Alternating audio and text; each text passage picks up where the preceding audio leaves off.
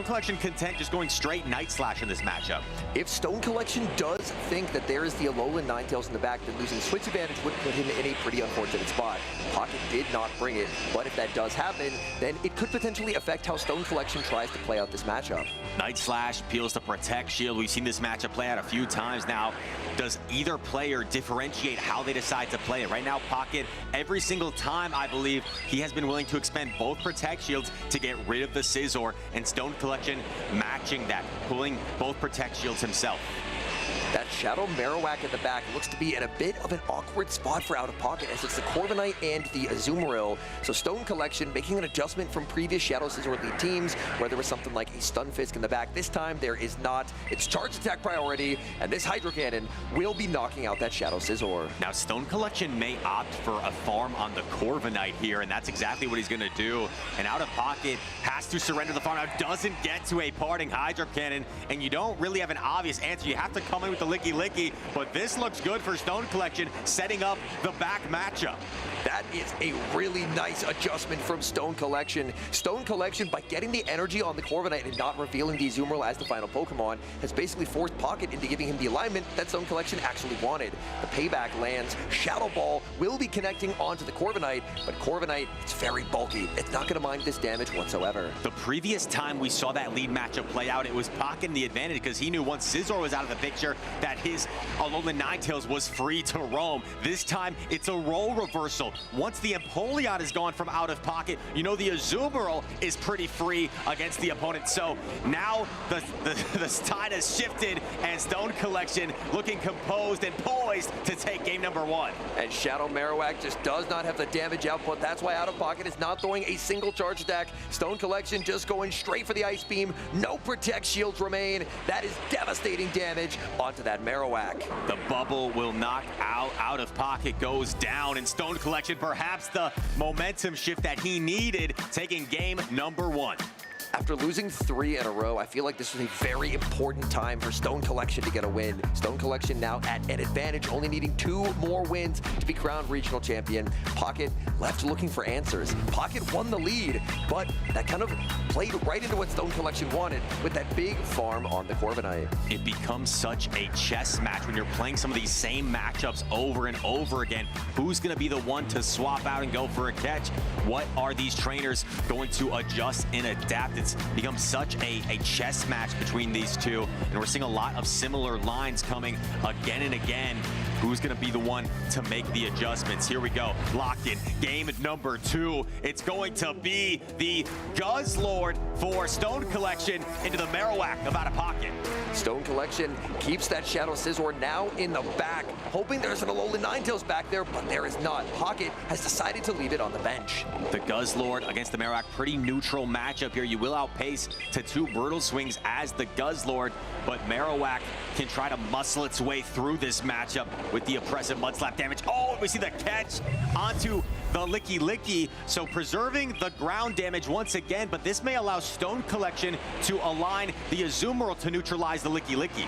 Guzzlord going to be staying in this matchup for now. Going to actually pivot out, send in the Azumarill, so Azumarill doesn't get aligned onto the Marowak, but at least for the time being, gets to temporarily avoid the Empoleon. And the Empoleon looks so strong against this entire line in general, especially the back line from Stone Collection.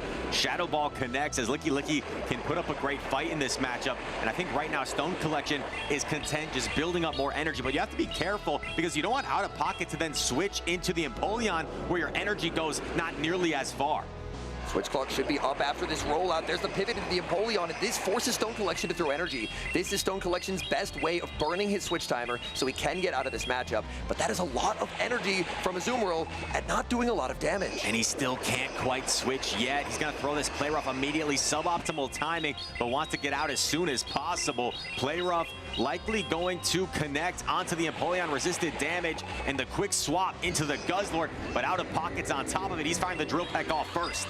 Immediate shield from Stone Collection. There is a lot of energy available on the Guzzlord. Going to go for a slight undercharge there, but Guzzlord going to be shielding up anyway. Guzzlord one off the back-to-back Brutal Swings, but Empoleon is one off of the Drill Peck, and 2-turn before 3-turn, Empoleon's getting there first. Guzzlord grabs the Protect Shield. Empoleon, as you said, gets to this Drill Peck first and pulling another Protect Shield off of Guzzlord. Guzzlord has the Brutal Swing here, but the switch clock is also up. You see the quick swap, and it's caught onto the Licky Licky. Licky Licky being used as a damage sponge game after game, catch after catch, absorbing that Brutal Swing, and should be able to make a charge attack here as well. Goes for the Shadow Ball to cover for a catch. This is resisted into the Guzzlord, but the Guzzlord is very, very low. Does this open up any sort of farm down potential for Stone Collection here? He comes in with the Scizor, but you know that it's going to be tough to deal with this energy from the Marowak for the Scizor. It's got a lot of energy. It goes for the Rock Slide immediately. This is going to do a lot of damage. The tricky thing for Out of Pocket will be managing his health. The Rock Slide does do quite a lot. Oh, Stone Collection firing off energy here, going for the Night Slash. Only one Protect Shield left for Pocket. Pocket is going to use it here. Pocket needs this next Mud Slap to knock out. Stone Collection pivots. It's a simultaneous switch. He reads the switch and sends in the Empoleon.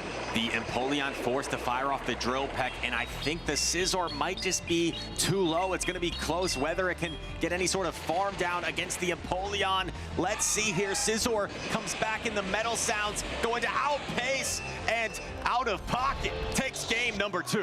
What a close game. Out of Pocket reading the switch out there. He could not afford to let a bubble land on the Marowak, switching into the Empoleon, reading that switch, taking the knockout, and single resistant Metal Sound took the knockout before the double resistant Bullet Punches. An impressive call there to make that prediction, and it was necessary for Out of Pocket to pull off the win there. Some great catches as well, really putting Stone Collection on the back foot in that game too, catching Brutal Swing energy onto the Licky Licky, forcing the Azumarill to expend play roughs onto the Empoleon. Out of Pocket forced Stone Collection into inefficient positions, and he ties up this series. And these battlers, they are ready. They're already locked in. Game number 3, Stunfisk into Licky Licky. This is a very neutral matchup. Oh my goodness, look at the line from Out of Pocket. Almost went triple weak to the Stunfisk. And although this is an unfavorable lead, you have the ability to kind of neutralize the Stunfisk here. And Pocket will be completely content just staying in this matchup, knowing his backline avoids the Stunfisk. By Pocket over farming this much, he risks going over 100 energy, so it actually forces him into a cycle reset where he's forced to throw on alignment and concede a free Thunder Shock, or if he did not, then he would end up going over 100. You have to think it's on Stone Collection's mind. Do you risk switching out to lure out the Empoleon here? I think something like a Scizor swap could be what Stone Collection needs to preserve this Stunfisk and give himself some more play to deal with that Empoleon. If he lets this Stunfisk get really low against Pocket and the Empoleon is still there, it's going to be a nightmare to deal with. If Stunfisk is able to win this matchup, and it's a very, very close matchup, Licky Licky, if it wins the Zero Protect Shield, it survives on very low health. Oh. He's looking to snipe the Simul Switch. This is what Pocket was looking for. In Pocket, swapping the Moltres is going to be a huge beneficiary to him. He is now going to be able to align things the way he wants. Trailblaze going to actually get the Protect Shield from Out of Pocket as well. That simultaneous swap was very good for Out of Pocket. Out of Pocket going to try for a farm down, realizes he's not going to get there. Looks like the Shadow Scissor would have held on with 1 hit point remaining, and that forces energy from Out of Pocket. Stone Collection going to use the Protect Shield to get off this parting Night Slash. Doesn't feel like he can comfortably farm down the Moltres with the Azumarill, so he fires this off. This is going to set up perhaps Empoleon farm, getting a head start against the back line, but the switch timer is up for Stone Collection. The aggressive pivot back into the Stunfisk. Stunfisk racing to the Mud Bomb, barely able to outpace. This is where things get very, very tricky for Out of Pocket. Getting the Mud Bomb off first is huge for Stone Collection. Now, is he on the 4 cycle? I think he is. No, actually, looks like he needs 2 more Thunder Shocks here. So throwing up the Hydro Cannon, but even the Thunder Shock damage and forcing Out of Pocket to throw could be critical here. The Licky Licky swap. Oh, and you're forced to throw this anyway. Now the question is, can Out of Pocket Metal Sound down this Stunfisk before another charge attack? He's going to take so much Thundershock damage along the way. I just think that even if the Empoleon gets this farm down, which it does, he's already lost half of his health bar. There's a full health Azumarill in the back, and I think Azumarill will be able to take this for Stone Collection. This could be the revenge of the Azumarill. Empoleon has been dominating it all day, but in this particular situation, Azumarill can rely on its bulk, and it can take multiple Drill Pecks here as these bubbles slowly add up, getting it into Drill Peck, into play rough range, excuse me, and Azumarill looking to take game number 3. Azumarill flipping the script. This is the matchup that has haunted it all weekend, but Stone Collection absorbs not 1, not 2, but 3 Drill Packs, and he has that play rough locked and loaded. Play rough incoming. Stone Collection not acting nice anymore. He's playing rough, and Azumarill gonna knock out the Empoleon with this charge attack, lifting Stone Collection to a Game 3 victory and on the precipice of becoming a Seattle Regional Champion. This is tournament point for Stone Collection. If he wins one of the next 2 games, he will be crowned champion. For Out of Pocket, there was a moment in the middle of that match where before he brought the Empoleon into the Scizor, he waited his switch timer, and that burned the clock for Stone Collection. The Scizor was able to pivot out, and he barely got outpaced. That outpace happened because Out of Pocket waited the switch timer for Stone Collection. It was this moment right here. Out of Pocket waited the switch timer, did not bring in the Empoleon, and that's what let the Scizor switch out. Those minute decisions and calculations can be the difference between victory and defeat, can be the difference in who becomes a regional champion. And here we go. We've got a Scizor into the Kanto Marowak. This matchup is one that the Marowak does like, but Stone Collection did bring the Corviknight in the back. In a previous matchup, Stone Collection did end up trying to go for a Bone Club catch out of the Corviknight, and I believe was successful. Does Pocket try and play around a potential catch? Does Stone go for it? Stone goes for it and gets it. Out of Pocket has played this in a variety of ways, but it's Stone Collection that probably optimized that matchup the way he best could, catching a Bone Club onto Corviknight. This is going to set up a neutral matchup here. The Licky into the Corviknight. Licky is so fast through the Shadow Balls, but Licky is already down a Protect Shield. Stone Collection looking to take full advantage as he full sends the Payback. Licky no shields, and Licky pays the price. Payback looking to do enough to two-hit KO the Licky, but it's got so much energy. These Shadow Balls will add up, and Stone Collection actually vying to use a Protect Shield here. Stone Collection investing in the Corviknight's health. Corviknight will be met with another Shadow Ball, but by shielding up the first, Stone Collection can now no-shield the second and look to overfarm and exit the matchup with energy.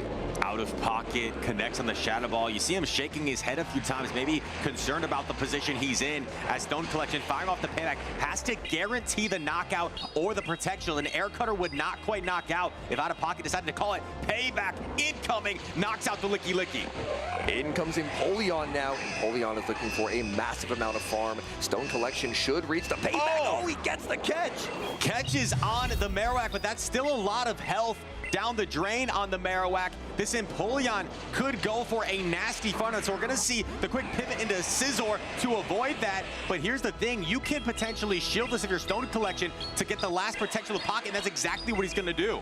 Stone Collection needs as much fast move pressure as possible. Stone Collection could feel it in this moment. His time could be now. The bullet punches adding up onto the Empoleon. The Trailblaze getting shielded, maximizing as much damage as possible as he tries to put the Empoleon into play rough range. It seems like it's been inevitable every single game, the Empoleon getting lined against the Azumarill, but Stone Collection is slowly figuring out, if I can get some chip damage on this Empoleon first and keep my Azumarill healthy, maybe it can outbulk it in the end. Pocket has so much energy here, it's not gonna be easy, but Azumarill looking to take these Drill Pecks and try to deliver the final blow. Drill Peck after Drill Peck, Pocket shaking his head. He knows this is just not enough damage. Azumarill, it's been around for seasons. The bulk is undeniable. No Protect Shields left for Pocket. This Play Rough is guaranteed to land. Play Rough connects, puts the Empoleon very low, but actually can Empoleon get to another charge at the Drill Peck's not going to be quite enough. Stone Collection is awfully close to the charge attack. Drill Peck lands. Does Stone Collection switch? It looks like he doesn't have to. He can just stay in, make the play rough, and that should do it. Contenders separate themselves from champions. And as this play rough connects, Stone Collection is no longer a contender. He's a regional champion. What a competitor, Stone Collection. So many tournaments. He has done it. Stone Collection is your Seattle Regional Champion.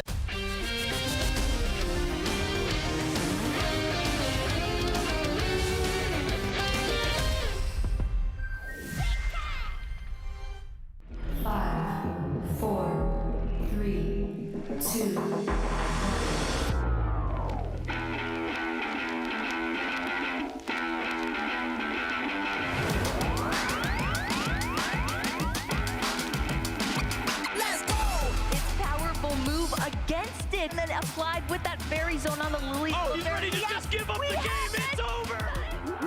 You've been patient. You've been waiting all this time, but you ready.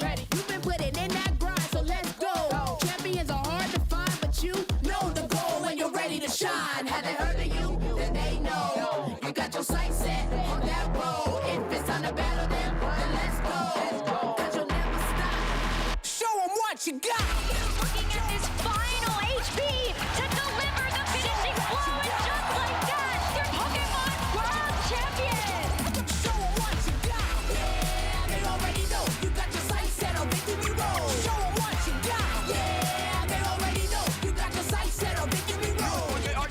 He goes on the high speed! Resetting the bracket and then winning it in game number 5.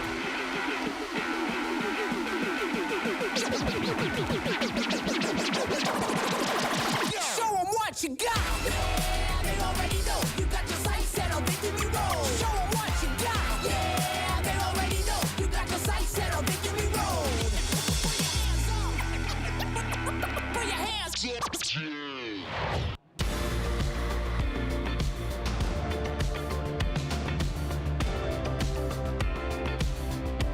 Yeehaw! Howdy and welcome, trainers, to the Houston Regional Championships 2026. We are here in downtown, sunny, scenic Houston. I cannot wait to get into this event. I'm Speedy's Chief 2, here with the House Stark 93.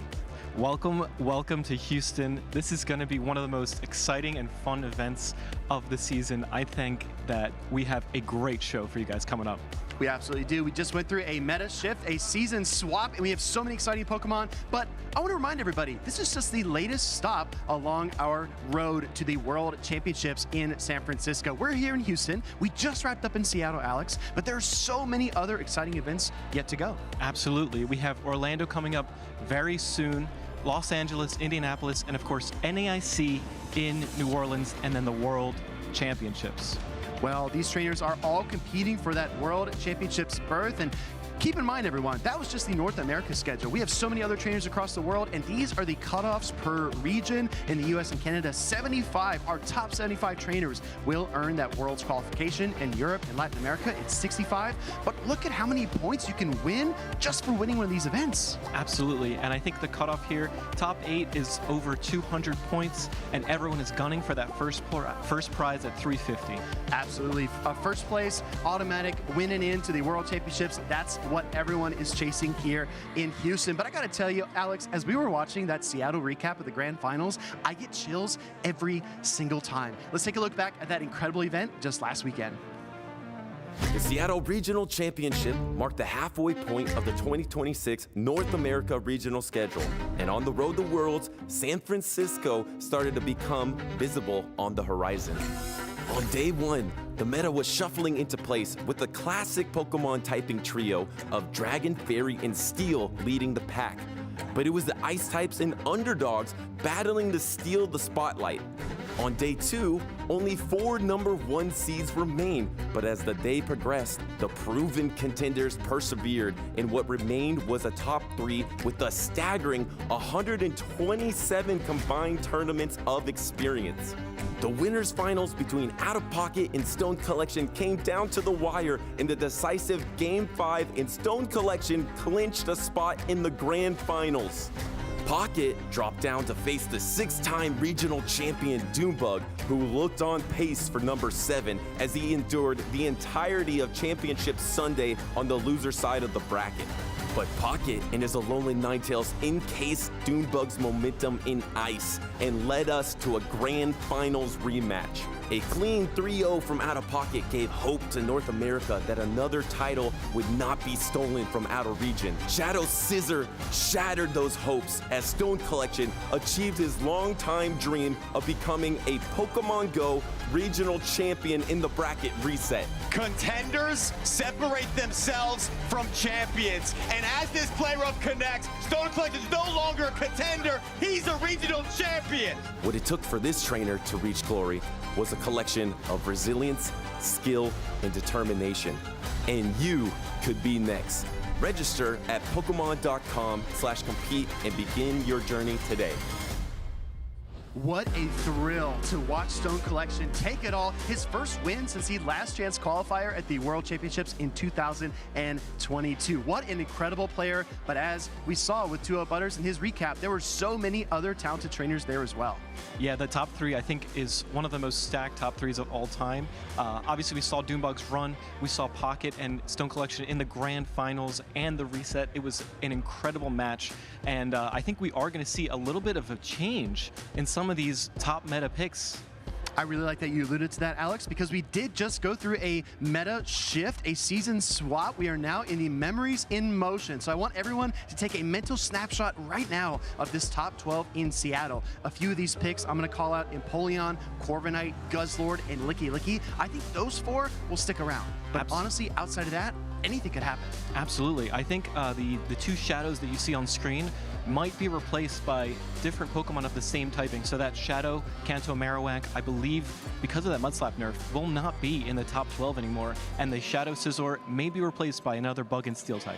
Only time will tell, so make sure to tune in today and tomorrow. But I'll tell you what, Stone Collection was just our latest champion here in North America. He stands shoulder to shoulder among so many titans like Steinar, Meteor Fallion, Dunebug, and DHC United. I'm going to put you on the spot, Alex. Which one of these players is the most ready for the World Championships in August?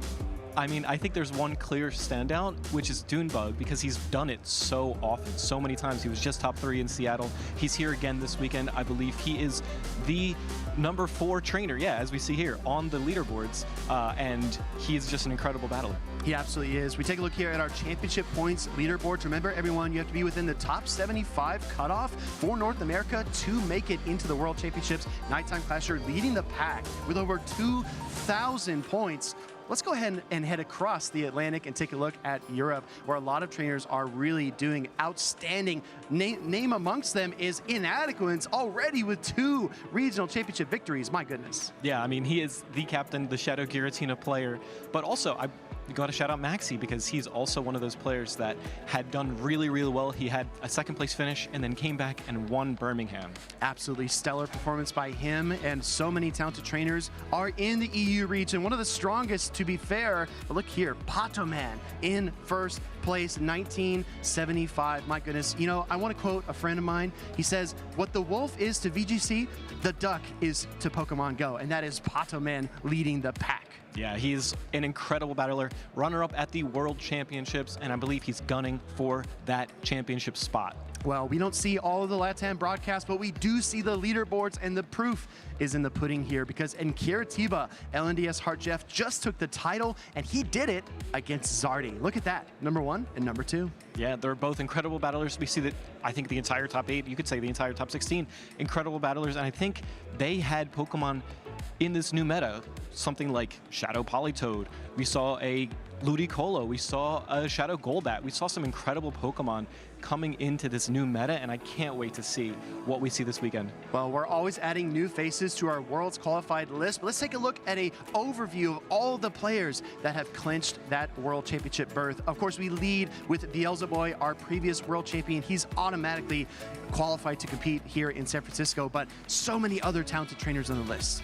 Yeah, I mean, top to bottom, These players are the best of the best, the cream of the crop, and we're going to see, hopefully, a few more trainers enter this world qualification this weekend. Alex, it's a lovely morning here in Houston. It's sunny, but not too hot. It's beautiful weather here, but I want to know what the forecast is inside the venue. Which Pokemon are trending up? Which ones are on the downside? Let's go ahead and get started with, I gotta say, my favorite bug and steel type, Fortress. I think this Pokemon is spinning way up the rankings. I have to agree. We saw the Sand Tomb get damage increase, so now it does a little bit more damage every time you use it. We see Volt Switch as a recommended fast attack, but we could also see some Bug Bite. I think it's an incredible bug and steel type, taking the place of that Shadow Scizor. Exactly, so much core breaking potential, but you cannot forget about Shadow Drapion. It's in the meta, you blink, it's not, but it's right back in the thick of things. I think that this poison and dark type Pokemon is so versatile, so flexible. It does have a couple of counters still in the meta, but with the nerfs to Mud Slap, I mean, Shadow Drapion might be back. Absolutely. It is one of those Pokemon that does so much damage with its charge attacks, and it charges up very, very quickly with that Poison Sting.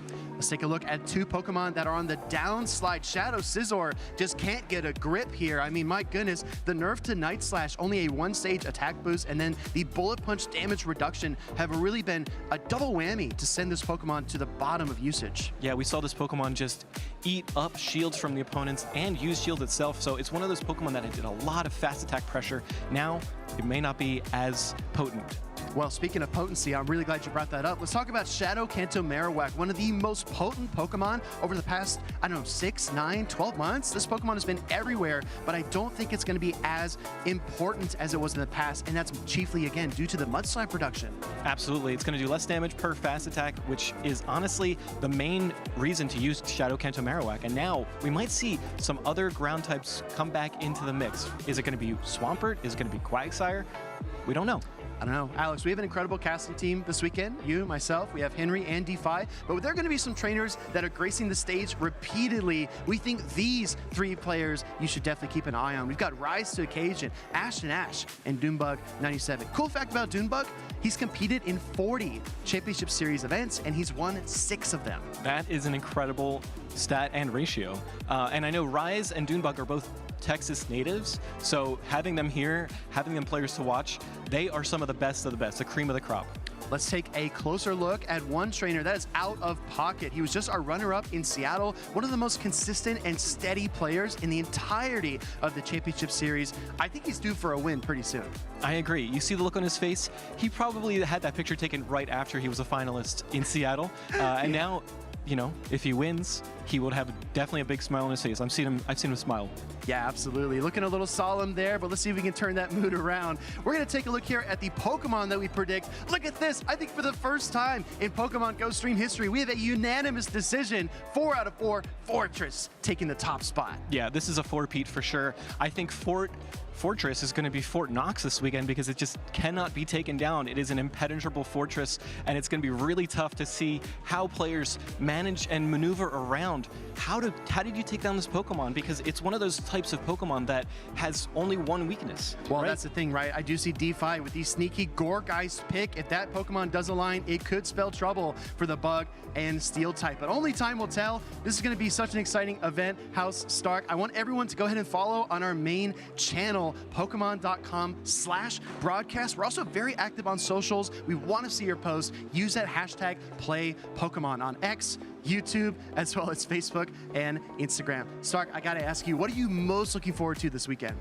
Honestly, the addition of something like Quagsire to the meta, I think that's a Pokemon that hasn't been around as much, and now it coming back, or potentially coming back, is one of my favorite Pokemon to see. I think Quagsire is a fan favorite. We're gonna see it all across the meta, but if this is your first time watching a Championship Series event, take a gander at this.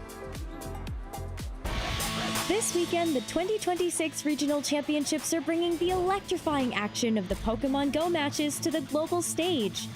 Top trainers from across the world have gathered to compete for a share of over $125,000 in cash prizes, travel awards, and the all-important championship points that could secure their spot at Worlds 2026 in San Francisco, California.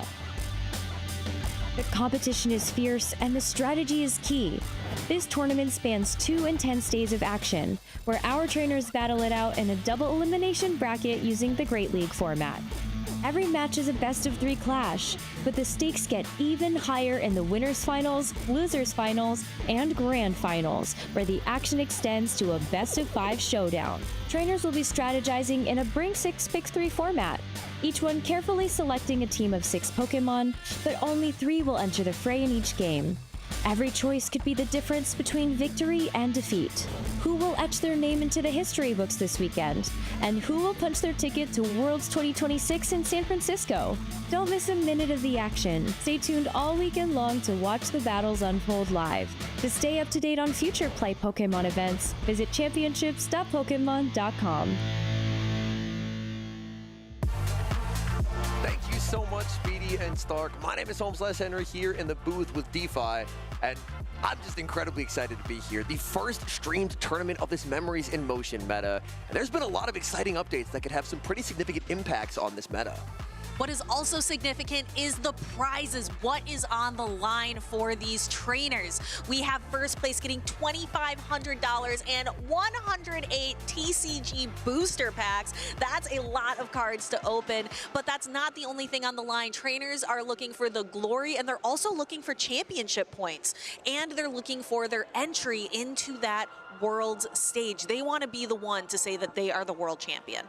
I'm very excited to see, as this meta continues to develop, what are we looking at for usage, and here we go. And this looks quite a bit different to what we saw in Seattle just 2 weeks ago. Wigglytuff at number 1, 51.1% usage. The Shadow Quagsire with a Mudshot buff. Quagsire is back at 45%. And Glaring Corsola and Medicham also finding a way to sneak into the top 12. Seeing Medicham is just a blast from the past. We saw it at LAIC as kind of a sneaky pick that kind of came out, felt like it came out of nowhere to do quite well at LAIC. But seeing it in a regular Open Great League format tournament is really interesting. And it seems like quite a few trainers have picked up on just what Medicham can do. One thing I do want to highlight as well is Fortress. Now, Fortress does actually have 2 very viable fast attacks, Volt Switch or Bug Bite. Volt Switch does make it into a bit more of a generalist, but if ground-type Pokemon like Quagsire end up being very popular, then there can be an argument to be made for Bug Bite. Fortress was a big recipient of the Sand Tomb buff. Medicham got its damage increase with the Psycho Cut buff, and Quagsire got better pacing. So already we are seeing these changes in the Memories in Motion update have a pretty significant impact on this top 12 usage. And there's a couple Pokemon that our upcoming trainers are really going to be highlighting as well. We have 2 trainers that I think we are all going to enjoy taking a look at coming up. We are going to have Nighttime Clasher, our current LAIC, Latin American International Champion, coming up against a Texas local in Spino.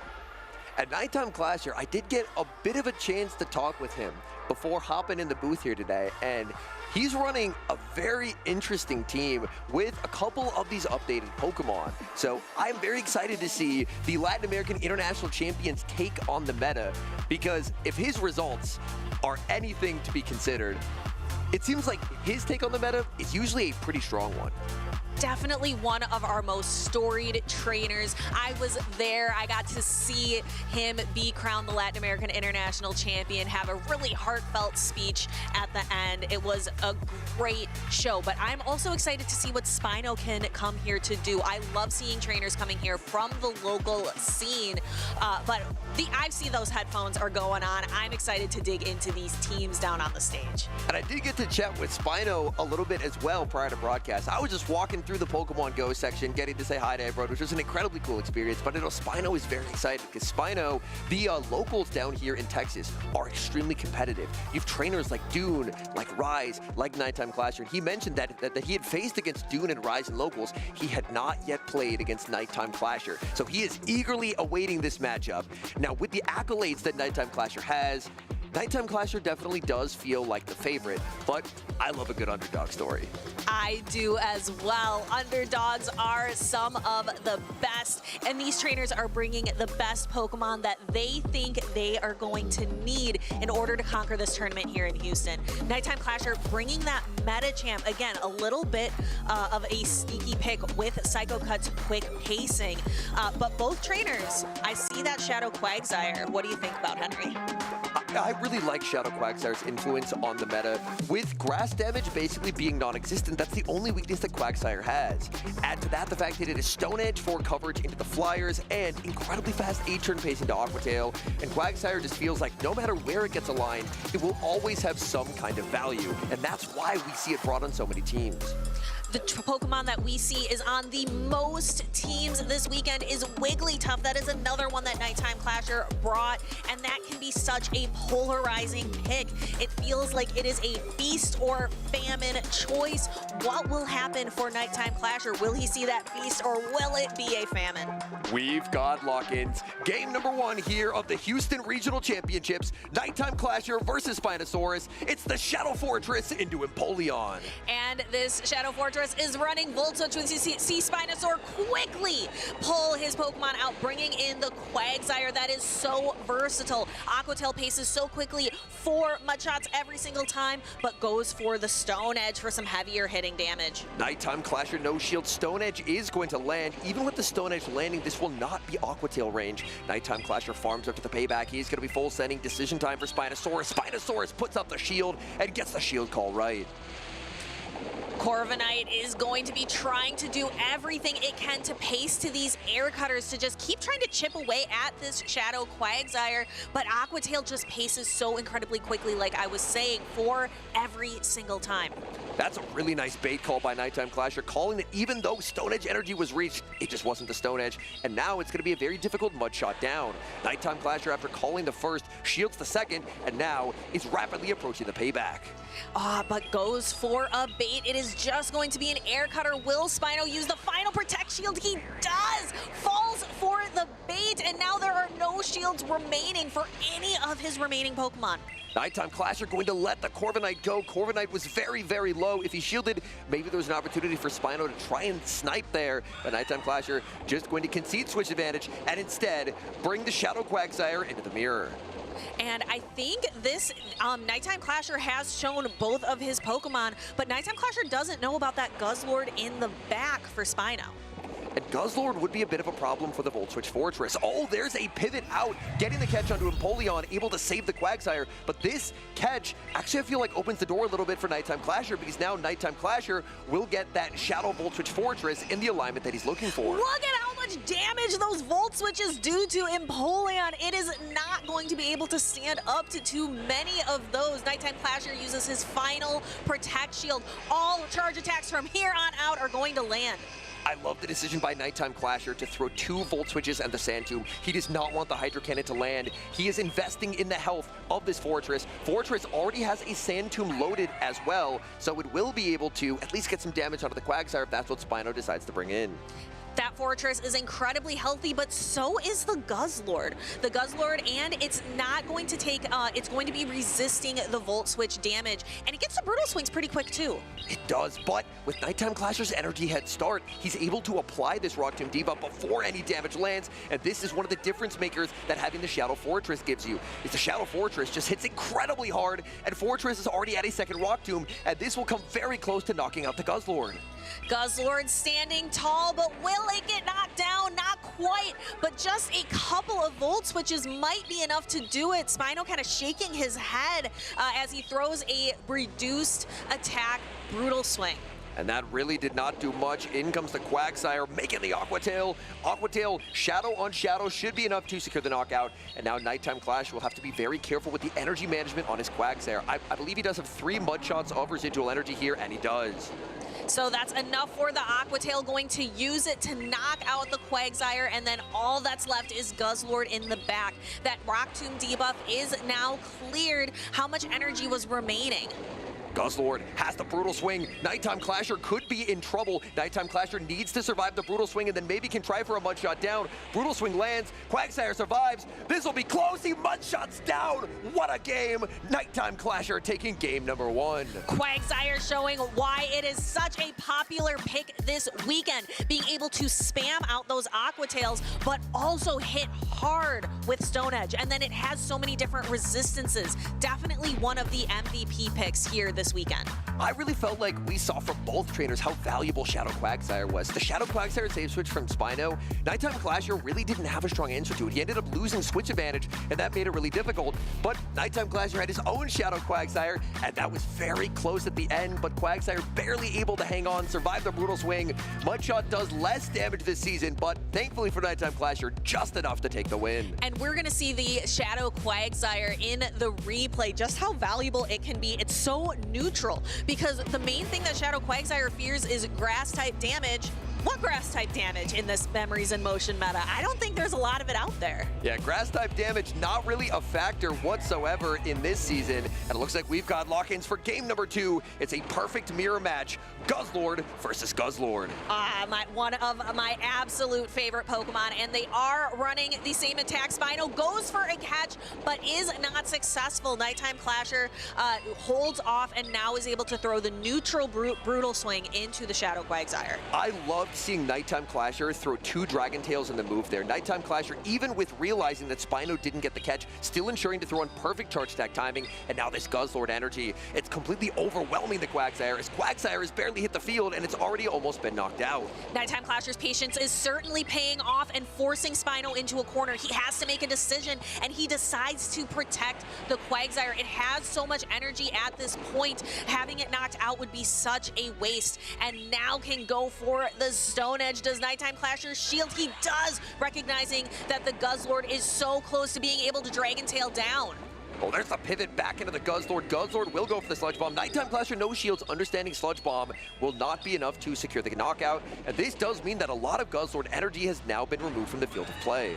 Bringing in the Corviknight, Nighttime Clasher is in a pretty good spot to be able to pick up a lot of energy and just kind of try to use air cutters to knock out the Guzzlord. This is a bit of an uncomfortable health range for the Corviknight, just because the Guzzlord is outside of air cutter range. But the goal for Nighttime Clasher would be land the air cutter, try and stand attack down, but Corviknight's going to pay a pretty heavy price because Guzzlord is so efficient as it's able to make these brutal swings. I think Nighttime Clasher is going to be investing a lot into that Shadow Quagsire in the back, but look what Spino has in the back. It's the Galarian Weezing. What does that matchup look like? What are we going to see? Galarian Weezing, it's going to come down to the moveset choice, and Nighttime Clasher not going to let that brutal swing be reached, will fire off the air cutter. Now, the important thing to note here is Corviknight did get 1 air cutter boost already, so these sand attacks are boosted, and there's a second one. Suddenly, this fast attack pressure will actually feel very threatening onto the Weezing.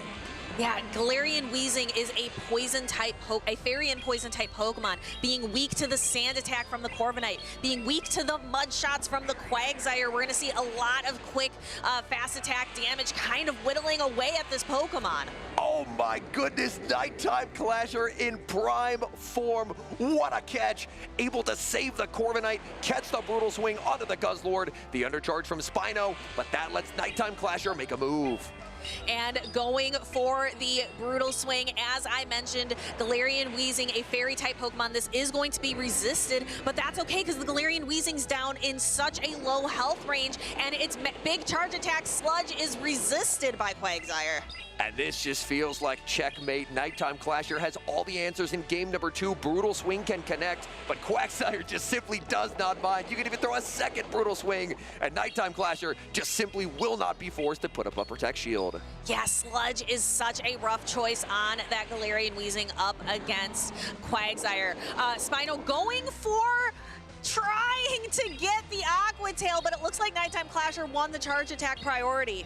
Nighttime Clasher having a bit of fun with it, looking at the camera as he Stone Edges the Quagsire, and he's moving on here with a decisive 2-0 victory. Congratulations to Nighttime Clasher, our LAIC champion, moving forward here in Houston. Quite the world traveler, and was able to zoom right through that with the 2-0. I think we were able to see throughout that entire match just how valuable Shadow Quagsire is in this Memory and Motions update. And what is going to be able to counter it, because it certainly is not going to be that Galarian Weezing. What is the thought process behind bringing a Galarian Weezing in this meta? I think the idea is you're really trying to beat a lot of the Wigglytuff teams, and then just kind of based purely off your typing, kind of make life annoying for a lot of opposing teams. Like Nighttime Clasher was kind of forced into not bringing the Medicham, because Medicham can't really do much there. It's good into the Guzzlord, it's good into the Wigglytuff, so there is a pretty solid idea there, but I think with how common Pokemon like Fortress and Quagsire are, it can make it a very feast or famine, and we a little bit saw that there, where the boosted Corviknight put in so much work, and then just the Nighttime Clasher special, the devastating catch that just kind of removed any chance of victory. I really appreciated Nighttime Clasher's patience, I think. I think that's the name of the game for this Group B Winners Round 3. It was all about patience, not allowing himself to be caught on. We saw that, I believe, in the Round 2 matchup, but then also just having that patience to be able to execute those catches. It definitely felt like a vintage Nighttime Clasher performance, where there's a lot of opportunities in a game where a battler can try and gain an advantage, making a catch, trying to go for a snipe, trying to overfarm and maximize energy, and he just had all the answers. He was so consistent about not letting Spino get even a single bit of advantage, and that really made what felt like very neutral games upon lock-in. They ended up feeling quite dominant towards the end, especially in that game number 2. Nighttime Clasher, he seems well-rested and locked in, and that should be of great concern to anyone in his group here on day number 1.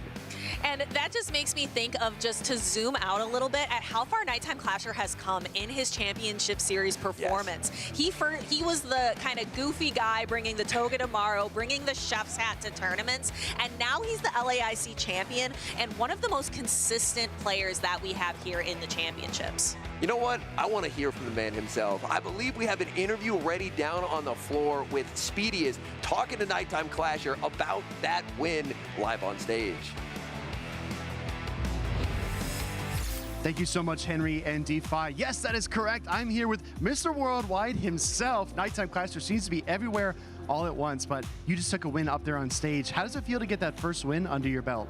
It's always good, right? Because you kind of go in with like expectations, maybe a little bit of nervousness that everyone has, and just having like a couple rounds on the board, having some points on the board, championship points, always a good feeling.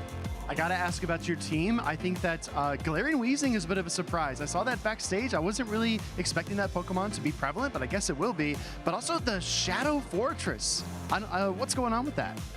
Yeah, I actually don't really know why I brought Shadow Fortress. Me and Pocket were talking about it last night. We should use Shadow or regular Fortress. And the conclusion was that, yeah, actually we don't know. But it looked really cool, so Shadow Fortress it is. It actually does look insane, and I'm really glad to see it on stream. I'm a big Fortress fan myself, so that's perfect. Is there anything else about the team that you wanted to point out? I mean, the Guzzlord seems pretty safe for you, right? Guzzlord was really good, except he had that Galarian Weezing, so it was pretty safe outside of that, but it's such a huge risk to bring it if they have Galarian Weezing, because the only fairy type really, the Sludge Bomb for like super effective, so it's not as neutral of a pick as I maybe would have liked. All right, Nighttime Clasher, I have to ask you, right? Because you're the LAIC champ, you've won other events, you've competed everywhere. What is your hot take on this Memories in Motion meta? We're just starting it, but you have to have some reads, right? I think that the Mud Slap nerf was really, really negative for the meta. I think Mud Slap was keeping a lot of the steel types in check, and every team has like 8 steel types now, and I don't know how I feel about that. Mud Slap was like the most neutral, like fast attack in general, and even though Marowak was really strong with it, it gave a lot of players just so much flexibility in the game. Was very high skill cap. Very hot take for Nighttime Clasher, but I think he's heating up in the bracket as well. For now, we're going to go back to our casters, Henry and DeFi. Thank you so much, Speedy. Great to hear from the Latin American International Champion Nighttime Clasher, fresh off a 2-0 victory on stage. And he did have a bit of a hot take at the end there, saying Mud Slap nerf an overall negative for the meta. But I guess with Mud Slap out of the meta, it does make Pokemon like his Volt Switch Fortress so much safer. And I think we are going to be seeing a lot of Volt Switch Fortress. I love how he can't decide why he brought it.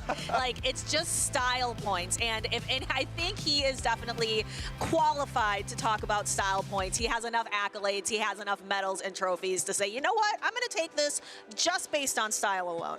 I know our co-caster Speedy, already a pretty big fan of Fortress, but you got to admit, looking at the Shadow Fortress with all that purple smoke around it too, it looks pretty cool. It's got aura. Yeah, it absolutely does. But again, big congratulations to Nighttime Clasher, 2-0 win. And I believe he's already on to group semifinals, so he is advancing pretty quickly in that bracket. And if that wasn't enough to see one of our top trainers right off the bat here in Houston, we have another Texas trainer with trophies and medals to spare, and that is Dunebug. Dunebug is going to be bringing a really interesting team for us. Got the Gourgeist, which I predicted being interesting as a grass-type Pokemon, a ghost-type Pokemon with Incinerate. So has a lot of play into those Fortress teams. Also, the Politoed on Dunebug's side is something that I'm really excited about. Politoed actually won Curitiba last weekend. Big shout out to LNDS Hardjeff for taking home the win with Politoed. And it appears that regional win has put people on notice because Politoed is here. Politoed, like Quagsire, another beneficiary of the Mudshot rework. It's a lot faster to get to its charge stacks. It's Weather Ball every 8 turns, and Politoed is actually opting for a pretty interesting coverage move. Politoed is going to be opting for Ice Beam, so it has massive double super effective pressure into that Shadow Altaria.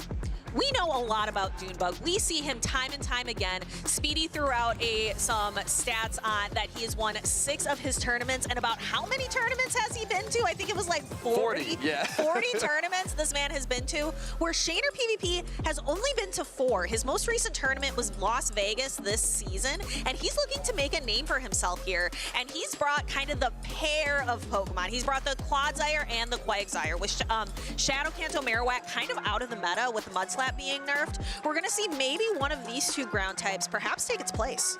I think that the bulk of Clodsire is part of what makes it a very intriguing choice for a lot of trainers. Not only is it a very effective Pokemon at shutting down Pokemon like Guzzlord, just purely off of the fact that Guzzlord can throw like 4 Brutal Swings at a Clodsire, and Clodsire just simply does not care. But it is just so bulky that in so many of these neutral matchups, it can almost kind of just outlast opponents, and that can be a very critical part to a team because it just gives you so much bulk. Although Shaner has quite a lot of bulk on this team as well. He has the Corsola, the Fortress, and then he has those kind of Glacier Shadows with the Shadow Quagsire and the Shadow Altaria. I'm interested to see which is going to win out. Is it going to be the bulk that Shaner has brought, or maybe just some of these like heavy damage attacks like Gourgeist with the Incinerate, or the quick firing, the relentless pacing of something like Politoed, something like the Alolan Ninetales, which again, blast from the past to see Alolan Ninetales back on the Championship Series stage. We've got lock-ins. Game number 1, Dunebug versus Shaner. It's going to be Guzzlord into the Voltwitch Fortress. This is a pretty favorable lead matchup for Dunebug.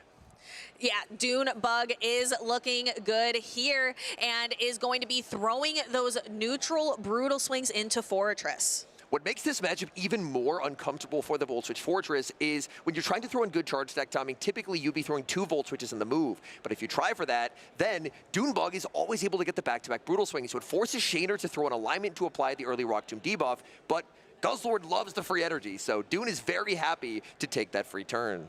Yeah, but having that attack fall can be kind of frustrating, especially just like Shaner did, you can apply it early on. That's going to be more and more impactful as this matchup continues to go through. Unfortunately for Dunebug, I'm seeing that Gourgeist in the background. It's not finding the Fortress that it was hoping to see. Could he consider to try and go for a snipe here with the Gourgeist? Maybe try and save the energy? No, it looks like he's going to stay on the field. Playing it safe, not wanting to switch lock the Gourgeist because Shaner does have the Corsola. Instead, going to stay on the field, fire off the Brutal Swing, but the Brutal Swing is debuffed, so Shaner will be able to survive. Oh, he tries for the snipe, but Shaner reads it, and it's Gourgeist into Wigglytuff. The Incinerate, if you're not going to find the Fortress, going Incinerate into Wigglytuff is not a bad place to put it. However, Gourgeist being that grass type, very unique. There are so few grass types in this meta. It is going to take super effective damage from Icy Wind, forcing Dunebug to put up a Protect Shield. Look at all his energy, though, on the Gourgeist. Gourgeist already at 100 energy. It is at 2.5 Seed Bombs. No shield from Shaner. Shaner's already applied a debuff here as well. Looks like with the next Incinerate, Seed Bomb, I think it should barely miss the knockout if this is a high-rank Wigglytuff. Shaner thinking through his options. He trusts it. He's going to be no-shielding. Wigglytuff survives, and Wigglytuff should make the Icy Wind. No, it doesn't make the Icy Wind. He defers the Incinerate, and now will have the ability to do so. Nice. We are going to have to talk through that move coming through at the end. Defers the Incinerate, now has a chance waiting out the switch timer and bringing in the Altaria. But that Altaria is going to have to soak up some Shadow Ball damage. Will Shaner protect the Altaria? No, lets it through. Shadow Altaria takes the Shadow Ball, and then Dunebug has an answer in Licky Licky. Shaner does have energy stored on that Wigglytuff, but landing that Shadow Ball is so helpful for Dune, because now Dune just has incredible rollout fast attack pressure. The body slams would obviously do a lot less than a Shadow Ball, but Shaner is just going to have to shield them. He fires up the Sky Attack. The Dragon Breaths do add up. Dunebug knows that he can survive one, but he's going to be using the final Protect Shield of the match here. Using the last of his resources, Shaner still has an attack, makes the switch, and catch in, throws the Swift into Licky Licky. Was that a charge attack priority catch here? It was! What a play! Shaner, unbelievable! He's able to save the Altaria, catch the move, and win charge attack priority. Absolutely sensational. But this Altaria has to come in, survive these rollouts to throw the Sky Attack. The Altaria is at such low health now, and now it is going to have a lot less energy going into the next matchup. Will the Guzzlord fall to the Dragon Breaths here? Oh, it does. He doesn't get the brutal swing. Shaner, what a play. He's able to get the charge attack priority catch, and that wins him game number 1. Absolutely sensational. Wow, Dunebug is going to have to put himself on alert. He is going to have to lock in the person with 40 championship series tournaments under his belt, getting an early loss against Shaner PvP. It looks like these trainers are talking out a little bit here, but I want you to tell me a little bit while we're waiting for that. Tell me a little bit about deferring that Incinerate damage.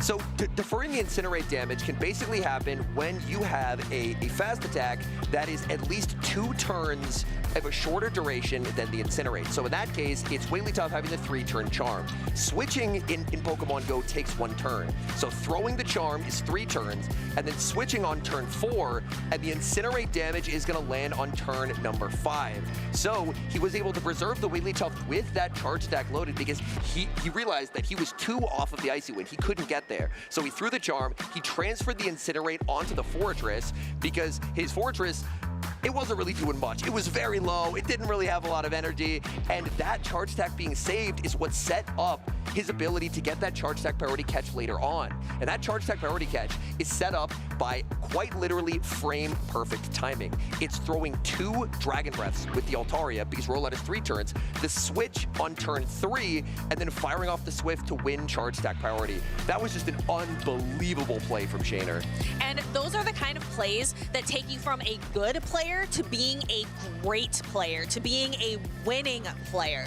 It looks like, though, we are taking a brief pause. We do have currently match under review. And game review, it looks like this is something that Dunebug did request. And as we find out more information, we will be providing that to you. That's what we do here on broadcast. We want to give you all of the information for you watching out at home. I think it is almost a little bit of a shock to the system to see someone with the accolades of Dunebug arguably get outplayed at every turn in this match. But that's what ended up happening, which was pretty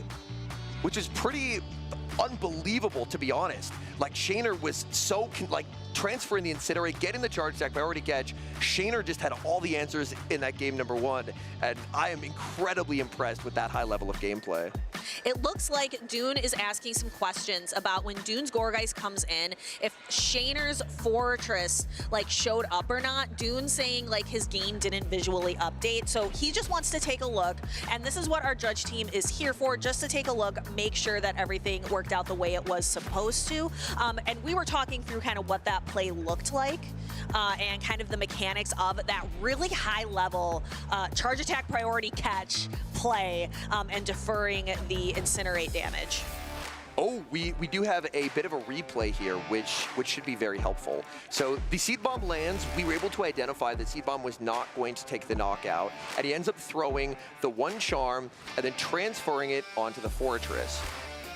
So Fortress just ends up getting KO'd there. Yep. But you can see, I can see Dune's confusion because from his perspective, we can kind of see it all. We can see that Shaner tapped on the Fortress. We can see that from our perspective. But from Dune's perspective, the Fortress never even showed up on screen. Interesting. Okay. Yeah. So Shaner did the correct thing there with transferring that Incinerate, but Dune, I imagine, must have thought that the Wigglytuff had been knocked out there. It'll be an interesting call for our judges to make, because it's, did something occur that wasn't supposed to happen, and then did it materially impact the remainder of the game? Like, were there still win conditions? Like, is the player impacted? So that's why we have our wonderful judging team here to take a look at everything and then figure out, was this a contributing factor in the game? All right, while we're waiting, let's talk a little bit more about that Gourgeist. And do we think, I put it on my caster predictions just because I knew how dominant that Fortress was going to be throughout this entire tournament. And having that incinerate damage, I think is going to be very impactful. Do you think that Gourgeist has a lot of play in the tournament? I do, especially with so many teams relying on the duo of Quagsire plus Fortress. Gourgeist is just so strong there. Gourgeist is somehow not even the worst into Altaria, which sounds crazy to say, but Gourgeist can actually put up a pretty good fight there. And just looking across the teams that we've seen so far, Gourgeist up energy, somehow not even that bad into Licky Licky either. So in a very weird way, because we remember way back in the day, back in like Noctowl, Trevenant, Lantern, where Trevenant... I don't want to talk about Noctowl, Trevenant. I've got bad memories of that time. It was super inflexible, but we actually have a strangely flexible Ghost Grass right now. I like to see it, and I like to see that really interesting Incinerate damage. It's fun for me to think about a grass type using Incinerate, like how powerful, how bulky that Pokemon must be to be able to use Incinerate. Looks like these trainers are talking things through. We should be able to see now we are done and ruled no rematch, and that is, we talked it through. We can see on our sides of the screen, the judge can see as well, that Shaner did exactly what he was supposed to do to be able to execute that really high level play.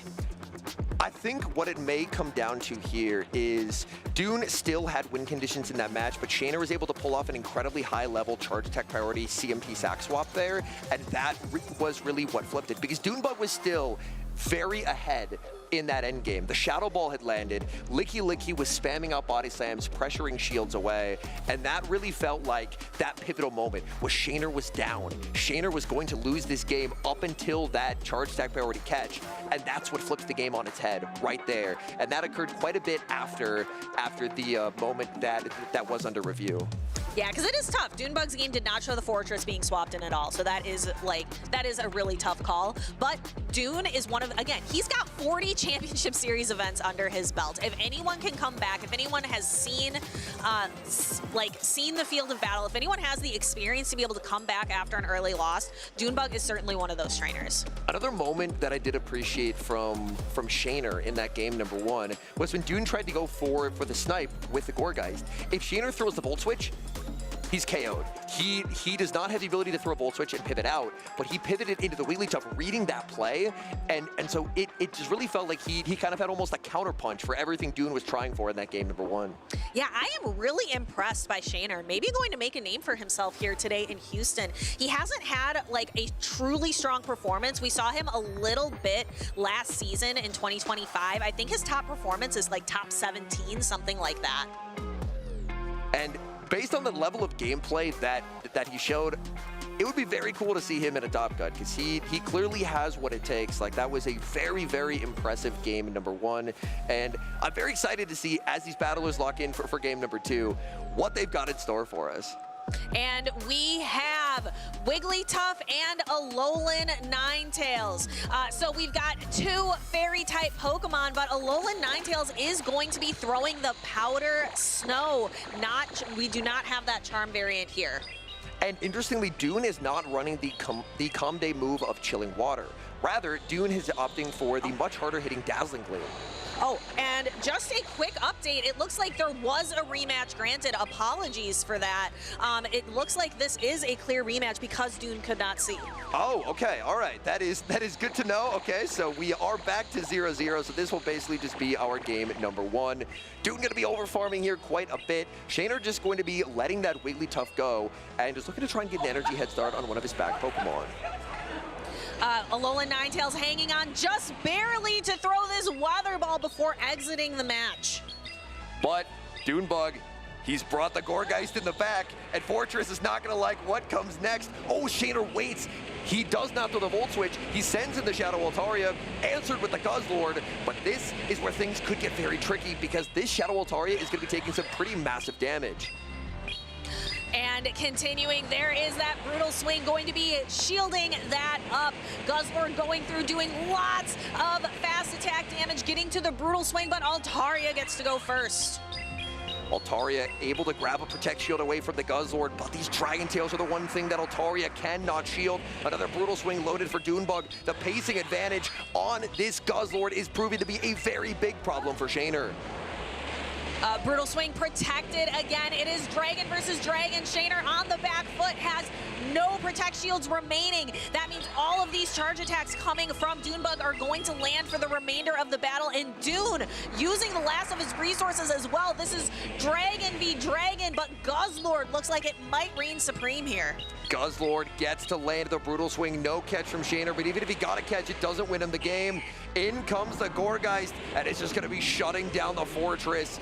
Now, if there was ever a matchup that reminded me of Noctowl, Trevenant, Lantern, it's this. Fortress just helpless. There's nothing it can do. Double super effective incinerates, neutral Shadow Balls, taking down that Fortress, and that's a convincing win for Dunebug. Yeah, Dunebug settling the score again. Let's go ahead and recap this just because there was a little bit of confusion on the stage earlier. We apologize for that. It is Dune 1 to Shaner 0. They did rule a rematch because Dunebug, it never showed Fortress. It never showed Fortress's name. It only ever showed Wigglytuff. So even though Shaner did that correctly, Dune was put in a position earlier where he could not see what was going on. Now we get to take a look at Dune's team and movesets. It does look pretty standard across the board with the exception of the Dazzling Gleam on the Alolan Ninetales. The standard Politoed moveset in this meta will be Weather Ball and Ice Beam. Politoed can learn Blizzard, it can learn Earthquake, but none of them quite do the same thing as Ice Beam. Ice Beam is very efficient, double super effective into Altaria, and whereas Blizzard hits a lot harder, it's just more expensive, and being able to have access to cheaper ice damage is a very big plus. And we can see in the replay, again, Dune just kind of coming out on top throughout this first game of the rematch. And Gourgeist just in a dominant position. We're going to see Dragon versus Dragon, Guzzlord standing supreme, and then Fortress just in a position meeting one of its hardest checks here in Memories in Motion. At the shake of the head from Shaner, he knew it was over. There was just no way out for this Fortress. Fortress, so strong into so many teams, but if it gets aligned onto the Gourgeist, it's part of why it was on your cast predictions. It's just such a catastrophic matchup, and there's just absolutely no counterplay for the Fortress. We know that Shaner can make these high-level plays, so what he is going to need to pull something off to be able to stay in winners round 3 here in Group C. He's going to have to make some kind of play, something to knock Dune off of his game, because once Dune has a victory here, I feel like it is just going to snowball, because he's got the confidence. He knows he can do well. We are going to see Politoed into Wigglytuff. This is another Pokemon I am excited to see here this weekend. Politoed will have a pretty massive advantage in terms of the pacing, but where Wigglytuff can shine is the fast move pressure. Wigglytuff able to already remove about a third of Politoed's HP bar, but Politoed already almost at the back-to-back Weather Balls. The speed of Politoed, very, very helpful in this matchup. And that's why people are bringing it. You can get to those Aqua Tails really fast, but then you have the Ice Beam for a little bit of additional coverage as well. But relying here on the Weather Balls, taking Wigglytuff down to about a quarter health. It's down in the red. Shaner forced to throw some energy just to try to chip away at this. Looks like Politoed should be able to emerge victorious in the zero Protect Shield scenario, and Switch Advantage would work out very nicely for Dunebug.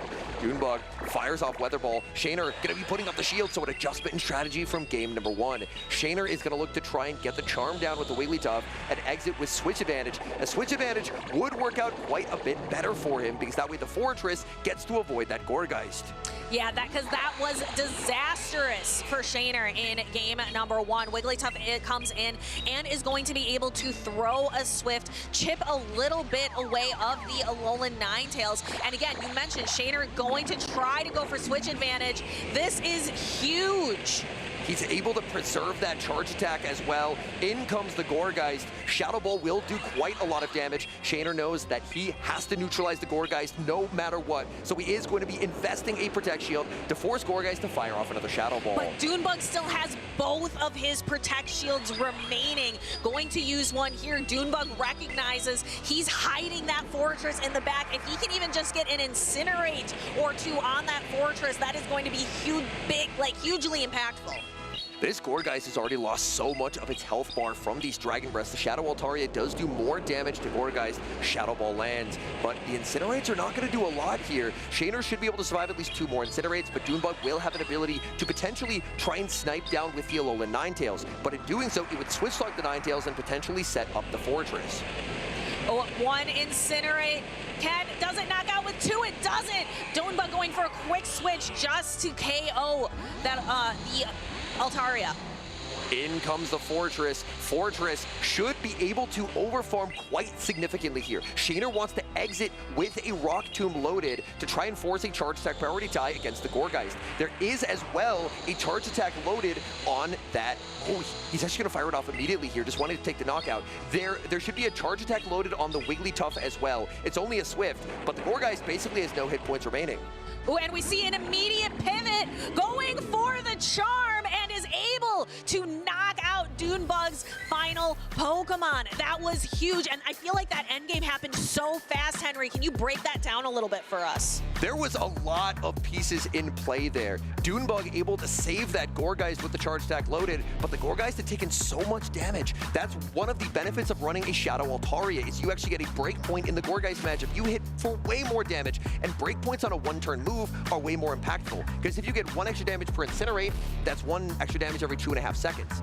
If you get a breakpoint on a Dragon Breath, that's 5 extra damage every 2.5 seconds. And we're going to get to see a little bit more of how that game played out. Now, Shaner really dedicating to make sure that Gourgeist never, ever, ever saw his Fortress. That was huge. That was a huge part of his gameplay, and we saw Shaner really looking for alignment in a lot of places. It was a nice adjustment between Game 1 and Game 2, recognizing that he did need switch advantage. Doonbug desperately wanted this Incinerate to knock out. It did not. Doonbug got the snipe, but this snipe just set up the Fortress. Shaner realizing that the Gourgeist is low enough that I don't even need a second charge attack. I can just charm it down because of how impressive those Dragon Breaths were. Yep, and even if he couldn't charm it down, he also had energy on it. Would that Swift have been able to fire? That Swift should have been able to fire if he switched and then clicked it instantly. However, he did trigger a charm, so with a switch and a 3-turn charm, if the charm did not take the knockout there, he would not have been able to trigger that Swift. So he was just confident that, okay, this Gourgeist took enough damage from the Dragon Breath that I should just be able to charm it down and kind of have a guaranteed win condition no matter what, because Incinerate's damage lands so slowly due to it being a 5-turn move. That is the blessing and the curse of using Incinerate. It gives you lots of damage. You can generate a ton of energy, but it is just so slow. And when we're in a meta like Memories in Motion, sometimes that faster pacing is what can get you the win. Kind of like that Politoed we saw earlier. The Politoed just didn't do enough for Doonbug here. I do like Politoed neutrally, and it was able to at the very least force a shield advantage, but it really felt like Shaner viewed that as kind of an acceptable sacrifice, where as long as he's able to have switch advantage and he can keep that Fortress off the Gourgeist, Fortress is very, very strong into Doon's team. Doon could look to try and bring the Guzzlord as a secondary check to that Fortress if he does decide to go there. We have a decisive Game 3 on our hands. Who is going to take the win here and continue in Winners Round 3? We've got 2 Fairy types on the field. Powder Snow with Alolan Ninetales, Charm with Wigglytuff. It looks like both trainers willing to stick this out. And I like the adjustment from Doonbug. Doonbug has brought that second answer to the Volt Switch Fortress. So if Shaner goes for the line that he went for in that game number 2, which was going for just shielding and trying to make a play for switch advantage, that works out for Doonbug because the Fortress doesn't really have anywhere it can go. Shaner has stuck with the exact same 3 Pokemon every single time in this series.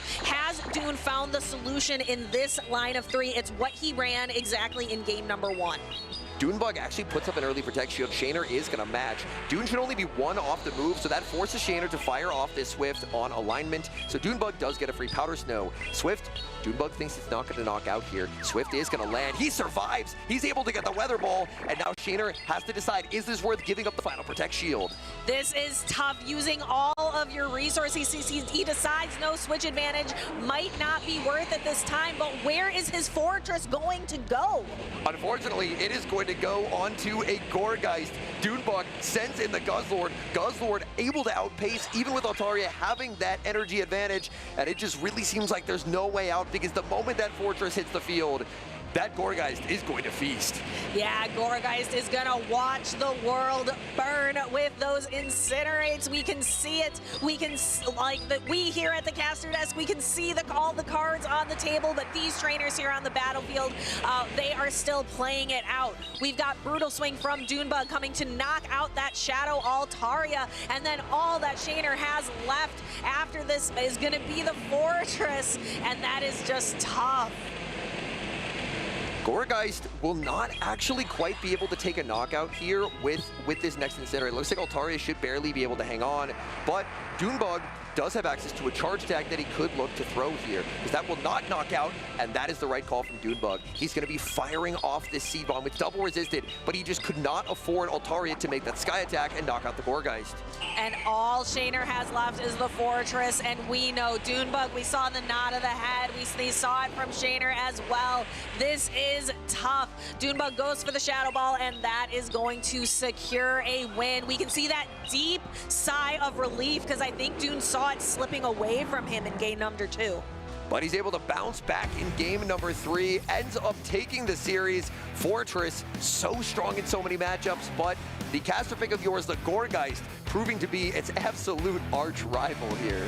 Yeah, I love Gourgeist coverage. I think, again, I don't want to go back to the days of Trevenant Noctowl Lantern. I want to leave that far in the past. A different Grass Ghost, I think, is going to kind of rise up and be a little bit more neutral, be a little bit more interesting here in Memories in Motion. Congratulations to Dunebug, again, for moving on in winners round 3 for Group C. I think that Gourgeist as well, it's a rare ghost type that actually has fairly neutral play into Wigglytuff. Wigglytuff, the main reason it's stuck around for as long as it has, it isn't because of its moves, it's because of its typing. Fairy plus normal is an incredible type combination, and Gourgeist's ability to still fight back, even if it's aligned against Wigglytuff, is a very big plus for this Pokemon. Yeah, it's because Incinerate, a lot of times what you want to put on a fairy type Pokemon is fire. So being able to have that coverage of Incinerate just makes Gourgeist so unique. And in this end game, Shaner, it looked like he could have made a Sky Attack potentially, because this Incinerate did not knock out, but Dunebug able to go for the wise decision, which is realizing I have to throw the Seed Bomb. If I don't throw the Seed Bomb, the Sky Attack will be reached and all will be lost. But he's able to preserve the health on the Gourgeist, and then Gourgeist just absolutely annihilates Fortress. And I really liked all the plays I saw from Shaner. I didn't really see a lot like mistakes. I think we have a really good trainer who has what it takes, and the road isn't over for him yet. This is a double elimination style tournament, so Shaner could still make a deep run in the loser side of the bracket. And I definitely hope he does, because I was very, very impressed with his gameplay, consistently not letting Dunebug get the snipes that he was trying to go for with the Gourgeist. And I mean, Gourgeist, it has a 5-turn move, right? So you do have some time to react, but he was very consistently not letting those snipes happen and being able to save charge attacks on very low HP Pokemon, and that was consistently paying off. Yeah. Really, really good match. I hope we see more of Shaner in the future. But again, Dunebug, I want to go back to his team a little bit, because it was just so impressive. Bringing the Alolan Ninetales, the Gourgeist, the Politoed, really and truly taking a unique look at the new Memories in Motion meta. And I do really like the Politoed idea. LNDS, Hardjeff able to win in Curitiba with Politoed. There was a bunch of other Politoeds in, I believe at the very least top 16, if not top cut. So trainers were able to find some very nice success with it. Now, the big difference, I think, between bringing Politoed and bringing like something like a Shadow Quagsire is if you run Politoed, you're going to have to pair it with Pokemon like the Gourgeist that can deal with the Volt Switch Fortress. Because Quagsire is going to demolish the Volt Switch Fortress, but Politoed doesn't have that ground subtyping, which means Volt Switch Fortress would be pretty catastrophic. It most certainly would be. 2 trainers up on the stage that we can draw our attention to. I don't think they really need much of an introduction, but I will let you go ahead and introduce Out of Pocket and BJP Watt anyway. Out of Pocket, the former North American International Champion, multi-time regional champion, and he's running a team that looks a little bit familiar. I believe he's running the exact same team as Nighttime Clasher: Corviknight, Medicham, Guzzlord, Shadow Quagsire, Wigglytuff, and that Shadow Fortress. Him running the same team as Nighttime Clasher surprises me 0%, because we know that a lot of these top trainers, they are friends, they team build together, they talk together, and it's fun to see how two trainers running the exact same team can have very different results, because it comes down to gameplay, it comes down to strategy. And BJ's actually running a very, very similar team as well. A different flavor of steel type, one could say, with the Empoleon over the Corviknight, but there's still that Shadow Fortress, the Medicham, the Guzzlord, the Shadow Quagsire, and the Wigglytuff. Oftentimes, I find that matches where the trainers have a lot of Pokemon in common can sometimes be some of the most skill-intensive and some of the most interesting matches to watch, because you know what your opponent has. It's what you have. It's how do you best position your Pokemon? How do you set up lines? Do you try and go for energy advantage? Do you try and force a shield advantage? There's so many different tactics that you can use to give yourself an advantage in a true mirror match. And I feel like these can oftentimes be some of the most skill-intensive matchups. Headphones are on. We can really start diving into these teams, but I completely agree with you, Home Slice. Just like a lot of our limited metas, like our international championship metas, because the metas are limited, we end up with a lot of the same Pokemon across the board. It all comes down to skill expression, and we are going to see a lot of that here on the stage. And I don't think Out of Pocket is a stranger to skill expression at all. Out of Pocket, been here before, had great results at previous tournaments. BJ has had some pretty solid results as well, but taking down Pocket would be a statement win. Pocket, one of the best trainers that North America has to offer, fresh off a finalist appearance at the Seattle Regional Championships 2 weeks ago. So Pocket definitely hungry for that first place medal, but BJ is going to try to have something to say about that. And I think he can do it as well. This is another trainer, no stranger to the championship series. You can see he is one of the cool cats, so he has a team behind him to support him as well. But I am excited to see how these trainers decide to take this on. One notice, I'm not sure if you mentioned, the Fortress are different. One's a Shadow, one is not. Ooh, but it does look like they are both on Volt Switch. So a slight difference there in terms of BJ won't quite have the same fast move pressure, but will have better survivability. I do hope that we do get to see the Medichams. Medicham does actually look very, very solid here. Medicham just has incredible bulk across the board. Like, it is neutrally very, very consistent. And Psycho Cut, it's mainly, the name of the game is energy generation, but getting that little bit of extra fast move damage from the buff to Psycho Cut is a pretty nice plus, because previously, Medicham wasn't really farming anything down.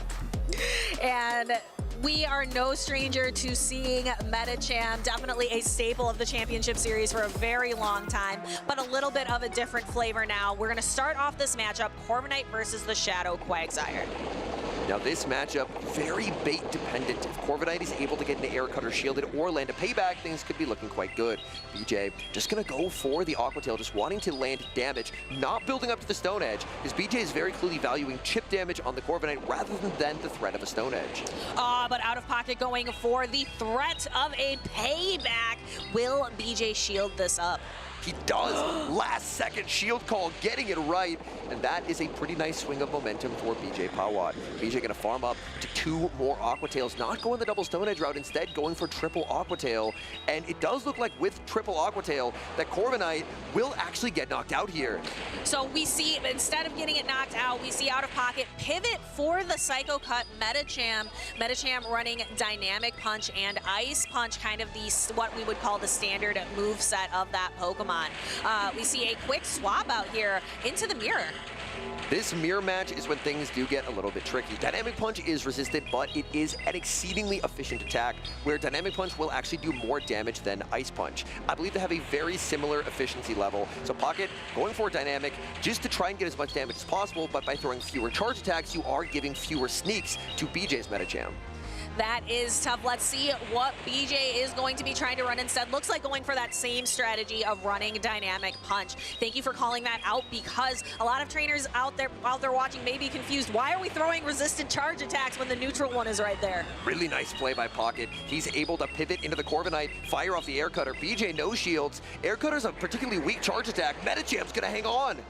Medicham hangs on. Lots of dancing around, switching Pokemon in with low health, with a little bit of energy energy remaining, and BJ is going to be able to quickly get pace to the Aqua Tail to throw it out of pocket. Lets the Corviknight go, and then we have a choice. We can bring in Shadow Fortress, or we can bring the Medicham back in. Medicham's very low, but this is Pocket's best remaining Pokemon for neutralizing the Quagsire, but he's actually going to bring in the Fortress. He's preserving the Medicham. The good news for Pocket is that the Empoleon in the back from BJ Pawat is going to take significant damage from either Pokemon. Fortress coming in. Volt switches are resisted, but still do an okay amount of chip damage. But Quagsire just paces so quickly to Aqua Tail. Out of pocket, forced to use a Protect Shield. Out of pocket, really investing in this Fortress. Fortress has already lost a lot of hit points, getting to the back-to-back Sand Tombs. Sand Tomb did get buffed this season, a significant increase in damage. Sand Tomb should be able to deliver the knockout. BJ shields. BJ now has the Aqua Tail loaded on the Quagsire, but Pocket, he's able to save it and get the catch out of the Medicham. And that is why he saved it to be used as a potential swap. BJ, instead of going for an undercharge, just decides, I'm going to full send, knock it out for when the Fortress comes back in. Back in comes Fortress, able to take the knockout, but Pocket has lost so much health on this Fortress. Fortress almost at red HP, which means 3/4 of its health bar is gone. Ooh, those Volt switches, we've seen them on Empoleon before. They do a lot of damage. BJ waiting and throwing the Hydro Cannon, trying to get this Fortress knocked out, but out of pocket, using his remaining Protect Shield to keep Fortress on the field. Oh, Pocket fires off the Sand Tomb. He tried to predict the combination play from BJ, but BJ just stayed on the field. Medicham, if I'm not mistaken, has a Charge Attack loaded. Sand Tomb is going to land. BJ, he's going to try and pivot here, and does pivot. He snipes down with Dynamic Punch, and that is a well-played game from BJ. You can see that big smile on his face when he pulled off that catch, switching right as that Volt Switch went off, being able to secure the Dynamic Punch knockout. An early game win here for BJ, perhaps a little bit of an underdog compared to Out of Pocket. That was a very well-executed endgame. There's so much pressure in that endgame scenario on Pocket with Medicham having the Dynamic Punch loaded. The reason Pocket fired off that Sand Tomb instantly was he predicted the combination play from BJ.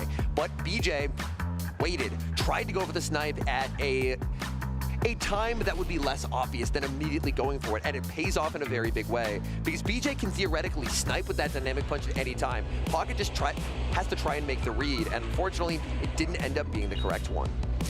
But not out of it yet. BJ is just up 1-0 for Out of Pocket. Out of Pocket can still come back and win this. And there was that switch into the Medicham, able to snipe down with Dynamic Punch. Dynamic Punch knocking out the Fortress. And Pocket a bit in unfamiliar waters here, being down 1-0. But if anyone can bounce back, get the equalizer and force a game number 3, it's him.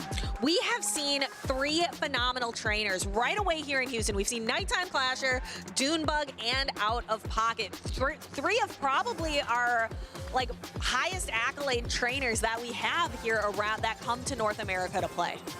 And so far, we have seen almost, it feels like, a bit of a surprise in every set so far, whereas these top trainers end up kind of losing games and facing more adversity than maybe they'd expected this early on in the tournament. And I feel like it kind of shows the caliber of opponents that they're playing.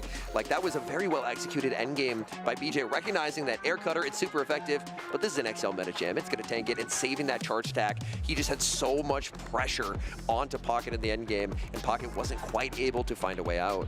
BJ going to be applying more pressure here in game number 2. Win, and he continues. In winners round 3, it is that bulky Medicham up against a new favorite in Shadow Quagsire. I imagine this matchup, it's not one that I'm too familiar with post Psycho Cut rework, but I assume this matchup will heavily favor the Medicham just because of Medicham's bulk. Aqua Tail should not come anywhere close to two-shotting, whereas Medicham, you better believe Dynamic Punch is going to two-shot. And we see BJ make a very good catch, being able to absorb the resisted Dynamic Punch. But that's not too bad because that's what Out of Pocket wants to throw into Medicham anyway. But this catch and save switch from BJ Pawat is baiting out the Corviknight, and this could set up the Wigglytuff in the endgame. This removes the Charm Resist from the field for Out of Pocket. Dynamic Punch is going to land, but as the Corviknight gets lower and lower, that could mean very good things for that Wigglytuff lurking in the back. Wigglytuff is sitting back there, kind of bouncing around, waiting for its time to come in. And yeah, it would feast on the Medicham that Out of Pocket has remaining in the back. Out of Pocket going for the Corviknight with the air cutter. Oh, and it looks like it's gonna land.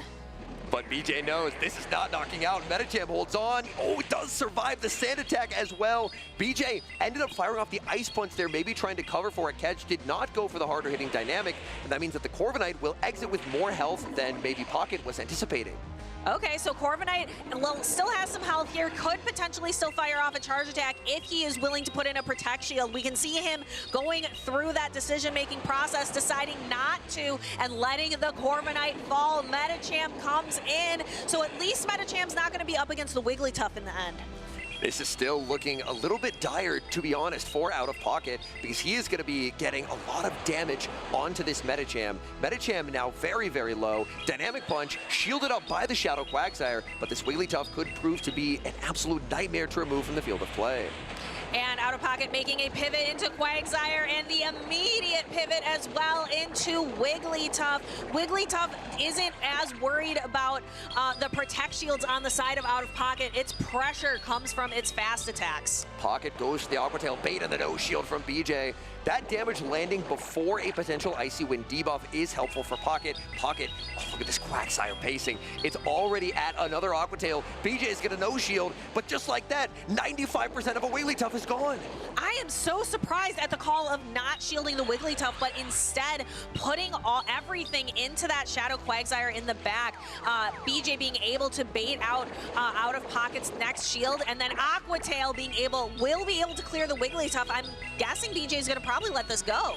That was a really nice play by Pocket, because it looked like the Mud Shots would have failed to take the knockout, and a charge attack could have been reached. But now it's just Quagsire versus Quagsire, a charge attack priority tie. But BJ Pawat is basically forced to no shield because Medicham's Dynamic Punch would do more. Pocket's gonna let this go. Pocket's just saying, I don't believe you can Mud Shot me down. All right, so he would need to get to 2 Aqua Tails or a Mud Shot down, but Medicham gets to 2 Ice Punches first. The first one's gonna fire. BJ, I think, knows that he's at the second one as well. This will be close. Ice Punch, not a particularly hard-hitting charge attack. Pocket, he's shaking his head.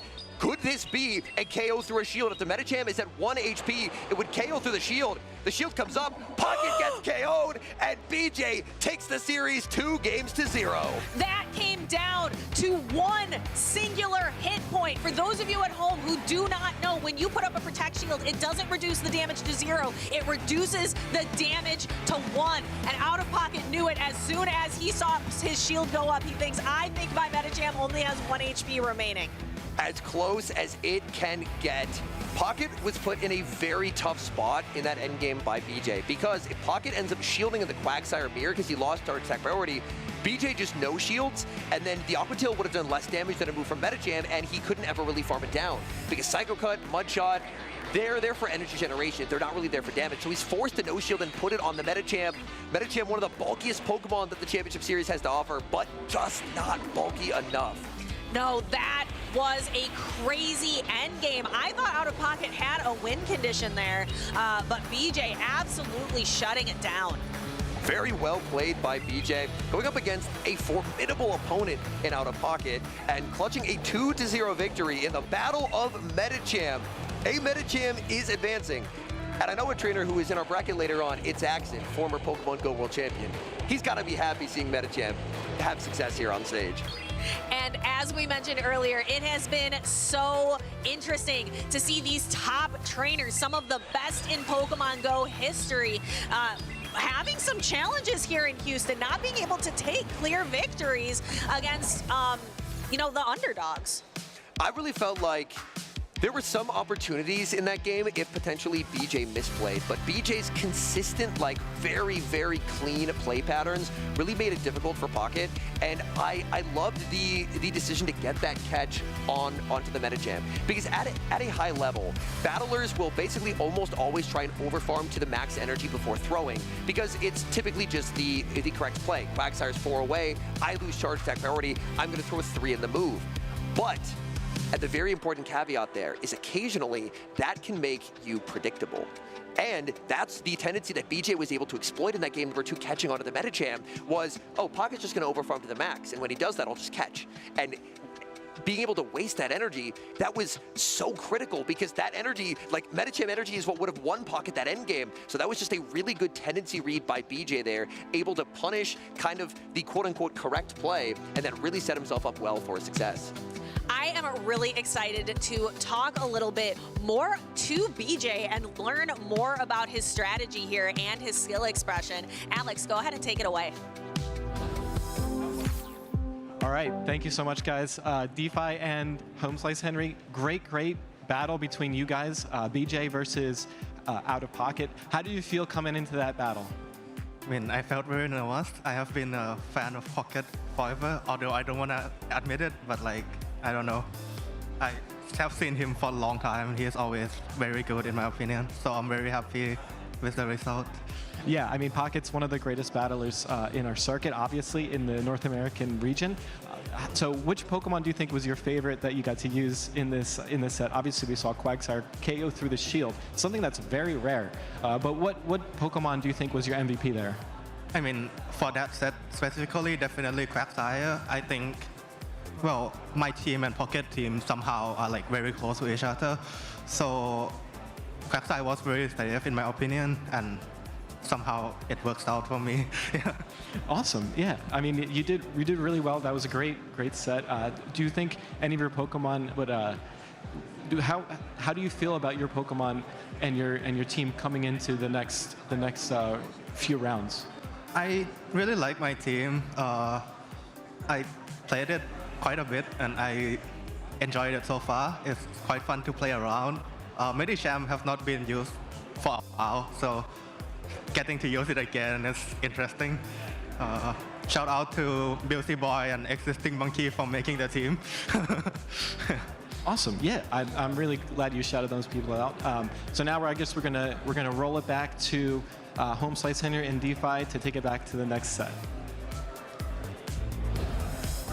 Welcome in, everybody. I brought 3 incredibly athletic trainers to do a little challenge called Can You Lift It? They're going to introduce themselves, and then we'll go ahead and get started. So, Caleb? I'm Caleb Pang. My athletic history, played a lot of sports growing up, but primarily was a swimmer through javelin, and then I did a lot of Olympic weightlifting in my adult life. Crowning achievement is I got 2nd place at a local meet to the head coach of the actual Olympics team. He's pretty fit too. He's a coach, but he was pretty fit. Wow, all right. Yeah, I didn't beat him, but you know, close. All right, Lauren? Hi, I'm Lala Wonderland, and I'm a former professional cyclist and a amateur boxing coach. All right, Andy? Hi, my name is Andy, and I lifted a muffin to my face today. All right. So we're going to have 3 parts of the game. We'll go ahead and kick off with part number 1. I'll ask each of you about a Pokemon, and then I'll reference his Pokedex entry to see how heavy it is. I need to know, can you lift it? All right? Caleb, you're up first. All right. Aegislash, the Royal Sword Pokemon. Ooh. Is this blade form or is it shield form? Shield form.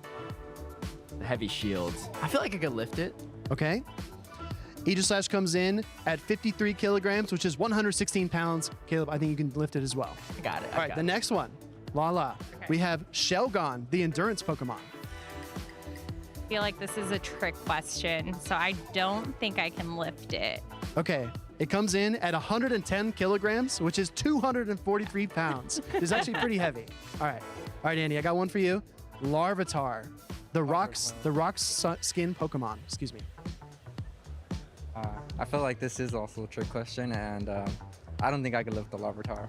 You don't think you can lift it? No, it looks small, but it probably weighs a lot. Okay, it is a rock-type Pokemon. It's 72 kilograms, which is 158 pounds. So honestly, I respect it. All right. Heavier than a muffin.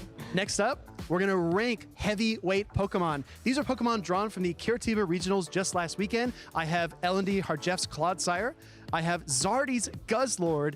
And I have D-Saint's Tinkaton. I want you to work together as a team and rank them from lightest to heaviest. You have 15 seconds. Well, what size are they? Were they like extra small? The only note I can give you is that the Tinkaton is extra small. Ooh, okay. I feel like Tinkaton's probably the lightest, right? That and Clodsire might be, it's steel. Is it including Tinkaton's hammer? Oh, that's a good, no, it's gotta, oh yeah, that's a good the point. hammer is gonna weigh a lot. I feel like Guzzlord's maybe the heaviest, but now that you say the hammer, that might be a heavy hammer. What are you 5 thinking? seconds. Yeah, Okay, wait, so what's the heaviest? Guzzlord or Tinkaton, I think. I think Clodsire is probably the I feel lightest. like Guzzlord is like a trick. Like, it's not as big as you think it is. It eats everything. What do you mean? All right, well, you want to do second? Yeah. I think Tinkaton first? think first, go second. Okay, well, okay, we're gonna do. All right, you have your order? Yeah. Okay, so from lightest to heaviest, go. We got Clodsire, the lightest. We got Guzzlord, the second heaviest or second lightest, and then we got Tinkaton as the heaviest. That is incorrect. Oh! As the lightest Pokemon here, we have Desyn's Tinkaton. It stands at 0.46 meters, which is just about 1.5 feet tall, and it only weighs 119 pounds. The second Pokemon is LNDS Harjeff's Clodsire, which is 7 feet 3 inches long, and it weighs 726 pounds. The heaviest Pokemon is Zardy's Guzzlord, coming in at 20 feet tall and 2,661 pounds. It's a massive Pokemon. Yeah. Massive Pokemon. All right, last part of the game, everybody. This is what I call the superset. I'm going to give each one of you an individual problem, and I need to hear your response, okay? Which Pokemon is heavier? Andy, we're going to reverse it. We'll start with you. Unova Stunfisk or Galarian Stunfisk? Unova Stunfisk. I'm sorry, that's incorrect. Unova Stunfisk is 24.3 pounds, and Galarian Stunfisk with its steel typing is 45.2. Okay. All right, Lala. Okay. Quagsire or Swampert? Ooh. Swampert. That's correct. It actually beats Quagsire by 15 pounds. So Swampert is 180.6 pounds, and Quagsire is 165. All right, Caleb, you ready? All right, I'm ready. Carbink or Sableye?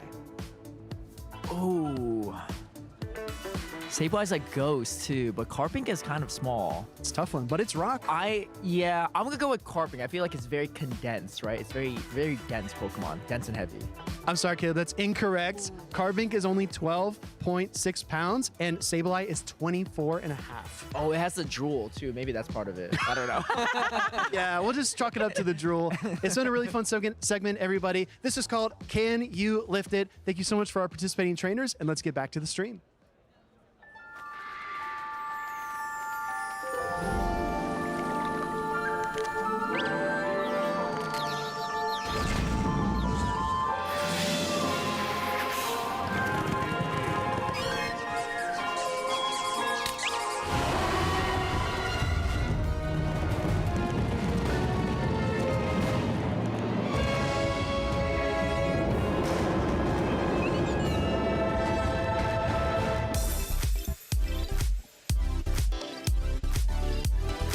Welcome back, trainers, to the 2026 Houston Regional Championships. We have two trainers about to take the stage that are new faces. I cannot wait to get into these battles. What do you think of my segment, Alex? Did you like that? Can you lift it? What do you say? Yes, we can.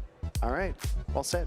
Alex, I'm really excited to get into this. I think that we have some other good segments planned for the weekend, so make sure to stay tuned for all of those. But we're setting the stage for a very interesting battle. We've seen a lot of Pokemon that I didn't expect. For example, Galarian Weezing really stands out to me. Are there any Pokemon that you're kind of surprised by so far? Yeah, I would say the lack of any Scizor and Kanto Marowak. Right? We talked about it, that they may not be as common as last time. Yeah. But just to see none is kind of crazy to me. What's standing out to me is that, and you actually mentioned this backstage, a lot of teams are lacking a direct answer to Quagsire because there is no grass coverage. Right. So I think that that's going to be a recurring theme, and finding creative ways to get around Quagsire is going to be a defining part of this meta. Do you use a dragon type like a Guzzlord or an Altaria, or do you use another neutral matchup? Maybe a normal type Pokemon like Licky Licky. You have to know those matchups inside and out, because I think Quagsire is going to be all over Houston this weekend. Yeah, I agree, and I think a lot of people are playing Wigglytuff as well. Yeah. I think it is the #1 most used Pokemon this weekend, so navigating those two is kind of really tough because they cover each other so well, right? fairy and water and ground. Very good coverage. But here we actually see Xmot on your left versus Go League Greg on the right. Is there anything interesting that you see on these teams, Speedy? Well, that's a great question, but let's take a look first at Go League Greg's team. Gotta mention the Clefable, right? Clefable is such a core breaker. Can run Meteor Mash, Moonblast, Psychic. It's got a whole litany of charge attacks, but it looks like this particular Clefable will be running Meteor Mash, Moonblast with Fairy Wind as a fast attack. And whenever I see an Annihilape, I gotta ask the question, is it counter or is it low kick? Yeah, I think in this situation specifically, it is low kick. So those Rage Fists and close combats are going to be very, very quick to charge and hitting incredibly hard. I do think that does change the gameplay and the pacing quite a bit for the Annihilape. Will we see it here in this first matchup? There are a couple targets on the opposing trainer's team. I think mainly that Empoleon is what they're looking out for, but neutrally, I mean, I don't think the Annihilape is that bad into Fortress either. Yeah, I think it does really well into those steel typings, but I think because of the Galarian Corsola and the Wigglytuff, it's going to be really tough to try to bring that Annihilape in. However, we see another Pokemon that's not as commonly seen, but maybe picking up in some usage in that Furret, because that Furret looks really neutral into every single Pokemon on Xmot's team. Oh, good point. A lot of people, again, are forgetting about the normal type Pokemon. Maybe you'll see the Licky Licky occasionally. Furret is a Pokemon that was really successful in seasons past, but it has that grass type coverage. It does have the Sucker Punch and that normal typing hard walls, ghost types like Jellicent, like Galarian Corsola, so it could make an appearance here for sure. Alex, I gotta be honest, whenever I see Unova Stunfisk, I think of you, because in the grassroots draft formats we used to play in, you played a lot of Unova Stunfisk. Yeah, and I think it's a great pick. Unfortunately, in this meta, because of all the Quagsire, it's gonna be really tough to kind of navigate through some of those tougher matchups, especially because Xmot's Quagsire looks incredibly safe into Go League Greg's team.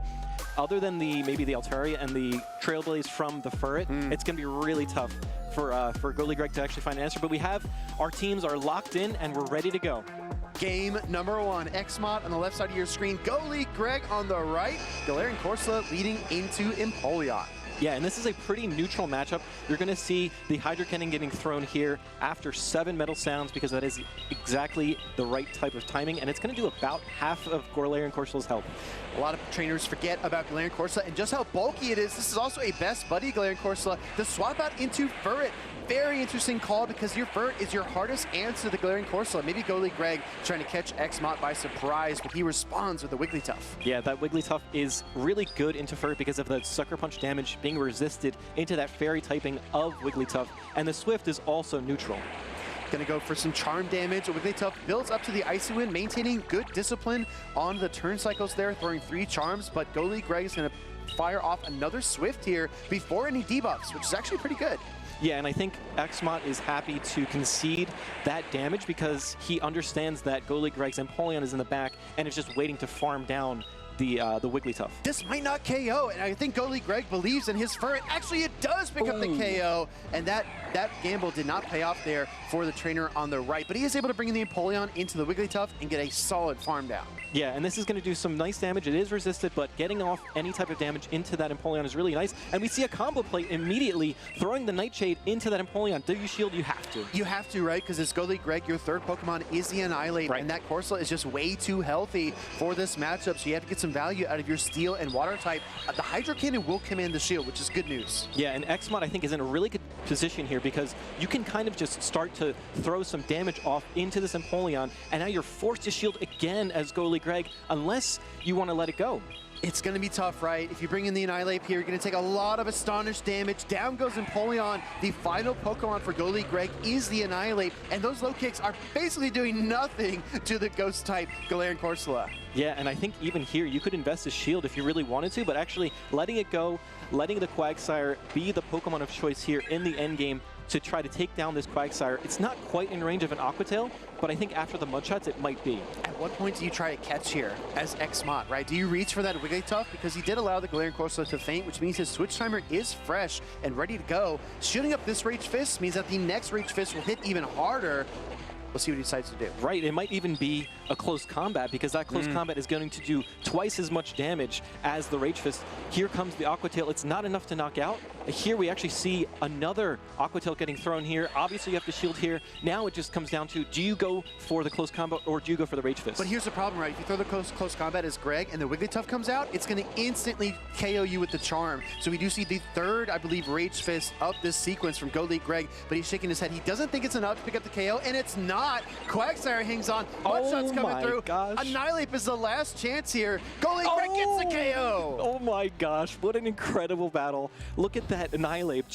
We talked about it right before the battle. It's not even a Pokemon that has an incredible matchup into Xmod's team. And you saw the Wigglytuff, you saw the Quagsire, and you saw the Corsola. Where does Annihilate even go into that? It went into the Quagsire. Yeah, I mean, I can't help but feel that Xmod kind of let that one slip through his hands a little bit there. Maybe the earlier shield. It's hard to say exactly where things went wrong, but like you said, the Annihilate didn't have any play on paper. It had a lot of disadvantageous matchups. Two of the hardest counters in the entire meta were on this same trio, and it still was able to come in there and pick up the win. So incredibly well done by Go League Greg. Yeah, absolutely. That's one of my favorite things to happen is in a battle where you feel like, oh, there's no way out, there's no way out. And then Go League Greg just maneuvering and finding the win condition and able to advance himself into the next game with a win instead of a loss. Exactly. That Astonish damage was punishing, but once Galarian Corso was out of the way and the Wigglytuff was weak, the Annihilate did the rest. Low kick comes in here. That damage applies on the 2-turn fast attack before the 3-turn charm, which means that it was able to connect, and that was every ounce of damage that Go League Greg needed to pick up the KO. Going to battle number 2, what do you expect?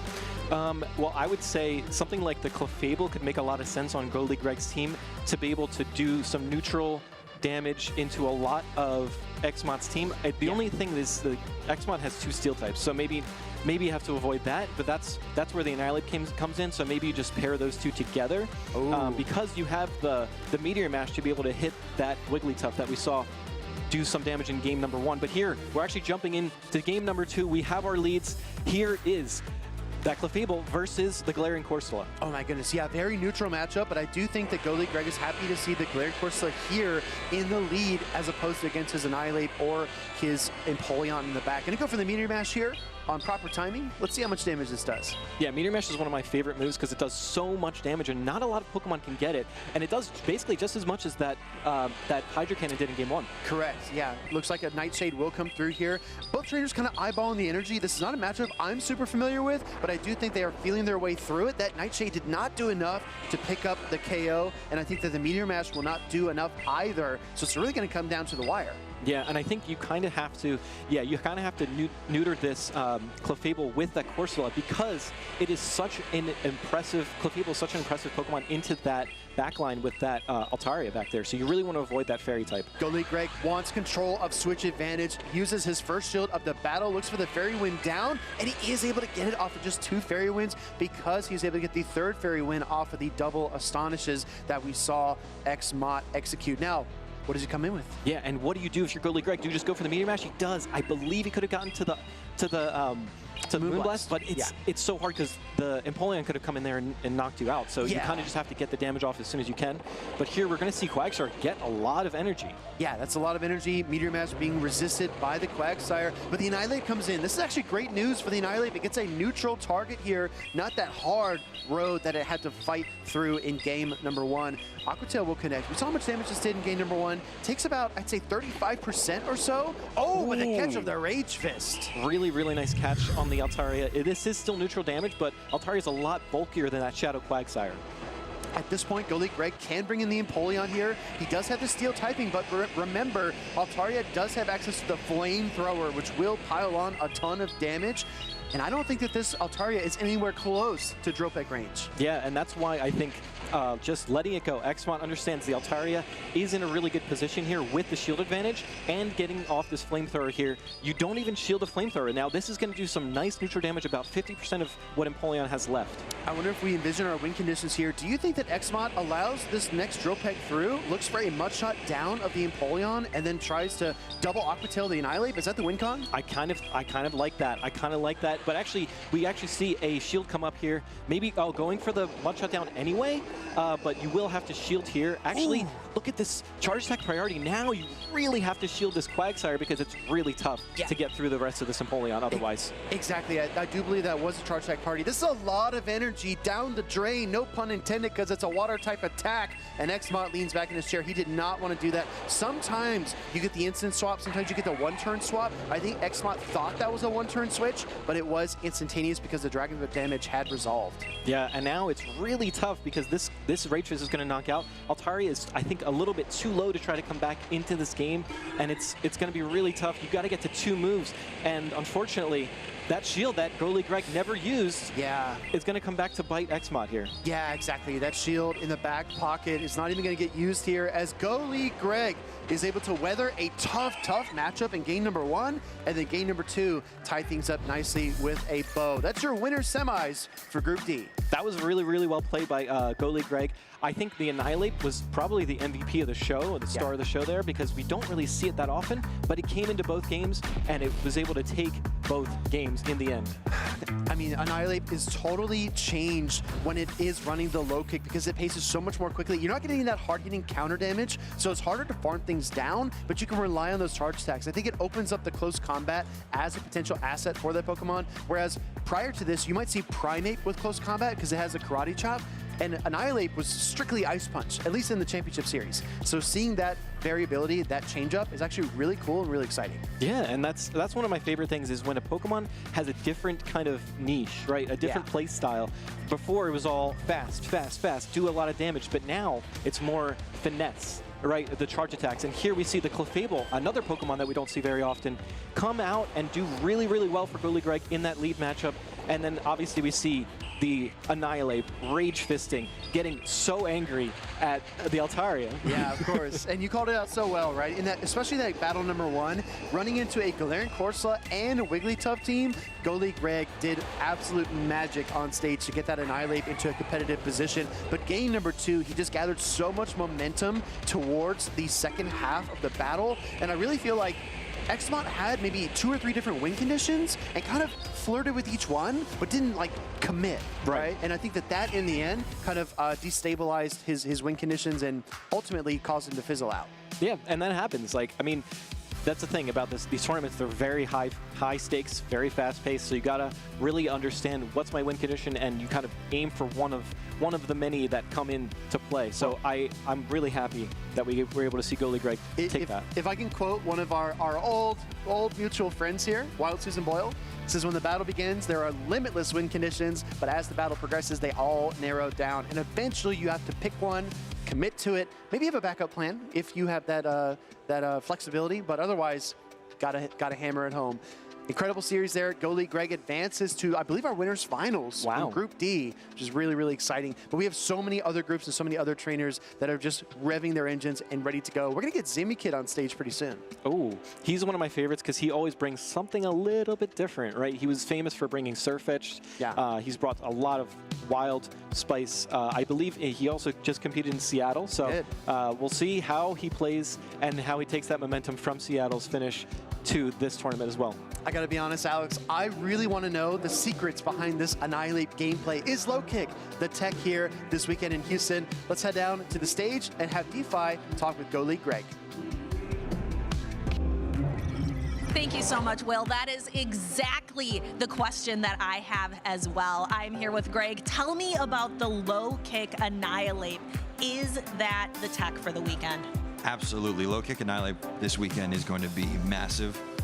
That update from this season is really bringing it back into the forefront, especially the non-shadow version.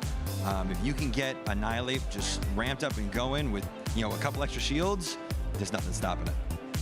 And I noticed that this is your first season playing in the Championship Series, just now in 2026. But people might know you from streaming, from doing other things prior. Why start the Championship Series now? Truth be told, I really didn't know about it. I didn't look into it. I played very casually, and then I started streaming as a way to allow myself to play more often, to kind of make an excuse as opposed to getting bogged down with work. And then it really took off from the stream, and people were like, you should go to these events, and here we are now. And what would you recommend to trainers who are maybe thinking about attending their first Championship Series event? Go. Absolutely go. Doesn't matter how you do in the main event, the side events, if you go and get around the environment and just start to participate, you're gonna have a fantastic time. And I think that is great advice to all trainers out there. Now, I know you've got a big community behind you. Is there anyone you want to shout out before I let you get back to the tournament? Absolutely. I want to shout out just anyone that's part of the Go Lounge, our Discord server. Obviously, Overlord Raikou, Crispy, and Spellbringer, the 4 of us are the ones really making that run. And then all my great friends who are here today. There's so many people I want to shout out, but just everybody. We love when trainers have a big community behind them, but we have a big tournament to get back to. Speediest Chief, house start, go ahead and take it away. All right, thank you so much, DeFi and Goalie Greg. I love seeing people that are a huge part of the community and inspiring other trainers to do more regional events, to come out to these, because this is really where the magic happens. I really like the confidence too. As soon as DeFi asked about the Annihilate, he said that's absolutely the tech this weekend, and I think you have to be certain of your team and your plays if you are going to take it the distance here in Houston. So I'm really excited to get into our next set of battles as our new pair of trainers are getting set up on stage, but we're seeing a lot of Guzzlord, a lot of Fortress, a lot of Gourgeist, 3 Pokemon that I think are insanely cool, and obviously some of my favorites. Yeah, they call them the Gs, right? Gourgeist and Guzzlord. GG? GGs. Hey, quote it, trademark it. But another Pokemon that we're seeing in this set is going to be a Togekiss. I think Togekiss is one of the few Pokemon that can core break both Guzzlord and Gourgeist. That's a really good point. It also has flexible play into Altaria and Empoleon, which is a classic core that we did see last season in Precious Paths, and we will see this season in Memories in Motion. So let's take a look here at our full overview. Togekiss could be the core breaker that he needs, that being Zimikid when he takes on Gabo Herka. Yeah, I think we've seen Gabo Herka's team, or at least that style of team, a couple times throughout this this weekend. The double steal, right? I think that's like a really common thing that we're going to see with the Fortress and either Empoleon or Corviknight.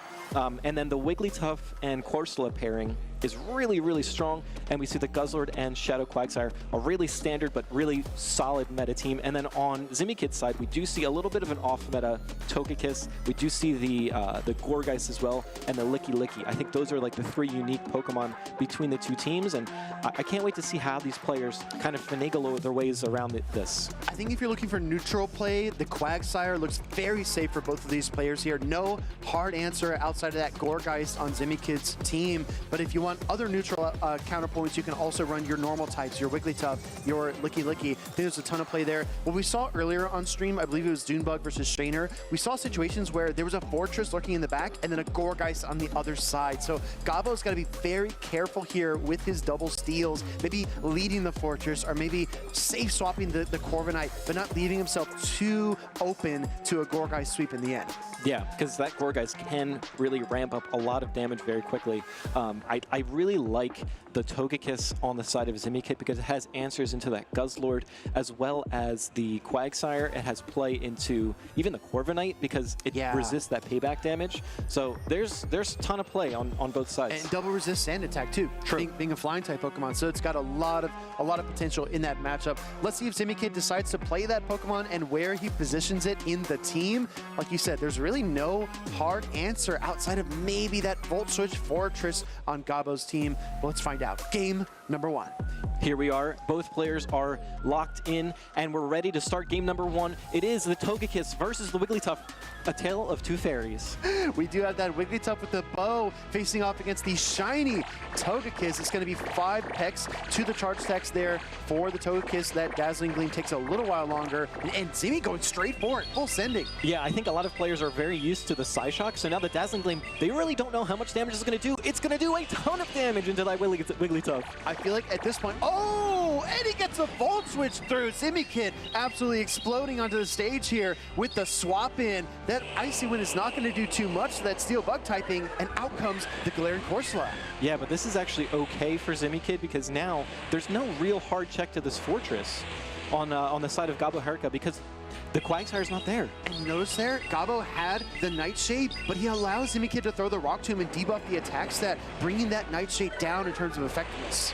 Yeah, and now we are going to see the Nightshade getting thrown here. I believe this is going to be enough to knock out the Fortress, even with the Rock Tomb damage, but it's going to be close. It's a Shadow Fortress, so it does take a little bit more damage. Ooh. It hangs on, barely able to get to another Rock Tomb, and that Volt Switch that Zimikid got on the switch-in is paying off massively for him. Yeah, huge dividends. This Fortress is not going down very easily, but we do see the Corsola have a ton of energy. It is 2 stages debuff, so we might see a switch out, potentially to save some of that, to save some of that energy. We do see the Wigglytuff come back in, but now you can get a huge rollout down, and now this Licky is fully loaded. Such good awareness. You reset the debuffs and get the Galarian Corsola out, but you don't want to bring in the Guzzlord because you know that Togekiss is waiting in the wings for the Dark-type Dragon to come out, but now you're forced to bring it out, and in comes Togekiss. This looks really tough for Gabo. Yeah, I really like what Gabo did there of waiting down the switch timer to try to be able to maneuver around this Togekiss, maybe get some energy here on the Guzzlord to throw into that Licky later in the matchup, but now you're forced to use shields where you don't really want to. Aura Sphere shatters the first shield here for Gabo, and the Brutal Swing is going to be fast-paced, and honestly, because that Togekiss is so low, I expect the Brutal Swing to fire off rapidly here, but let's see. Another Aura Sphere already ready to go. Almost catching on the Galarian Corsola to double resist instead of take super effective damage, but obviously the 3-turn Dragon Tail is a lot slower than the 2-turn Peck on that Togekiss. Going up for the Sludge Bomb. This will definitely pick up the KO if it connects. Zimikid with a decision to make. Does he ride this Togekiss on its wings? No, he lets it fall to the Sludge Bomb. I think Zimmy was looking at the camera like, that's fine. I'll take that. Yeah, he's not too upset about that. Also waiting a turn for that potential Galarian Corsola swap that you called just a moment ago. Zimikid is firing on all cylinders here in Houston. Yeah, it's really tough to try to time that perfectly because they both have 3-turn fast attacks. You kind of have to wait for that Dragon Tail to come through. We see another Brutal Swing. It's not going to threaten a knockout, so maybe we see another Brutal Swing come out, and now the Corsola actually has some energy, so you have to let this go, in my opinion. Yeah, have to let the lower damage charge attack go and just hang on with that bulky Licky, waiting another turn to clutch up the body slam here from the top rope. Zimikid's Licky is going to slam this Guzzlord off the field, and now it's all up to that Galarian Corsola. Yeah, I think here the Licky is calling into its Ghost type power to knock out the other Ghost type on the other side of the field. Shadow Ball comes through, knocks out the Corsola. Zimikid takes game 1. I'm telling you, Zimikid looked so sharp in that game number 1. From the onset, right? From the lead situation, connecting the Dazzling Gleam, weakening the Wigglytuff, switching, swipping, and switching in the Fortress to connect with that free Volt Switch. He's absolutely on fire. Yeah, he's building that momentum with all those rollouts. And now it might be a stage 5 rollout where it does 5 times the amount of damage the first one does. Hey, you know, Whitney's Miltank, won't ever forget that. That's really dangerous situation to be in. But let's check out our battle number 2 as the trainers are getting locked in. Are there any Pokemon that you expect to see in this game number 2? Because Gabo's got to find a way to fight back, especially against that Togekiss. Yeah, I think the only Pokemon that really makes a ton of sense here is that Shadow Fortress because it has that super effective Volt Switch, it has the Rock Tomb, it also resists all that Fairy-type damage from that Dazzling Gleam. So if I was going to choose one Pokemon that Gabo might bring, it'll be that Fortress. However, on Zimikid's side, you also see the Gourgeist as a potential waiting in the wings. So you kind of have to figure out, okay, do I lead the Fortress? Yeah. Or do I keep it in the back? Yeah, you can leave the Fortress and then swap it out if you run into a bad situation. But like we talked about before the series began, if your final Pokemon is Fortress and the final Pokemon for Zimmy is the Gourgeist, it's almost impossible to overcome that matchup. So a lot of pressure here on Gabo. This is the winner's semis for Group A. The winner of this series will advance to the winner's finals. All right, and both trainers are locked in. We're getting ready for game number 2. We see the Shadow Fortress facing the Guzzlord. This is a pretty neutral matchup because both Pokemon are able to resist the fast attacks and take neutral damage from the charge attacks. Yeah, this is not your Bug Bite Fortress of old. This is your Volt Switch tech. Gonna let that Dragon Tail through, fire off the Rock Tomb to start to debuff the Guzzlord and slow it down. Yeah, I really don't mind throwing on what we call unideal timing for the Fortress because you're able to debuff that first charge attack, and that's the most important one. Yeah, and if you're resisting the Dragon Tails, doesn't really matter too much. What you were watching out for are the Brutal Swings, and after the debuff, they only do about 12% roughly, so not a whole lot of damage coming through. Yeah, but this is Brutal Swing after Brutal Swing, and I believe another Brutal Swing could come in right right before the Rock Tomb is reached. So trying to switch out and catch the Brutal Swing on that Fairy type, really nice idea, but unfortunately it's just not going to be enough here. And it's so hard with the 4-turn fast attacks, you can't really fake it, right? If you wait too long, Zimmy will see it coming, so he's kind of forced to stay in and shield. Does not throw the Sand Tomb here, instead opting for another Rock Tomb. Yeah, and I really like this play from Gabo, noticing that you don't have the lead matchup unless you can shield through it. So shielding once and then potentially getting off another charge attack here into this Fortress, but unfortunately the Volt Switches are just too much Shadow v Shadow. Wow, just not enough HP. I feel like if you fire the Sand Tomb there, you might get another Sand Tomb, but that is neither here nor there because we're moving forward. Rock Tomb from Zimmy Kid, and it's kind of like the first matchup we just saw, we're just inverted. Right, exactly. It's exactly the opposite. But now you see the Fortress had a little bit more energy, and he was able to throw Zimmy on perfect timing, not allowing any Dragon Tails coming through. Exactly, brutal swing from Gabo, but it definitely feels like he's on the back foot here against that Shadow Force. In comes the Licky Licky quick swap, met by the Wigglytuff, but the difference here that I want to point out is the 2-shield advantage for Zimmy Kid. Yeah, the shield advantage is huge here. We are going to see another shield getting put up, and it makes sense for Gabo in his mind. He's like, okay, I got to get this Icy Wind off to start debuffing this Licky Licky before I take any more damage. And we see Wigglytuff does win that charge attack priority, is going to be able to debuff this Licky Licky before that Body Slam comes through. Yeah, Zimmy Kid realizes it's only 3 rollouts to the Body Slam. He wants to get to those as quickly as possible, so he is going to invest his shield, throw this normal type charge attack. Not going to do much damage, especially not after the Icy Wind, but it's all about patience here as we approach the end game. Yeah, and I think this is a very interesting matchup because both players are really thinking about these debuffs, and they're switching around, coming in and out, and now we see another switch in from Zimmy Kid getting off this Rock Tomb against the Wigglytuff. It's not going to be enough to knock out, but huge damage. My goodness, not enough to knock out, but I really appreciate the timing there by Zimmy Kid. I'll talk about it just after the game is over. Going for the Sand Tomb. This charge attack got a huge buff in the Memories in Motion season. This is going to do way more damage than you used to, everybody, as it almost brings down the Guzzlord. Yeah, not quite enough to knock out, but it does a lot of damage, and now Guzzlord has the Brutal Swing, double Brutal Swing, is going to be able to knock out this Fortress and throw another one at this Licky Licky. But I believe because of that Sand Tomb, you're going to be able to farm down with the rollouts. Yeah, this is a really tough position to be in. Zimmy Kid relied on the Licky Licky in game number 1. He's going to rely on it here as well. He is able to survive 1 Dragon Tail, but not 2. And Gabo, in the last moment, is able to bring back that battle. You were going to mention something about that timing with that Wigglytuff? Yeah, no, absolutely. So what I wanted to point out is Zimmy Kid's switch, right? So he was able to swap for 1 turn, throw a Volt Switch for 4 turns, for a total of 5 turns, and then while he was doing that, the Wigglytuff fired 2 charms for 6 turns. So as the Wigglytuff was finishing its charm, Zimmy Kid was able to clutch up the Rock Tomb. So honestly, just like perfect turn cycling from Zimmy Kid. I think it goes really unnoticed if you don't focus on it. And I think that just like in game number 1, he really showed what he can do. Absolutely. But now we're going to take a look at this game. Maybe we'll show that exact moment in this end game here. This was a really close end game, and I think we didn't give it the credit that it deserved. Here's that Volt Switch that you were talking about, getting to that Rock Tomb, not allowing that Wigglytuff to switch out. But here, we actually see the Brutal Swing get thrown into that Fortress, and now I believe what Zimmy Kid may have wanted to do was to farm down the Guzzler, but it just wasn't enough. And if he had thrown the Body Slam there, I think it actually would have been able to knock out that Wigglytuff. So it was a really close endgame, and I think Zimmy Kid had it, but just kind of didn't realize it until it was too late.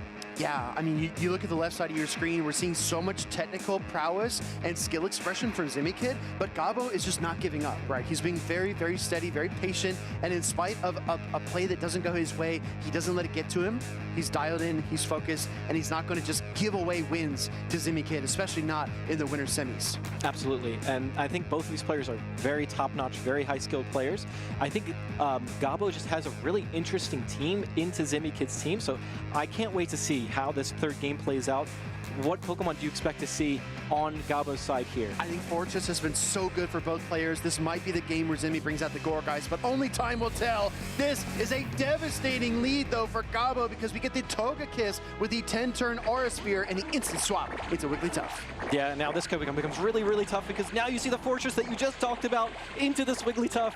This is devastating for Gabo, and you see another Volt Switch come through. Hey, no Gourgeist, no problem. Especially for Zimmy Kid here, he lines up with the Steel-type Fortress into the Wigglytuff. As you take a peek at the back line, if he wins this matchup and maintains control of Switch, he then gets his Licky Licky versus the Corsola. So Gabo needs to get creative right here. Yeah, and that's why I think we see the shield come up here, because even though all of the damage is resisted into that fortress, you need to get as much damage as possible into this fortress and potentially win Switch advantage to have a chance to win this game. I like throwing the 2 charms there. Yes, you do give away 2 turns of fast attacks to the fortress, but you get that vital swift damage that you mentioned, Stark, and it brings you closer to your timer. Out comes the Guzzord.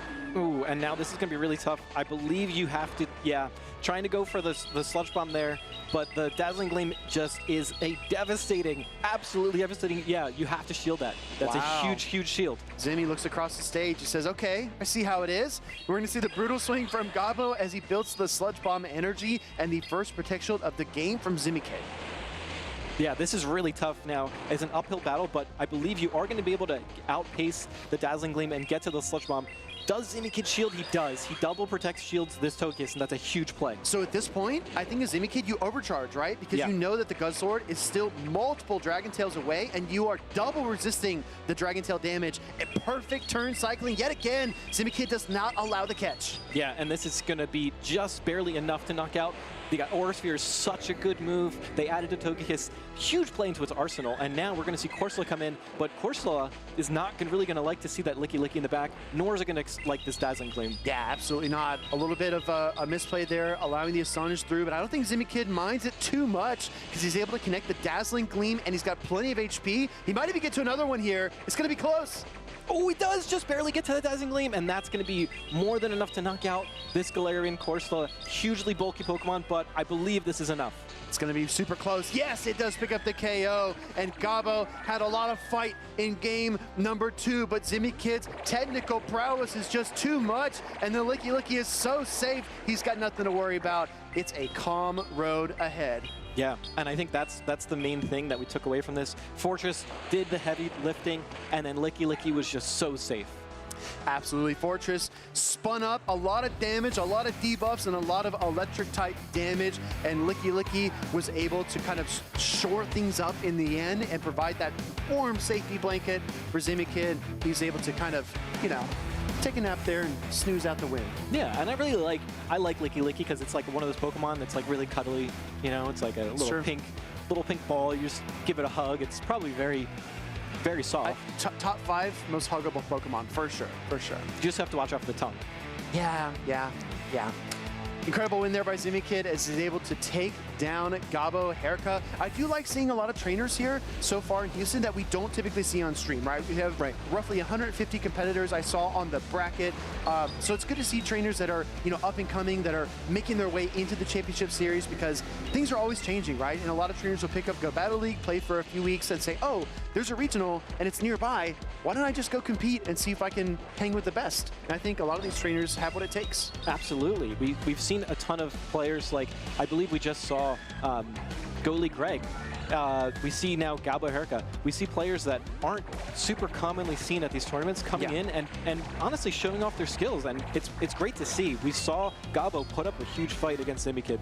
Exactly right. Very, very good series there. In game 2, I got to tell you, we were counting Gabo out, but he was able to fight his way back into it. A lot of resistance, a lot of grit, and I really think that he will carry that into the loser side bracket, and we will have to see how far he progresses. But I'll tell you what, Stark, right now, I would love to talk with Zimmy Kid and Home Size Henry because Togekiss, I mean, it looks solid. Why is nobody else thinking of this Pokemon? Henry, take it away. Thank you so much, Speedy. Home/Henry live here on the floor with Zimmy Kid, fresh off a terrific win on stage. And Zimmy, it seems like you've been putting together a really impressive second half of the season. You had an amazing run in Seattle 2 weeks ago, and you're back, and you're delivering again. What has been kind of a difference maker for you? Because it has been unbelievable to watch you these past few weeks. I can't really explain it. I've been putting in a lot of work, and I don't know, I've just been on kind of a hot streak, and I enjoy using Togekiss. It feels like a really fun core breaker. So, yeah, I'm really having a lot of fun here. Hard work definitely paying off, and I do have to ask you about that Togekiss, because it seems like not a lot of trainers are using it, but you've been able to use it to great results. So when it came to the Togekiss moveset, I know there's some discussion, because Aura Sphere, it's always going to happen. Psyshock or Dazzling Gleam, what kind of drew you towards putting Dazzling Gleam on that Togekiss? I really wanted to punish Altaria and Empoleon, and I know Empoleon is kind of on the downturn a little bit this tournament, but then Dazzling Gleam is just stab, and it just hits so hard. And actually, the Medicham matchup is quite a bit better, and I've seen a little bit of Medicham in the tournament today, so. I was a little bit surprised to see as much Medicham as we have so far, but it's paying off for you. Big congratulations for your win on stage, and any final shout-outs you want to give here? I have so many shout-outs. I actually haven't been able to make it on for a winner's interview in a long time, so I want to shout out my faction, Dinair Don't Care, and the Dark Knight. Everybody there, I love you all. Especially my wife, who comes to all these tournaments with me. I love her so much. My nephews back home, Winston and Cash. I know there's a lot of people that I'm missing, but I love you all. Thank you. Honestly, just heartwarming to hear. Big congratulations to Z. Back-to-back incredible performances here at the regionals, and his day's not done, as I believe he has group finals coming up next. So massive congratulations, and we'll send it back to the casters. If you notice there, Zimmy Kid, famous for playing Surfetch, does not have it on his team, but he does have that Farfetch pin in his hat. So he's still riding the vibes there with one of his favorite Pokemon. What a good interview, too. Yeah, I mean, it was very, very wholesome. We love when you shout out your wife and kind of dazzle, dazzle gleam the I see what you're trying to do. It's like almost there. We just got to keep workshopping that one. Like you Togekiss your wife. Yeah? Something little like razzle dazzle? Little razzle dazzle. Hey, I like that. He might actually return to the stage pretty soon. So if you're a Zimmy Kid follower, make sure to stay tuned to the broadcast. But we have 2 new trainers actually getting set up here. That's the thing about Go, right? You and I were backstage. We were watching some VG battles. Super exciting. We have a lot of talented trainers here this weekend. But then we looked at Go, and we're like, man, this game is just so fast. We have so many battles, so many players, and so many exciting matchups to watch all the time. Yeah, it's like zing, zap, boom, boom, ding, bap, bam. I knew it was going to be a fun cast of House Talk this weekend. So glad you're here, man. We're going to have more fun times as well, so stay tuned. But I'm really excited to see these next trainers because we have Mountain Dugong, a trainer who I first became familiar with at NAIC when he was running Dugong. Yeah. I think that was maybe 2 or 3 years ago. Absolutely. And then Teddy GM10, which is a trainer that traveled pretty far to get here to Houston this weekend. But this city is a hub. Lots of flights coming in and out, so I'm glad he was able to attend. And he's bringing a Pokemon that I don't think a lot of people were even thinking of before the weekend started. Yeah, it's one of those heavy Pokemon that we mentioned earlier. Can you lift it? Yes. That's the question. It is that Shadow Sableye. That is such a cool Pokemon. One of my favorites, one of the Pokemon I've used for a very, very long time. And now we see Teddy versus Mountain Dugong. We do see that Sableye on the side of Teddy, and on the side of Mountain Dugong, we see a pretty standard team, but we do see that Medicham. That's true, and you know what? Medicham might be shaking in its boots because directly across from it is one of the hardest answers in the entire meta in that Shadow Sableye. However, there are other obstacles. There is a Guzzlord there on Mountain Dugong's team, as well as the Wigglytuff, 2 Pokemon that would absolutely shut down that Shadow Sableye if it finds alignment with either of them. So tons of options here, and yet another Clefable actually, this time for Teddy. Yeah, not only Clefable, but you also see 2 Steel types. So we see the Meteor Mash, we see the double Steel with that Empoleon Fortress Core that we've come to becoming a little bit more accustomed to in today's meta. And we see obviously the Quagsire as well on both sides. Well, these trainers are getting set up. One of them is already locked in and ready to go. We're heading into the winner's semis for Group B. As we move through these winner's side bracket matchups, you're going to see a lot of talented trainers, a lot of familiar faces, but some new upstarts as well. And I think that Mountain Dugong and Teddy GM are 2 trainers that are consistently top cutting or adjacent to it, but I think that they are both looking for their breakout moments. Let's go right in. Here we are in game number 1. We see one of the hardest counters in the entire game, the Wigglytuff versus the Shadow Sableye. We see an instant pivot into that Quagsire and another instant swap into the Corviknight to match it. Yeah, I mean, Sableye is the ghost type, but I think Teddy got a jump scare there as that battle started. Pivots into the Shadow Quagsire to face off against the Corviknight. You and I talked about this, right? There are not a lot of hard answers to Quagsire in the meta, so knowing your neutral matchups, your Quagsire matchup, your Licky matchup, your Wigglytuff matchup are going to be super important this weekend. Yeah, and it's really tough. Even with a flying type, you can't really counter Quagsire because it has that Stone Edge as well. So it just has incredible coverage into all different types of Pokemon. We see another spammy Aqua Tail into this Corviknight. I like this no-shield here by Mountain Dugong. Could have easily been the Stone Edge, which would have brought this Corviknight perilously low, but he's able to call the Aqua Tail and fire up another Air Cutter. This is not quite enough, but HP management is going to be very important here. Yeah, and we see a shield actually come up from Teddy, maybe expecting the counter shield as well in order to try to get shield advantage back into parity. Yeah, I think that controlling switch is important, especially when you have a powerful lead like Mountain Dugong did, but he allows the Corviknight to feint, brings in his Wigglytuff versus the Quagsire. This is a great chance for Quagsire to deal a lot of damage, and here comes the Stone Edge. Yeah, this is going to do some heavy damage into the Wigglytuff. It's not going to be enough to knock out, but it's going to do a little bit more than half here, and Wigglytuff is not happy about that. Pivoting into the Fortress, sneaking through the Volt Switch, that's going to be something you see all weekend long, and I do think that this matchup becomes a little more favorable with that energy lead. Absolutely, and now we do see the Rock Tomb getting fired off here. Do you shield? You shield the Sableye to ensure that you get 2 foul plays off. Really nice shield there from Teddy. Yeah, especially considering his third Pokemon is the Clefable, and that is a tough matchup for the Fairy type, so he's got to get as much utility out of his Shadow Sableye as possible. Yeah, and now I think we're going to see a lot of shields come up on the side of Mountain Dugong because you kind of need this Fortress. You don't know what's in the back for Teddy's side if you're Mountain Dugong here. So here comes the second shield, shielding 2 foul plays here, and we're going to see another charge attack get thrown here eventually to, yes, absolutely have to throw a charge attack here to knock out the Sableye. Yeah, great discipline there, recognizing the third foul play is only 5 Shadow Claws, and he would have been hit by the charge attack if he went for the third Volt Switch.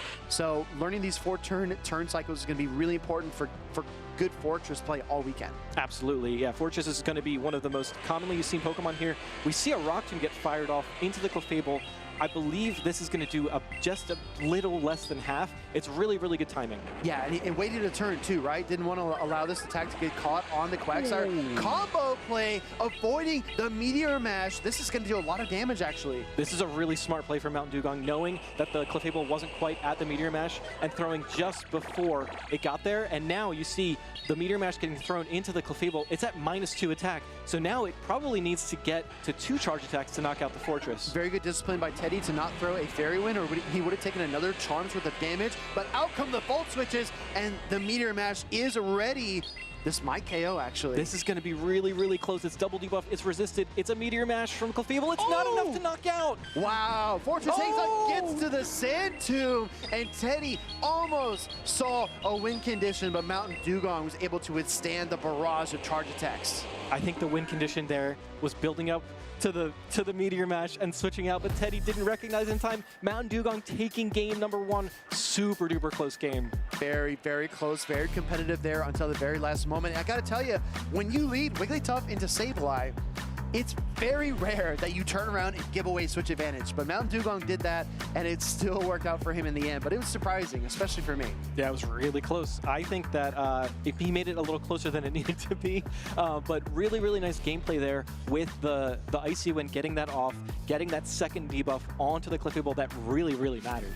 No, absolutely. Slowing down that Clefable, allowing the Fortress to withstand the resisted Meteor Mash was key. Getting the Charm through as well.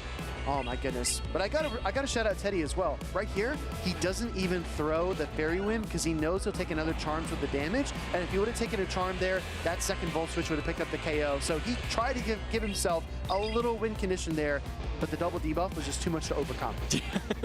I mean, that's the impenetrability of that Fortress. We call it 4 knocks for a reason. You cannot take it down with 1 resisted charge attack if you're double debuffed. It's impossible. We call it that? I thought you just call it that. Well, I call it that, but like, you know.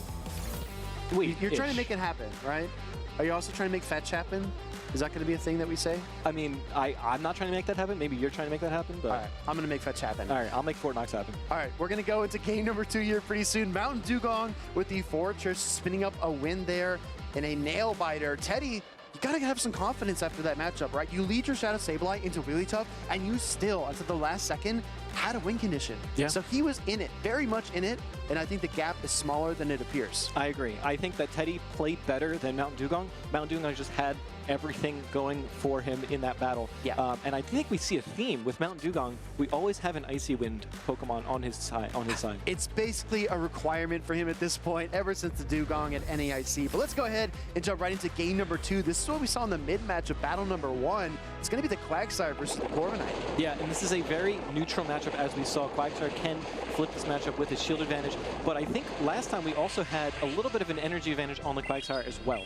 Exactly right. Aqua Tail coming through here. Teddy, in battle number 1, just opted for the triple Aqua Tail. He did not even reach for Stone Edge in that matchup, but like you pointed out, maybe the energy advantage will play a role here because these two Pokemon started on even energy for this battle number 2.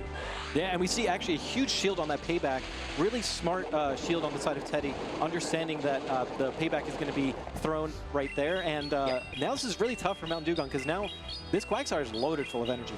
It's totally full of energy, connects with the first Aqua Tail, has another one to boot, and is going to keep the pressure on. Second Aqua Tail will likely connect here. Actually, excuse me, we will see the first shield of the game from Mountain Dugong. Yeah, and I think that's a smart shield because you don't know what's in the back for Teddy, so you don't want to just give up all of that energy, all that health on your own Quagsire if you don't have to. I think Teddy was expecting a counter swap here when he brought in the Quagsire, but, excuse me, Mountain Dugong was expecting the counter swap, but Teddy is just not taking the bait. Like you said, he realizes he has that significant energy advantage, and he's just going to try to beat this Quagsire in the head-to-head. Yeah, and I think that's fair. Now you can build up to double Aqua Tail before the Quagsire is able to get to 1. So now Teddy has to make a really big decision. Yes. If he stays in, he's got to try to force Charge Attack priority. Maybe he's confident he'll win it. He's got to fire the Aqua Tail. Right now, he does. Ooh. Does not win Charge Attack priority. It backfires, and that is devastating for Teddy. Absolutely. That is a huge loss for Teddy, and now a huge gain for Mount Dugong. The Quagsire still has a ton of energy, but we actually see the Bug Bite Fortress come in. Well, we didn't even see that on the movesets. Yeah, Bug Bite Fortress here from Teddy. We knew we'd see a couple of them, and that is because of this matchup right here against the Quagsire. You have so much more play than your Volt Switch counterpart, and it gives you more play into the Gunsword. Hold on! Yeah. Teddy might be cooking here. I think this is a really good moveset for this matchup.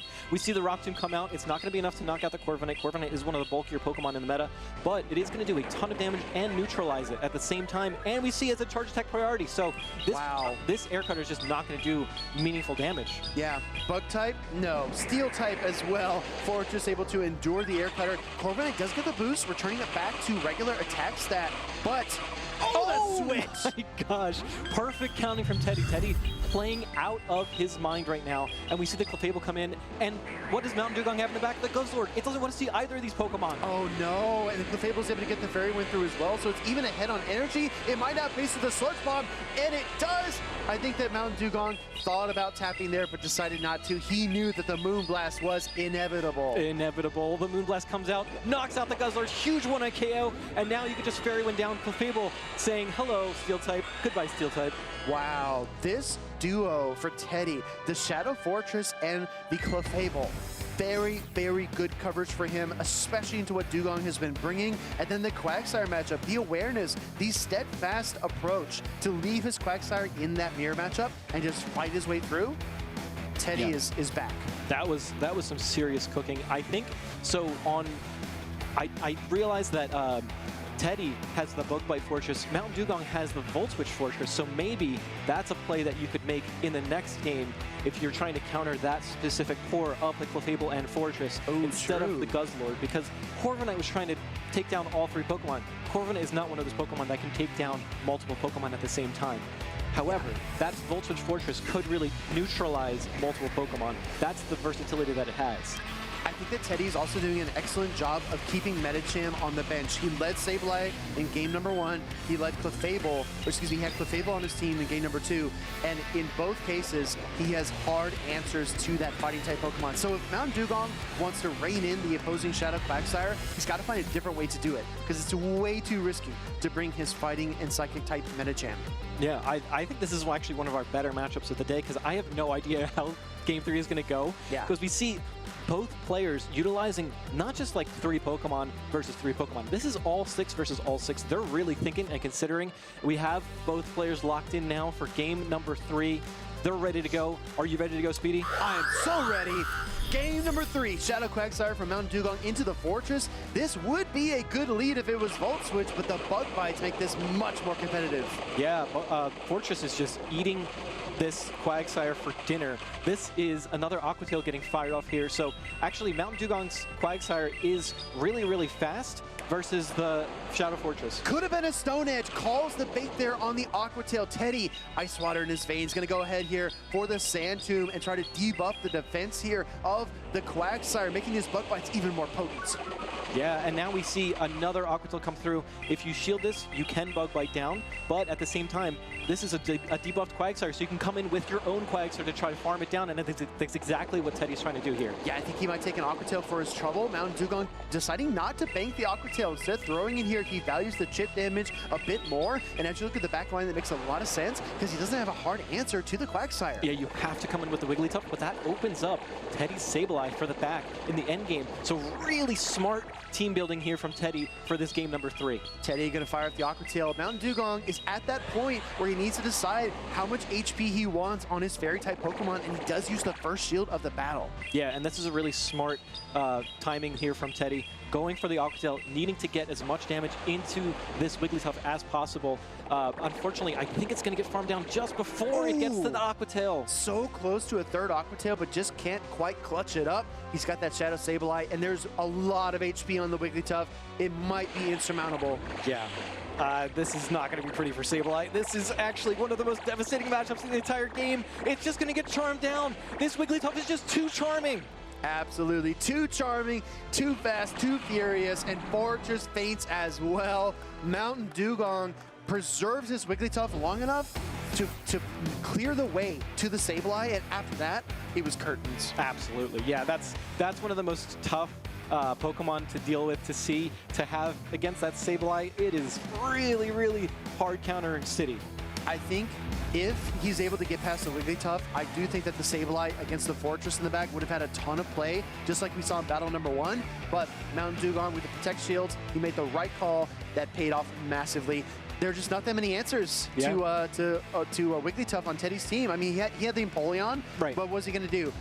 Deal with a Volt Switch Fortress and a Mudshot Quagsire and a Medicham? Yeah, not to mention the Corviknight's also okay into it as well. It's like there's not a really good answer for that Empoleon on the team, and I mean, maybe the Clefable would have been better, but then you still have the same issue. That Fortress is just such a good typing and has such good diversity coverage. It's got flexibility. It's got everything that you want in a Pokemon. Yeah, it's a real wedge, right? It's a real wedge in a lot of team compositions. A good core breaker, and especially with the movesets. I mean, you can run Volt Switch, you can run Earthquake, Mirror Shot, Sand Tomb, Rock Tomb. There's a bevy of options there, and the Bug Bite on that Shadow Fortress from Teddy was very, very insightful to see. I don't think it's the last one we're going to see this weekend. I agree. At the same time, it also makes team building around that Fortress really tough, because then you have to try to like maneuver around other Fortress, right? If you have Bug Bite and they have Volt Switch, you're going to probably lose that matchup. So you have to build your team around, how do I also deal with opposing Fortress? Fair. Which makes your team like, what was it? Teddy had the Clefable. And it's like really tough to bring the Clefable into a team that also has Fortress when you have your own Fortress that's going to lose to that Fortress. Yeah, I see what you're saying. It's a mental game. So with the Bug Bite, it does make you weaker against opposing Fairy-type Pokemon, against opposing Flying types as well. Not as good against Empoleon. But it does help you against the Dark type. So against a Guzzlord, you're even more devastating. Against the Quagsire, you're a lot better. But with the Volt Switch, you do have that core breaking potential. I know that in Even Energy, Even Shields, the Altaria matchup doesn't look that good for Fortress. But with a slight energy lead, a shield differential there, I do think the Rock Tombs and Volt Switches add up. And then, of course, Empoleon. You want the Volt Switch for the Empoleon all day. Absolutely. And I think now we're actually going to head to an interview with Home Slice Henry and Mountain Dugong talking about that huge win in that game number 3. Let's break it down to Home Slice Henry on the floor. Thank you so much. My name is Home Slice Henry, live here on the floor with Mountain Dugong. He's back. Last time we saw him, 7th place in Atlanta, just getting a big win on stage. Talk to you, Mountain Dugong. How does it feel to be back? It feels pretty good. Houston's pretty local for me, so happy to come on down and get to compete. First time in about a year, so it's good to be back, good to play. Happy to be back. And And it seems like it's going pretty well for you so far in your hometown. I gotta talk to you about that game number 1, that debuffed meteor mesh on a fortress. Did you know you were surviving, or did you think it was all over? Dude, I thought I threw that game. I thought it was over, not gonna lie. Yeah. But yeah, thankfully double debuffed, I was able to hang on. Yeah. And Fortress just absolute plot armor in that one, barely surviving, exiting with the sand tube loaded to win the game. And final question here for you, any shout outs you want to give? We know Pokemon GO, it's a very collaborative game. People helping with scrims, people helping with teams, family and friends supporting from back home. So what do you got? Yeah, I'll keep it like kind of brief, but you know, shout out to my wife, my friends. Thank you for always supporting me, my friends. Boot camp, you know who you are. Eric, Aiden, thank you for giving me the team and convincing me to run Shadow Fortress when I've never run it before. I appreciate that. All right, that's it. Glad to hear it. Mountain Dugong putting on a show so far in his hometown. And coming up next, we actually have Speedy doing an interview with one of our competitors this weekend, Cheese Curl. And so we're going to be hearing more from Cheese Curl as he looks to progress through day number 1. Welcome in, trainers. I'm here with Cheese Curl, a trainer that's competed in a ton of events and just had his best career finish. Cheese Curl, how are you feeling?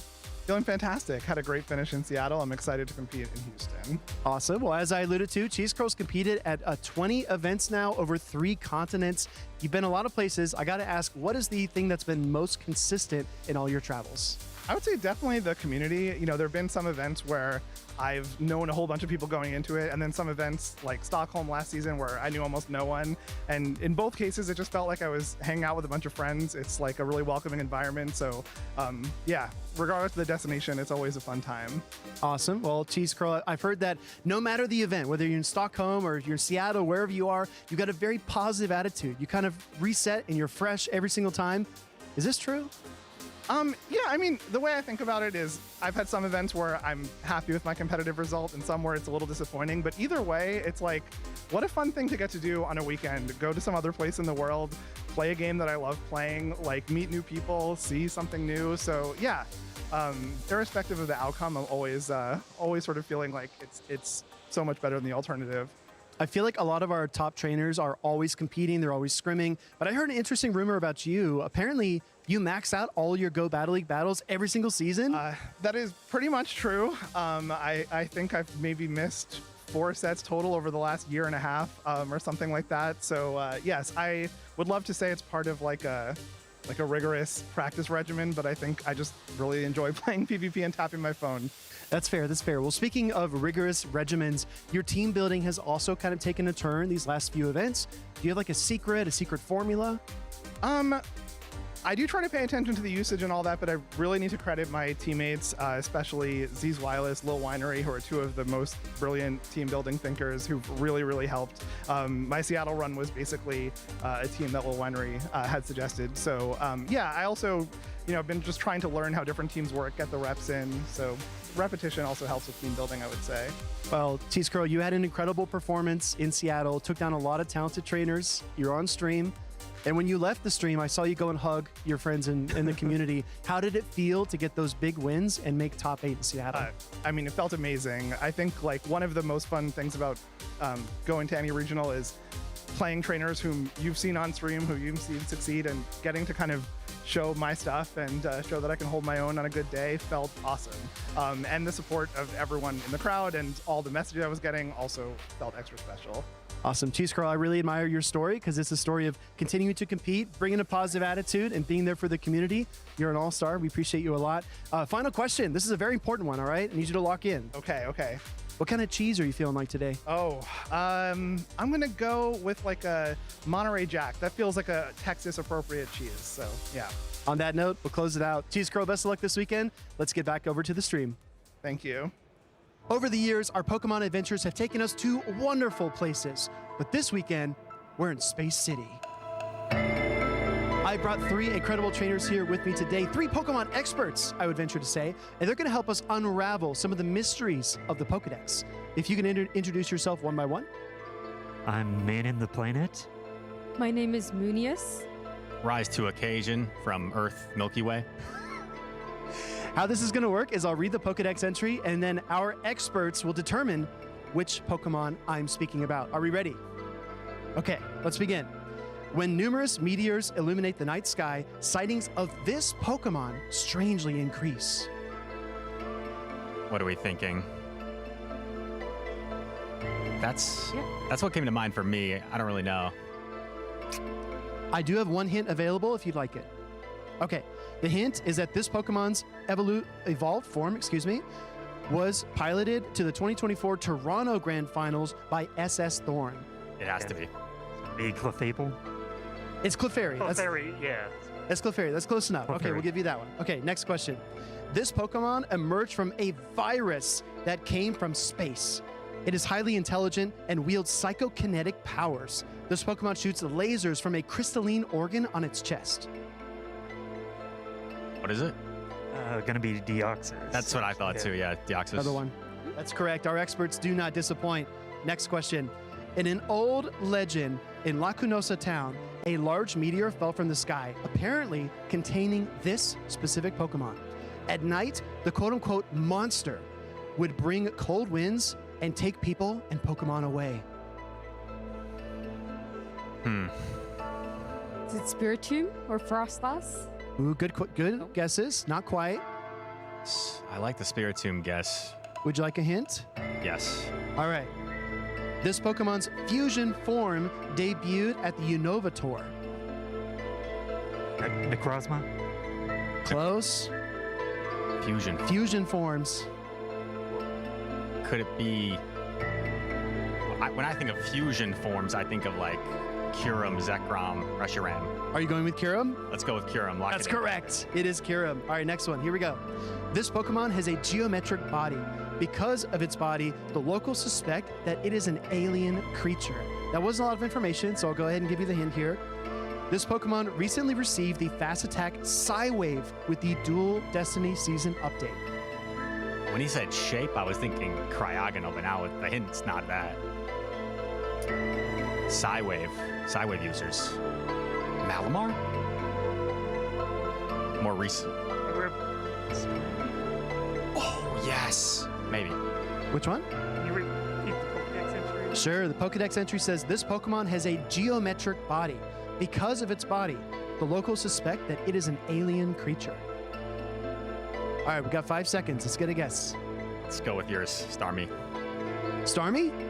Man of the Planet, you were on fire. I think you Let's know all go. the secrets of the Pokédex. That was absolutely stunning. All right, I have 2 more for you. The phase of the moon apparently has some effect on its power. It's active on the night of full moons. Moonius. You should know Yes, this. Moonius. Ursaluna. This is yours. Very good guess. Do you have any other guesses? Lunatone. That's correct. It is Lunatone. It is Lunatone. Okay, one more. All right, you guys have unraveled so many mysteries. Thank you so much. 3 units generate magnetism. There have been many mistaken reports of UFO sightings when this Pokemon flies through the night sky. Magneton? Close. I'll give you a hint. Palasha 97 is famous for cooking with this Pokemon on the championship Magnezone. series. Lock it in, Speedy. Magnezone is correct. Awesome work. We've unraveled a lot of mysteries here. There's always that question if a Pokemon is from someplace beyond, but only time will tell. But for now, let's get back over to the stream.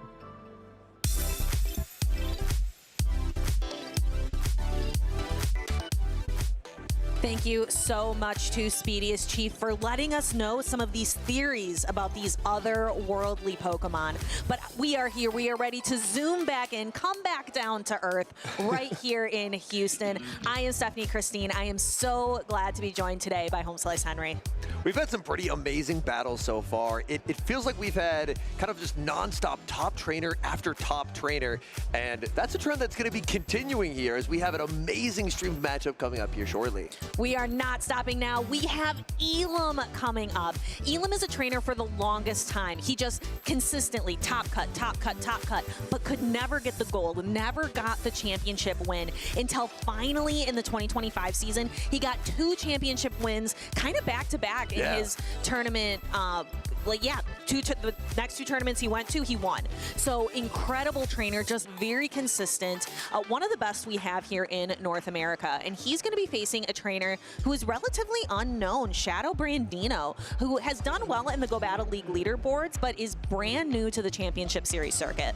And Elam's team, taking a look at it, we do see some familiar faces here, but Shadow Brandino, I would argue, is going quite a bit anti-meta. So this should be a very interesting matchup. A well-established, multi-time regional champion running a more meta team versus kind of the upstart, a trainer who's trying to make a name for themselves here on the Championship Series, and they're running some very interesting picks. And I would say if you're going to use a Pokemon to make a statement, Shadow Charizard makes a big statement here on the team. And if you're looking for something that can knock out a Fortress in one shot, I think Charizard's a pretty good bet. I'm very intrigued by what the Charizard fast attack will be. Taking a look, it looks like it is going to be Ember, so not running the newly buffed wing attack, instead opting for Ember for maximum pacing. There's Annihilate running its new fast, or the newly buffed fast move with low kick. There's an Abomasnow, which is running Weather Ball over Icy Wind. There's Galarian Stunfisk, which is a newly buffed Pokemon, and then more conventional picks in Wigglytuff and Jellicent. Yeah, and Jellicent just dominates in a lot of situations in Go Battle League. It's consistent, it's bulky, it has good coverage, lots of same type attack bonus to go around. Let's see, are we going to have our well-established pillar in the community, or will it be the up-and-coming Shadow Brandino? We have an old favorite, Galarian Stunfisk, up against Quagsire. This is a great lead for Elam. Galarian Stunfisk going to stay on the field for now, but the longer this matchup goes on, the more favorable it's going to be for Elam. Mudshot's hitting for super effective. There's a safe switch into Wigglytuff, but Elam has a very good response as Volt Switch Fortress rumbles onto the field. I cannot imagine safe swapping a Wigglytuff into a team with not just the Fortress, but a Clodsire too. That is such a risky safe swap. We're going to see how that plays out for Shadow Brandino, opting to debuff the Fortress. Fortress debuffed, but these Volt Switches, even at -1, still do considerable damage. The health bars are about equal, and Brandino landed a charge attack, and Elam still has not. Yeah, Wigglytuff slowly getting less and less hit points, going for just a quick Swift, trying to chip some damage on the Fortress. Swift, it's debuffed, it's not going to do much. Elam can again look to throw on very good charge stack timing, throwing, even over farming as much as possible before going for the Sand Tomb. So instead of throwing on good charge stack timing with the Rock Tomb, instead of trying to farm to 100, go for the Sand Tomb, hoping it will be enough, but Wigglytuff hangs on. And we see a swap out, so that Wigglytuff could be potentially used for a third shield later on. Elam opting to use Sand Tomb is going to get some good neutral damage onto that Galarian Corsola, debuffing it at the same time. But this is where things get very tricky for Shadow Brandino because Quagsire has so much energy. Aqua Tail is going to be no shielded. That's huge damage, but there's already another Aqua Tail loaded. Shadow Brandino doesn't want to throw. He loses charge stack priority, but it really feels like this Quagsire is applying massive pressure. That is a lot. So but that would be so devastating to let all of that energy go down the drain. So throwing an Earthquake just to be able to pull that Protect Shield from Elam, trying to utilize some of these resources. Shadow Brandino still has a fully healthy Abomasnow in the back. But bad news for the Abomasnow. There's so much energy on this Quagsire. No catch comes through from Shadow Brandino, and Shadow Brandino now has to make a difficult call. Does get it right, but the energy advantage on the Quagsire, it's just simply too much. Yeah, Abomasnow is going to be able to get to lots of Weather Balls. However, Elam's able to get to this this Stone Edge as well, and that is going to apply some massive damage to Abomasnow. Actually hangs on through it, and Elam's going to lose the Quagsire here, but I think Elam got a lot out of that Shadow Quagsire. This really felt like the Quagsire masterclass. Elam going to send in the Fortress. Fortress going to be hit with the Weather Ball. If he wants to try and not reveal the third, he could put up the Protect Shield here, and it looks like he's going to try and win this game without revealing that Galarian Corsola was the final Pokemon. That is great for Elam. Give your opponent as little information as possible. So Shadow Brandino's going into this only knowing about the Shadow Quagsire and the Fortress, Galarian Corsola being able to just hang out in the back. That was surgical from Elam, dancing in and out of matchups, debuffing, applying so much pressure. We see the power of Fortress with Shadow Scizor getting nerfed 2 times. It falls out of the meta, and a new Bug Steel type has risen to claim its place. Elam running the Quagsire, really just the Quagsire and the Fortress, a dangerous combination. So what can Shadow Brandino do to flip this around? Are we going to see more of the Abomasnow? Could we see like the Annihilate come in? I think Annihilate could be a bit of an interesting idea, but with the Corsola and the Wigglytuff and the Clodsire, oh, that's a lot of Pokemon that it doesn't really want to see. This Annihilate has opted for close combat over Ice Punch, which does give it very powerful damage when shields are down. It looks like we're just hopping right away into game number 2. Elam stays with the same team, but an adjustment from Shadow Brandino, who's going to be leading the Abomasnow. Yeah, same line of 3 from Shadow Brandino, just in a little bit of a different order. Convinced that the formula is here. Shadow Brandino getting an optimal alignment on the Wigglytuff up against the Galarian Corsola. This is not what Elam was hoping to see. If there's not a Wigglytuff in the back, then Corsola is basically a free safe switch into this team, but Shadow Brandino brought that Wigglytuff, and because of that normal subtyping, this matchup is just incredibly convincing. Wigglytuff and is able to use Icy Wind. Not only would Wigglytuff win with just like a different charged attack, but with Icy Wind debuffing this Corsola even further. Just a dominating situation for Wigglytuff. And it's looking like it's going to be Volt Switch Fortress into the Galarian Stunfisk in the back. So not looking good for Elam. Elam actually going for an undercharge here. Elam does not want to knock this out. Instead, Elam would rather go for farm. Elam is going to get fully farmed down and will now almost be forced to bring in the Fortress just to try and absorb this energy. Interestingly, going for a Swift instead of an Icy Wind, maybe just going for a lower, like wanting to preserve a little bit of energy here. Going for the Swift does allow a second Swift to be reached. If one Charm was thrown, then potentially there could have been an opportunity to make a Swift plus an Icy Wind, but this is still pretty valuable damage because, unfortunately for this Fortress, it's going to be stuck against that Galarian Stunfisk, and there's so much Abomasnow energy in the back as well. Elam is shaking his head. He knows he's in trouble. Yeah, there's a lot of Abomasnow energy, but Quagsire has a lot of energy here as well. Can Elam do anything to be able to shake this off, or was the alignment just that key? That Weather Ball bait is not what Elam was hoping to see. Aqua Tail bait from the Quagsire does get the shield. Quagsire does have incredibly fast pacing, but Abomasnow came into the matchup up energy. Abomasnow is at 2 Weather Balls, going for another Aqua Tail bait and gets the shield from Shadow Brandino. Has Elam opened up a win condition?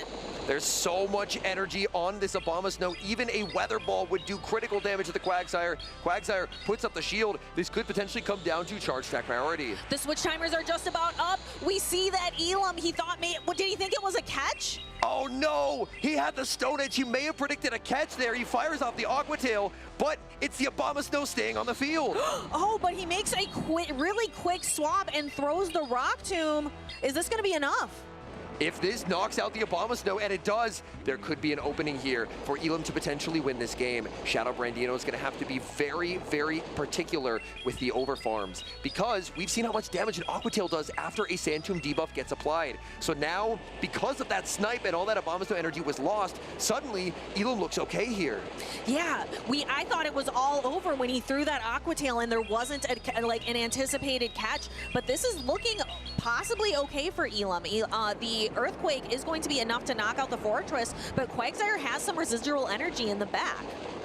Elam's going to overfarm to the max, playing the charge attack priority. It all comes down to this. Normally, Aqua Tail would not knock out, but this is a debuff Galarian Stunfisk. Will it KO?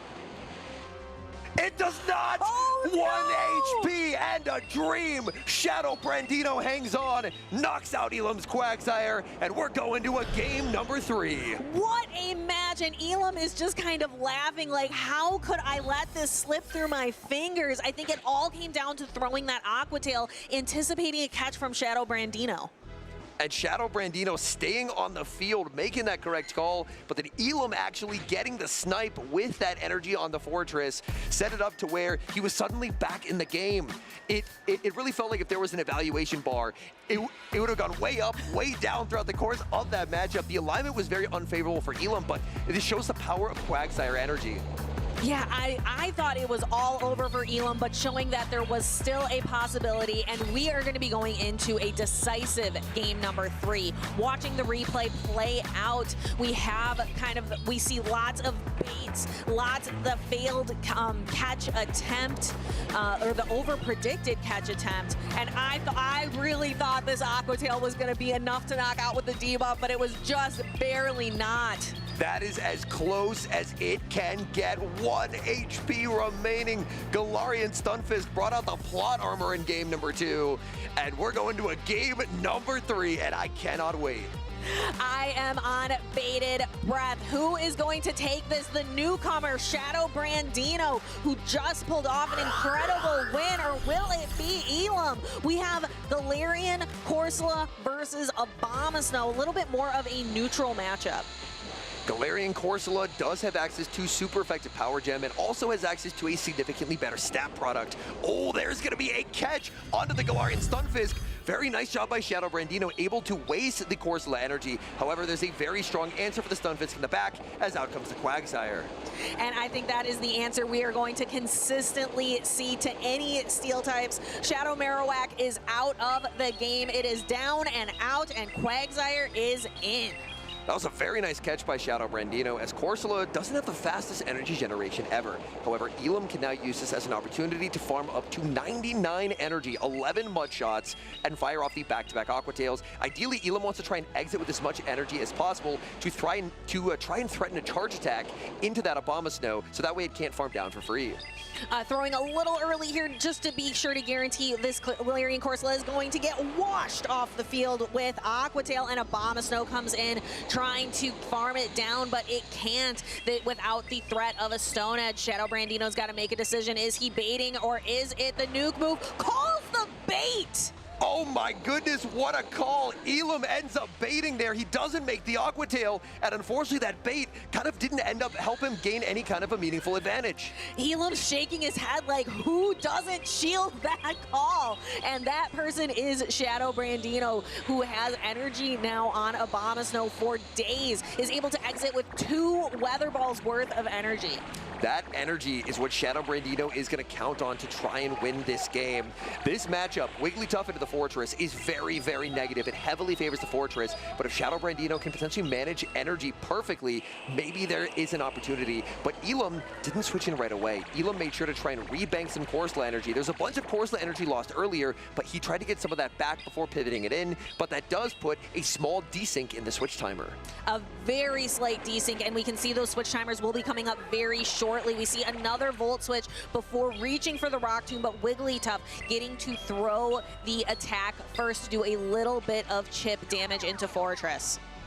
Emphasis on a little bit of chip damage. That did not do much. Fortress farming up just shy of 100 energy will go for the Rock Tomb. This is a debuffed Rock Tomb. Wigglytuff may be able to barely hang on here. It's going to be very close. Rock Tomb lands. Wigglytuff 1 HP survive. There's the pivot into the Abomasnow. But I believe that a Weather Ball, it's resisted. It will probably fail to take the knockout here. And Elam's banking on it. Weather Ball does not knock out. Fortress has the Rock Tomb ready. This is going to debuff this Abomasnow. Shadow Brandino has to put up a Protect Shield to keep the Abomasnow around. Wigglytuff has no HP remaining. Back in comes the Corsola, putting up the shield as Shadow Brandino goes for the Hail Mary, full setting the energy ball, but it's met with a shield. Elam, at this point, just has the fast move pressure from Astonishes, trying to Astonish down, gets the Astonish down, and that should seal it.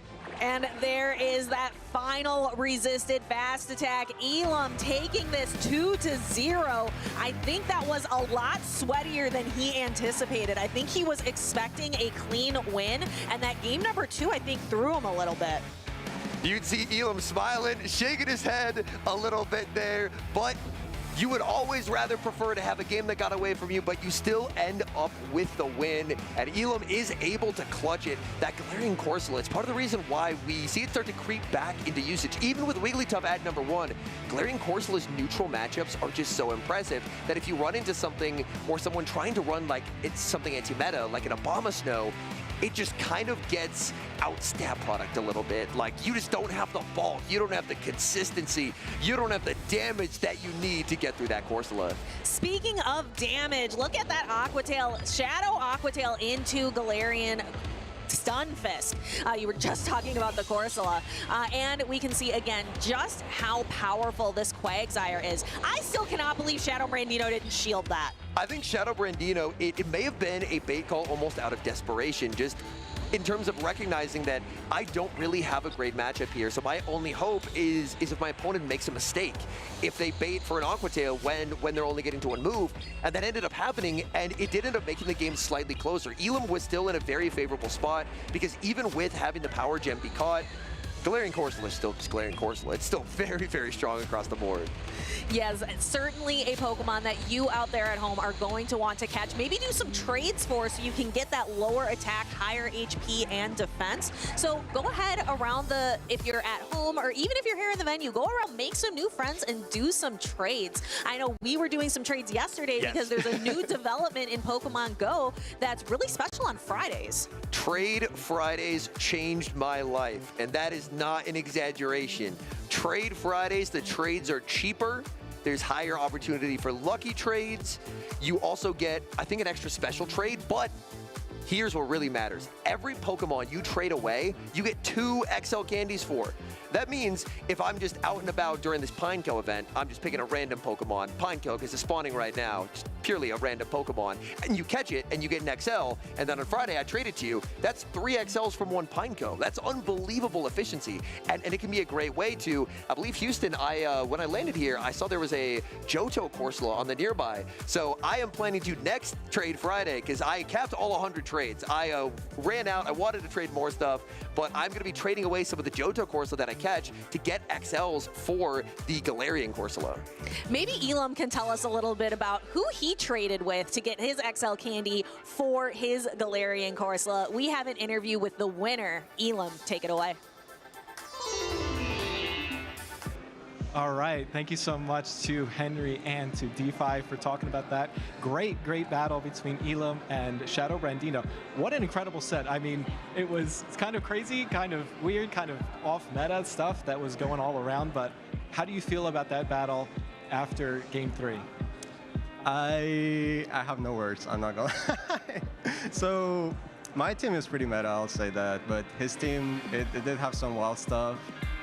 I probably could have played better. I didn't play that well, but still got the win because I had like our RPS them. So yeah, I guess I'm happy. Okay, well, I mean, you used like some really fun Pokemon there. Galarian Corsola, I think, has been trending up in this meta, as well as Wigglytuff. I think you used a couple of really fun strategies there. Obviously, to catch some moves, some catch and go. But is there a Pokemon on your team that you really enjoy using in this meta? There's a lot of variability, not really a lot of versatility, but I guess Shadow Quagsire, it has a lot of play into everything. There's some picks that really don't let it do anything, like Gourgeist, for example, but Gourgeist in general isn't too well into the rest of the meta. So I think Shadow Quag, probably my favorite Pokemon, but yeah, I don't know. Okay, and we've seen a few of the Shadow Fortress. Is there any reason you decided to run regular non-Shadow Fortress? I only have 1 Shadow Fortress and it's not the best, so I didn't really research it too much. If I had more options, maybe I would have looked into it, but I was comfortable with regular. Okay, I mean, yeah, it adds a little bit more bulk to the team, which I think is really helpful in this meta as well. Yeah, any final shout-outs, anyone you want to talk about that helped build your team, or that you want to give thanks to? Well, there's a lot of people that helped me, but in the end, I don't know, the team building process was kind of crazy, so I don't have anyone in particular that like gave me this team. Basically, my team is Hard Jeff's team. Not that he helped me, but my team is Hard Jeff's team without Charlotte Politoad. But I do want to shout out my friends, ETMs, Softove, Pranav, I think he's watching. And yeah, I mean, I have a lot of friends. If I said my friends and you feel like I'm shouting you out, then I'm probably talking about you, so. Yeah. Awesome. Okay. Well, we're gonna bring it back to the casters in preparation for our next battle. Thank you so much, Elam. Great win. I can't wait to see you battle again. So, bring it back to DeFi and Home Slice Henry. Thank you so much, Alex, for giving us a little bit more time with Elam. I really keyed into when Elam was talking about, yeah, my opponent had some crazy Pokemon on his team, but, you know, managing to work his way through it. And there's a crazy Pokemon that's going to be coming up here that I want to talk about, but I know, Home Slice Henry, you also really want to talk about. We saw it come up on the screen, and we both just immediately, oh my goodness, what is that? It's time to talk about Shelgon. Yes, not Salamence, Shelgon. The middle evolution, not Salamence. Shelgon got access to Twister this season. Dragon Breath, Twister, and Flamethrower. It operates as a bit of kind of a more offensive version of Altaria, where you have a monotyping of Dragon, so you don't have the dual typing, you have less bulk, but you have better pacing than Altaria, and Twister is a better move than Sky Attack, and Dragon is usually a more helpful typing offensively. Now, Shelgon, it does have Flamethrower for coverage into the steals as well, so I believe a Shelgon actually got 3rd place in Curitiba last weekend, so Shelgon already had a pretty impressive result there, and now it's already here in a group finals. And this, I cannot emphasize that enough, that we are in group finals now. For winners finals, Group A, we saw Zimmy Kid earlier with the Togekiss, but he is up against Sankalor, and we've got the Shelgon, which, as you mentioned, it doesn't have that flying subtyping like Altaria does, so that removes some weaknesses, I think, for this Dragon-type Pokemon. What I'm also excited to see is more of that low kick Annihilate. Low kick Annihilate is incredibly fast to get to its charge attacks, whereas Counter was all about boosting up the fast foot pressure. The low kick Annihilate is a lot more about boosting up your attack and then landing boosted close combats. It's a lot more charge attack focused. Now, I think actually taking a look across Zimmy's team, there is so much play for Shelgon here. Like the Fortress for Zimmy Kid is on Volt Switch, and Volt Switch Fortress loses quite significantly to Shelgon because of that Flamethrower coverage. So I think Shelgon, if Sankeeler decides to bring it, could be a key contributor because, oh my goodness, it looks very strong. Yeah, Sankalor, not a trainer that we've seen a lot of. The only time we've seen Sankalor this season was just recently in Seattle, and then before that was at NAIC, was at Worlds. Does pretty well consistently, but we just don't see him at a lot of tournaments. And it looks like at Seattle opted for a different Dragon type in Guzzlord that Zimmy Kid has, but making the adjustments. And you know what? I'm going to take the Shelgon out and see how Shelgon performs. But the threat of Shelgon could almost pressure Zimmy into bringing a lot of Togekiss. So that could be another option for Sankeeler, is if you're ever in a position where you have one Pokemon that is very neutrally strong into like 5 of 6, you know your opponent's probably going to bring that one counter, so you could maybe try running like a lead and a closer that are both strong into Togekiss to try and kind of trap Zimmy as he tries to counter this threat of a Shelgon. What you're talking about is bench pressure. Just having a Pokemon on your bench that kind of forces your opponent to make some different choices, and you can trap them. A lot of what happens in this game happens right before the lock-in screen even occurs. And battlers here making last-second adjustments. Sankeeler has locked in. Zimmy Kid's locked in. We're ready. Game number 1. This is the winners finals of Group A. Winner gets into tomorrow's Championship Sunday. We're going to see Battle of the Fairy types. We have Wigglytuff and Togekiss. Togekiss, though, runs Peck, just a very quick 2-turn fast attack that allows it to get to these Aura Spheres very quickly. Zimmy Kid, an adjustment in strategy from an earlier game. Earlier game went for the Dazzling Gleam and it landed onto Wigglytuff. This time baiting with the Aura Sphere. Sankeeler is going to be no shielding this matchup. Usually going to be favored towards the Wigglytuff due to Wigglytuff's stat product, but Zimmy Kid opts out and catches that Icy Wind onto Licky Licky.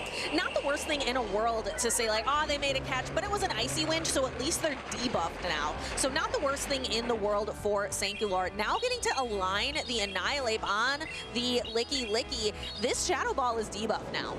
And even if it was not, one of the reasons behind running the regular Annihilate is regular Annihilate from full HP can actually survive that Shadow Ball. So that, I imagine, is one of the reasons why Senkailor decided to bring the regular Annihilate.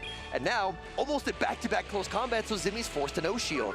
Yeah, letting it go, and then Senkailor's got a ton of energy in the back, and has enough for a Rage Fist, can throw one low kick and throw in a Rage Fist to really put a threat on this Togekiss. I think Senkailor would love if the switch timer was up and be able to pivot out of this matchup, but no, staying in. This gives a huge farm down to Zimmykid.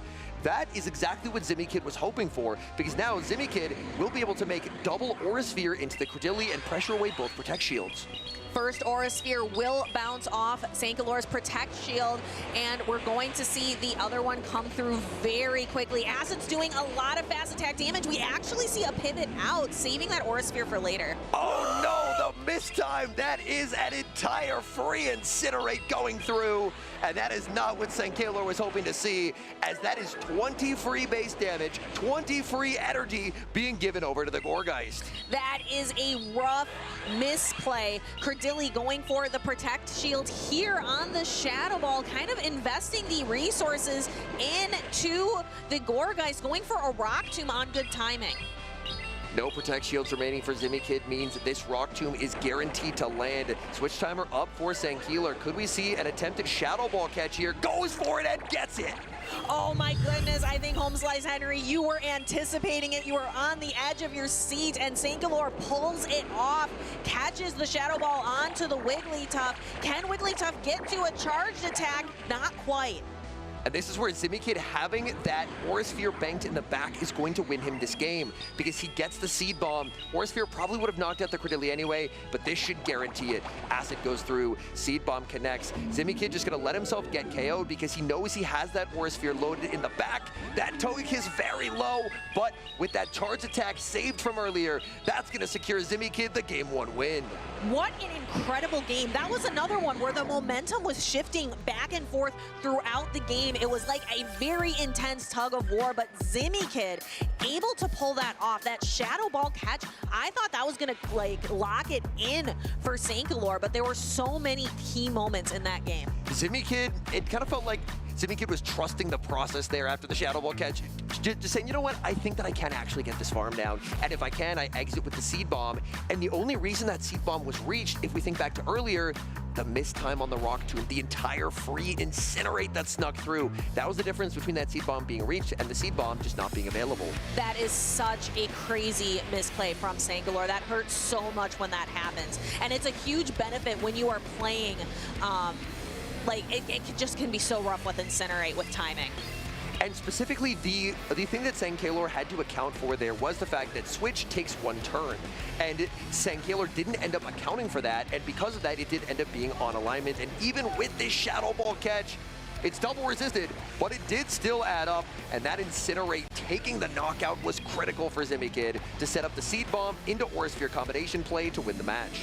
Yeah, I've been saying it all day. I love Gourgeist. I'm excited to see more of it, but it can be tricky with Incinerate because if you're the one to make a misplay, it is huge. But if your opponent misplays, that can be massive as well. I have to imagine the adjustment from Senkailor is to bring that Shelgon. Shelgon was benched in game number 1, and unfortunately, it didn't end up turning into a win.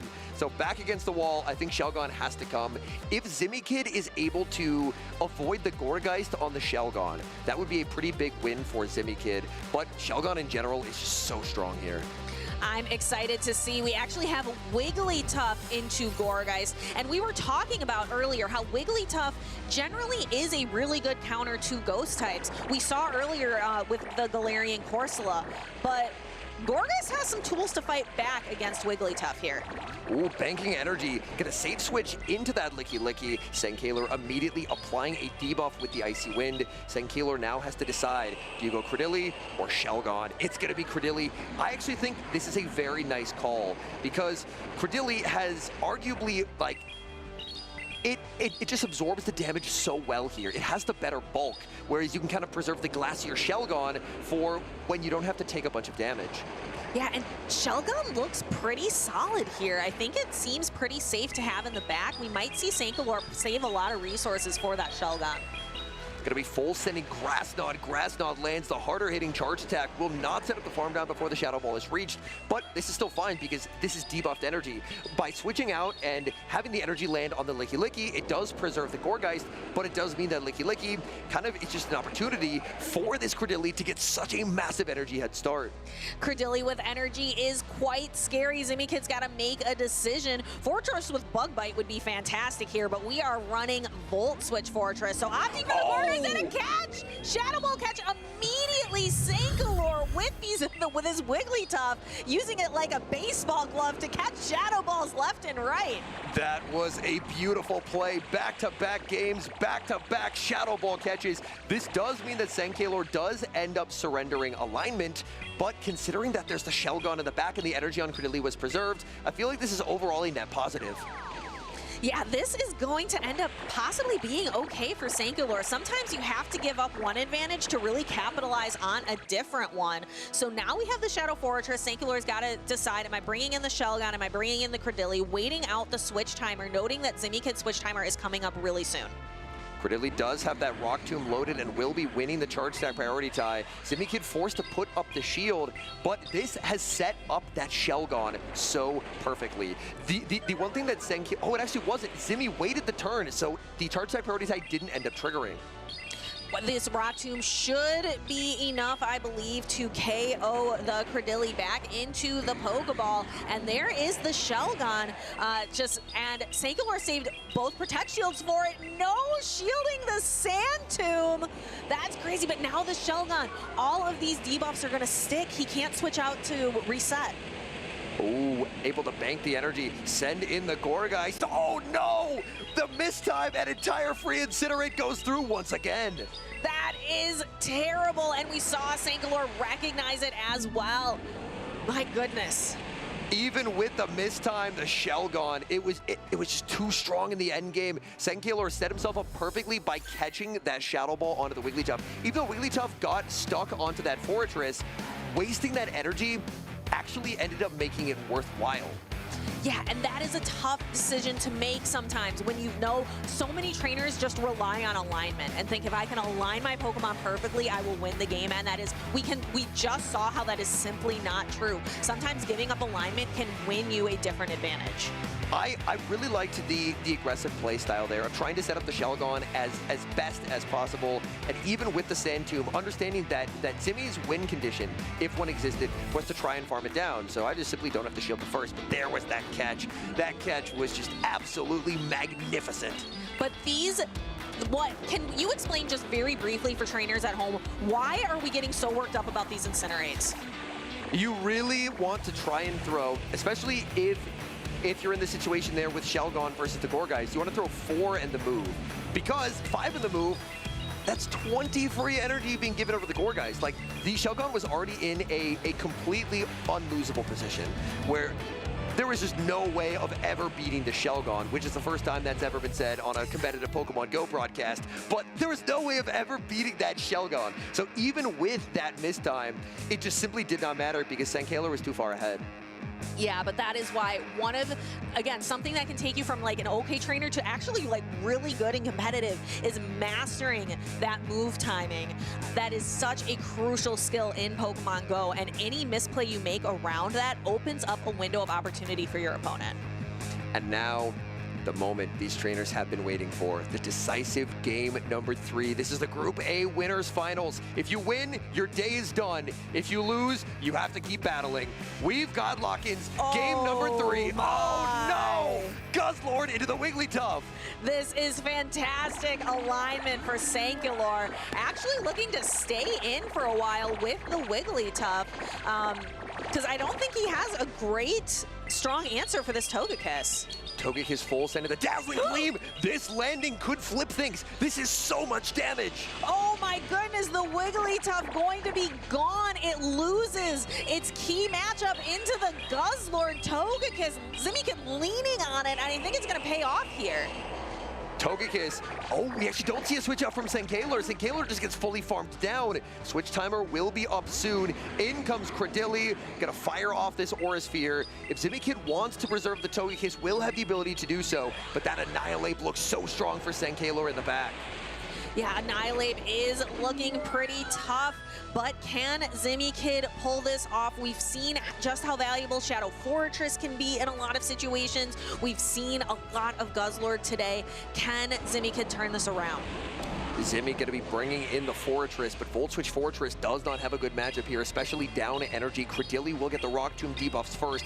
This is hard-hitting damage. Rock Tomb did get its damage reduced this season, but it sure doesn't feel it when it lands onto a Shadow Fortress. You know, fast attack pressure is doing absolutely nothing. Both of these trainers really relying on being able to hit hard with their charge attacks. Sankalor letting this Rock Tomb go, knowing that Credilli can withstand it just fine. Zimmy Kid making a quick swap out into the Guzzlord, knowing that the Wigglytuff's nowhere to be seen, but I think it's going to be met with the Annihilate. Immediate Rock Tomb that applies the debuff. One could argue that the Rock Tomb probably should have been saved because Annihilate's going to have a very convincing matchup here and is never really going to be able to low kick it into Rage Fist range. Like, a close combat will always be needed, but I think Sankalor is so far ahead that realistically it's probably not going to end up affecting the outcome of this game.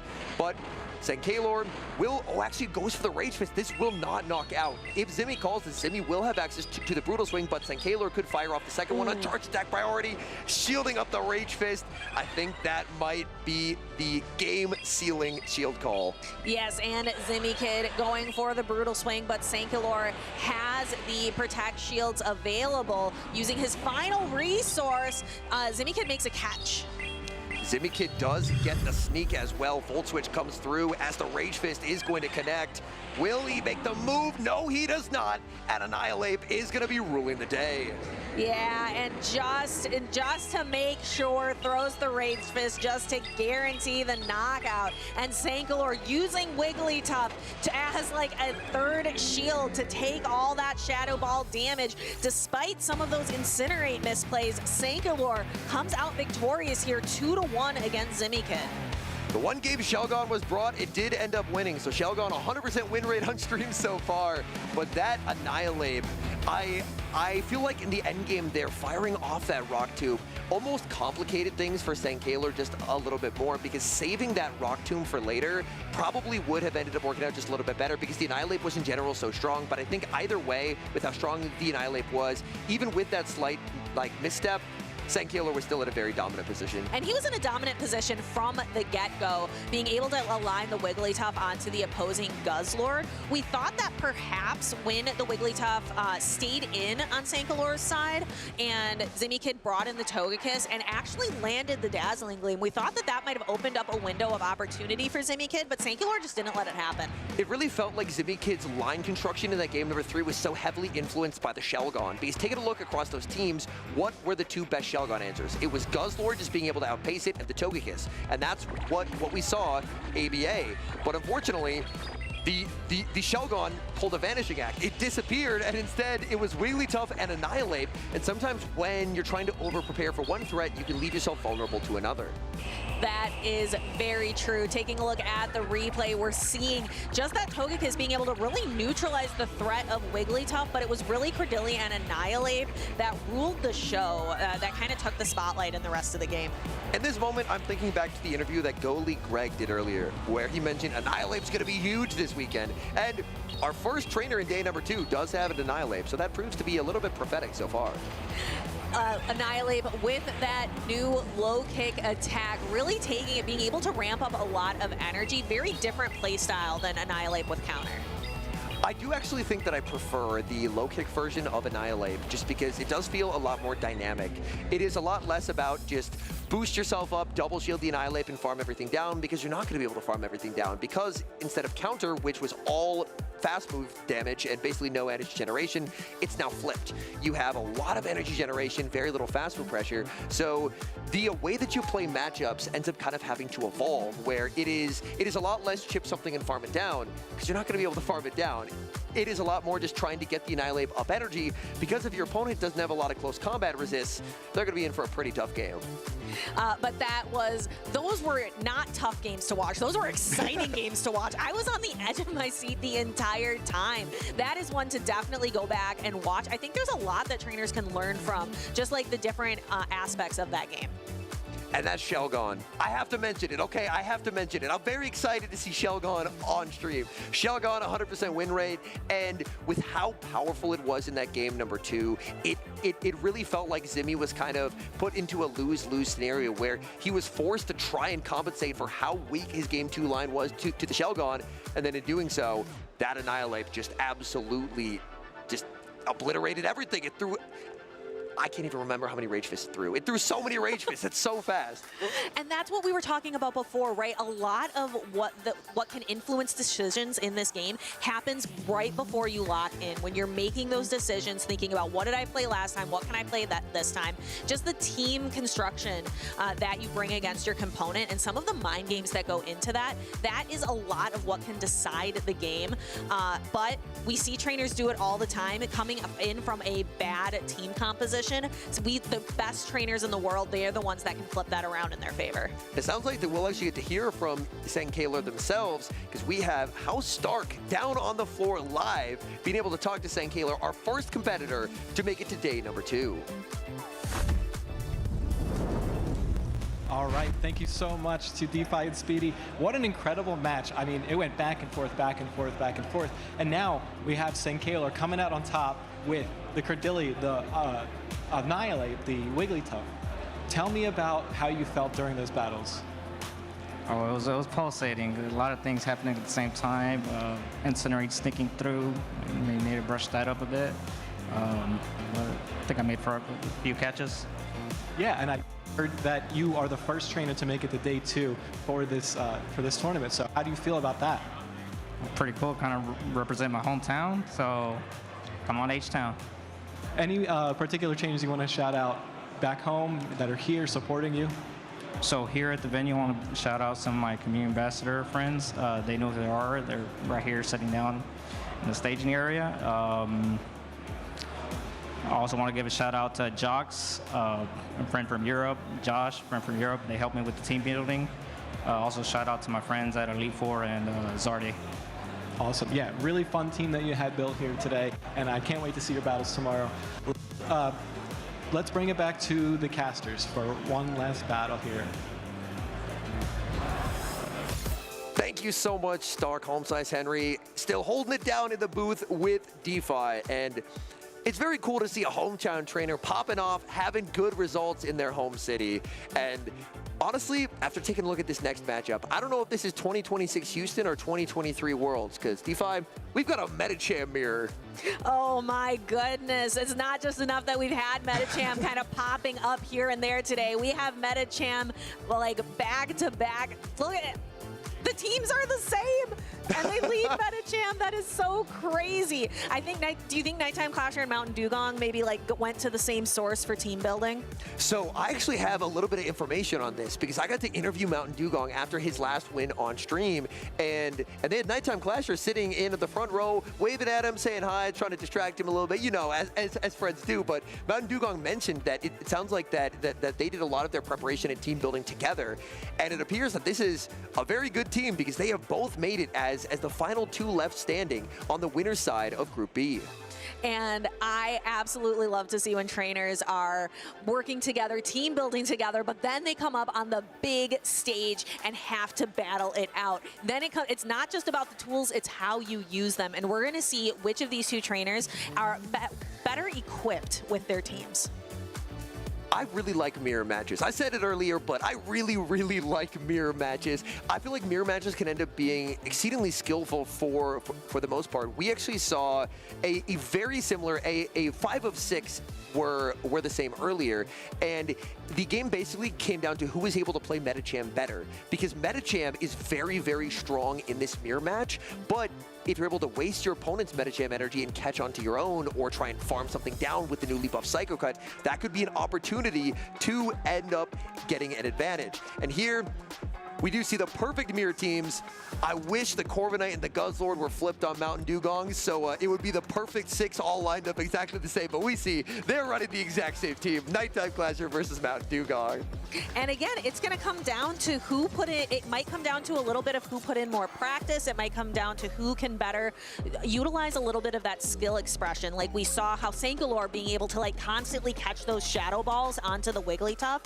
Who can make the catches? Who can be patient? Who can wait the turn? Use like maximize the switch timer. It's going to come down to all of those little things. It looks like these battlers are wasting absolutely no time. We've got double lock-ins here. Game number 1, winners finals of Group B. It's going to be Guzzlord for Nighttime Clasher, staring down the Quagsire for Mountain Dugong. Guzzlord is going to be able to apply a lot of fast attack pressure with Dragon Tail, and it's going to be able to pace really quickly to these brutal swings, and going to be relying on that in this matchup. Guzzlord generally going to be favored here just because of this absolutely relentless pacing. Quagsire going to farm up a ton of energy, fire off the Stone Edge right before the Brutal Swing is available. That Brutal Swing would have barely missed the knockout, but give Guzzlord 1 or 2 more Dragon Tails, and then that Brutal Swing would have actually taken the KO.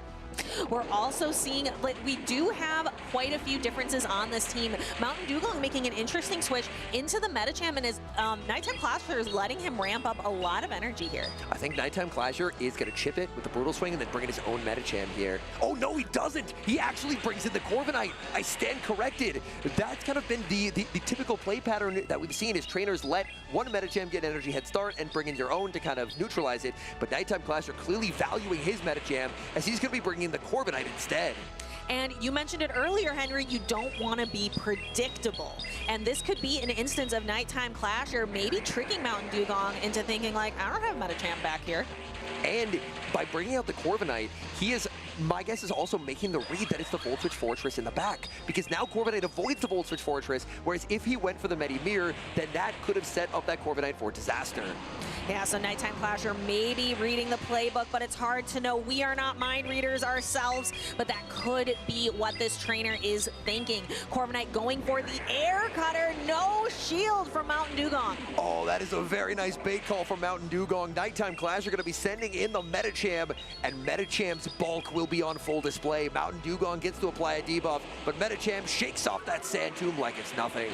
Medicham is able to pace very quickly to these ice punches and dynamic punches, and it has the benefit of that 2-turn fast attack, going for the ice punch, getting the shield from Mountain Dugong. Crazy stuff. Oh my goodness, that doesn't save a lot of energy, but it saves just a little bit. It does mean that later in the game, if Nighttime Clasher needs an Ice Punch, he will be able to reach Ice Punch in 4 instead of 5. Saves a little bit of energy, but sometimes it's those small adjustments in these mirror matches that do it, able to get right to the Ice Punch, knock out the Medicham, and here Nighttime Clasher immediately reaching for Guzzlord.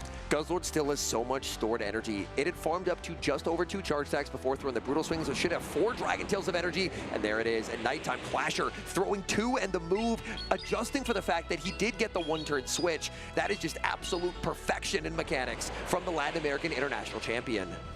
Guzzlord going for the second Brutal Swing. Mountain Dugong kind of, you can see him pursing his lips, thinking, I don't know if I'm going to be able to win this one, maybe trying to think ahead to game number 2.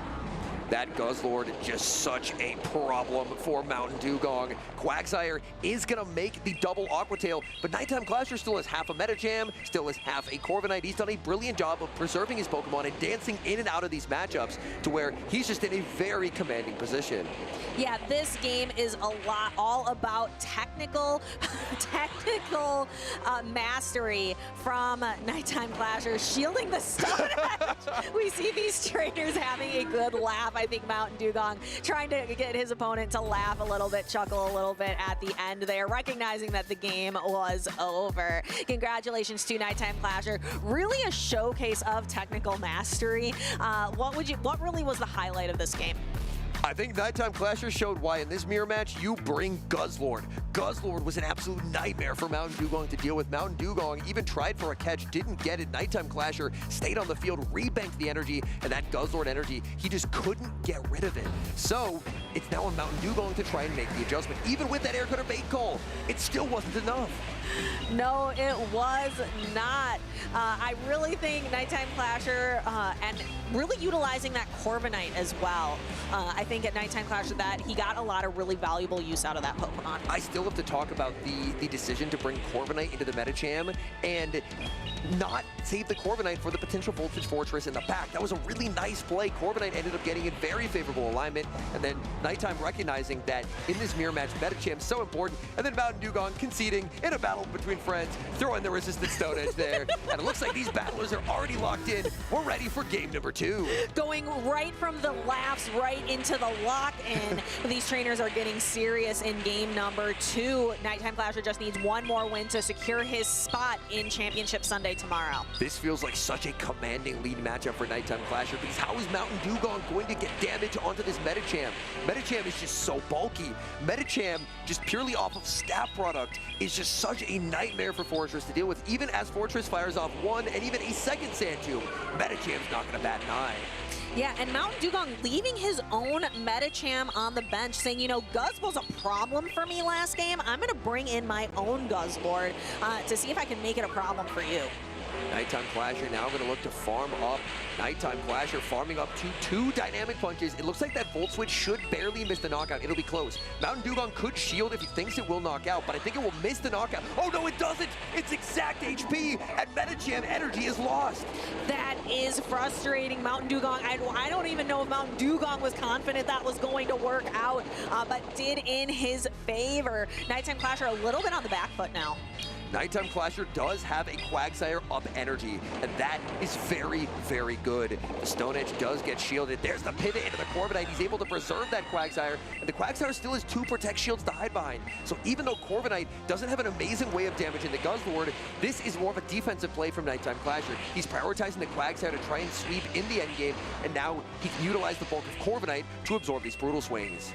Yeah, Guzzlord was a problem for Nighttime Clasher, having to face it down now and just really using Corviknight as a giant protect shield, like just absorbing damage, almost like a fortress. Very, very true. It seems like Mountain Dugong, if he ends up pivoting out here, he puts himself in a little bit of an awkward spot because I think Corviknight can actually hang on here if it wants to let this go. And, oh, Nighttime Clasher puts up the shield. He is wanting to save that Corviknight, sends in the Quagsire. Quagsire just going to look, oh, Quagsire could even go for a full mud shot down here. That would leave Quagsire with 100 energy, and that energy does go everywhere. Sand Tomb is going to reduce the defense of this Quagsire, so these Volt Switch is doing a little bit more damage now. Quagsire deep in the red, but with a ton of energy, and that energy is going right into Mountain Dugong's own Quagsire. No Protect Shields remaining, so all attacks land here. Shadow versus Shadow, Aqua Tail barely does not 2-shot, but that's why Nighttime Clasher has almost 3 Aqua Tails loaded. He's so low on the Quagsire, but it just has so much energy. Yeah, and Quagsire just needs to hold on, switching into the Guzzlord. Nighttime Clasher throwing the Aqua Tail, some resisted damage into the opposing Guzzlord. Nighttime Clasher did shield that Corviknight earlier, so the Corviknight, it is still pretty healthy. It is outside of Brutal Swing range, and Nighttime Clasher knows it. He's going to be no-shielding. Mountain Dugong gets to land this damage, but trying to Dragon Tail down a Corviknight is a pretty tall ask. And the Corviknight just has so much energy already at the air cutter that is going to secure the knockout. It says on the screen, no Protect Shields remaining. Mountain Dugong cannot save his Guzzlord from this knockout. We do have an Aqua Tail loaded. He needs to get to 2 of them and just barely can't do it. Nighttime Clasher smile into the crowd. He's going to be moving on to day number 2 as Air Cutter knocks out the Quagsire in the perfect mirror match. It's the Latin American International Champion taking the win. Nighttime Clasher showing off why he has that international title. The technical precision, the patience, the mind reading, the games that he is playing, but definitely caught off guard by that Stone Edge in game number 1. I do appreciate anytime we have a battle of friends on stage. They obviously lock in. They're focused. They're trying to win, but they also take a moment to have a little bit of fun with it, share some laughs, and that Stone Edge definitely was a pretty funny moment. We can see just how Nighttime Clasher secured this victory into the battles tomorrow here, winners finals of Group B. Again, really utilizing that Corviknight, positioning it for just to really be able to absorb a lot of damage. And that Quagsire, my goodness, mud-shotting down, exiting with 100 energy, Aqua Tail after Aqua Tail after Aqua Tail, and then that Guzzlord had a bit of a problematically large health bar until the Aqua Tail landed, and then suddenly it was an air cutter range, and Corviknight could slam the door. And Guzzlord goes down, and Quagsire will go down as well, just not able to garnish enough energy to be able to knock out the Corviknight and get, like, you need to get the Protect Shield first, and mud-shotting down a Corviknight is a tall ask. Especially with the mudshot damage being reduced this season. It got extra energy generation, which is what the mudshot users wanted, but with less damage, and with it being single resisted, Corviknight's pretty bulky, and unfortunately, probably could have thrown 3 or 4 more mudshots, and Corviknight still would have been flying high. Yeah, I think that Corviknight just provided a lot of utility for Nighttime Clasher throughout that match, really relying on it in both games. Corviknight and Metachamp kind of as a pairing really carried him through throughout both of those games.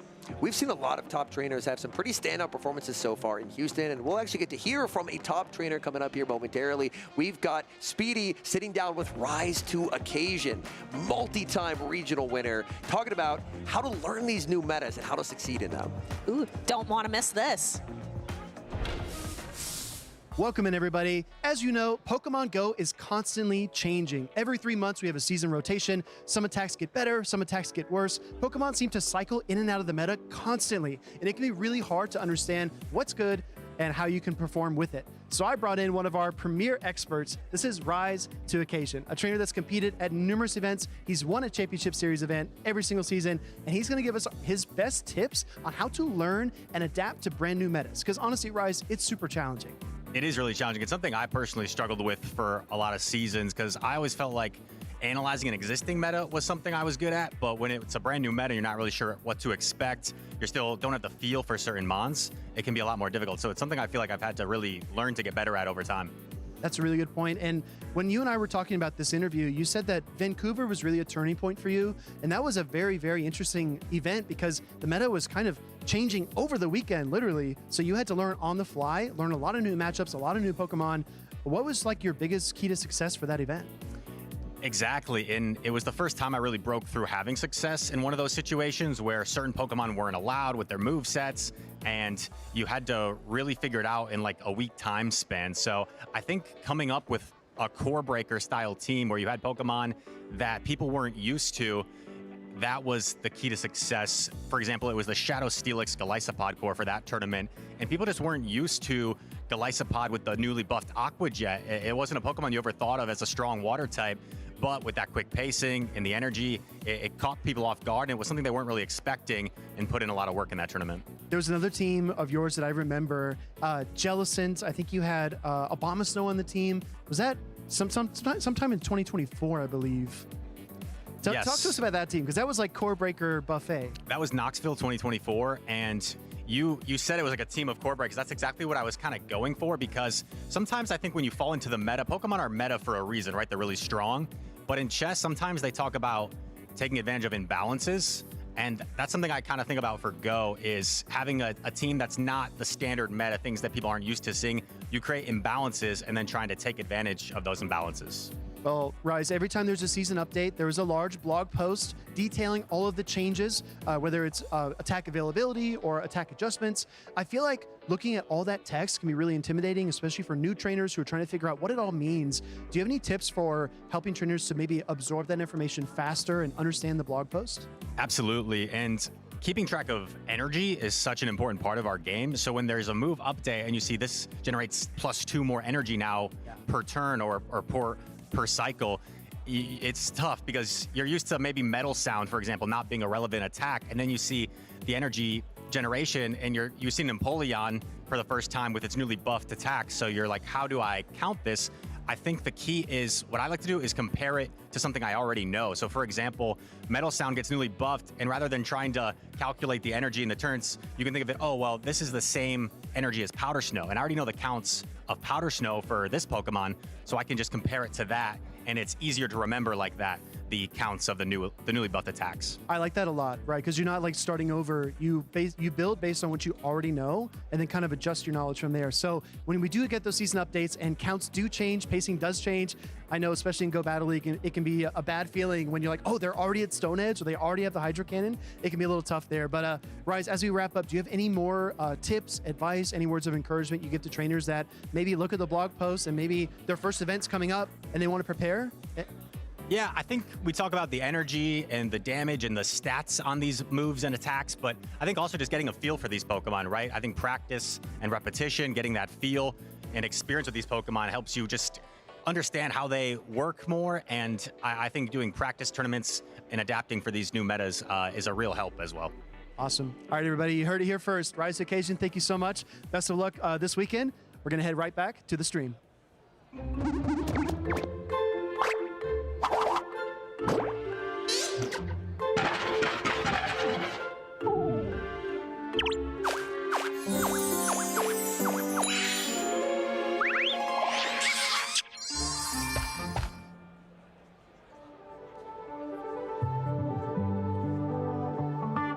How did we get here? So far from home, on the untread path. But we're not alone, we got each other. So we got a lot, and now the moment's come to finally take our shot. Oh, look how far we've come, look how far we've come. We're so much closer now to the battles we've won. Oh, look how far we've come, look how far we've come. There's still a ways to go, but look how far we've come.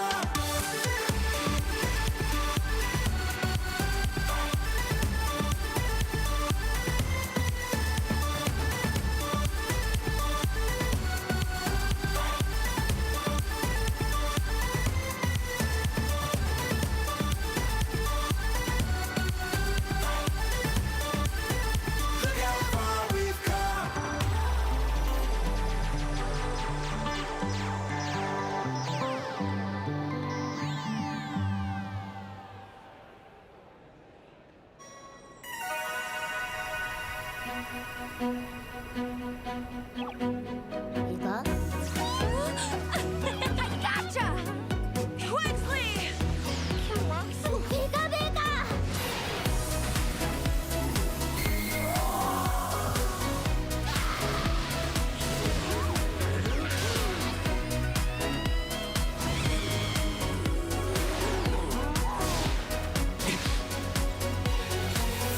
Roy's ancient Pokeball resonated with my pendant.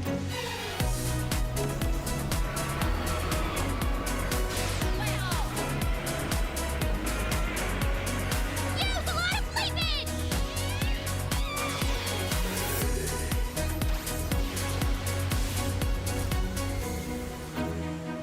Pika.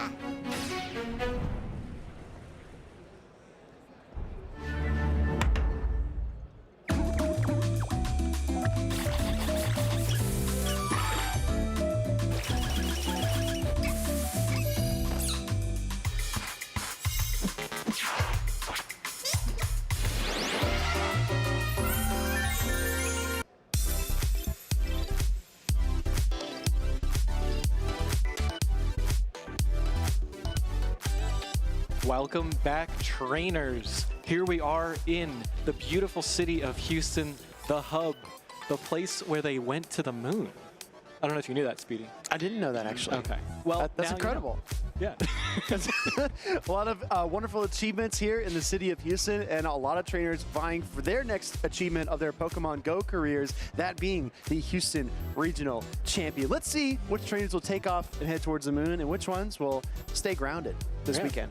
Absolutely. I think this this tournament has been incredibly fun so far, right? We've seen a ton of like really interesting teams. We've seen a ton of really, really talented trainers. We've seen a combination of both. So here we are we have this incredible matchup of Dunebug 97 versus Del 31416. Exactly. Dunebug 97, a trainer that you've seen time and time again. He makes his way back to the stage here in Houston, and Dunebug has had good luck in Texas over the years, especially San Antonio, falling to that loser side bracket in round 2 and then fighting his way all the way to gold. So I think that he could take it all, but Del is standing in his way, and Del's Azumarill might be an issue for Dunebug. Yeah, I have to agree. There's not a ton of really good options into that Pokemon. Obviously, you have something like Licky Licky that is very neutral, but the Alolan Ninetales plus the Politoed's energy is pretty neutered into that Pokemon. That water typing is really, really strong. Water Fairy especially even better. Yeah, exactly. It provides you a lot of resistance, and you're able to tank so many charge attacks. We know Azumarill is incredibly bulky, can withstand a lot, allow you to get back to your switch timer, and it can bounce in and out of the battle. So let's see where Del decides to place it on his team. We're locked in, ready to go. Dunebug 97 taking on Del. Let's see what these trainers decide to lead. Wow, this is a very one-sided matchup. Alolan Ninetales, the Fairy and Ice type into the Guzzlord's Dark and Dragon typing. We will see an immediate switch out, and as you called, the Azumarill comes in as a very safe Pokemon into Dunebug's team. Azumarill definitely safe, but when you put yourself in this position as Del, you kind of leave yourself open. Making that first swap, that initial switch over to Azumarill opens the door, and if Dunebug has a hard counter, it's going to come out, and it does. Gourgeist, Incinerate's not adding up, but the Seed Bombs are really piling on the damage. I really love the timing here from Del. This Ice Beam is going to be hitting this Grass and Ghost type for super effective damage. We see a shield coming in from Dune. Does not want to take that super effective Ice Beam. Another Seed Bomb is locked and loaded, ready to go. Incinerate's 5 turns, Bubble is 3, so you only give away 1 free turn of energy if you throw a single Incinerate. Dunebug, timing beautiful as ever. Seed Bomb connects. Yeah, and we're going to see another Ice Beam connect here into this Gourgeist. I believe, yeah, this is going to be super effective damage. It's not going to be enough to knock out because Azumarill does not have a very high attack stat, and Gourgeist is pretty bulky, but it does a good amount of damage. It's going to put it down into farming down range for one of the other Pokemon, potentially. We see a Seed Bomb getting fired off here. Dunebug charging up to double Seed Bomb here. Yeah, and because he throws the Seed Bomb now, he actually negates that bubble damage that would have applied otherwise. Doesn't make a big difference, but if he needs a little HP in the end of the battle, then you can see exactly where that difference was made up. We're going to see a Guzzlord mirror match now. I think you want to be throwing the Sludge Bomb, and because Del's a Dragon Tail ahead, he's able to get to his first. Yeah, I really like that switch out from Dunebug, though, going into like the neutral third Pokemon that neither player knows, and then going into this Guzzlord is really, really safe here. Actually throwing the Brutal Swing. So this is going to be a really tough answer for Del. Do you shield it or not? He does. One of my favorite questions is, can you stack it? Can you stack the Brutal Swing and the Sludge Bomb? No, Dunebug does not have both, so he's forced to go for the Brutal Swing, but Del throws his charge attack, negating any potential charge attacks coming from Dunebug's side. So the one thing to note here is that Gourgeist is still a little bit healthy. It's going to be able to get at least 1 or 2 Incinerates off, and here we're going to see the first Incinerate go through. The second one is not thrown yet. Actually, a Shadow Ball coming through first. Yeah, I mean, switch for 1 turn, Incinerate for 5, throw on turn 7, I believe. I mean, I think that's about as good as you can get from Dunebug, and will he be able to withstand another Volt Switch? Yes. He's going to force some energy out of Del here. Yeah, I think you have to kind of throw here. You don't want to take another charge attack here, and the Sand Tomb is going to be enough to knock out, and I believe you have enough energy to potentially get to a Rock Tomb here. Here comes the Weather Ball. It's not going to be enough, but it's going to put it in range of potentially another one. I see a little smirk on Del's face. I think he's feeling pretty good. There's a viable win condition here. Connecting the Rock Tomb is going to devastate this Alolan Ninetales, but it still has a Protect Shield. Dunebug has to make a call. Is it a bait? Yes, he calls the Rock Tomb. Really, really nice call there from Dunebug. Obviously, it's not enough to get the knockout through the shield, but here you have to try to catch Dazzling Gleam. It doesn't work, and now Dune can just build up a ton of energy. Does have to watch out for the Sludge Bomb from that Guzzlord, though. Yeah, I think he's going to offer a double Weather Ball approach here. Just bring a cold chill into the venue in Houston, Texas. He's got another one. He goes for the Gleam, though. Just wants to lock this matchup down. A little bit of razzle-dazzle here from Dune. This is going to be just enough to knock out the non-Shadow Fortress. So it is a little bit bulkier. That is something that we are going to have to watch out for, and Dune's going to have to watch out for, letting out a sigh of relief as that game was very stressful for that lead matchup. We've seen Alolan Ninetales in the meta kind of bobbing and weaving in and out. across the seasons, and I do feel like with the absence of that Shadow Scizor and the lack of Poison-type Pokemon, it is more viable than ever, and Doombug is making good use of it, even toppling a Fortress with it, which is honestly super impressive. Yeah, and we do see a Poison type on Dell's side of the field with that Clodsire. However, it is not one of the Pokemon that's going to be doing super well into that Alola Ninetales, because Alola Ninetales is super effective against that ground typing. So it's a very offensively counterbalanced matchup, and Alola Ninetales can outpace, which is a really common theme in Pokemon Go. If you can outpace your opponent in terms of when you get to the charge attack, that's going to be a really good indicator of whether you win or lose that matchup. No, you're exactly right. I think that a lot of the typing matchups can be a bit deceptive. You have to look a little bit closer, look at the fast and charge attacks, and recognize the intervals. And speaking of intervals, I mean, we've seen so much good Fortress play, so many good swap-ins, but right here, Dell tries to wiggle out of a tough spot, but can't find an opening. We're going right into game number 2, though. Doombug, 97, is up 1-0. And here we go. The lead matchups are going to be right in front of you. Licky Licky versus Guzzlord. This is a pretty neutral matchup as well. They both get to their charge attacks relatively quickly. They absolutely do. A bulky, I guess, bout of two really strong Pokemon. Two Pokemon that fire off a ton of charge attacks and take a ton of charge attacks in kind. Body Slam is going to get fired off here by the Licky Licky. That's going to do a little bit of chip damage, and Guzzlord shrugs it off. Out comes the Azumarill, another Azumarill safe swap. Yeah, but this time it's not met with that Gourgeist. If you look at Dune's team, he does not have that Gourgeist this time around, or the Alola Ninetales. He switched it up completely. Yeah, very good call out. There's no hard answer here. So he goes for the chip damage. Shadow Ball pivots into the Corviknight here and is going to try to ramp up these sand attacks. Yeah, this Corviknight is an incredible spot because now you can actually get off a bunch of air cutters and potentially give yourself a chance to boost your attack.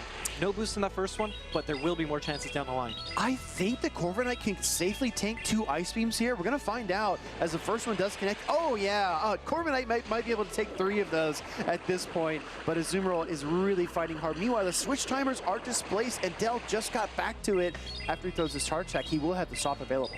Yeah, Corviknight's one of those Pokemon. It's like a tanky, like flying type of Fortress. It's just so bulky, and it does so much. It has so much coverage. It's got ground, flying, and dark, which is a really, really nice neutral moveset to be able to take care of a different variety of Pokemon. Exactly. I think flexibility is the key word, right? As we look at the overcharge here, a massive sand attack overcharge by Doombug, also allowing his Corviknight to get weak, not giving much farm back to Dell. He wants to maintain that momentum on the left side of the stage. Yeah, it's a really good play. Unfortunately, does switch out and is able to save at least an air cutter there.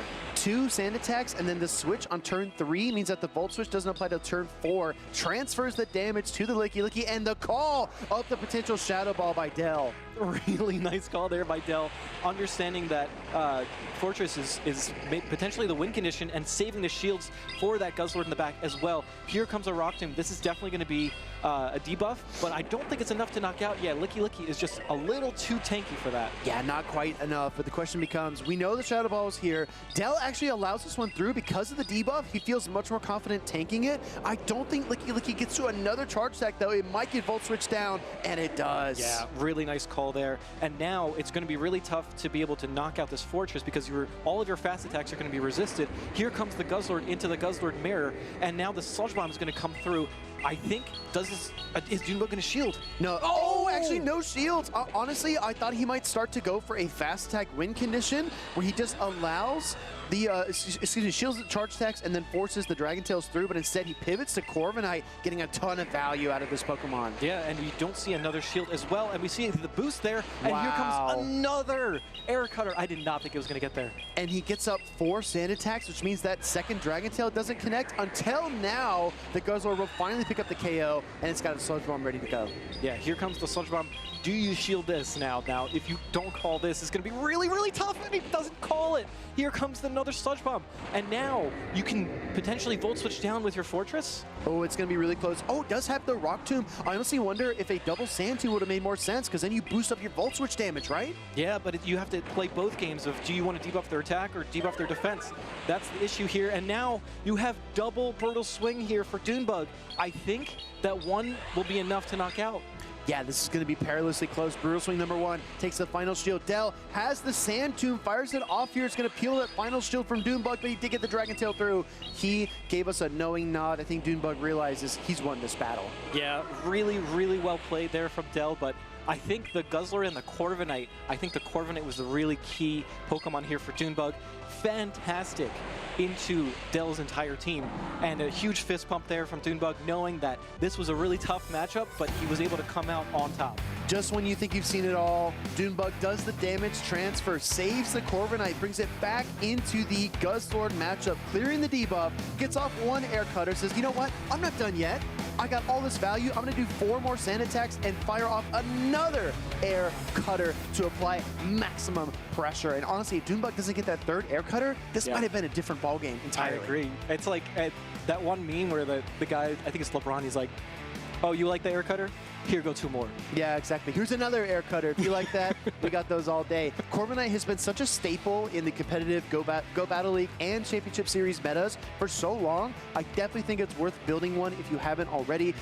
Honestly, Alex, when I was team building for Seattle, I was thinking there aren't that many safe switches in the meta currently. Maybe Licky, maybe Corviknight, and granted, that was back in the Precious Paths meta. We moved into a situation where maybe Quagsire is a top safe switch, but honestly, when you look at the meta and how it develops, you have to hone in on those key Pokemon and learn them, and Corviknight looks just as good as it did 6 or 8 or 10 months ago. Yeah, I truly believe that Corviknight might be the best safe switch, no matter what meta comes again. Because of the versatility of the moveset, because of how fast it's able to pace, because it's able to boost, it has so much diversity and flexibility. Those are the types of Pokemon that you want in these types of metas, because you don't know what types of Pokemon you're going to face.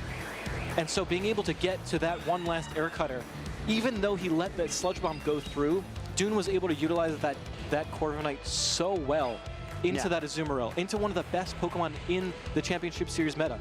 Yeah, and he was so wise to fire the Shadow Ball, chip down the Azumarill, make it manageable for Corviknight. That's a Pokemon that's not going to win a lot of head-to-heads. It's not going to just, shine on stage with big, hard-hitting charge attacks, but it's going to be versatile. It's going to be flexible, and if you have the patience and you kind of know your damage margins, you can really kind of pilot your way through some really sticky situations with a Pokemon like Corviknight.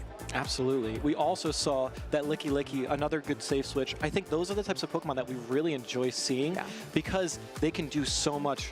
The rock, the rollout, fast attack, the Shadow Ball, and the Body Slam, you're able to get so much energy quickly and have a diverse move set in terms of typings and matchups. Like Licky is one of those Pokemon that can fight back into things like Medicham. Yeah, exactly. Or Annihilate, right? Right. You and I were watching a match backstage. We saw the Annihilate, and the Licky came out, and you said, oh, this isn't good. And I said, for who? Right? That's a valid question, because if the Shadow Ball comes through, it could be devastating. But in that case, it was the Annihilate that had the edge. Right. I think Annihilate is a little bit more fighter inducive than the Medicham. I'll tell you what, Alex, we're here in Houston this weekend. We have so many events in North America, LATAM, in Europe, and beyond, but you need to start where you are. Let's go ahead and check out this QR code. Scan it right now with your mobile device. If you're watching Pokemon Go, I know you've got a mobile phone, and I know you can scan this and find a local cup or challenge near you. Another important factor that I'll point out here is that Pokemon Go is still relatively new to the Championship Series. We're only 4 years in, and a lot of these local shops don't know that Pokemon Go players live in their cities and their towns. If you call up these shops, if you get involved with your community and let them know you want to do tournaments, it can really get the ball rolling, and then you'll have a lot of other players come out too who also want to compete. Absolutely. It's some of my favorite people is the people that I've met in my local communities. And now you can actually also reserve your hotel for NAIC, which is going to be in New Orleans. New Orleans. Yeah, absolutely. Correct. Which is right around the corner from you. Exactly. That's the Big Easy. Everybody loves the food and they love the fashion down in New Orleans, so you want to get a head start on the North America Internationals. As a reminder, that is the last chance to earn championship points to shore up your position on the leaderboards and clutch up that World Championships invitation. So keep that on your calendar, everybody. Absolutely. And that's one of my favorite events of the year because you see people from not only just North America, but you see people from all over the world. It's an international convention. It's lovely. It's amazing. So now we're actually getting ready for our next streamed matchup. We have, on our left, we have Go League Greg, who we've already seen before. And then on our right, we have Esteban. So left and like we have really talented players. We're ready to go. We're seeing some teams that we've seen some Pokemon we haven't seen. Hey, you know? That's my favorite thing. When we saw Go League Greg, we said that Clefable might be an issue for his opponents, but we got some throwbacks coming out on Esteban's team. As soon as we get that team graphic up on screen, we will rip right into it because these Pokemon are wild. I thought Florges was out of the meta. I thought Knocked Out was 2 years ago, but we're back. We're back. I think Florges actually may be back into the meta because of Shadow Scizor being taken out, so it actually has some play into the steel types of today's meta. However, that Knocked Out is such a throwback. I remember using that like, what is it, 2021? Yeah. It's a long time. Yeah. The Shadow Dropion is also something we have not seen. So I'm excited to see exactly how these Pokemon are able to be utilized by Esteban here. Yeah, I really think that, actually, you know what? Last time we saw Go League Greg, we didn't think the Unova Stunfisk get any play into the composition he was up against, but look at this team from Esteban. I mean, outside of the Quagsire and the Florges, I think you've got neutral or advantageous matchups, maybe across the board. Yeah. Based on these movesets and typings. Yeah, I have to agree. I think Esteban has the Shadow Fortress. I think that's going to be an issue for Go League Greg potentially, except for that Stunfisk. So you might actually have to lean on that Stunfisk. So it's going to be a really back and forth, and it really comes down to positioning, right? Having your Pokemon in the right spot and making sure that your Pokemon have the right tools necessary for you to win that game and find those win conditions. Speaking of win conditions, let's find out our first one as we see the leads here of Altaria into Shadow Fortress. Now, normally, in every other scenario, you would say a Dragon would struggle versus a Steel-type Pokemon. But if Altaria connects that Flamethrower, this Fortress is going to go up in smoke. Here comes the Charge Attack and the instant shield by Esteban. This is one of my favorite matchups for Altaria because you don't even have to count. You can just spam on the Flamethrower and you get there right before that Rock Tomb is reached. It's perfect timing. Oh, very nice. Kind of autopilot through it. But the Rock Tomb will threaten a lot of HP and debuff the Altaria's attack, so we do see the first shield of the game. Yeah, and I think that's a smart shield here. Now the thing is, though, Fortress can outpace to that next Flamethrower. So this isn't going to be enough to knock out, but it is going to put the Altaria dangerously low. I wonder if you see the second shield from Esteban, if you need to swap here as Go League Greg. Only going to fire one Dragon Breath there in the midst of the Volt Switch, but he does get the Flamethrower, which is the most important part. Esteban shields his Fortress. I kind of like that shield because now what you can do is you can utilize your Pokemon here and effectively balance whether you want to go for Rock Tomb or whether you want to go for Sand Tomb. You can switch it to whichever Pokemon you want. Like, you have control over this matchup, and now I believe the Shadow Dropion is going to come in to start resisting these fast attacks. Yeah, this is actually really nice to control switch advantage because it means that Esteban is able to save his Quagsire from this Furret, which would have been devastating, especially in a shields down scenario. But the Drapion, it's back in the meta. Crunch might pick up the KO after the Sand Tomb, and he goes on Charge Attack priority. Devious gameplay. Really smart play here. This Crunch is going to hurt, so we do see the shield come up from that Furret. And now, actually, this Furret's in a pretty good position because if you can get this knockout, then that Quagsire in the back is not going to appreciate any type of grass attack from that Furret. That's exactly right. Swift is not quite enough. Drapion doesn't have what it takes, and Empoleon finishes the job. Now we've got the Quagsire coming out, kind of opening the door for Esteban here. Yeah, I think in this scenario specifically, the shields down scenario, Empoleon actually has a pretty okay matchup into the Quagsire, despite the fact that you're taking super effective fast attack damage. All of your charge attacks are going to be resisted here, so Hydro Cannon's gonna hurt. Exactly. Stone Edge packs a punch as well, even if it's resisted by that steel typing on the Empoleon. No Pokemon wants to take this, and bam! Spears through, taking that Empoleon down into the yellow.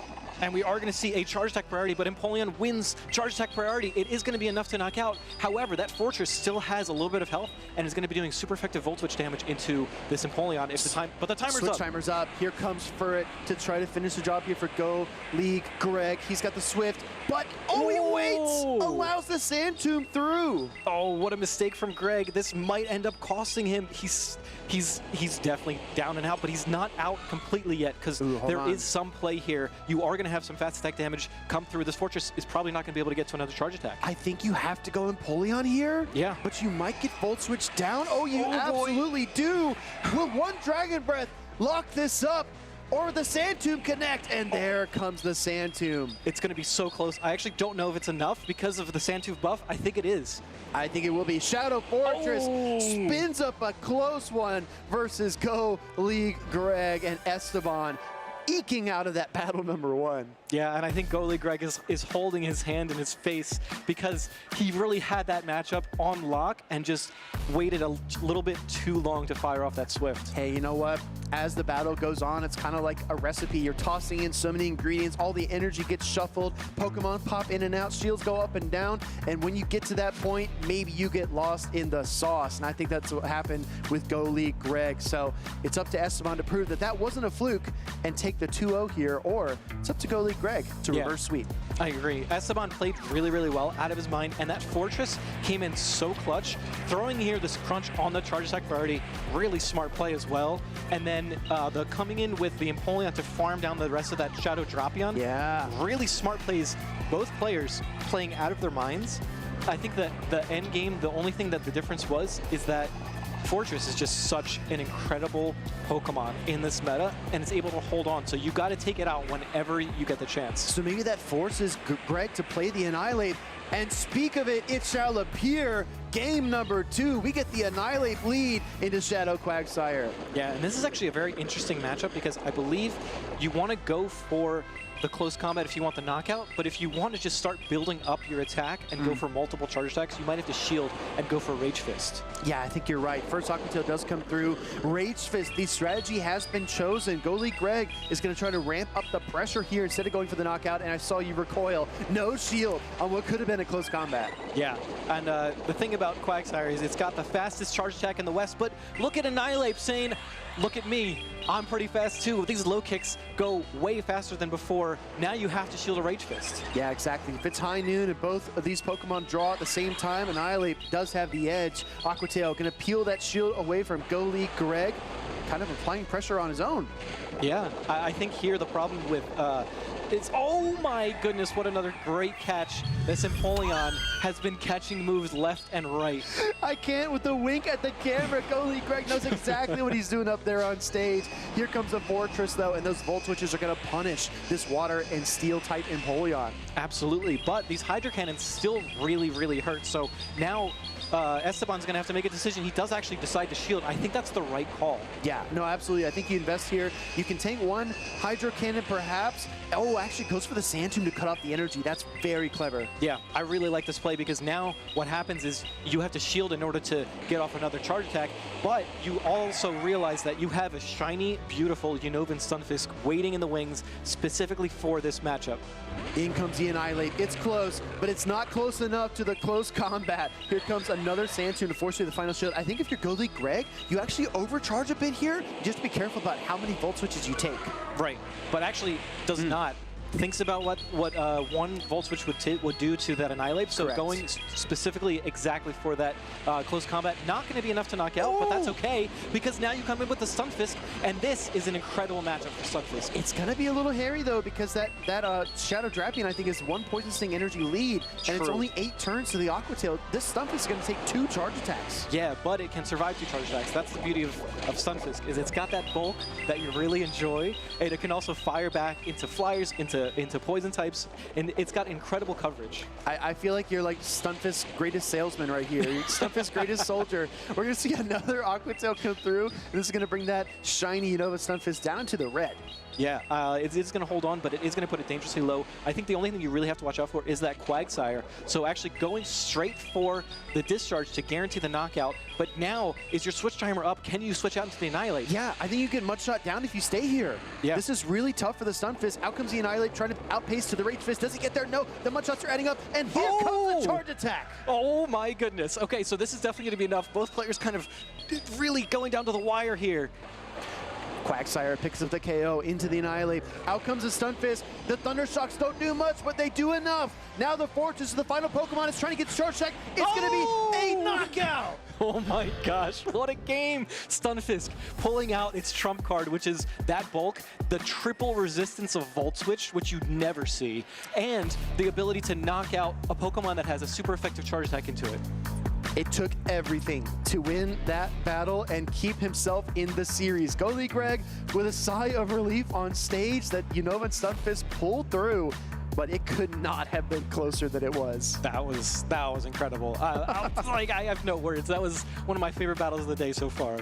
Well, we're going to head into game number 3. We got to shake it off. You got to have a short-term memory here in competitive Pokemon Go, because there's not a lot of downtime. And in the midst of the sentence I just spoke, Esteban is already locked in.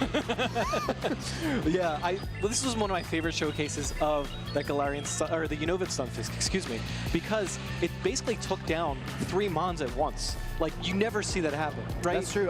A sweep from a Pokemon that resembles a pancake is not very common. I can confirm. Yeah, it is flat. It is very flat. Well, Unova Stunfisk did get the big Thunder Shock down, but it wasn't done shocking because 2 more were enough to KO the Fortress, and we are headed into game number 3. Keys in the ignition, engines revving. We're going to get Shadow Drapion taking on Altaria. Okay, this is a very neutral matchup. I believe Altaria can survive. I mean, definitely survive 1, but can it survive 2 crunches is the real question here. That is the dilemma. On charge attack priority yet again. This time, Esteban winning that exchange, going to get to crunch first. Yeah, this crunch is going to come out. Is it going to debuff? Is it going to be enough for 2 to knock out? It's so close. It's actually right there. I think with the Poison Stings, it will be enough. In debuff or not, I think double crunch could be the win condition in this lead matchup. Yeah, but we actually see the no shield there. The crunch is going to come through just before the Dragon Breaths are enough to knock out. And now Goalie Greg has a decision to make. Do you shield or not? And he does. This is such a healthy Altaria. I mean, still at half health, this Pokemon can do a lot of work, and it does have some stored energy. I really like that shield, especially because you consider there's a Fortress in and Annihilate in the back. Altaria is a core breaker here. Ooh, but you see a Volt Switch come through. Really interesting timing there. The Sky Attack is going to get shielded up, though, which is kind of nice because you are able to save energy on the back end. I mean, you save a couple ounces of energy, but that might be what you need to get to the Flamethrower. Oh my goodness, another charge attack priority, intentional or not. This is clutch. Oh my gosh, but you see the shield on the Sand Tomb bait. It is going to get shielded, but now you're able to get this one last Flamethrower and grab the last shield from Esteban's side. This is actually huge because now Annihilate can just freely close combat in the back. Yeah. And they both come in with Annihilate at the same time. At the same exact moment. We're going to see which Annihilate wins that charge attack priority. And it goes to Esteban. This is actually huge because the second Rage Fist will absolutely KO. Yeah, I have to agree. But it also opens up the door for, big heavy damage there. It opens up the door for that Empoleon in the back as well. It does. We're going to see another Rage Fist getting fired up in kind. Another heavy damage as the hammer comes down. Another charge attack priority as well. And just as we predicted, Esteban is able to win that exchange. Now the question is, how much can he carry over into this final matchup? Right, and who do you come in with? Do you come in with Empoleon to try to get as much energy as possible but also take damage? Or do you come in Altarian to be a little safer? I think you need energy on the Empoleon, but Goalie Greg is the pilot. He brings in the Altaria for the Dragon Breath down, and he does get it. Now he's looking for the swap into the Empoleon against the Fortress. Yeah, this is going to be very interesting because this Sand Tomb is going to be super effective. It's not going to be enough for the knockout, but it is going to put it in range for a second Sand Tomb to be enough. And does the Hydro Cannon knock out the Fortress? Is it enough, Speedy? I don't think it's quite enough here. Hydro Cannon getting fired off. This is a Community Day charge attack from Empoleon, one of the most powerful steel types in the meta. Fortress takes the hit, gets rocked, but hangs in there for the second Sand Tomb. Oh my goodness. And now it's going to come down to, was that Volt Switch that snuck through enough damage to knock out this Altaria on the back end? This is going to be so close, this end game. Does the Volt Switch KO? It does! Wow, a final second KO from Esteban into Goalie Greg. What a series we just had on stage here in Houston. A Game 1 win from Esteban, a Game 2 nail biter for Goalie Greg, and then a Game 3 Volt Switch lockdown. I love the hug that the trainers just shared on stream there. That just shows the respect that they have for each other. The amount of work that they both put in coming into this day and seeing them both celebrate each other's success, I think is absolutely beautiful. And that's what we strive for here at these Pokemon Go regional tournaments. I don't know. I've heard it's almost unusual how many hugs and handshakes we have on stage here at Go competitions. We have such a tight-knit community. Everybody supports each other, and I think there's so much mutual respect for these close games and for these exciting series. And honestly, if you're Goalie Greg, you've been on stream twice. You won the first time. The second time was one of the best pieces of content we've had all weekend long. Gotta be feeling pretty proud of yourself. Yeah, I think both players played exceptionally well. They both played to their outs. They both played to their win conditions. They were shielding the right moves. They were, you know, doing like maneuvering left and right, both swapping at the same time. Like that was really awesome to see both players just playing so well. That was fun. No Clefable in this series, but we did get some Empoleon and Unova Stunfisk action, which we did not get in Go League Greg's first appearance on stream. So definitely a fun showcase. Sand Tombs KOing Altarias, Flamethrowers connecting into Fortresses. We got it all. Yeah, this was a back and forth heavyweight fight. We saw the Shadow Dropion show up. We saw the Altaria fighting off the Steel type. We saw the immediate swaps. It was just everything. Yeah, everything you could ask for. Absolute cinema here in Houston, and we're only about halfway through day number 1. So if you're enjoying the tournament this weekend, give our channel a follow. Get active in the chat. Let us know what you think of these competitors. Yeah, I'm just so happy. I'm glad we were able to see some really great battles. Not only great battles, but great battlers, but great Pokemon and utilization of those Pokemon. It's just, I'm having so much fun here. Yeah, I really am. It's absolutely spectacular, and it's only going to get better. Championship Sunday is a vibe unlike any other, and that is tomorrow. But for right now, we have 2 new trainers taking the stage. Stark, we've seen Clefable, we've seen Galarian Weezing, we've seen a ton of Guzzlord, Quagsire, Togekiss even. Is there anything else that's on your list that you would like to see today? You know, it kind of bugs me that you haven't brought this up yet. Charge a bug. Okay, but hold on. It feels like there's another Volt Switch user that's a lot more prominent and wins the head-to-head versus Charge Bug. So why bring the Charge Bug? Well, you know, it's good. It does the thing. It's good. It does better into like Corviknight, I guess. Okay. Because you have like the discharge. It You're also not, does you're not better building a super strong argument. into Empoleon as well, right? That's a thing. That's true. Also better into Guzzlord. Also better into Malamar. Better into Metacham. I'll help you out here. Give you some good matchups. Appreciate that. Appreciate that. Well, while Stark and I deliberate the merits of Charge Bug versus Fortress, we're actually going to head down to the floor because DeFi is with Esteban. DeFi, take it away. Thank you so much, Will. I am here with the finalist from Group D going into the Sunday tomorrow, and that is Esteban. Esteban, this is your very first tournament here in Houston. Tell me, what brought you here today? Believe it or not, I'm on Twitch a lot, so I was just hanging out with one of my best friends, actually Go League Greg, stream, and he was just hyping it up that I was going to be there, even though I didn't even mention it at all. And I went ahead and just went with the hype, and I registered, and here I am. That's so much fun, and Go League Greg is over here. He is recording the content to make sure that this moment stands in history. Congratulations, first tournament ever, going into Group D. How does that feel? Honestly, my nerves are above and beyond right now. Like I said, it's my first time, but other than that, I kept my composure for the most part, I think. I think you did as well. You kept it cool, calm, and collected and did a great job up there on the stage. Which Pokemon do you think is your MVP here this weekend? Honestly, probably Drapion. Ooh, really interesting. We saw that Pokemon might be back on the rise now that Mudslap has been nerfed and is kind of out of the meta for now. Would you like, we know Go League Greg is here to support you, but was there anyone else you would like to shout out before I let you get on with your day? Because you're done for the day. Yeah, all the guys in the Go Lounge, shout out to you guys. I love you. Shout out to Racif or Itstink. He's like the best coach out there. Without him, I wouldn't be the trainer that I am. And thank you out there to all my family members that support me out here. Thank y'all. And thank you, Esteban, so much. We love to see hometown heroes and locals do well, and we absolutely love seeing new trainers come out and give the championship series a whirl. You've gone to show that it can work out quite well. We've got more battles to come. Let's take it back to House Stark and Speediest Chief. All right, thank you so much, DeFi, for that amazing interview. I loved seeing the Go Lounge being mentioned because now they're lounging their way into day 2. Exactly right. They can relax and kick back a little bit, but we're going to keep the action going, everybody. We've got Javier C2182, and I'm going to make sure that Stark pronounces the full name every single time he says that trainer's name. And we also have Jello Too Good on the right side. Is this what you were getting at with the Charger Bug? Yeah, a little bit. Yeah, I was like kind of hinting towards the fact that we haven't seen Charger Bug, and you might see it pretty soon, you know. But we also see Jello Too Good facing a Jellicent, which we also haven't seen. Well, I think, honestly, looking at this matchup, the Charger Bug into the Guzzlord, into the Empoleon, into the Corviknight, into the Jellicent, this looks like a real problem for Javier. I have to agree. There's super effective damage on 4 out of the 6, and now it's I mean, you have to kind of bring Quagsire in order to be able to counter that Pokemon. So I think actually both trainers locked in, ready to go. Let's jump into game number 1.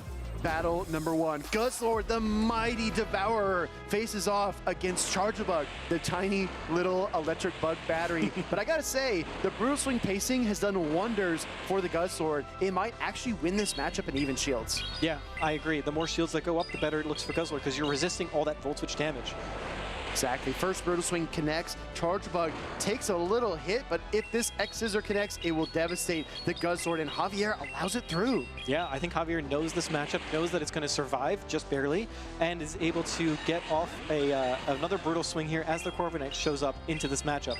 Now, this is not a Pokemon that Javier has a really good answer for. Exactly, and I think this was a very much an inflection moment, deciding to throw that Charge Attack because he needed to soften up the Corviknight, maybe put it within 2 Aqua Tail range, or maybe the Stone Edge plus Aqua Tail. Let's see what he decides to do. Yeah, and then also on the side of Jello, is this going to be a payback or an air slash or an air cutter? It's just an air cutter. Yeah, just an air cutter. No boost either. So Corviknight stays at the same attack basis, and we're going to see another air cutter come through. This one might actually grant it the boost. Let's find out. Here the air cutter comes through. No boost again, so no luck for Jello, but these Aqua Tails are going to get fired off very, very quickly. This is nice neutral damage. It is just barely not enough to knock out with the next one, but maybe with the Mudshot damage, it's going to be enough. And of course, Jello knows that, and is just going to switch in his own Quagsire. But Javier knew the switch was coming. He almost threw a Stone Edge in this matchup, which would have been resisted, but instead goes for the Aqua Tail. Very heads up by him, and he's not going to let off the pressure. Fires another Aqua Tail here to force the shield from Jello. Yeah, and you kind of have to shield at this moment in time because you don't want your Quagsire to get too low and get charmed down by the potential Wigglytuff in the back. But now we see a 2-shielded Wigglytuff against Pokemon that are all in the yellow. Well, I do think there's still a lot of play for Jello. Let's see if he can wiggle his way out of this bad situation. First shield for Javier comes up to protect his Wigglytuff. I see what you did there. Here comes another Aqua Tail. This is like the fastest Pokemon to getting to these Aqua Tails. It's so quick, it just fires them off back to back to back to back. It's so great to see Quagsire back in the meta. And I would love to see Cowboy Hat Quagsire. Please, Niantic, help us out. We're going to see a Swift get fired off into the Charger Bug. This is going to take it really low. It might be within Charm Down range now. It absolutely is, but the Discharge gets fired off too. Yeah, not getting out of this matchup without getting some Charge Attack damage off. That is what Charger Bug does. It charges up quickly so well. It's in the name, and there it goes. But unfortunately, now what do you come in with? You kind of have to come in with a Corviknight, right? No, I think you come Quagsire here. Well, actually, you're right. He comes in with the Corviknight in this particular matchup. That's why you never want to call something before it happens, because then you look silly when you're wrong. And Air Cutter gets fired off into the Wigglytuff. The question now becomes, will 2 Air Cutters be able to pick up the KO? It's going to be really close. It's really close. I think with that, with that buff, I was going to say it's enough, but actually we see a catch, a beautiful play from Jello here. This is definitely going to be enough to knock out the Quagsire. Yeah. And now it comes down to Corviknight versus the world. Dude, this Corviknight is so weak. It's flying on just a couple feathers, but it might be able to sweep this team from Javier, depending on how much energy the Guzzlord and the Quagsire have in the back. Oh, and we see another boost, so now the Sand Attack is actually going to do more damage, and it guarantees that 1 Air Cutter is going to knock out both of these Pokemon in the back. This Corviknight hovering menacingly. I don't know if he's going to be able to stop it. Javier going for the fast move, win condition, swaps to the Quagsire, but the energy is loaded. Jello's got another Air Cutter. Ooh, is it within 1 Dragon Tail worth of damage? That's the question. And can you get to an Air Cutter? I don't think so. One Dragon Tail, two Dragon Tails, sand attacks pile up, and that Guzzlord cannot escape.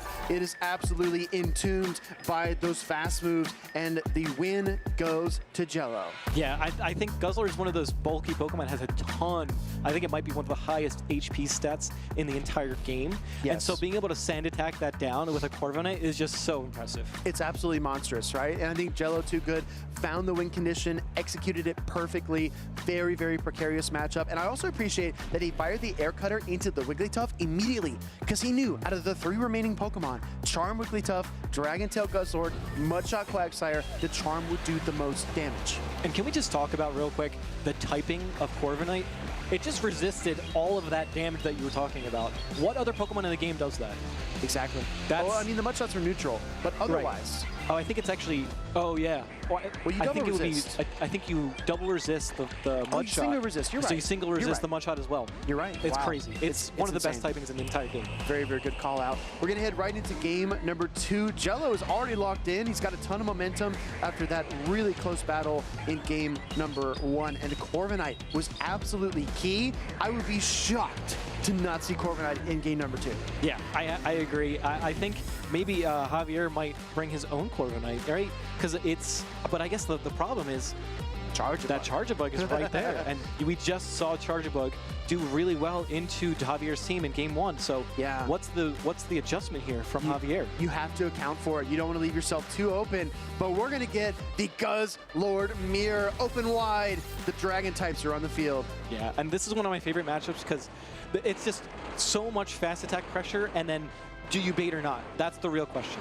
Exactly. Oh, no way. Double resisted Sludge Bomb catch on a Corviknight? Really, really strong play. This is why Jello might just be too good. Wow, that Corviknight barely took a dent from that heavy-hitting charge attack. Now the Quagsire comes out to try to answer it, but that is a huge swing. Don't forget, the Guzzlord for Jello has so much energy banked and is basically full health. Yeah. That's an incredible play. That's gonna swing a lot of things into into Jello's favor. But Javier, do not count him out. He is looking really sharp here. Great patience by Jello, firing one sand attack in the midst of that mud shot, and then the air cutter doesn't get the boost, but he's gonna try and try again. Yeah, that's the thing about Corviknight is you can just continuously spam out these charge attacks very, very quickly. They don't do a ton of damage, but they are very, very potent. Only 9 turns, right? So you get there really quick. Back into the Guzzlord. Speaking of quick swap into the Dragon type, and the brutal swing here won't quite pick up the knockout, but it's going to lower that Quagsire deep into the red. Yeah, and we've seen instant pivot right into the Wigglytuff. But do you know that this is a Sludge Bomb or not? Do you decide to shield? This is the real pivotal moment of the entire game, I think.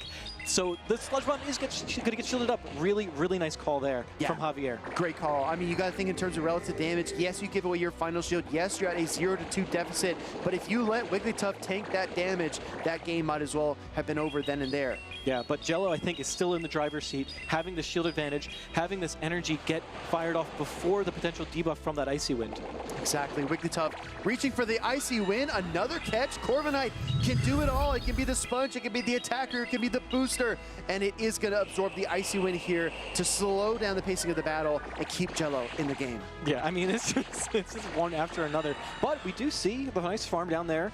You can't take that away. And now we're going to see an Icy Wind getting fired off. There are no more Pokemon on Jello's side, so this Icy Wind is going to be there. That debuff is going to remain until the end of this battle. It'll stick, right? It sticks to the Quagsire no matter what at this point. Also, the switch timer is up, waiting for the swap out. Oh, reaching for the Quagsire, mashing that switch button, but it doesn't go through. Yeah, that's because of the 3 versus 2 fast attack interval, but we actually see a switch out anyway, going right into the Guzzlord. I think this is going to end with a lot of fast attack pressure from this Guzzlord, if I had to guess. Well, I mean, Stone Edge, right? It hits super hard. Let's see how it does into Guzzlord. That's a ton of damage deep into the red. Mud shots are adding up, but I think you make a great point, Alex. The Dragon Tails are adding up faster, and Guzzlord, in spite of the Sludge Bomb catch, in spite of that Corviknight swap to soak the Icy Wind, Javier still wins the battle. Yeah, and I think that's because I think Jello made some really great catches, but Javier realized and recognized that the fast attack pressure was going to be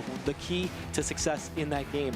Getting those charge attacks caught, they still do damage, and I think that's something that players don't really consider when they're making catches, right? Because you made a catch with 2 shields on that Corviknight.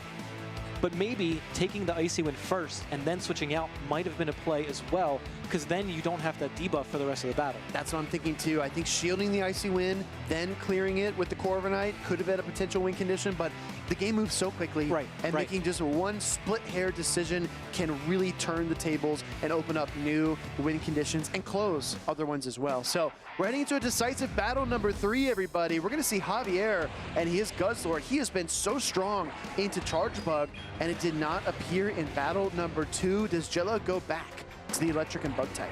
Yeah, and we've seen Javier now run the same team back twice.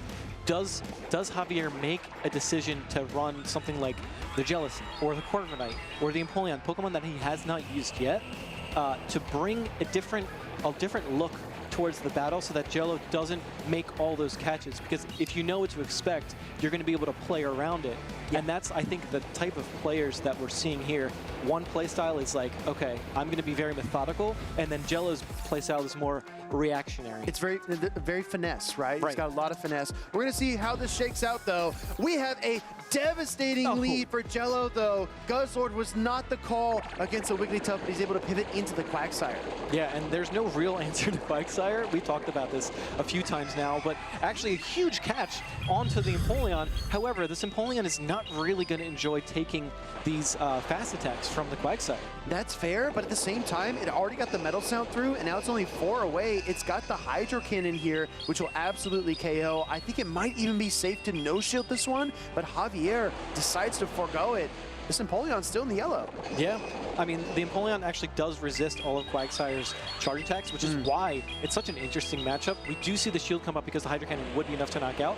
Great shield there, and I think you're also going to be able to outpace, and now one Aqua Tail will definitely be enough to knock out the Empoleon despite the resistance. Yeah, this is the trade-off, right? If you shield here as Javier, you can probably take that second shield or switch advantage from Jello. So this is an investment and return situation. He's going to fire off that second Hydro Cannon. Jello realizes he might be able to mud-shot down, so he double commits. Yeah, and I think you have to as Jello because that lead matchup was just so not in your favor. Yeah. So now you have an incredible matchup. At the very least, you don't have to have that Wigglytuff into your Guzzlord. You can go into the Corviknight instead in that matchup. I like this play a lot because playing, actually doesn't get the Aqua Tail there. Instead, the Swift comes through, which is a little unconventional for sure. Loses the Quagsire and the energy. Jello's visibly upset, but we'll see as the game progresses if that's going to make an impact. Yeah, and so now we see the Corviknight come into this Wigglytuff. You still have exactly what you want as Jello in terms of the matchups that you're looking for. However, that shield on Javier's side could really come into play in the end game. We're going to find out. Air Cutter, number 1. Does that give him the boost? No. Sand attacks remain at the same level, and the Icy Wind actually drops down that attack even further. The nice thing is for Javier here is you can take another Air Cutter and not really have to worry about the Wigglytuff's health points because you don't need that much health to be able to beat that Guzzlord. So you can wear down this Corviknight with that Wigglytuff and then still use that Wigglytuffs later in the battle. That's absolutely fair. Another Air Cutter coming through as we see not much damage, but the boost comes through, and now the Corviknight is back up to its base attack. Final shot of the game from Javier on his Wigglytuff. Yeah, and I think this is the right call. You want to try to knock out this another attack boost. You want to try to knock out this Corviknight with the Wigglytuff as soon as possible so that you can get at 1 or 2 charms on that Guzzlord. Exactly. I think that damage really makes an impact. Corviknight, paces to another Air Cutter. Just 1 or 2 turns off on his counts, and Javier is forced to soak all this damage. Yeah, and now Jello is actually in an okay spot. He knows he has that Guzzlord. He doesn't know that it's the Quagsire in the back, but now he does. Is 2 Brutal Swings enough to knock out is the real question. Here comes the Stone Edge. This is going to do nice neutral damage, but it's not going to be enough to knock out. I mean, the question is 2 Brutal Swings or a Stone Edge and an Aqua Tail. We're going to find out here. Quagsire connects with the first charge attack. Mudshots adding up. Dragon Tails in kind. 2 Brutal Swings are loaded. If Javier's going to have a chance, he needs his Quagsire to hold on. Come on, Quagsire, hold on to that charge attack. 1 more Brutal Swing is going to come out. You have to go for the Stone Edge because the Aqua Tail's not going to be enough. And now this Brutal Swing should be just enough to knock out the Quagsire and take game 3 for Jello. Jello and his Guzzlord, despite not getting the Aqua Tail on his Quagsire, there was room enough for error as he's able to win the battle with the Guzzlord regardless. Really, really well done. Yeah, I mean, the finesse played off really well, catching those moves, a little smile on Jello's face, knowing that he got that win with a little bit of help from that Corviknight. I think the Corviknight was like the real winner there for Jello. Honestly, look, you can have the perfect team on paper. You can think you have all the matchups covered. You can think you have the best plan going into the battle. But the real test is when things go wrong and how you adjust. And I really think that Jello showed us up there on stage, really frustrated. He wasn't able to get the Aqua Tail on the Quagsire, but he locked back in, focused up, and in the end, he was able to win in spite of that lost energy. So everybody's got a plan until they hit the stage. Right, right. And I mean, Javier did play really, really well. The Quagsire Wigglytuff core, I believe, was like the mainstay on the team, and figuring out how to maneuver around all of that was like the other play. Bringing in the Empoleon in Game 3, I think, was a nice adjustment. However, Jello decided to double shield that Quagsire, taking switch advantage, making sure that the Guzzler did not have to face the Wigglytuff, even for one charm. Something I want to point out as well is that Charger Bug on Jello's side almost pigeonholed Javier into running Wigglytuff, Quagsire, and Guzzlord most of the time, which made him incredibly predictable. He was very boxed in, and to go up against a Pokemon that honestly had 4 out of 6 favorable matchups to his team, Javier did remarkably well because the Charge Book could have been anywhere at any time, and he still made this very competitive. Absolutely. Really, really good matchup. I think Jello definitely had the competitive advantage in terms of the team composition, and then Javier kind of had to play around, like you were saying, where's that Charger Bug going to be? Where are we going to find it? But at the end of the day, both players played really well. Jello just came out on top. Well, Alex, you know, I'm not a native Texan, but I do try my best at some accents here from time to time, and we might actually take a look at some highlights and then a little bit of Houston, Texas's most wanted trainers in the bracket. So stay tuned for that. We'll be right back. Welcome in, trainers, to a very special episode. This is Houston's Most Wanted Bracket Busters. Any one of these trainers has the opportunity and the potential to run through this entire tournament. I have 2 incredible guests with me. I'm going to show you the silhouettes of these trainers, and then they'll guess who that trainer is. If you'd introduce yourself briefly, please. Howdy there, I'm Pyro Panda. Yo, howdy, I'm the Pokémon GO. All right, well, let's get started. I'll show you the silhouette here, and you have a few seconds to guess. All right, this trainer, their top accomplishment was runner-up at NAIC, falling to Out of Pocket. Speedy, I would like to say Ashton Ash. That is correct. Ashton Ash is our first bracket buster to keep an eye on this weekend in Houston. Second bracket buster. This one's a twist, okay? Here we go. All right, this trainer right here, this trainer placed 3rd place in Portland 2024 with Cresselia and Shadow Poliwrath. Speediest, that's Kobe Coupland. Kobe Coupland is correct. Very, very outstanding trainer. I'm excited to see what he does this weekend. Next, this trainer I think we all know, and you can recognize by the silhouette alone. This trainer has competed at 40 Championship Series events and won 6, tied for most in the world. Speedy, I would like to say Dunebug. That is correct. It is Dunebug 97. We got 2 more to go. This trainer, best accomplishment was runner-up at Indianapolis 2022. They were defeated by King IV and his Registeel.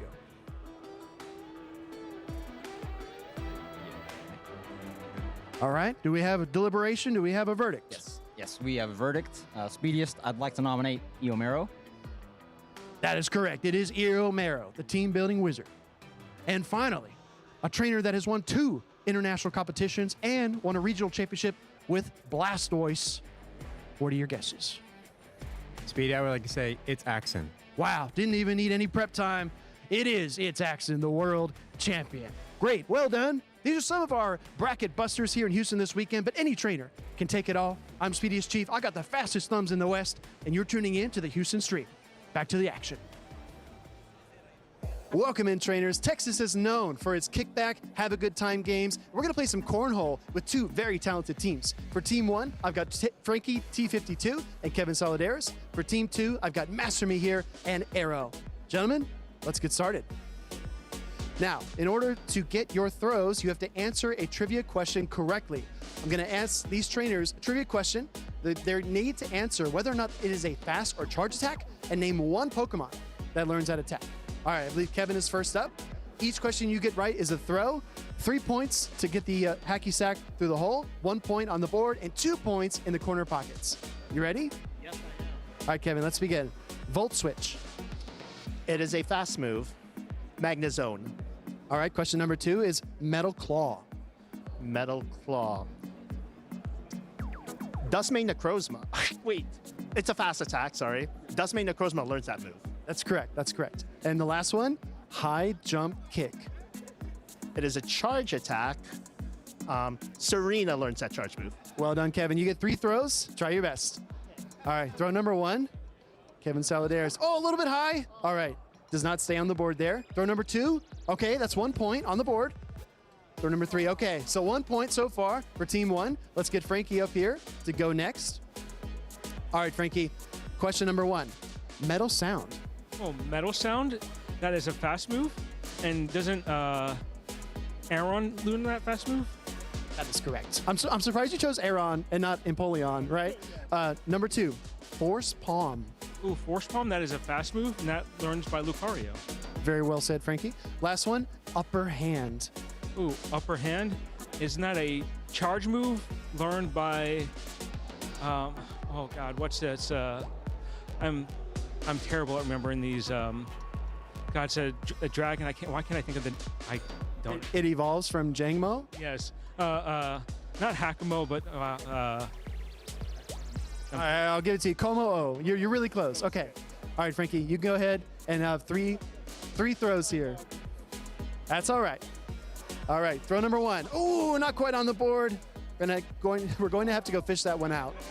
Oh, that's 3 points. Okay. Oh, okay. 2 under the wall here. Frankie, if you could help me retrieve those, I'm going to grab these bean bags here, and we're going to get ready for the next team. This is going to be Team Arrow and Team Master Mahir. Frankie, thank you so much. All right, Arrow, this is going to be a breeze for you, my friend. You're a Pokemon Go veteran. Let's get started. Number 1, Vine Whip. Vine Whip. That is a fast attack learned by everyone's favorite Venusaur. Very well said. All right, Silver Wind. Silver Wind. This is a move that I love back in the beginning stages of PvP. It is a charged move, and Venomoth learns it. That was actually the first one that came to mind for me as well. Takedown. Takedown. Fast or charged? I think it's a fast attack. That's correct. All right, we're getting close. It's got to be some normal type. Bidoof. That is incorrect. One more guess.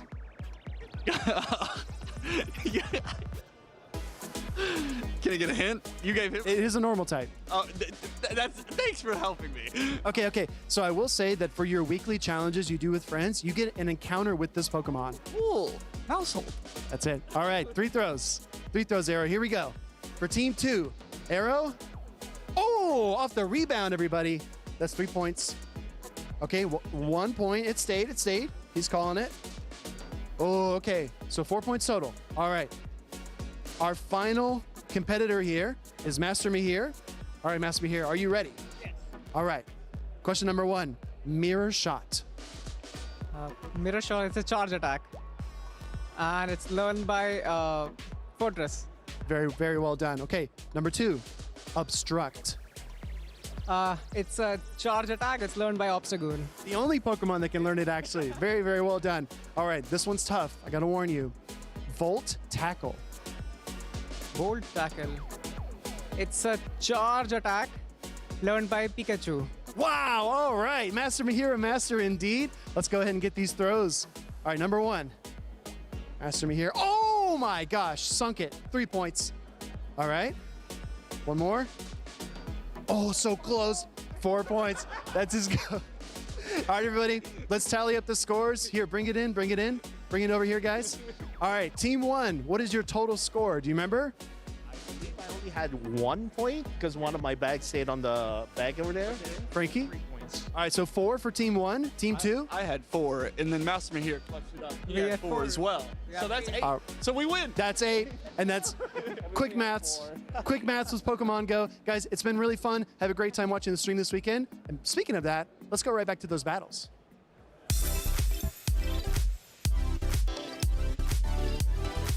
Welcome back, Pokemon trainers, to the 2026 Pokemon GO Houston Regional Championships. My name is HomesliceHenry, live here on the desk with the one and only DeFi. And we've had some pretty incredible games so far here on day number 1. Edge of your seat battles that have been truly out of this world in outer space here in Houston, Texas. And we have a couple great battles coming up very soon. Our battlers are getting ready on the stage. And we've already had several trainers punch their ticket to day number 2. I'm mixing up my words there a little bit. And we have another group finals coming up between Elam and Mushroom Queen. Yes, this is going to be for Group F. So we are really moving through our group's winners finals. Elam, we know him. We've seen him all the time. He comes to a lot of different tournaments and just is consistent. One of our more consistent trainers here, and going for another win here. Would be his first one in 2026. But then on the other side of the screen, we are going to have Mushroom Queen. Mushroom Queen, fan favorite battler, but is still looking for like a top 8 performance. She's had 2 tied for 9th, but is looking to get into that top 8. Can she do it here? Well, getting a win over a competitor as decorated as Elam, that would be a really good place to start. Elam was the 2025 Atlanta Regional Champion and then followed it up by winning Toronto back-to-back. So if Mushroom Queen wants to make it to day number 2, defeating Elam is going to be a pretty tough opponent to get through.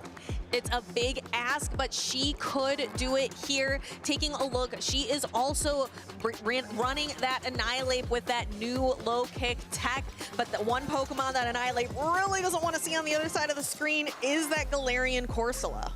Galarian Corsola does look very neutrally strong for Elam across the board.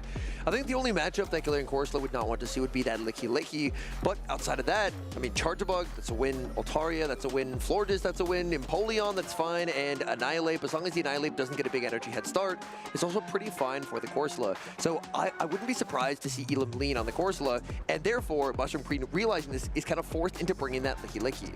Yeah, you mentioned the Charjabug, and I'm really surprised by it. Out of the Volt Switch users, we've been seeing Fortress all day long, but Charjabug, I think this is the first. Maybe, like, I know Alex was talking a little bit about, like, why not use Charjabug? Let's see if maybe Mushroom Queen can pilot it here. One advantage that I do think that the Volt Switch Fortress offers is the fact that you're only taking super effective from one typing, because you are that Bug Steel. If you see fire damage, you're probably getting one shot, but outside of that, Bug Steel only has that one weakness, whereas Charjabug, it does offer some interesting resistances, but you're opening yourself up to more super effective damage. Yeah, Fortress, I think, has like 9 different typing resistances. Wow. It is such a defensively strong typing. Maybe not so much on the offense side, but defensively, having that steel typing goes crazy. And again, Fortress is like a fortress. It's like a brick wall when it comes to teams. It looks like our battlers are locked in, ready to go. We've got winners finals, Group F, and we have Elam versus Mushroom Queen, and this is not what her Florges wants to see. Oh, she ran a line that is very weak to the Volt Switch Fortress, and the Volt Switch Fortress has arrived.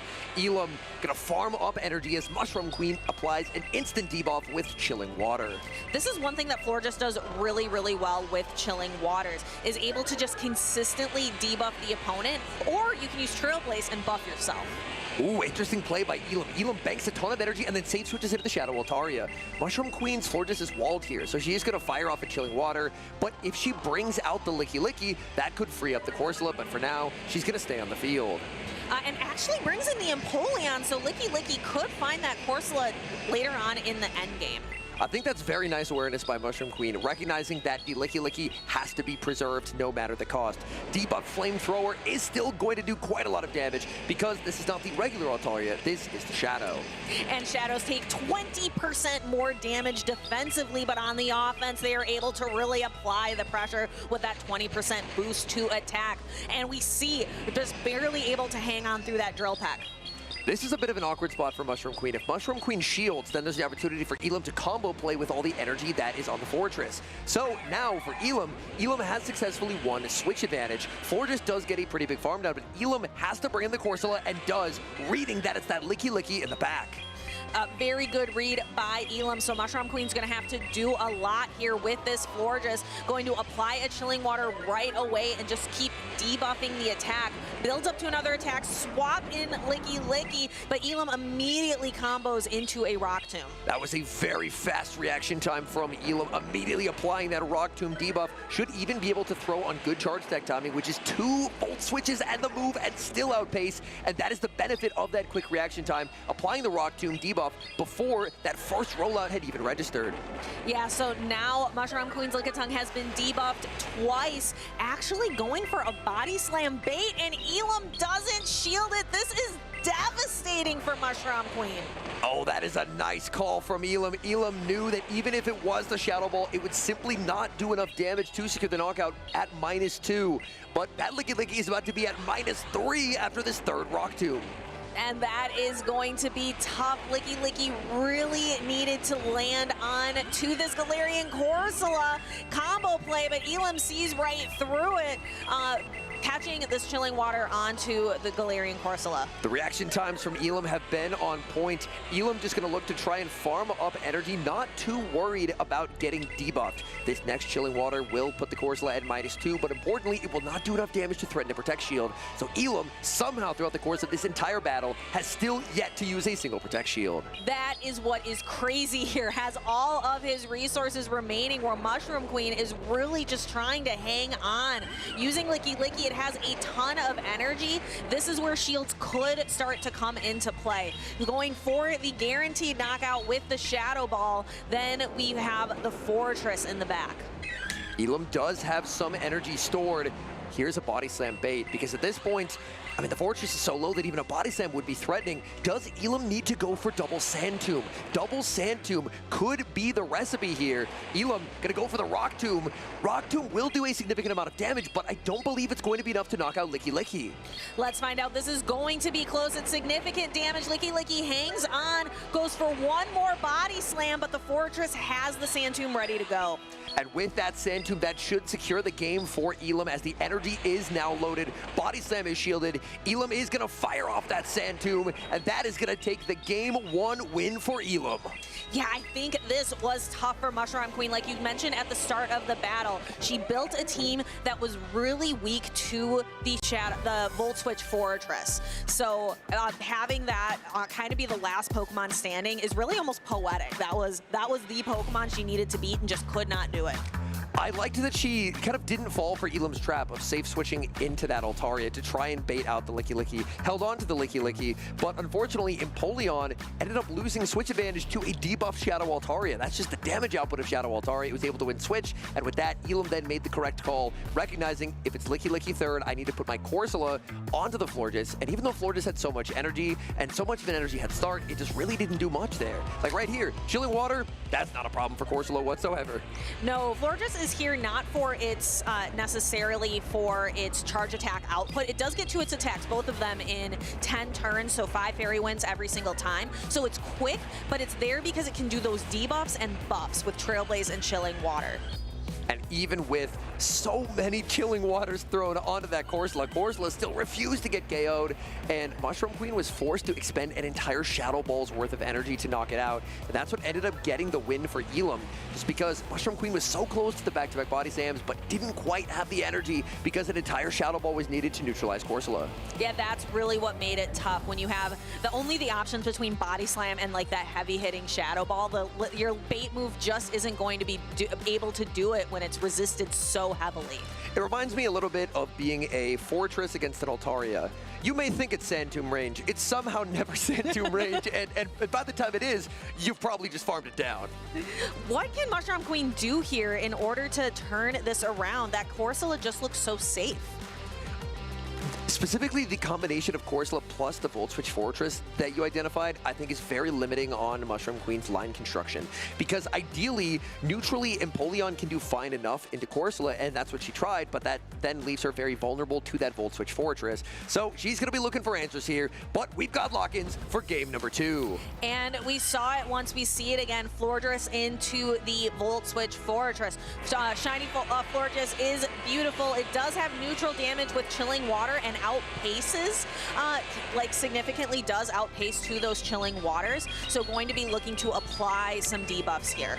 Last time, Elam didn't end up throwing energy at this lead. Instead, ended up banking a ton of energy and then pivoting out. We'll see if there's an adjustment in strategy here. No, exact same play pattern as before, save switching the Altaria. And so far, it honestly feels like a little bit of deja vu here as it's playing out identically to game number 1.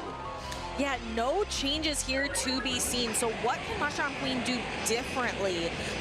She's got the same tools, but has to use them differently in order to, if she wants to force a different outcome.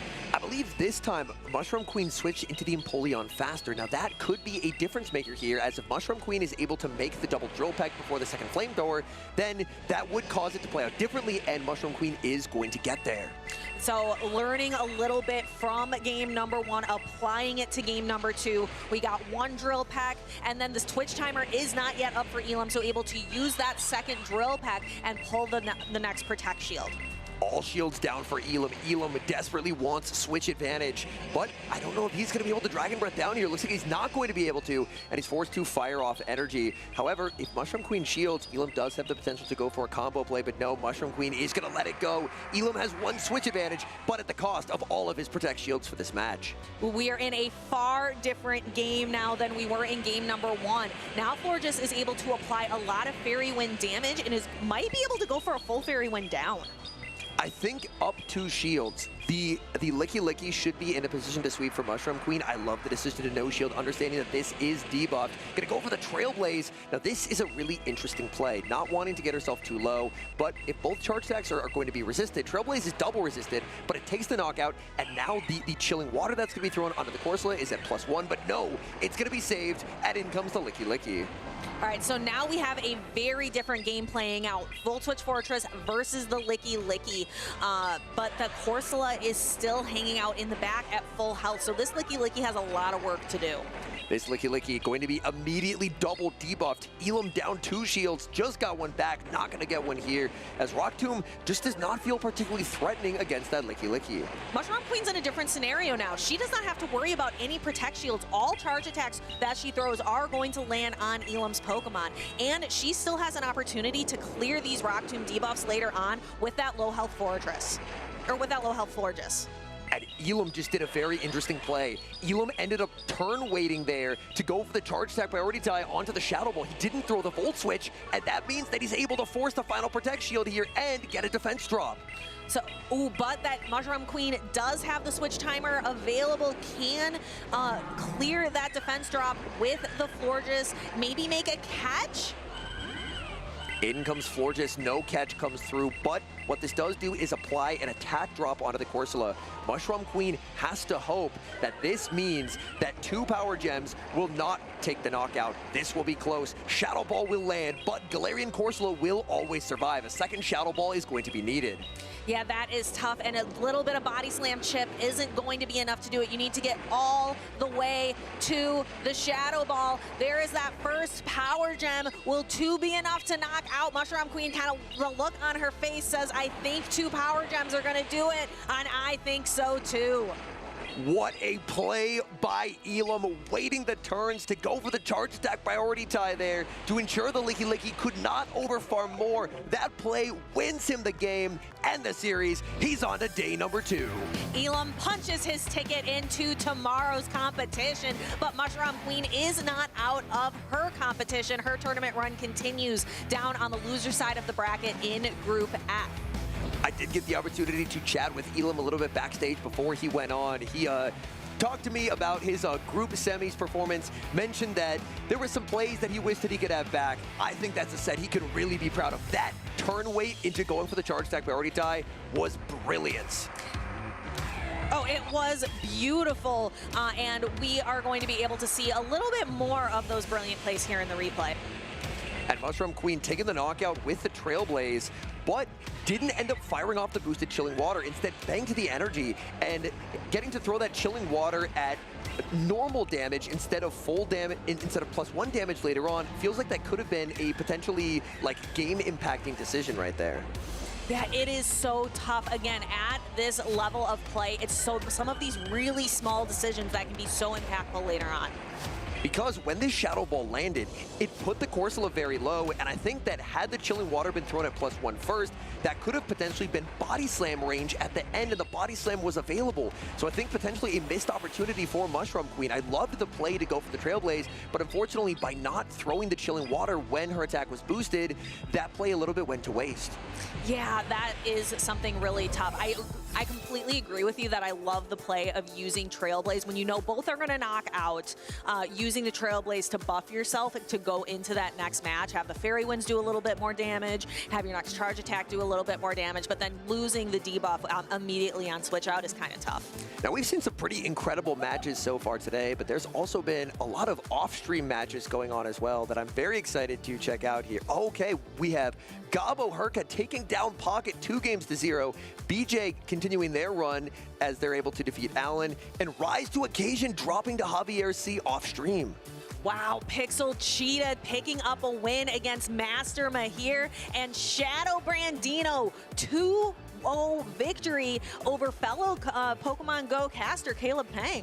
A lot of upsets. Wow, that is, we're seeing some surprises here. Where Rise losing, Mahir losing, Caleb losing, Pocket losing. This definitely feels like almost the tournament of the underdog, so to speak. Yeah, and BJ Pewat, actually, we saw him have kind of an upset victory earlier today as well.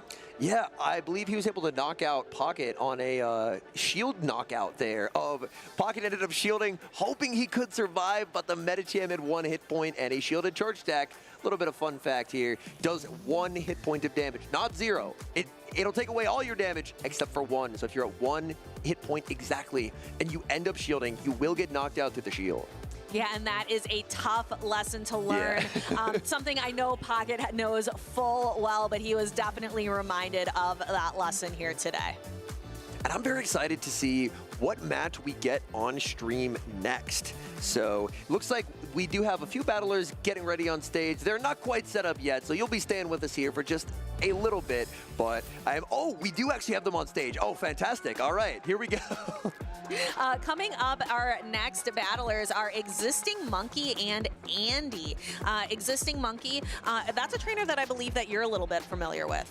Existing Monkey is a very decorated grassroots trainer, like very consistently performing well in community formats or community run tournaments, and trying to kind of translate that success onto the big stage. And so far, I mean, if you end up making it into the group finals, clearly something's going right. And then on the other side is Andy, and this is Andy is a trainer on the team SoCal Swablu, and they are a massive organization within Pokemon Go. It's a team that has many sub-teams all around California and beyond California, I think. Yeah, they have, I've honestly at this point lost count of how many teams they have, but they have quite a lot of players representing, definitely more so in the California regionals, but even outside of California, all the way down in Houston, we still have SoCal Swablu players making an impact here, as Andy is running, now this is a Pokemon that I don't think we've seen today. A lot of trainers, when it comes to electric damage, they've been opting for the Volt Switch Fortress. We saw a few Charjabug. Now we get to see a Shadow Steelix. Ooh, Shadow Steelix made an impact a couple of seasons ago with that Thunder Fang Crunch and Psychic Fangs charged attack set. We're going to get to see a little bit more here as we go into the Group G Winners Finals. Again, this is win and in to tomorrow's competition, your top cut competition. If you lose, it's not over yet, but you do have a longer road ahead of you down on the loser side of the bracket. One thing that I want to note here is it's another Winners Finals with 2 Medicham. This means more and more Medicham are sneaking into Top Cut. I feel like Medicham wasn't really a Pokemon that people were expecting to have huge results, because in Curitiba last week, Medicham didn't particularly have a strong showing, but it really seems like bringing Medicham has been a consistently very winning strategy so far early on in Houston. And Medicham is consistent, right? It's consistently bulky, it's able to consistently output damage and be able able to consistently survive the onslaught of attacks thrown at it. And in so many teams, we see Wigglytuff as the primary Medicham counter, and then just a bunch of Pokemon that Medicham is very fine into. Now, Andy does actually have the Corsola plus Wigglytuff, so Andy does have two very strong answers to the Medicham. But if we take a look at Andy's Medicham, outside of the Wigglytuff, there is so much play here. Fortress doesn't like that matchup, Quagsire doesn't like that matchup, Empoleon and Guzzlord are getting shredded by dynamic punches, and the Mirror, which is very fine to play out. Yeah, so I think we are going to see a lot of Medicham play. We also see that Corviknight as the steel type of choice on Andy's team versus the Empoleon on the side of Existing Monkey. We have seen Corviknight perform so well throughout the day today, really just being able to absorb a lot of damage, really utilizing its bulk and then Air Cutter to just slowly ramp up your attack. So we've seen a lot of Air Cutter boosts. It has the bulk, it has the boost, and it has that steel subtyping. If Wigglytuff is the #1 most used Pokemon, you probably don't want to have something like a Galarian Moltres that's taking massive super effective damage, and that's why a lot of trainers are opting for Corviknight. They're opting for double steal, sometimes even triple steal, just because that way you can have checks into that Wigglytuff. Because even though Corviknight isn't the most convincing answer into Wigglytuff somehow, but Corviknight, it's still at the very least, you can't just get charmed down. Right, it's at least you're gonna have, the matchup is going to take a while. It's going to take time. You might be able to use your switch timer again. You might be able to maneuver around a little bit. It's not like a Sableye into Wigglytuff at all.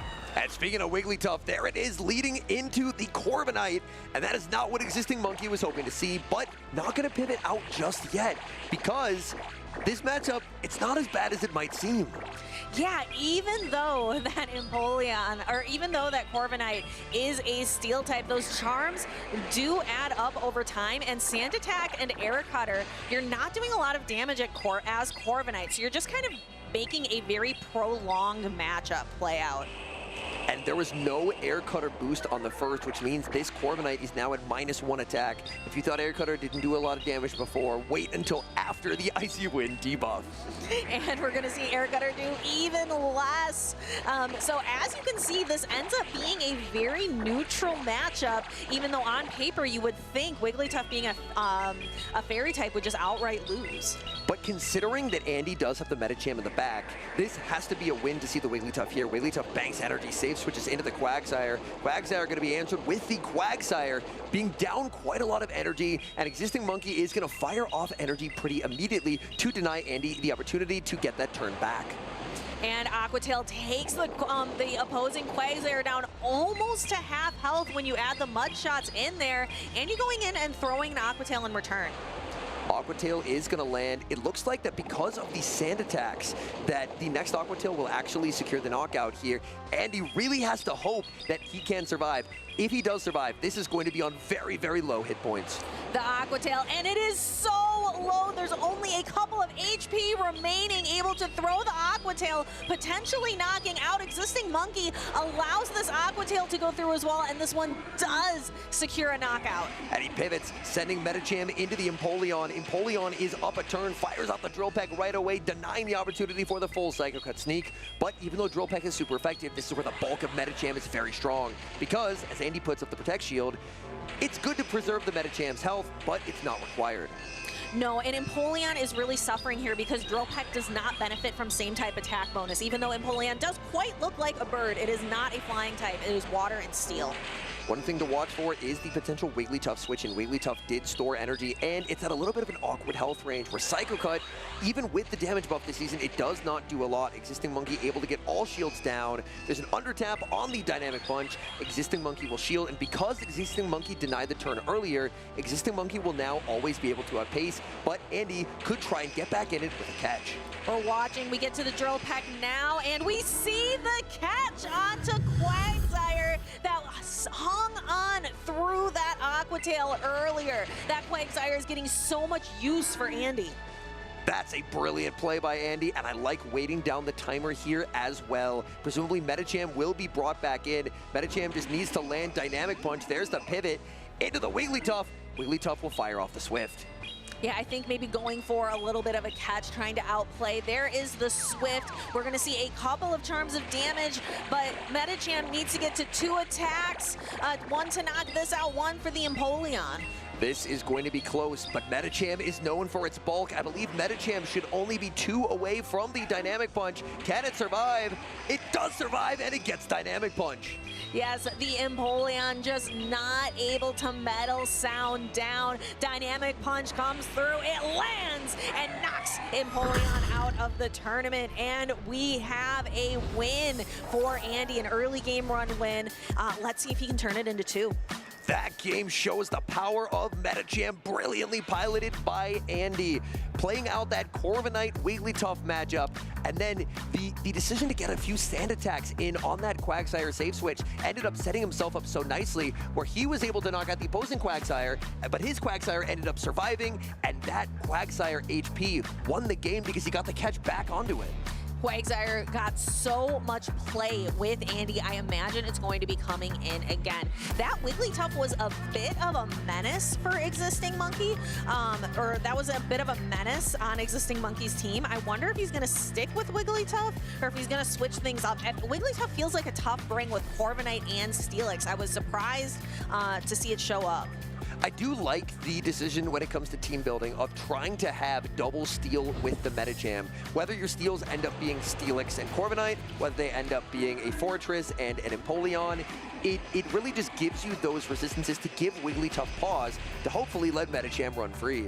You were talking a little bit during this game about being able to be a turn ahead on Empoleon. How impactful do you think that was for Existing Monkey? Do you think that he could have been able to turn that into a full advantage?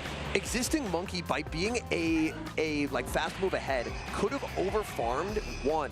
So, or because he was ahead by 1, could have paused the turn, but instead ended up going on alignment, and that's what allowed Andy to get the catch. So I feel like it was a bit of a missed opportunity for Existing Monkey, because if you are ahead by 1 fast move in a 2 versus 2 scenario and you have identical pacing, you can't ever really wait a turn if it could be a charge attack priority die, because I could just wait, they could throw the move, and then I'm just gone. I'm just KO'd by a Dynamic Punch. But if you're ahead by a turn, then you can make it to your charge move, wait, visually see the fast move start, and then throw your move in the middle, or if you see the switch, then just fast move it down.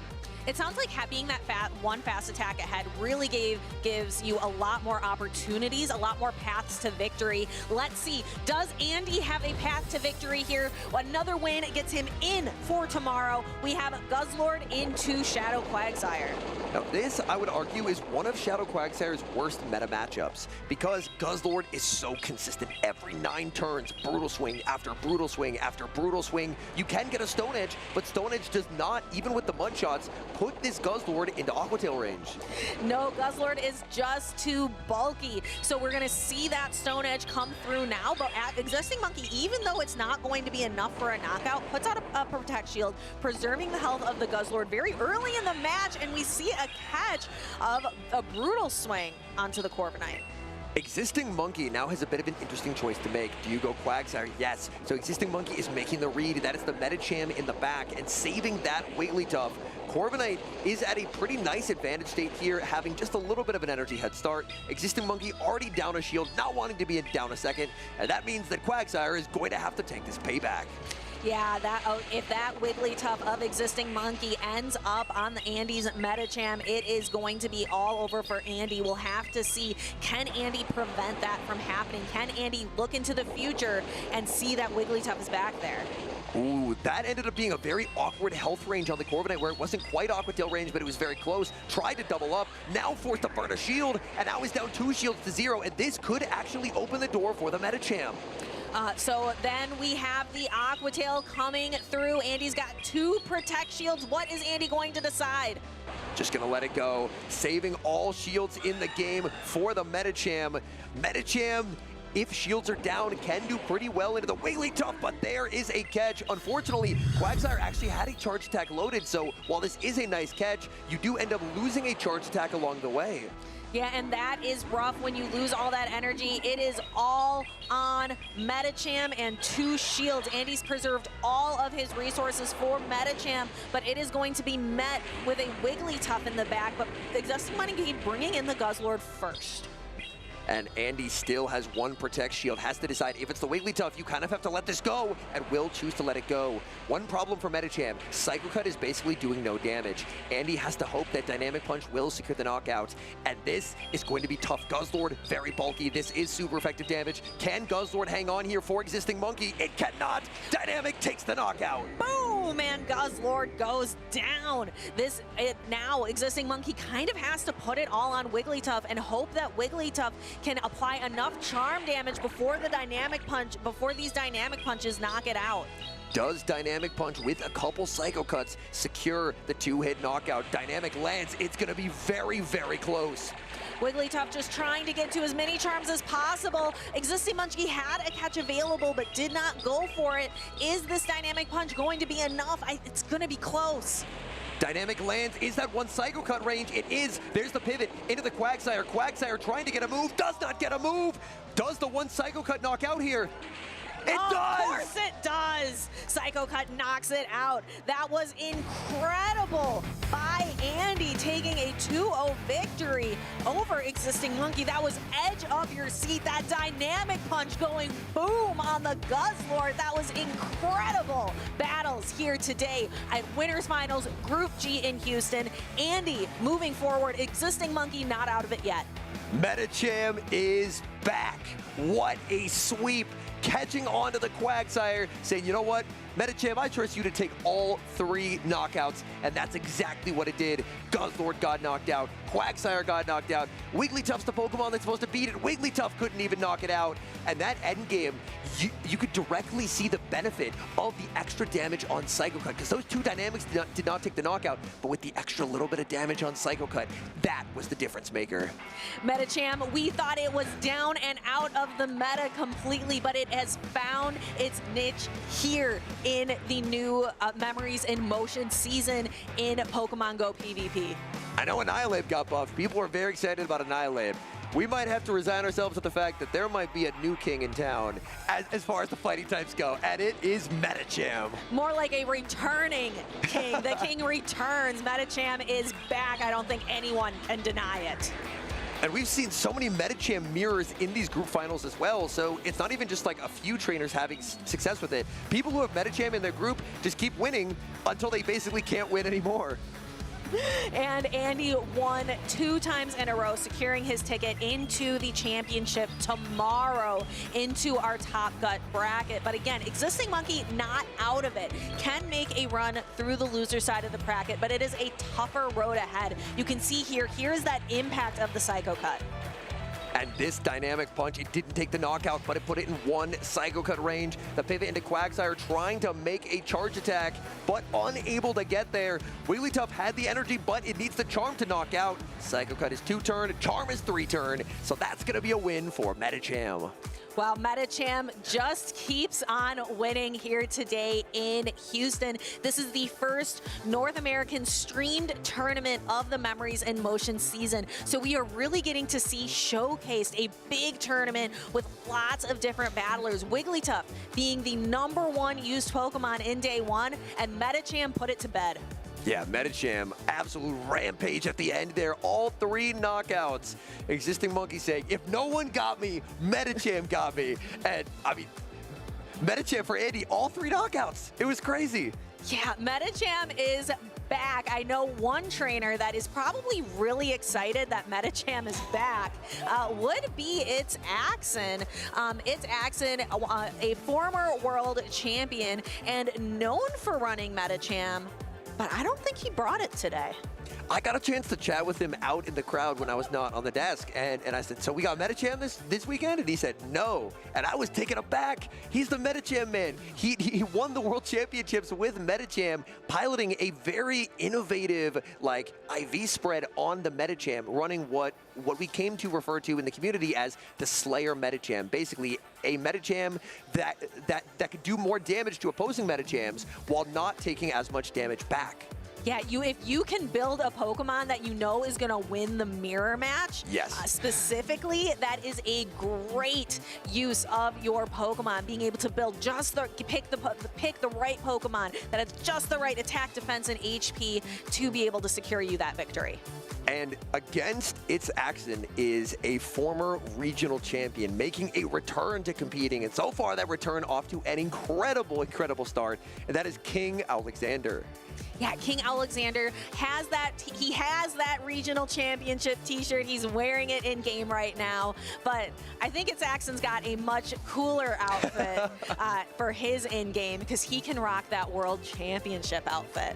That World Champion outfit is, I would say, one of my favorite things about competitive Pokemon Go every year is seeing the new cool outfit that they have and then getting to run into these trainers on the Go Battle League in-game ladder and seeing, oh wait, even if you missed the name, the outfit is unmistakable. Whether it's Axon and he had the red robe, there was Yakai who had kind of the like scuba outfit, so to speak, and then we got the matchup, and this is a Pokemon that talk to me about that poison dark type right there on King O side, because that's a Pokemon we haven't really seen too much of today.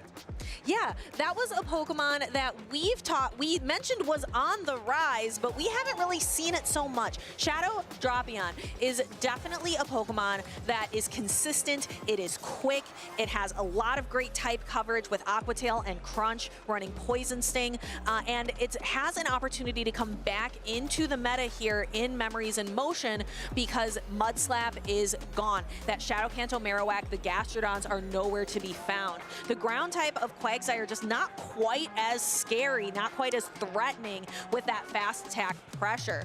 I was talking to a trainer earlier, Esteban, who said Shadow Dropion's actually his MVP for the tournament. Oh wow, Shadow Drapion, probably about a year ago actually, was very, very strong, and King O is trying to bring that back. Another Pokemon that you want to highlight for King O is that Annihilape. Annihilape looks incredibly, incredibly strong in this matchup. As if Annihilape can avoid the Togekiss, Guzzlord's good, Fortress is good, Licky Licky's good, Corviknight is pretty good. Corviknight doesn't like close combats. Quagsire doesn't like close combats. So Axon might feel pressured to bring that Togekiss just to try and lock down that Annihilape matchup, because without it, Annihilape looks extremely neutral. Home Slice Henry, does any Pokemon really like getting a close combat? maybe a Galarian Weezing. If you have the double resistance going, then maybe that feels a little bit better. Or the Togekiss on Axon's side. So that might be the only Pokemon that really wants to take a close combat. Outside of that, close combat is just devastating neutrally. And to me, it is part of what makes the low kick Annihilape so interesting is it isn't even really how fast you get to Rage Fist in my eyes, it's how fast you get to the close combat, because that is an incredibly efficient move. There is a drawback, you do drop your defense, but if you take a knockout, that's definitely worth it. And again, Wigglytuff, that Pokemon, #1 in usage today.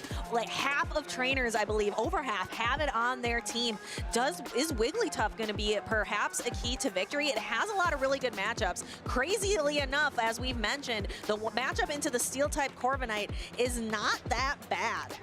If it can dodge the Fortress, it does look quite nice here. Because even in a battle of fairy types, like Togekiss versus the Wigglytuff, Wigglytuff just kind of has the better stats, but it looks like we don't have to wait any longer. We've got lock-ins. Winners finals of Group H, game #1. It's the Battle of the Flyers. Altaria for King O, into the Corviknight for Axon.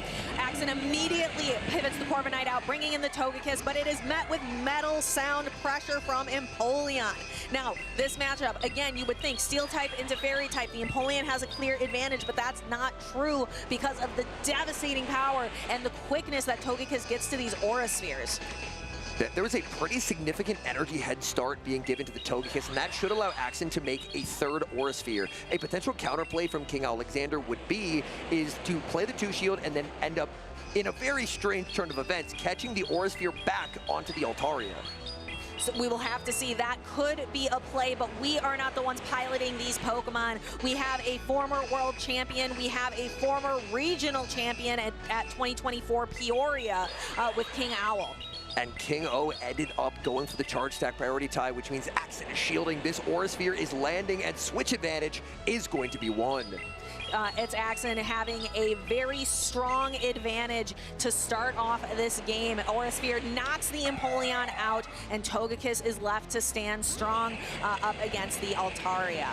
Altaria would love this farm down before the Psyshock is reached, but Togekiss taking advantage of that double resist, barely able to hang on. And while Psyshock does not do a lot to the Altaria, all damage is helpful because Altaria is very, very bulky.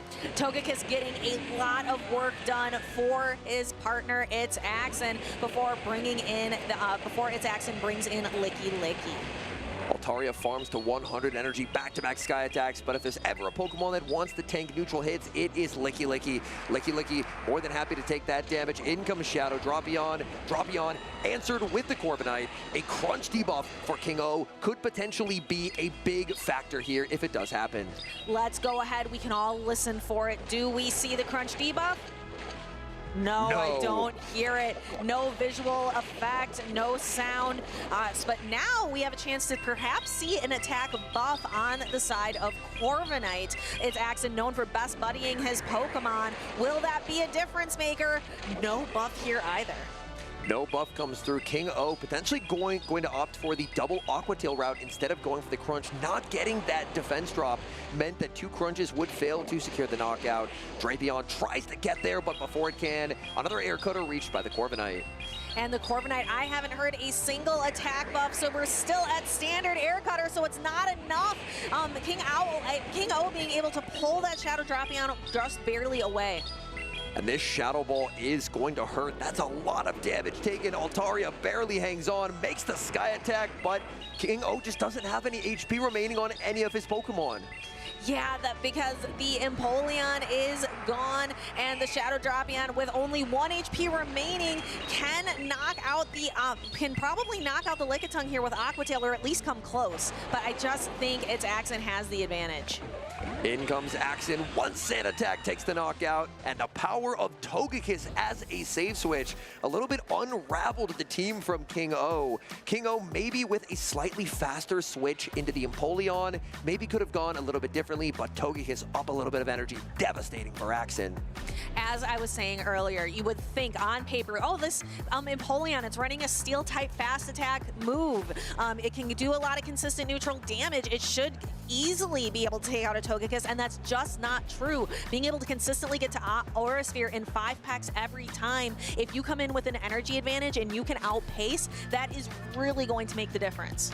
And we've seen a difference in Togekiss moveset choice. Earlier on in the day, we saw a Dazzling Gleam Togekiss. This one is on Psyshock. Psyshock does mean that for Togekiss, it will have an ability, if it runs into one of the many Clodsires that we've seen today, to not be walled. However, in neutral matchups, like against something like a Corsola or against a Wigglytuff, it is stuck going for like Psyshock or Aura Sphere, respectively, which is just not as efficient as Dazzling Gleam. So a bit of a drop in efficiency, but that does give him better coverage and makes it more flexible as a safe swap. And that's what It's Axen is setting this Togekiss up for, is being that safe swap, not having to worry about his Togekiss truly being walled against any particular Pokemon in the meta. And Axen in very familiar territory, up 1-0 in the group finals. Axen, a former world champion, a former international champion 2 times over, a former regional champion. He's been there before. He shined bright when it mattered the most, and he's looking to do it again here in Houston. But King Alexander still has an opportunity, is a regional champion himself back in Peoria 2024, and is looking to make a return to form here, and he's on a really good start. This is the best tournament he has had in a couple of seasons now. And King O, it would be honestly a pretty cool story. Like we've heard several trainers so far who are kind of making returns after a bit of time away and have made it into these group finals, but we don't have to wait any longer. We've got lock-ins. Game number 2, It's Axen versus King O. And this Volt Switch Fortress, that's exactly what it wants to see in the Empoleon. We see King O being able to build up a little bit of energy before going for the Shadow Drapion safe swap. Shadow Drapion a lot safer now with Mudslap being out of the picture. I really like the decision by Axen to go for the Rock Tomb instead of the Sand Tomb. I know Sand Tomb is super effective, but what Rock Tomb gives him is the ability to just fully farm this down. Suddenly, even if the Shadow Drapion gets a potential defense drop, it doesn't matter because Crunch does way less damage than it did previously. And we see a bit of a defense drop. You've been talking about it.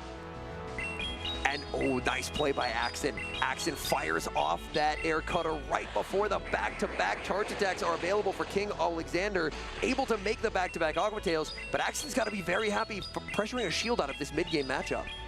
Yeah, that is a nice shield. If you can't win one advantage, it's better to try to focus on the other, and being able to exit this with a shield advantage could be impactful later on. We see that it's Axen did drop the Licky Licky in favor of that Volt Switch Fortress that he brought in that early matchup. That Fortress looks really good in the back line. Fortress up a shield, very strong. Axen also very, very close to a payback. Timer hit 0. In comes Altaria. Can't get the farm down as the payback is reached. Ooh, and Payback is going to do some nice neutral damage, and then Axen can really rely on the Fortress in the end game. We can even see Togekiss could even put on some pressure. In comes Togekiss. They're still going to need quite a few more packs before Psyshock will be able to take the knockout here. But for Axen, because he takes basically no damage from the Dragon Breath, he's not under any meaningful pressure to actually shield the Sky Attack. No, and Sky Attack is just not that strong of an attack. It's not a big nuke. It's just kind of like your neutral, like run-of-the-mill attack.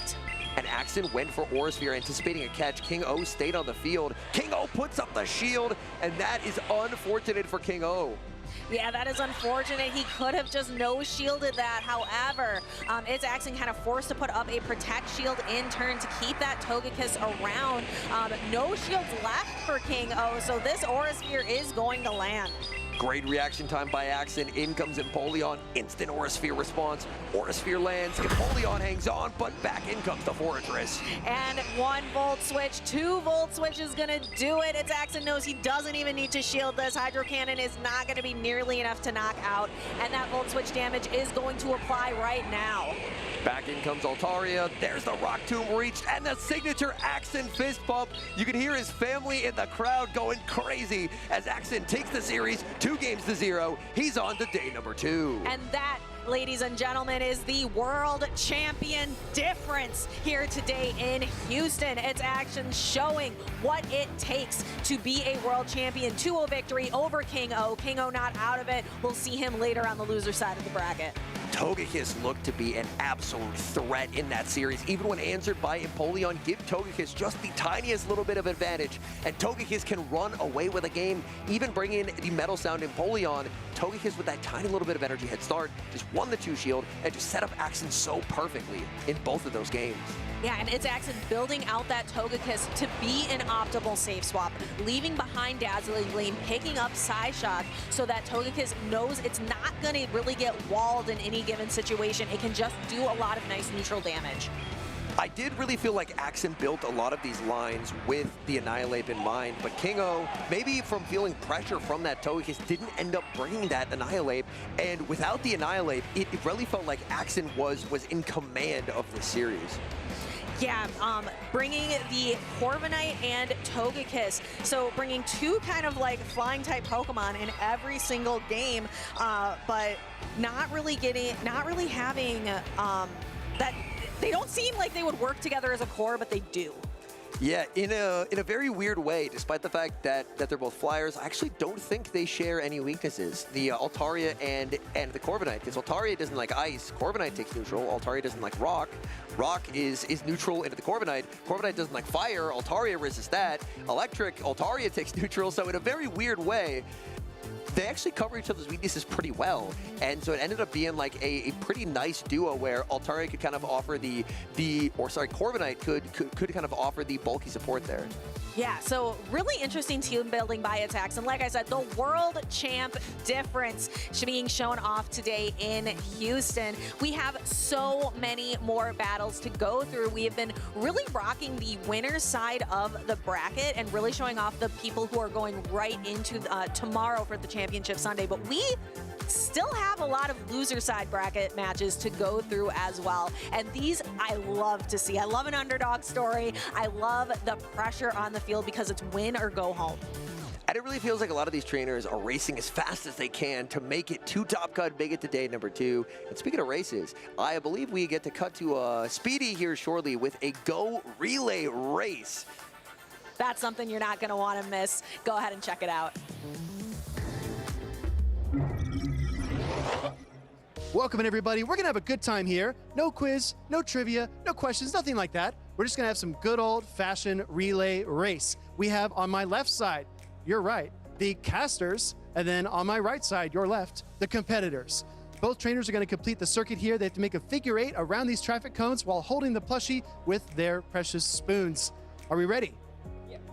Yeah? Let's begin. We'll go over here to this side. Whichever team would like to start first. All right. All right. Now remember, the trainers have to maintain control of the plushies throughout. They have to make a figure 8 throughout these traffic cones and then come back to the starting point. On your marks, set, go. Casters defy. Strong start. Pursuing Electrode on the spoon. Very well bounced. Oh, almost lost it there. Maintains control. Comes back over the figure 8 and back to the starting point. High fives, House Stark, but a mishap there as the positioning for the Fuecoco came to pieces. House Stark positioning the Fuecoco. It's got to be perfect, everybody. He needs good endurance. Okay, starting the figure 8. He's got the hand there for support just in case. House Stark coming around. Finishes. Stumbling over the finish line. That is team number 1. Competitors, let's see if you can do the relay just a little bit faster, starting with Master Mihir. Begin. Master Mihir with a Jigglypuff, that awesome World Championships bow. Look at the smoothest, look at the control. Just what we expect from Master Mihir. Frankie coming in, and he's coming in fast. Frankie tearing it up. Figure 8. He makes the circle. He comes over the final approach and finishes the track. That was actually super fast. I think the competitors might have won that challenge. Let's bring it in, everybody. Show off your plushies. As I promised, this is a fun one. It's a fast one. We've got our casters on my left, our competitors on the right. Who had the faster time, everybody? It was the competitors. Congratulations, Master Mihir and Frankie T52. Let's be honest, it wasn't even close. That was really, really good. That being said, everybody, we're getting back to the battles, so stay tuned. Fun little game we have going on here at the Houston Regional Championships. How many Pokemon can you name in 30 seconds? Are you ready? Sure.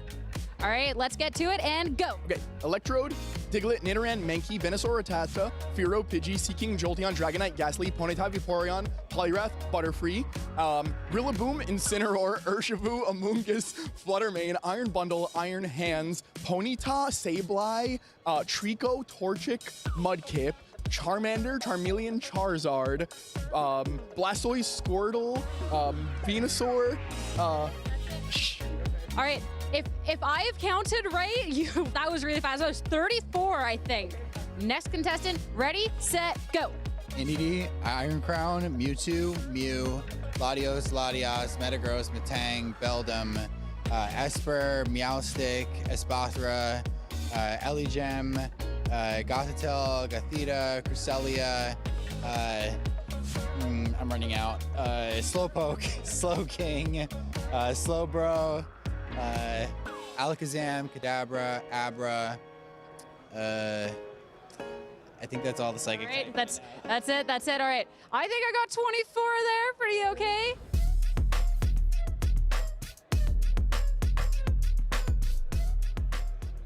What's my favorite? My favorite's the one that's got jet black hair. He's extremely fast. Limitless. So cute. She has a 12-octave vocal range. Can be calm. Powerful. Estilo como yo. 닮기도 한 것 같아갖고. He would improvise on the spot. Just always finds a way to make it funny. We both have very fast moves and can change the world using its mind. Jigglypuff is my favorite. Jigglypuff, Jigglypuff. Every single time you met a new Pokemon, it felt like you met a new part of yourself. He likes to sleep. Just like me. 뭔가 여러 모습으로 변할 수 있는 모습도. Sí, tiene muchas formas de superar a sus oponentes. Como mis chillas, por Dios, su love language. Sa loyauté, sa rapidité. She uses her voice to protect herself. It's homey, you know? Totally. That's why I love it. My favorite is Eevee. Mi favorito es Sira. Arcanine. Gengar. Jigglypuff. So what's your favorite?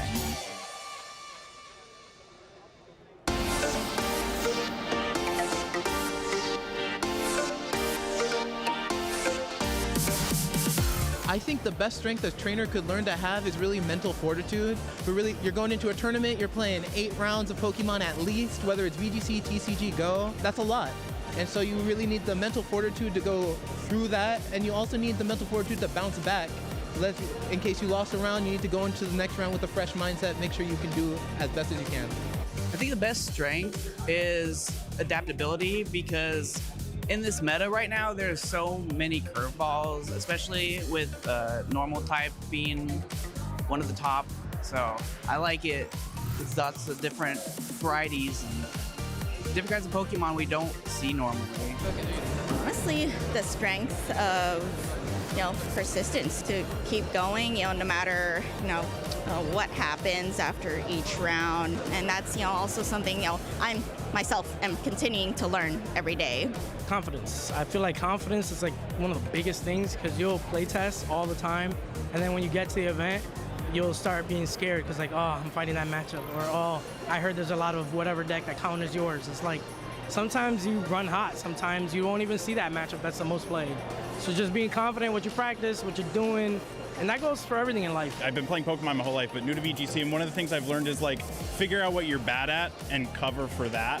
Like as an example, the team I'm using often carries an Amoonguss. I'm too new and too inexperienced to really use Amoonguss effectively, so I just dropped it in favor of Flutter Mane. And that has covered a lot of my weaknesses, and that has really helped me get through some games that I don't think my Amoonguss skill level would have. One of the best strengths a trainer can learn to have is timing, is pace, is learning all the different movesets, especially in Pokemon GO. This game is very strategic, and it's all about split-second decisions. If you catch a move, if you know when to throw, if you know how close your opponent is to throwing their charge attack, knowing all those numbers in your head, being able to count multiple things simultaneously, and having that just in the back of your mind is a skill that's going to help you go from a casual player to professional.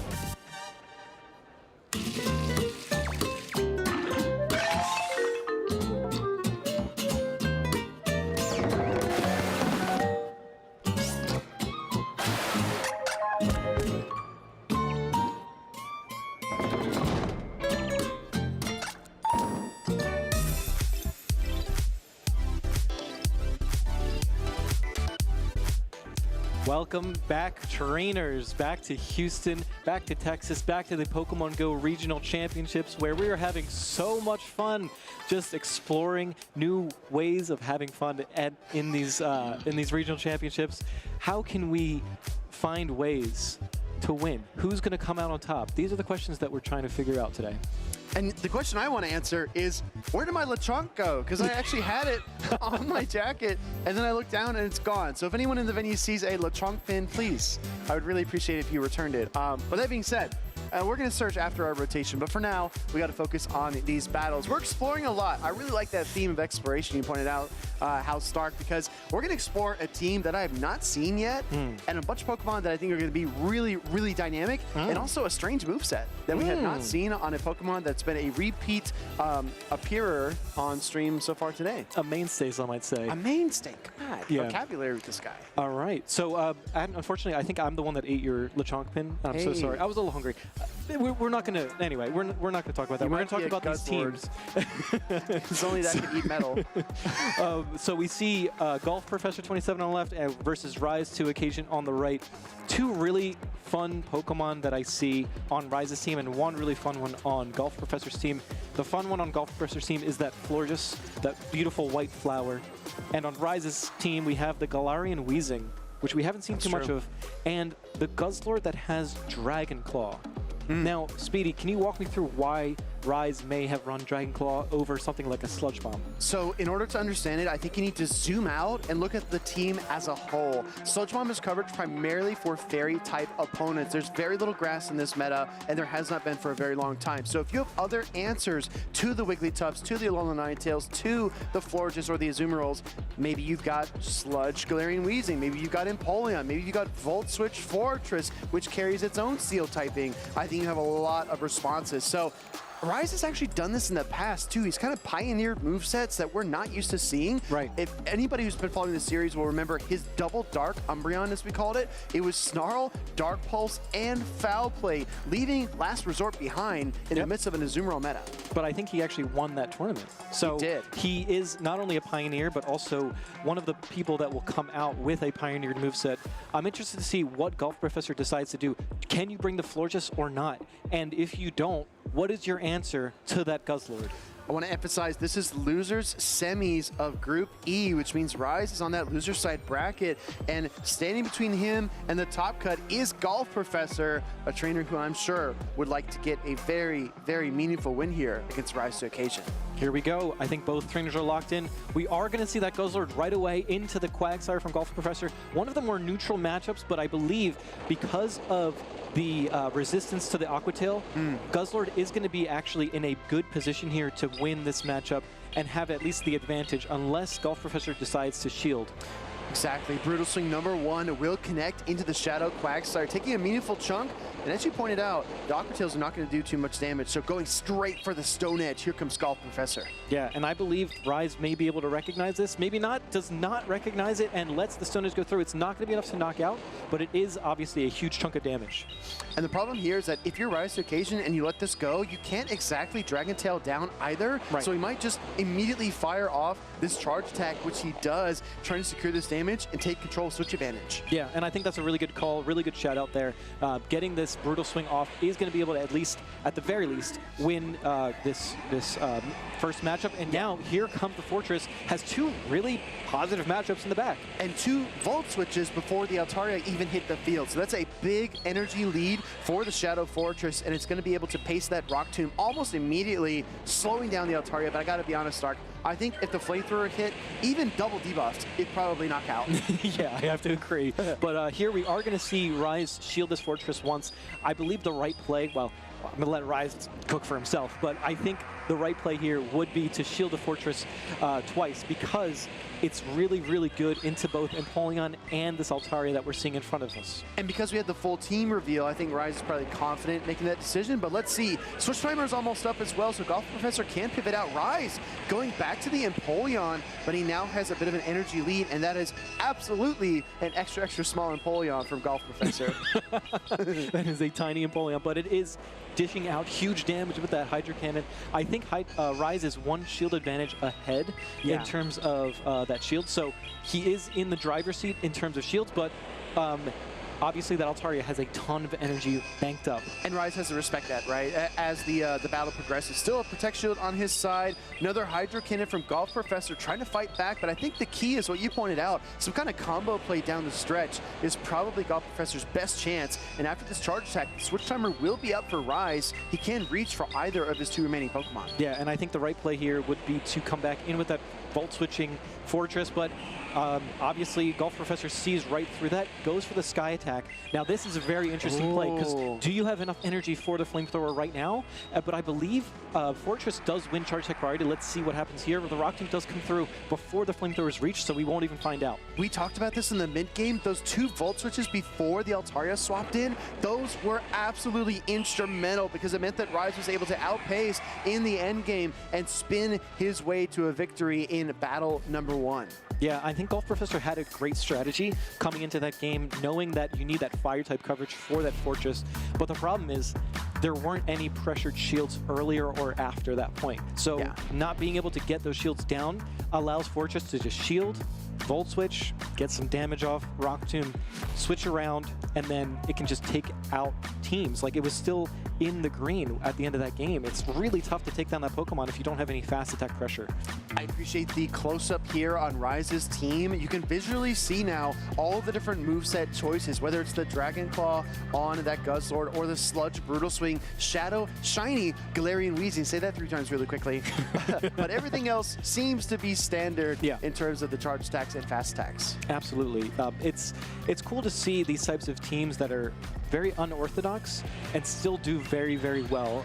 Like the Guzzlord with the Dragon Claw, I think is actually a really good addition, because now you can threaten Altaria with not just your fast attacks, but also your charge attacks and threaten other Guzzlord. Exactly. Think about the mirror matchup. We saw that earlier with the Sludge Bombs being slung back and forth, with the Dragon Claw would have been very decisive there. But let's keep ourselves here in the present. We're heading into battle #2. Golf Professor facing an elimination battle here against Rise to Occasion, your, I believe, Merida event champion this season.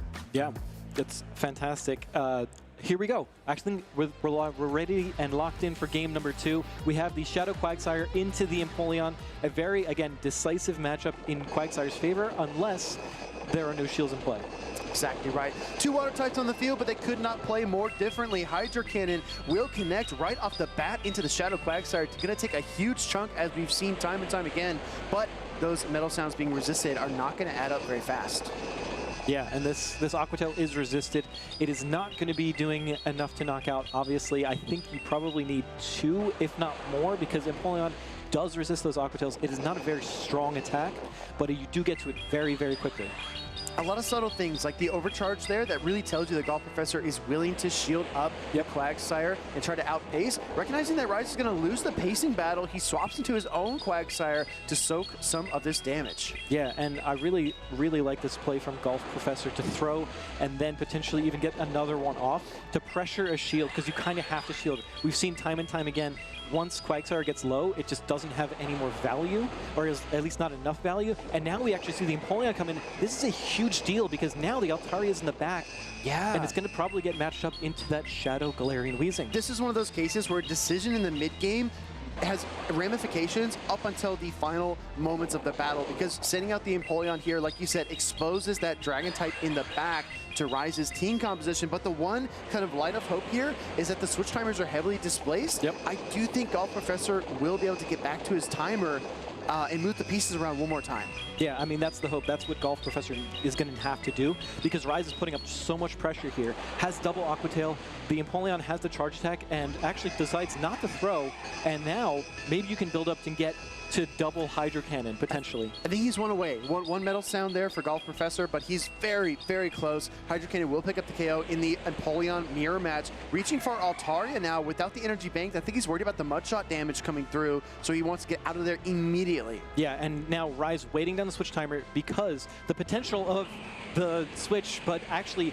coming in with the Altaria right away is a huge play, because now you are double resisting all of this Dragon Breath damage. Also, 500 IQ play for Rise to send out the Weezing immediately instead of the Quagsire, because he knew the swap was coming. If we do see the Quagsire come out there, Altaria's got a good matchup and can probably store some energy for the end game. But instead, Rise predicts his opponent, sends out the Fairy and Poison-type Pokemon here. Yeah, but these Sky attacks actually hurt quite a bit. So now I think what you have to do is go for the double Brutal Swing and potentially get this knockout before the Altaria gets to another Sky attack.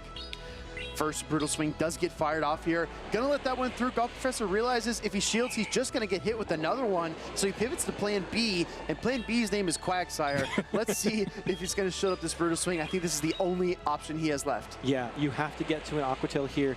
Actually, you might have to get to 2, potentially. Actually comes in with the Empoleon, is able to get to the Hydro Cannon. Hold on. This is a huge, huge play from Golf Professor, fighting and clawing his way back into this game. Hold on, massive swing. If Rise Occasion does not have the Aqua Tail, oh, he does. It's gonna come down to Charge Attack priority. Oh my goodness, who's gonna win the Charge Attack priority? It is a tie, and Rise Occasion is able to win the Charge Attack priority, winning this game number 2. Wow, honestly, I'm getting flashbacks to Rise taking on Colin at EUIC earlier this season when he faced off in the Spiritomb mirror match and lost a charge attack priority to Colin, which was the difference between top 8 and top 3. And I really feel like that moment, Rise probably blinked for a second too. He said, I really got to win this charge attack priority. Well, the nice thing is Rise had his Quagsire rise to the occasion, win that charge attack priority, and and take the game, and I think because of that is able to move on to the next round. Yes. Is that? So what we just saw was losers round 6. Right. I believe either the next round or the one after that will be the losers finals. So many more battles on the loser side bracket. It is a tough road to take, but many of our champions have walked that path and still taken the gold. So you never know. Rise might be the next trainer to fight his way through that loser side bracket into day 2 and beyond, but only time will tell. Yeah, and we see here the Empoleon coming in with the Quagsire for Golf Professor, or coming in with the Empoleon into the Quagsire, I think was the difference here. If you were able to recognize what's in the back for Rise, it's really tough, because you might think is it the Guzzlord? Is it the Fortress? Yeah. Is it the Gourgeist, right? And you can't really figure that out until afterwards, and after the fact, it's really, really tough.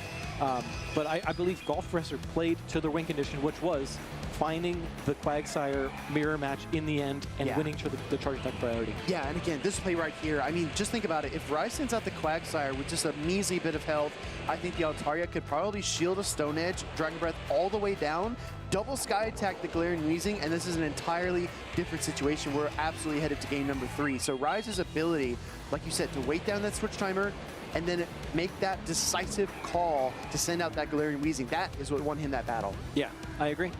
Really well played, really well explained by our #1 caster, Speediest Chief over here. I don't know. Well, the number 2 is in my name, so I don't think I can ever be number 1. Oh. But that being said, Golf Professor's tournament run is over in Houston. Unfortunately, knocked out of the competition, but I'm sure we have not seen the last of that trainer. Anytime you go up against, you know, Rise to Occasion or Doombug or Out of Pocket, any of these NA Titans, it's got to be a little intimidating. It's got to be tough, and you really don't have to take it personally when that series doesn't go your way, because those trainers are just that good. Right. I mean, they are exceptional.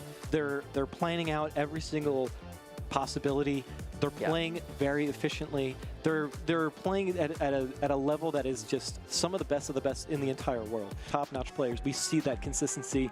It's just like the lack of mistakes that they make is like, it's very notable. So now we're actually getting ready for our next battle. Losers round 6 in Group F. Yes, so we're going to see the Pixel Cheetah take on Shadow Brandino. And honestly, I really like this team from Shadow. I think this is a very fun composition.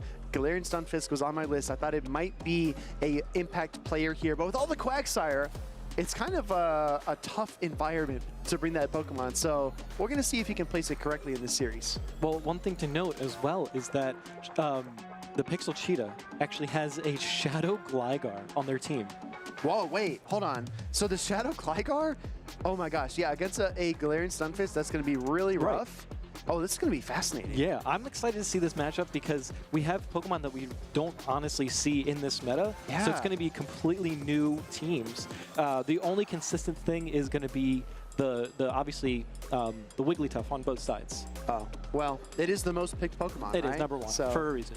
Yeah, well, I know a few trainers do not enjoy the Wigglytuff gameplay. It's one of those things where it's better to be on the side where you're dishing out the charm damage than on the side where you're receiving the charm damage. But, you know, that's Pokemon for you. Well, I've seen you backstage. I've seen you do a little wiggle yourself. So yeah, hey, some of the soundtracks we have, you got to dance, man.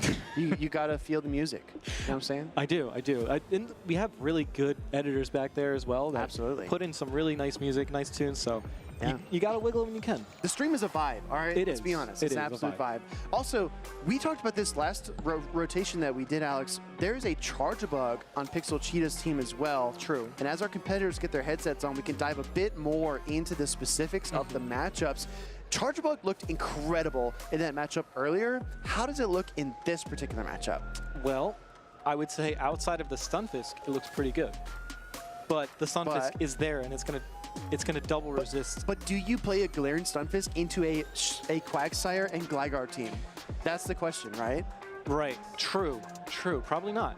But there's also that Licky Licky, there's a Wigglytuff, there's a Charge-a-Bug, there's an Altaria. Like, there's 4 really good answers. It's true. Right? Like, you have to kind of place it in the right spot, and if you can place it in the right spot, it's going to be really, really good. Well, these trainers are going to try not to fall flat like Galarian Meowth just did, but we're going to see loser semis Group F here momentarily, everybody. The Pixel Cheetah, Shadow Brandino. Let us know which Pokemon you think are going to shine here. Is Shadow Charizard going to tear through this lineup and blast burn everything in sight? Or are we going to see that Charge-Bug Volt switching through? I don't know. Stories yet to be written. Yeah, I'm excited to see it either way. I think the Gligar or the Quagsire have to show up every game. Otherwise, the Stunfisk is just going to run through Pixel Cheetah's team.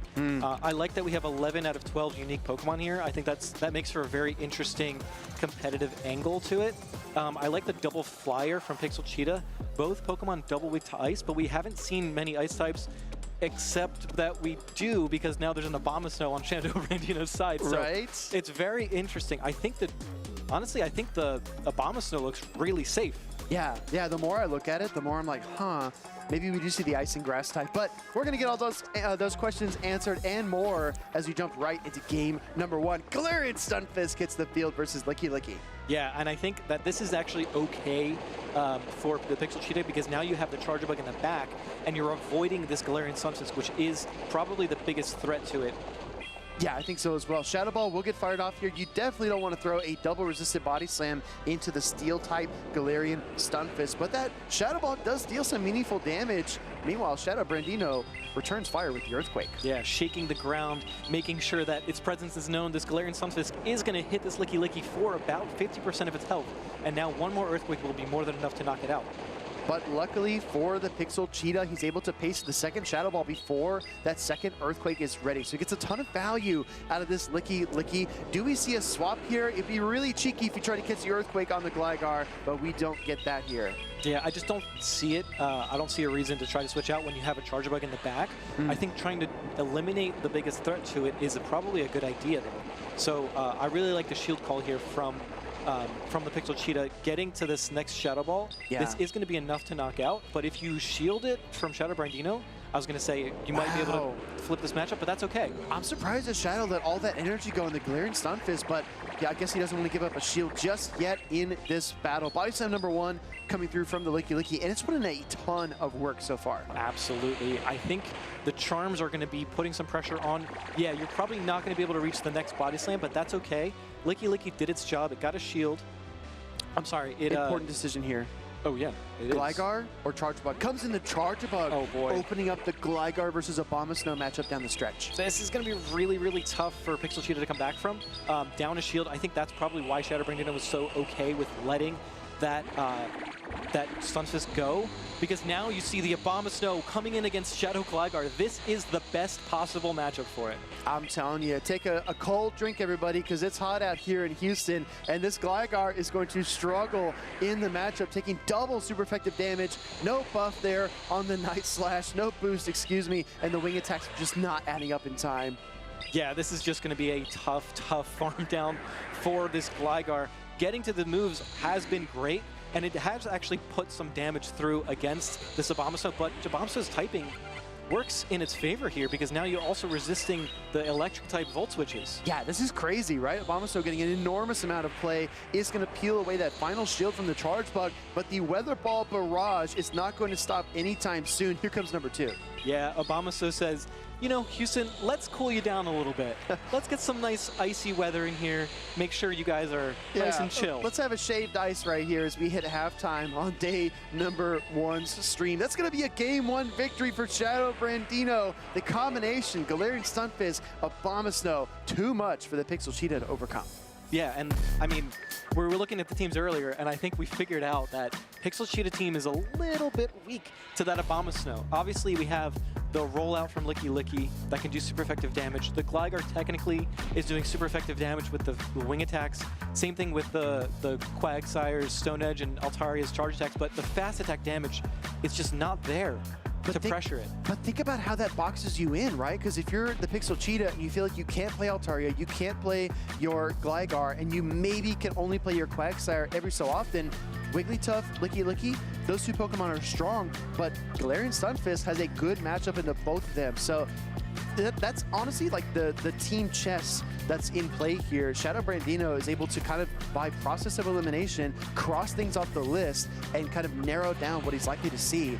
I think that's going to be really, really instrumental. There's an enormous amount of team comp pressure happening here. Yeah, and I think because like the chess reference that you made, I think was great because Abomasnow feels like the King Gambit of this meta, or of this matchup, and you see things like Altaria and Quagsire, and they're kind of like Pawniards just trying to find their way through the chessboard, and Abomasnow is just king of the jungle here. I see what you're doing. I'm shocked that you didn't mention Rookity, but I guess we'll get one of those in another matchup. We're going to go right into game number 2, everybody. This is Losers Semis, Group F. Loser goes home here. This is a match point situation for the Pixel Cheetah. Hey, guys, it's the #1 Pokemon in the meta. Wiggly versus Wiggly. This is going to be our Wiggles. We were just wiggling around a little bit, you know, maybe feeling a little icy. Yeah, we'll see. We'll see which one of these Wigglytuffs wins the charge attack priority, but not quite yet. Swift's going to get fired off here. I think in this situation, if you want to play out the Zero Shield matchup, you probably just go double Swift in most cases. Yep. But Shadow Brandino holds on to the energy. Yeah, I mean, building up to the double Swift, I think Pixel Cheetah knows that it's not going to be enough for the knockout, so going to probably let it go as he does, and now it's really going to come down to the charge attack priority, and it looks like Pixel Cheetah is going to be able to win that charge attack priority and take this lead matchup. We've seen Shadow do this time and time again, though, allowing the lead to go, bringing in a Pokemon because he really values the farm down, but controlling Switch, you just saw the nod on the left side of your screen from the Pixel Cheetah. He knows this means Quagsire is going to meet up with that Galarian Stunfisk. Yeah, and actually, trying to catch the Aqua Tail, really smart play there, but Pixel Cheetah obviously not letting that happen. As Abomasnow comes in against this Licky Licky, this is actually the best case scenario for Pixel Cheetah. Out of the entire 6 Pokemon, I think this is the Pokemon with the best matchup into Abomasnow. Yeah, because this is where the ice typing of Abomasnow betrays it. It's going to take super effective damage from the rollouts. From half court, he's going to go for the energy ball, and it does sneak beneath the shields, connecting into that Licky Licky. That's a ton of damage. Yeah, that's probably the best play you can go for. And now, on really good timing, throwing the weather ball, this is now going to be enough because of the energy ball damage. Now you could just spam out these weather balls, and they fire off so quickly. Yeah, very, very fast pacing. The switch timers are almost up as well. Keep an eye on that. Great awareness by the Pixel Cheetah to throw this charge attack before the swap was available. I guess he wants to lock down this damage, and he takes the shield instead. Yeah, and now we're actually going to see the switch out. Trying to catch the Stone Edge, but is not able to. Now here comes the Earthquake. Do you shield? This is a real tough question. Actually, great call here from the Pixel Cheetah. That's going to deal the most damage by far, and I think that the double Aqua Tails would be enough to pick up the KO versus the Galarian Stunfisk, and then you might even be able to pace a little bit of energy to another Aqua Tail versus the Abomasnow. Yeah, I think Pixel Cheetah really wants to be able to leave this matchup with as much energy as possible, but unfortunately he's going to have to take an Earthquake for trying to do that. Yeah. And now it's going to be really tough because now you're in range of a Weather Ball. Yeah, I think even the Powder Snow damage is going to add up. Maximum stored energy here on the Quagsire, but can it pace at the Stone Edge, or will it get Powder Snow down? I think it's going to be 1 or 2 Mud Shots away from the Stone Edge. Let's see here. Actually has the Stone Edge and the Weather Ball at the same time. So now this is going to be more than enough to knock out. Pixel Cheetah may have gotten a little bit too greedy, putting too many cookies out of the cookie jar. Exactly. Just when you thought you had the win condition, he comes in and wins the charge attack party. Licky Licky is the final hope. Can't get to the Shadow Ball in time. No, the Powder Snows are too much. And Shadow Brandino stays alive in our loser side bracket. Wow, that was incredible gameplay. We love seeing some Abomasnow take out a Licky Licky. Exactly. I think that's another point. There's so many things to mentally manage in Pokemon Go. I think in the video game or the trading card game, you've got a lot of time to think during your rounds between turns. But in Pokemon Go, I think Pixel Cheetah kind of got tunnel vision. He said, I've got the energy, I've got the Stone Edge, but I don't win charge attack priority.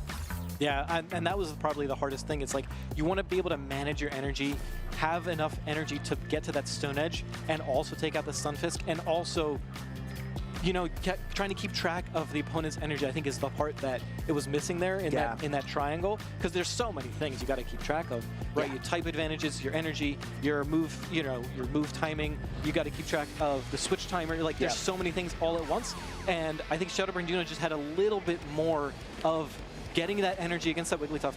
You know, I think those are the types of things that will push you over the line. Yeah, exactly. And it happens in the margins too, right? Sometimes we do have a big charge attack that sneaks through, or you know, a big knockout at the perfect moment, but most of the time it's marginal plays. These Pokemon are moving at the same pace on the same turn cycle, and you kind of have to find your energy where you can take it and exploit those gaps between charge attacks, or those swaps that are a little too soon or a little too late. Those small things add up into big plays down the stretch. But very well done there by Shadow Brandino. His Abomasnow, an absolute terror on the field here in Houston. Yeah, that was one of my favorite matches because we saw such unique Pokemon take center stage, right? The Galarian Stunfisk and the Abomasnow. Not Pokemon that you would expect to see at this stage, at the very least. Like, these are some of my favorite Pokemon to battle with because they're so unique. They have such an interesting defensive typings. Abomasnow is very offensive. Stunfisk is very defensive, and they made such a really good core because there was no fire and there was no fighting on the other side to speak of. That's another thing I want to point out. A lot of the metagame is kind of, okay, we know what team compositions are made of. We know what Pokemon players are picking, like the Corviknight, like the Empoleon, like the Licky, but look for what's not there. I don't see much electric type pressure. I don't see much ice type pressure outside of Abomasnow and Alolan Ninetales. I don't see much fire either outside of the Gourgeist. Right. So when you find those openings, you say, you know what, maybe I can afford to be a little weak to fire. Maybe I can't afford to not have an electric resist, because you're not going to see those things in the meta. Yeah, and that's exactly what Shadowbrain Dino was able to showcase, is finding those little key elements, right? The weather, the ice weather, coming through and you know, freezing his way through that matchup that was honestly really tough. I think because of those teams that we've seen, Abomasnow could be a player in day 2. I think so as well. It's got tons of core breaking potential. And I got to be honest, you guys, you're watching the Houston Pokemon Go stream, but there's so much content happening across Twitch. Let's take a look here at some other shows and programs that we are going to be broadcasting. Looks like on March 28th, you can take a look at the Sevilla 2026 Championships over in EU. I'm really excited to see what the European trainers do with this new Memories in Motion meta. Yeah, it'll be their first their first streamed tournament in this new meta. Exactly, yeah. So we're going to get a lot of insight into some of the Pokemon that they choose to play. I know the European trainers are always so creative, and everybody wants to win with a signature Pokemon. That's why a lot of the teams are so unique. There's a lot of impetus, right, on trying to win with Tyranitar, win with Seeking, win with something spicy. So that's going to be a really fun broadcast. Yeah, as well. We also have the Diamond and Pearl series as well on the 24th. So that's coming up on Tuesday. That's like 3 days away. That's like 3 days away. Dude, but what if I forget? What if I forget before then? Because a lot can happen in 3 days. What should I do? Probably put a notification on, put an alarm on. You know. No, maybe we should follow the channel. True. And turn on the notification bell. See, this is why I respect you and I appreciate your effort and your time, because you really do think about things that I forgot about. It never crossed my mind, honestly. I'm really excited for our next pair that's getting set up on stream. We're going to see 2 trainers that I featured in my segments that we recorded yesterday. 2 incredible players and very, very kind people. We're going to see Man in the Planet versus Uiwaxod? Uiwaxod? Is that how you say it? I think it's Pokemon backwards and upside down. So, Mango. Yes, Mango. Yes, that's it. We cracked the code. I'm really excited to see these 2 trainers on stage here shortly, but honestly, Stalker, it's been really fun to commentate with you. It's been really fun to see all these unique Pokemon. There is one Pokemon on my list that I have not seen yet, but we are going to see very soon. You want to guess what it is? Is it the one and only? We've brought it up. Is it Umbreon? No, that actually wasn't the one I had in my mind. Okay. It's bulkier than Azumarill, bulkier than Medicham. Oh. What do you think? We talked about this backstage. We did. We chatted. This is Cresselia. Cresselia. That Pokemon will make an appearance here on Man in the Planet's team. A bulky Psychic-type Pokemon with great coverage. Psycho Cut, which just got buffed with the new Memories in Motion season. Grass Knot, that Grass Knot coverage that is so rare and hard to find, as well as Moonblast. Yeah, I mean, that's one of the best Pokemon in this meta. I think the only reason it's not more well seen or well utilized is because of Fortress. Fortress is one of the Pokemon that can hard wall it, but if you can avoid Fortress, it looks really, really good into all the Guzzlords, all the Medicham or the Annihilate that are out there. It has really good coverage into Quagsire. It's got really good diverse coverage in this meta. Absolutely. I think it might get a ton of play here because there is no Fortress on a Mango's side. So I do think there is going to be an opening for that Psychic-type Pokemon. You know, 2 months ago, people would have said, oh my gosh, Cresselia, are you kidding me? You see how many Ferret there are? You see how many Galarian Moltres there are? How many Galarian Corsola there are? Yeah. Not anymore. The meta changes so quickly, so rapidly, especially on those 3-month season rotations. So you've got to keep your finger on the pulse if you want to know what's good and what top players are using. I think one thing to notice, though, is there is a Corviknight on Mango's side. Yeah. And so it's going to be really tough for that Cresselia into that Corviknight potentially, because it does have the resistance to both grass and fairy, and it can fight back with a payback. So that's definitely something to watch out for, but otherwise it looks relatively safe. It does. We're going to see where Man in the Planet decides to utilize that Pokemon, if he brings it at all. Right. Because a lot of the time, if there is a Pokemon that stands out that much, it can really be a distraction. Your opponent's too focused on it, they double or triple cover it, and they leave themselves open to other threats. Yeah. I also will point out that Man in the Planet does have a Florges as well. So that's another semi-fairy pseudo coverage. You know, it might have some grass coverage on there as well. So here we go. We're getting locked in to game number 1. We see the Shadow Quagsire versus the Shiny Fortress, and we see an immediate switch into the Cresselia that you talked about. Oh, but look at this. Mango predicts it perfectly, bringing that Umbreon. This is absolutely the key for him in beating this Cresselia consistently. Yes, the Cresselia has Moonblast, but I think the Umbreon can absorb at least one comfortably, and these foul plays do not play around. Yeah, this is a foul play from Umbreon. This Moonblast, like you talked about, is going to be super effective. I really enjoy the timing here. Going for the Moonblast, taking it safe and not throwing before on that switch out, because sometimes players can mess that up, right? It happens more often than not, but now we're actually going to see another foul play getting shielded. The first shield of the game for Man in the Planet. He's almost at the second Moonblast as well, but just eyeballing the damage, seeing how little Psycho Cut is doing and how much Moonblast did, I don't think the second Moonblast is enough either. Yeah. Mango agrees. He's going to no-shield his Dark type and take another hard-hitting Fairy type charge attack. Yeah, Mango really knows that matchup really well. And now is actually, wow, beautiful catch on the foul play into that Florges. The only downside here is now Mango can comfortably switch into that Steel type Empoleon and put on a ton of pressure into this Florges with that fast attack Metal Sound. I mean, Empoleon might use Metal Sound, but it's got an iron grip on this matchup versus the Florges, and Man in the Planet just cannot get good news. He led his Fortress into Quagsire, swapped his Cresselia, was met by Umbreon. Now he brings out his Fairy-type Pokemon, and there is a steel wall in Empoleon facing it down. Yeah, this is kind of tough for everything that Man in the Planet is throwing at Mango. Mango just consistently has one answer after another. Even with that chilling water, it's still not enough. Mango's like, hey man, stop countering me, chill. And Empoleon's like, nah, I got you, bro. Yeah, Empoleon's not listening. He must have headphones on. We're going to see a Sand Tomb get fired off by the shiny, beautiful golden Fortress here. This is not going to be quite enough. I think he might need another Volt Switch. Let's see. Oh yeah, Empoleon is able to hold on and actually switching out into the Quagsire. This might be a way for Man in the Planet to come back into this game potentially. What a heads-up swap. He's trying to remember if it has a Stone Edge energy. He lets it through, and it's just the Aqua Tail, which is great for him. He's got to start to peel away these shields, and the Grass Knot is just the perfect way to uproot them. Yeah, and I think this is going to be a nice way of getting some of these shields away from Mango's side of the field.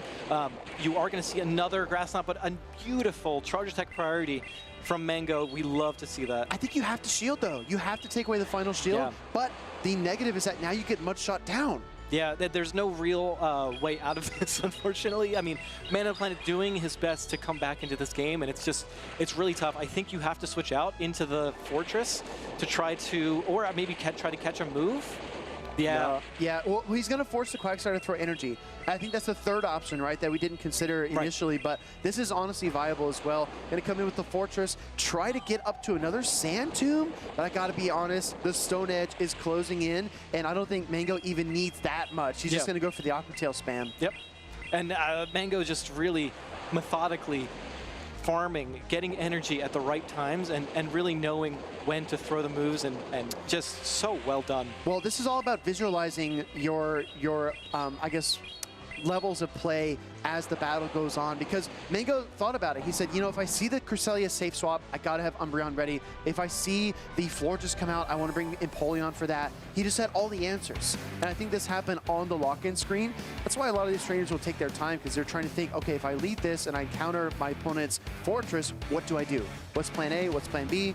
If I switch and they bring this out, do I fight for control of switch advantage, etc., etc.? Yeah, and I think the hardest part on Man in the Planet's side is that Mango just has an answer for everything, right? Yeah.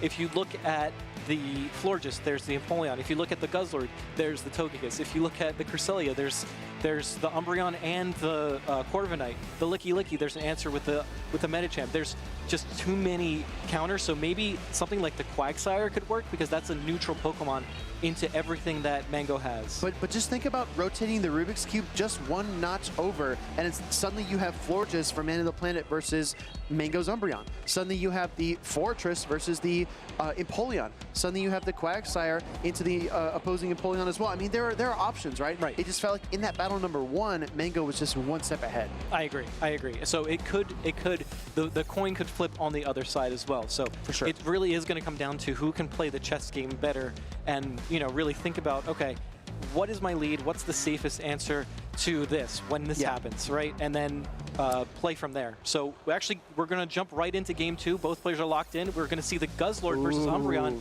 the battle of the darks. Absolutely. The Great Devourer Guzzlord taking on the Umbreon. Dragon Tail's going to add up, but this is not rise to occasions Dragon Claw Guzzlord. He's got to find other ways to deal damage, and it's going to look like it's going to be the Sludge Bomb. Yeah, and this Last Resort is also not Rise's Umbreon because it does have the Last Resort here, so it's going to be able to do some neutral damage into that Guzzlord. We are going to see a Sludge Bomb get thrown here. This is not going to threaten any type of knockout. Umbreon is one of the bulkier Pokemon. Absolutely. As you look at the team composition, Man of the Planet might be thinking, where can I catch a resisted charge attack? Am I able to swap into something? That's also an important consideration as you look to distribute damage and keep your Pokemon in the battle longer. Second Sludge Bomb does connect. Do we see a pivot? No, another Last Resort. Yeah, I think Man of the Planet's okay leaving Guzzlord in this matchup because Guzzlord could get hard countered in the back, right, by a potential Togekiss or something of that nature. So leaving this Pokemon in, I think, is probably going to be the play, and just letting it, do what it does, take a lot of damage away from that Umbreon, and then go from there. No shield, allowing the Guzzlord to faint. Man of the Planet gives away control of Switch Advantage. Still 2 Protect Shields for each trainer, We're going to see the Quagsire come in, and now the pivot, but that head shake, you saw it.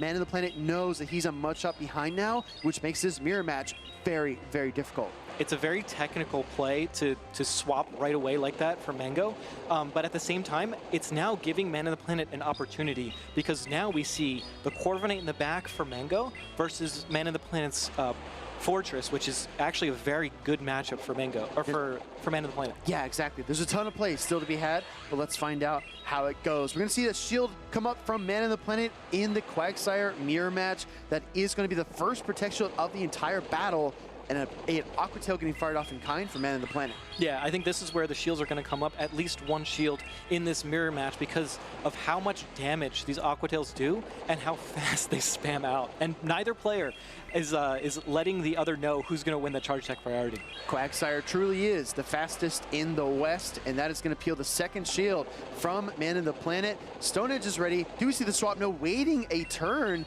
to get off another Aqua Tail here and take the final shield in kind. Yeah, that was a really risky play because Mango could have thrown that Aqua Tail right before that too.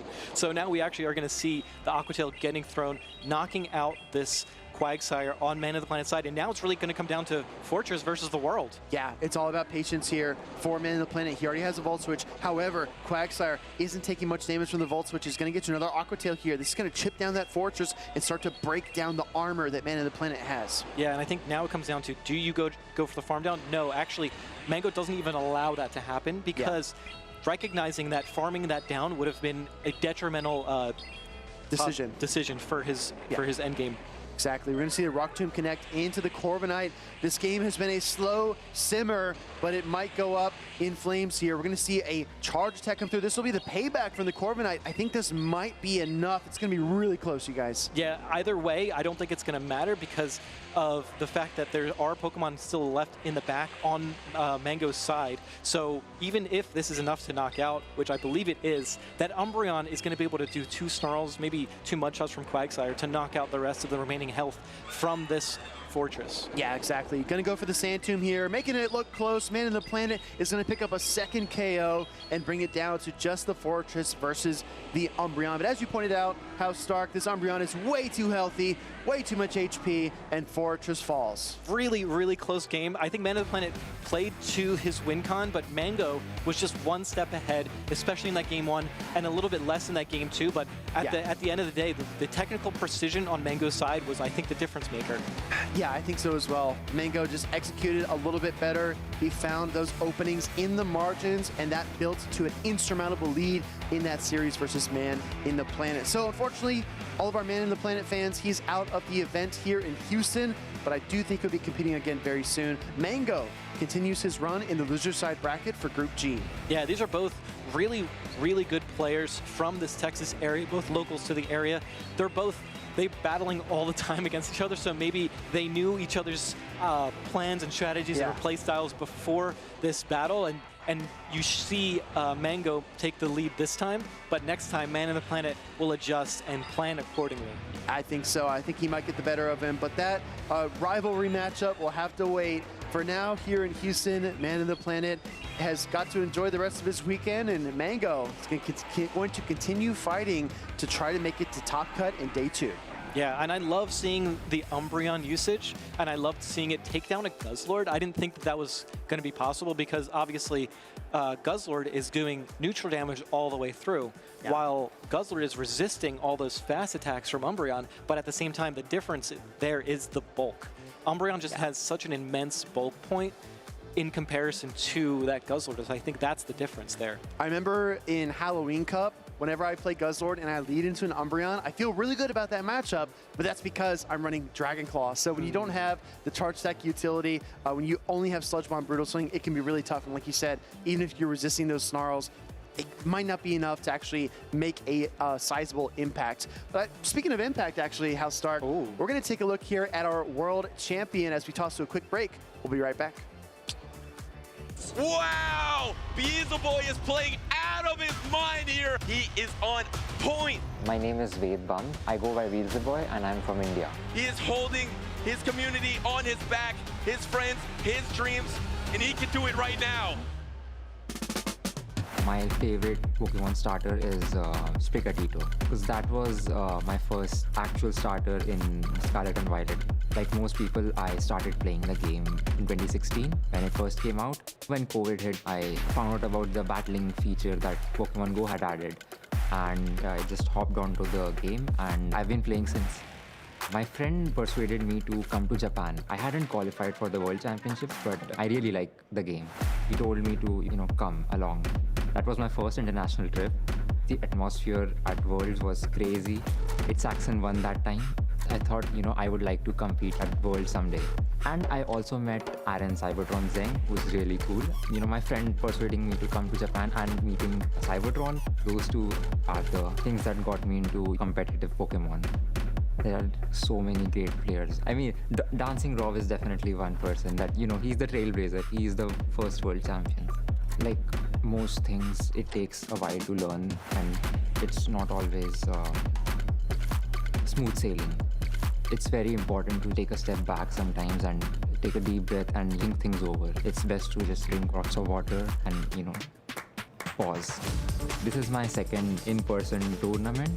The first one I got 4th place. He is following up his last year's world performance with the exact same dominance. I really like Moltres. I caught it on my daily adventure incense one day walking back home.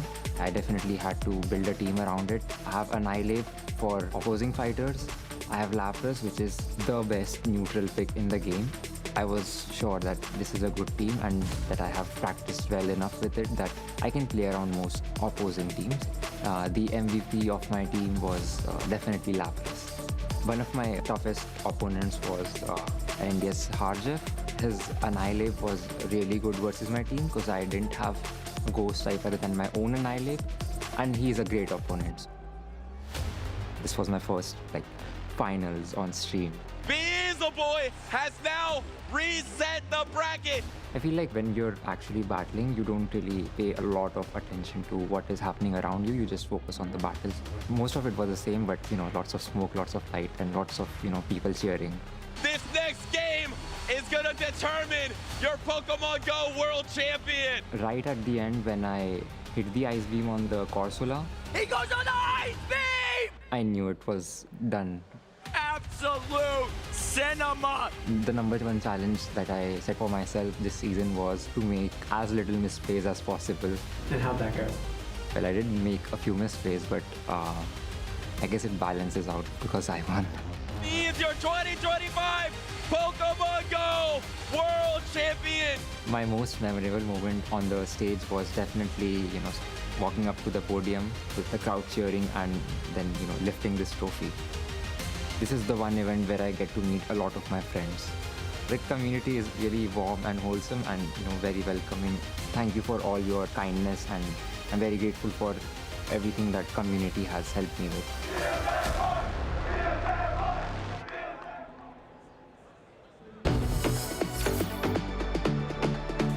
Toughest opponent I've ever faced. That's a difficult question because there's so many, but I would have to lean towards Dunebug 97. They say we're rivals. We've played each other 12 times, and it's always a really tough battle with him, so I'd say Dunebug. My current record against Dunebug is 6-6, where it's all tied up. My favorite Pokemon kind of changes over time, but I would say Mew because it's been one of my favorite throughout the Go Battle League, and it has so many different move sets. We kind of coined the term Mew sets, so I like Mew. I would say the most underrated Pokemon right now in Pokemon Go has to be Shadow Malamar. I got the idea from its accent for this tournament, and I don't know if I've seen any other in usage, so I might be the only person running it, and we'll see how it goes. The funniest competitor I've played against has to be Lurgan Rocket. I remember playing him at Worlds London back in 2022, and he was literally complimenting my plays mid-game. He's like, man, that was a nice catch. And he's like making jokes mid-battle, and he still ended up beating me, so I was a little salty after that. If there was one piece of advice that I could give to everybody, it would just be to go out there and try your best. Sometimes you can get discouraged in this game. Sometimes maybe it's out of your control and doesn't quite go your way, but if you go out there and try your best, you're never really gonna be a failure in that regard. Any secret hobbies or talents? I can dunk a basketball, which is pretty cool. I like to play basketball in my free time. So that's something I like to do outside of Pokemon Go. If I could create a Pokemon for Pokemon Go, I would make it a normal ghost type. I think it's an incredible typing combination. I'd give it Lock-On as well as Shadow Ball and Swift with incredible pacing. It would dominate everybody. In terms of my favorite Pokemon event I've gone to, I am guilty where sometimes the events I do better at lean towards the happier memories. So maybe like Milwaukee the first season in my hometown that I won. But overall, honestly, I would say Japan. Yokohama Worlds was an incredible experience. I spent 3 weeks over there, and it's something I never really thought I would get the chance to do. But thanks to Pokemon, it was an incredible experience. It's funny you asked my favorite type of food right now. Normally, I would always say sushi. That's kind of been a go-to as a treat. But I've been going through a pho phase. It's like a Vietnamese cuisine, if anyone's unfamiliar, and it's pretty healthy, also tasty, so I'm gonna have to go with pizza because I feel like there's more variety of pizza, and no matter where you go in the world, you see pizza stores. It's one of the most popular foods in the world for a reason. You gotta go pizza there.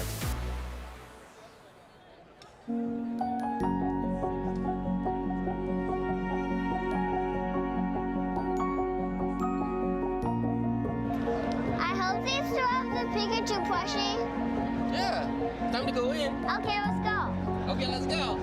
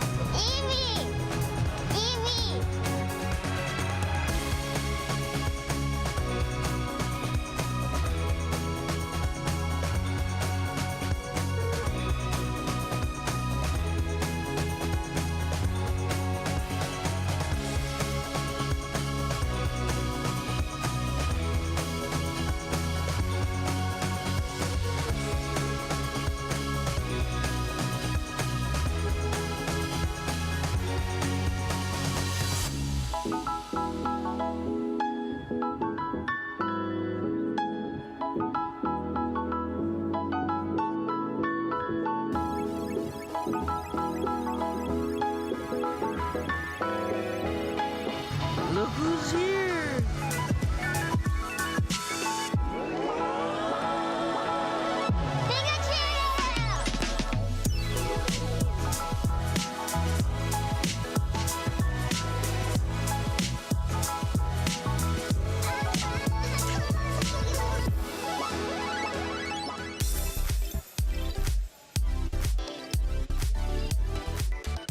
Welcome Welcome back, Pokemon trainers, to the 2026 Pokemon GO Houston Regional Championships. My name is Holmes/Henry here on the desk with DeFi, and the action feels like it's only been heating up as day one progresses. So many trainers already have punched their ticket into day number 2. And we have a really interesting balance of the trainers who are in day 2 for tomorrow. We have trainers like Nighttime Clasher, Dunebug, Elam, It's Axe, and trainers who you look at that they're coming to the tournament and you think, yeah, we're probably going to see them in day 2. But then we have some newer trainers in the mix, a little bit of spice. We've got Sankalor, we've got Esteban, we've got Jello Too Good, we've got Andy. And again, this is Esteban's very first tournament. Wow. And he's here on the winner side of the bracket on day 2. A lot familiar, a lot new, and we've got some pretty exciting matchups still to go. All of the winner's side matchups have concluded, so now we're in the loser's side of the brackets. And to me, the stakes are actually even higher here, because if you win, you're on to day number 2, but if you lose, you're going home just short of Top Cut. And we have a couple of great trainers that we've seen on the stream before. We've got Mountain Dugong coming back, trying to fight his way into day number 2. But we also have Frankie. We've been seeing him a ton in the fun games and things we have in between battles. I got to hang out with him yesterday while we were playing games. And he is here in the losers finals as well for Group B. Let's take a look at these teams. It's 2 Metachamps again. Metacham, absolutely the story of day number 1 here in Houston. We just can't escape Metacham. It's everywhere. But one Pokemon we haven't seen as much of that I really enjoy is that Gourgeist. Absolutely shuts down the Fortress that we've been seeing back to back to back. And we see a couple different Fortress, I want to point out. Mountain Dugong going for the Shadow, Frankie going for the regular one. And it appears both are on Volt Switch, however. But I think it's a very good point that Gourgeist does put a lot of pressure onto what Mountain Dugong wants to run. So if Mountain Dugong wants to try and run as strong as possible into that Gourgeist, he may have to rely on Wigglytuff and Guzzlord. Wigglytuff and Guzzlord, very polarizing Pokemon that we've seen today, but they can both be beaten. Guzzlord has that Sludge Bomb. We are not seeing that Dragon Claw Sludge Bomb that we saw a couple tournaments ago. All these Guzzlord have been running Brutal Swing Sludge Bomb. I believe Rise did have Dragon Claw, which was, the commentators noted, was a bit of a surprise, because Dragon Claw, while it does improve your neutral matchups, it means that if you get stuck onto a Fairy type, it's kind of just game over. There's not a whole lot you can do, but Rise was running that Galarian Weezing, which is the Fairy type that beats other fairies. But as we take a look across Frankie's team, Frankie does have his own Metacham, and Metacham is very strong into Mountain Dugong's team. But if Mountain Dugong really tries to lean on that Guzzlord too much, then Metacham could be a bit of a problem. Yeah, and I'm really keyed into this difference of the Shadow versus the regular Fortress. What I want to see is when we see everything is said and done for the day, which is going to be the more popular pick? Is it the Shadow Fortress or is it the regular one? Which is going to prevail? We've seen quite a lot of both.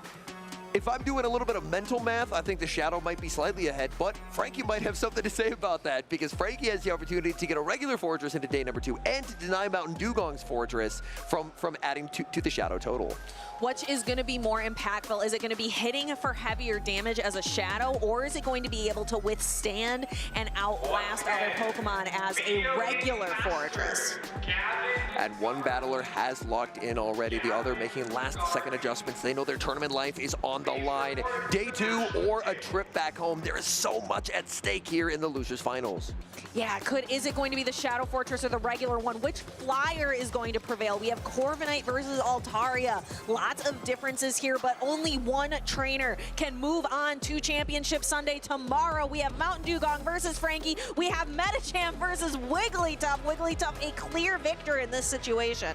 A bit of a grimace from Mountain Dugong. That's not what he was hoping to see. Gonna stay in to start with the Metachamp, because he's ABA weak. He is the Guzzlord in the back. He is so incredibly soft to this Wigglytuff. This is the worst possible situation for Mountain Dugong, so he's just got to sacrifice Metacham so he can put his own Wigglytuff on to Frankie's opposing Wigglytuff. It looks like Metacham might actually win the zeros here.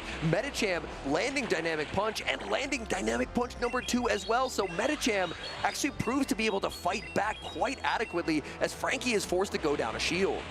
Yeah, but losing Mountain Dugong still losing other significant advantages here.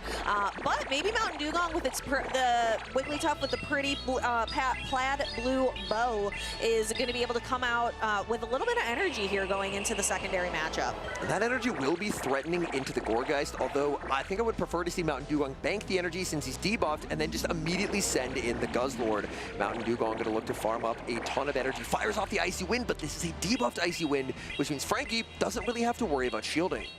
Yeah, the Gourgeist is going to be able to stand tall versus the Icy Wind. Mountain Dugong switching out, leaving some health on the Wigglytuff, and then we have Medicham coming in. We saw a dynamic punch earlier hit into a Guzzlord. We know that that's heavy damage.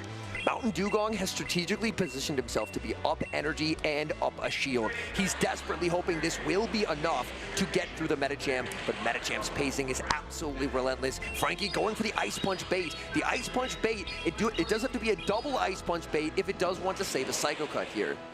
And we get one Ice Punch bait coming through, but doesn't go for another one, goes right for the Dynamic Punch, but Mountain Dugong does put up that Protect Shield. So now Medicham is energy dry. Continuing the matchup, switch timers are just about to come up. Brutal Swing is going to be launched. Medicham should be able to survive 2 Brutal Swings. Can Mountain Dugong potentially Brutal Swing into a Sludge Bomb? Would it even be enough to secure the knockout? It looks like it's going to be very close. He's going to opt for the Sludge Bomb. It should do more damage. Can Medicham survive? Medicham is bulky, but is it bulky enough to withstand Guzzlord's Sludge Bomb? It is not. Medicham goes down. Gourgeist throws an Incinerate followed by a Shadow Ball. This is resisted damage, and Guzzlord is going to be able to stand tough.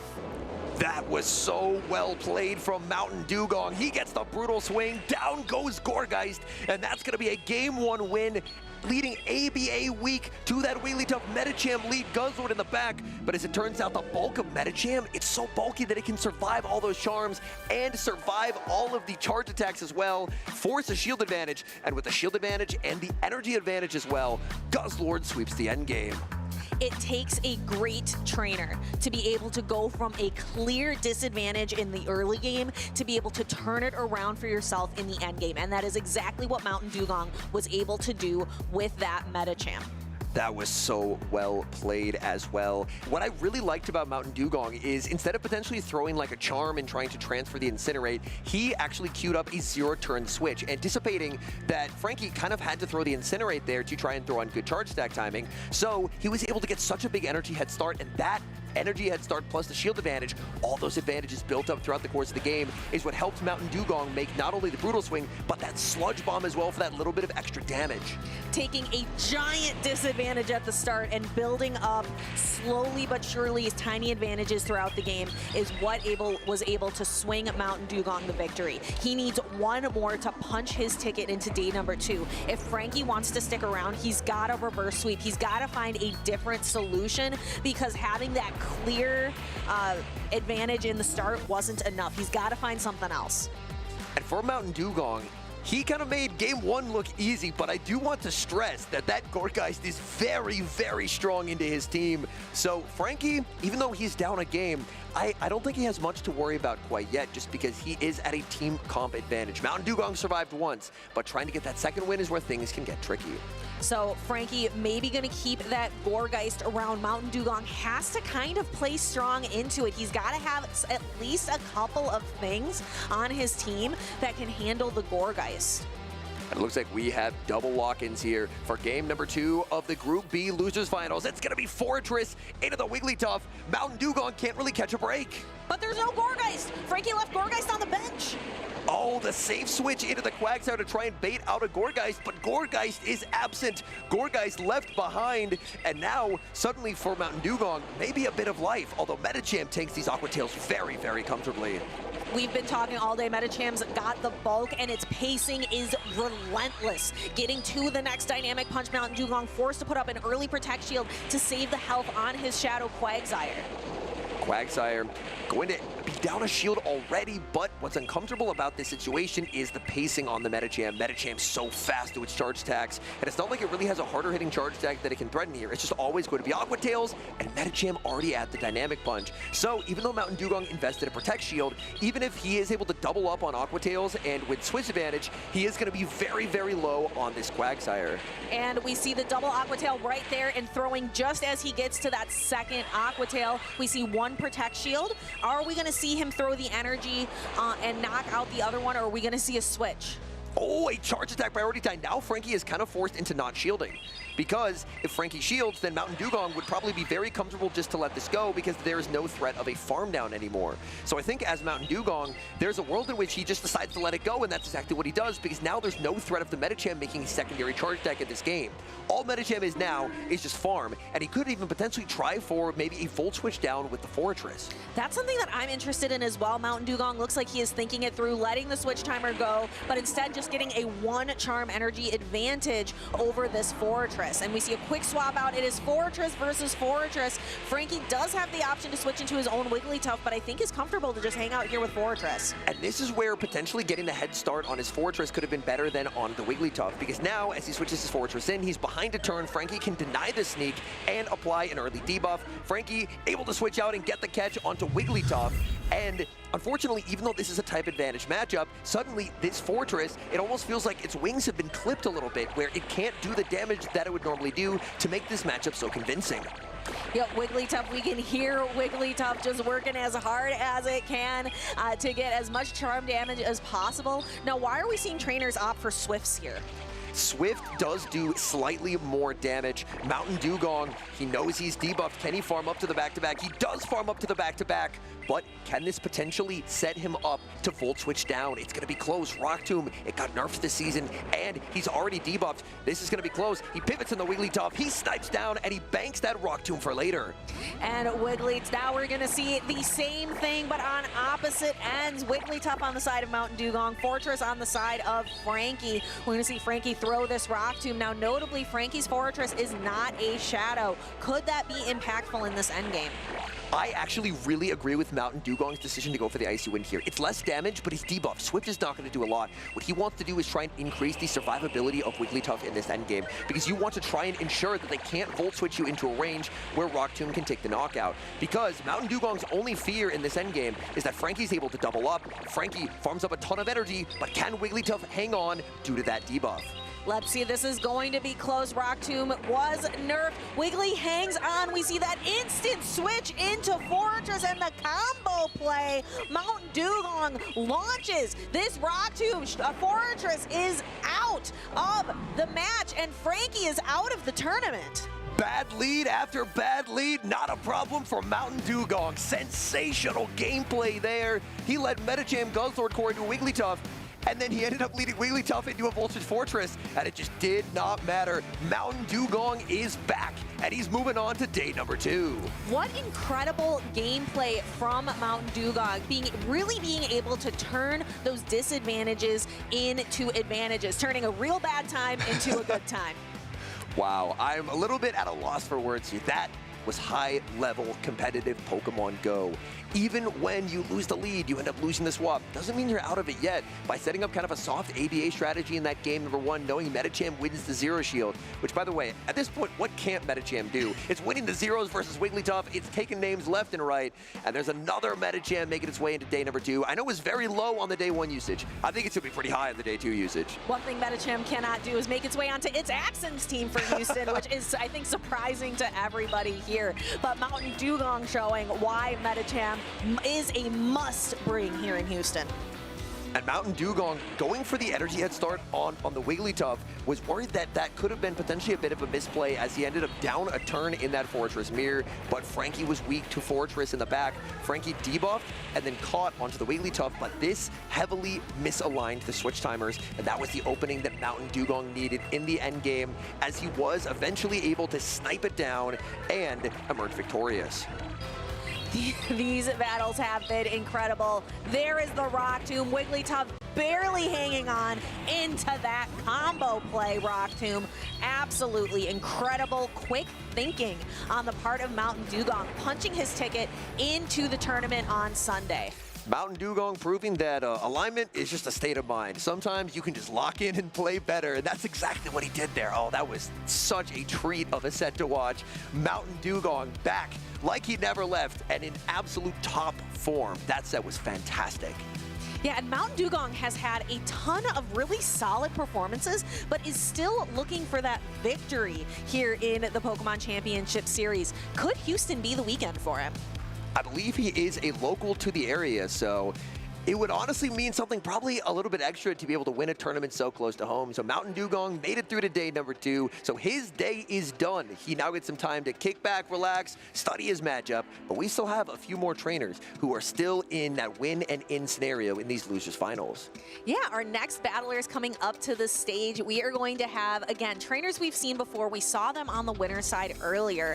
We were able to take a look at, I believe it is Dell and Shaner. We saw Shaner earlier face off against Dunebug. I believe we were casting those matches. Yeah, Shaner very much impressed me with his gameplay, and Dell is another one of these up-and-coming trainers, but Dell is an extremely, extremely talented player. And we have dueling Clodsires here, both trainers running Quag and Clodsire. The Quagsire-Clodsire duo, they have Fortress. They have a lot in common here across these teams. Yeah, I was also really impressed by Shaner's gameplay earlier, really putting Dune on the back foot, which is an impressive feat because Dunebug is like such an accomplished battler, so has some of the most wins we talked about, and has been to the most tournaments, like 40 championship series events. That's crazy. And Shaner, I believe, is looking for his first ever top cut. So for Shaner, the pressure has to be building, but he knows this is his moment. This is the closest that he's gotten to day number 2. Now is the time when you need your gameplay at its absolute best. And you can either lock in and get that day number 2 or fall agonizingly short. Fall agonizingly short, and you will be taking your ticket home instead of punching the ticket into tomorrow's tournament bracket.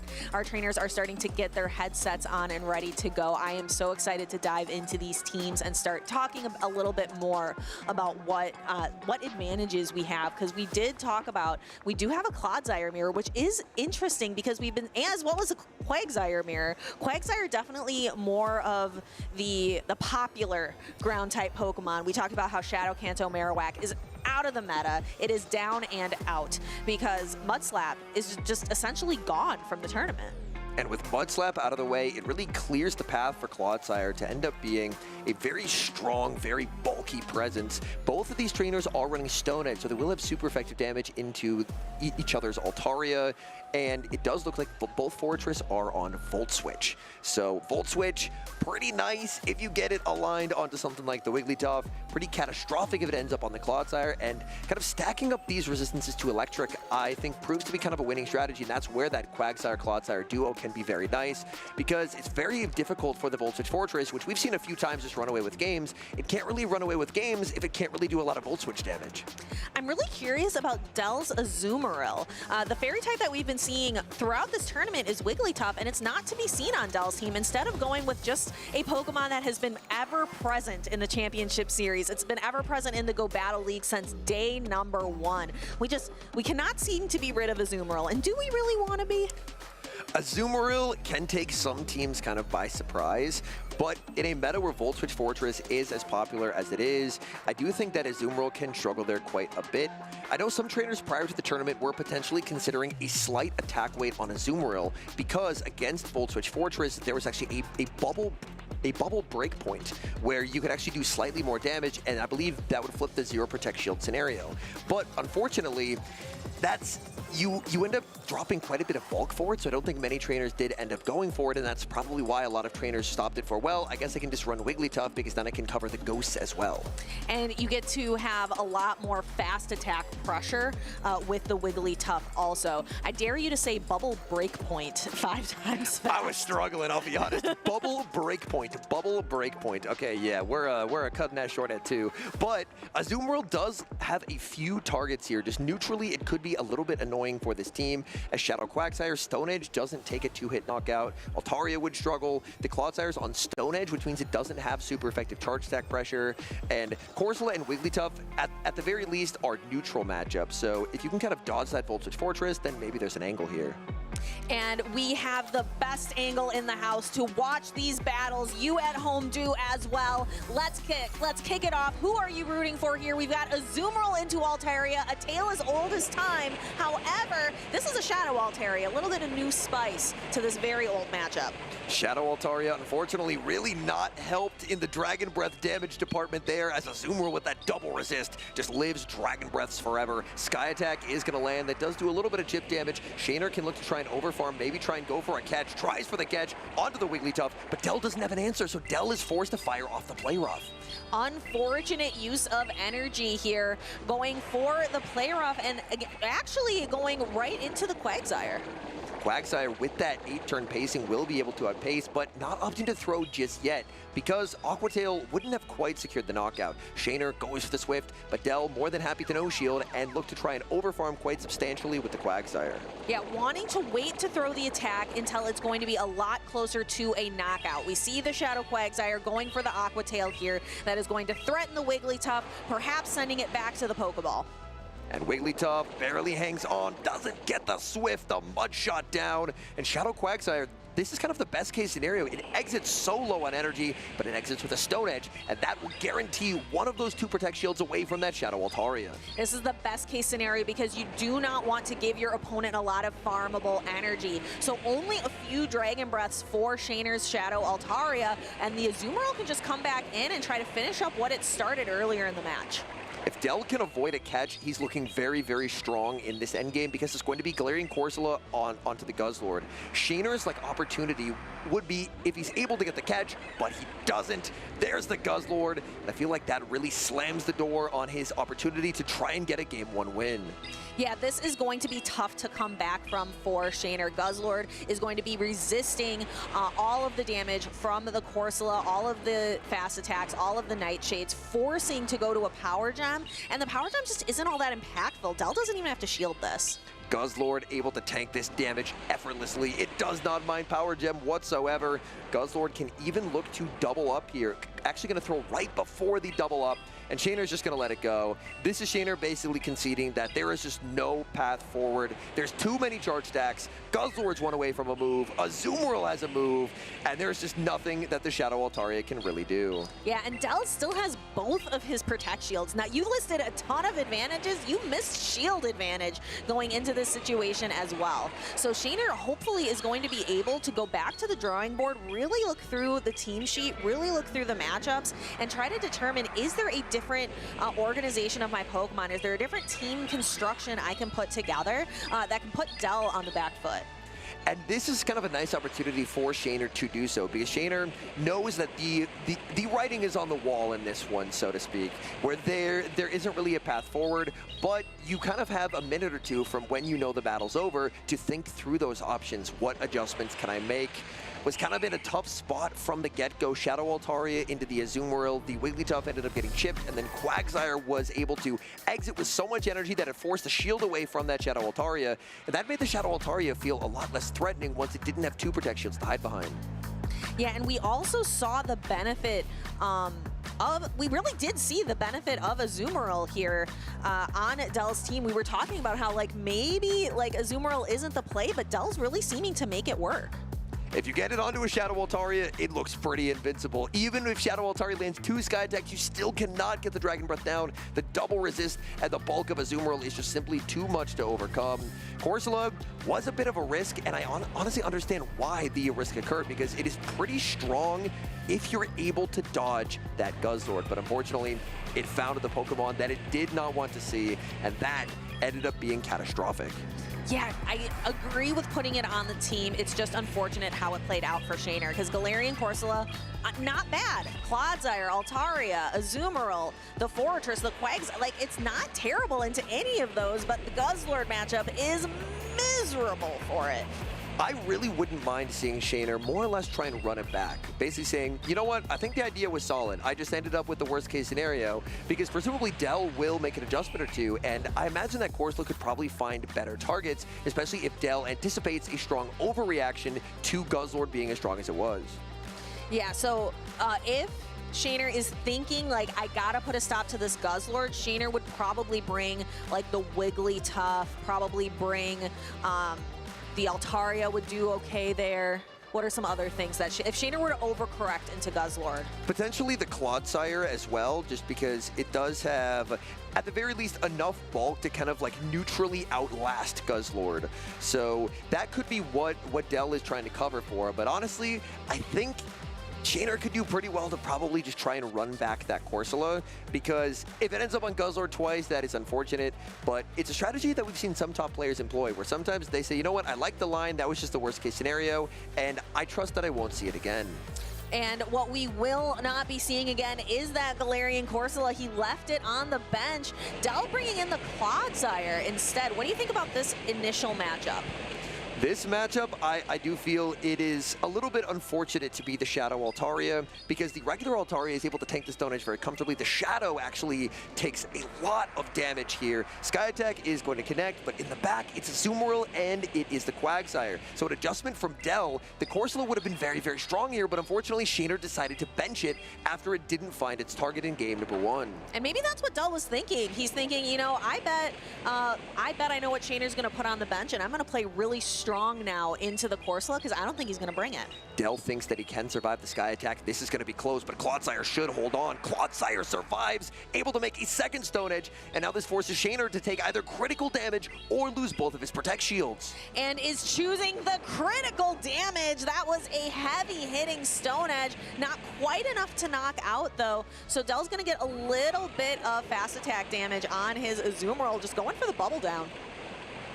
And he will get at least a 4-bubble head start. Shadow Altaria leaves a parting gift of a Sky Attack that does do a little bit of chip damage, and now he does get the alignment because in comes the Volt Switch Fortress. And then Shaner can very comfortably bring the Wigglytuff into the Quagsire. Now Shaner is at a shield disadvantage. He had to use a Protect Shield earlier on the game.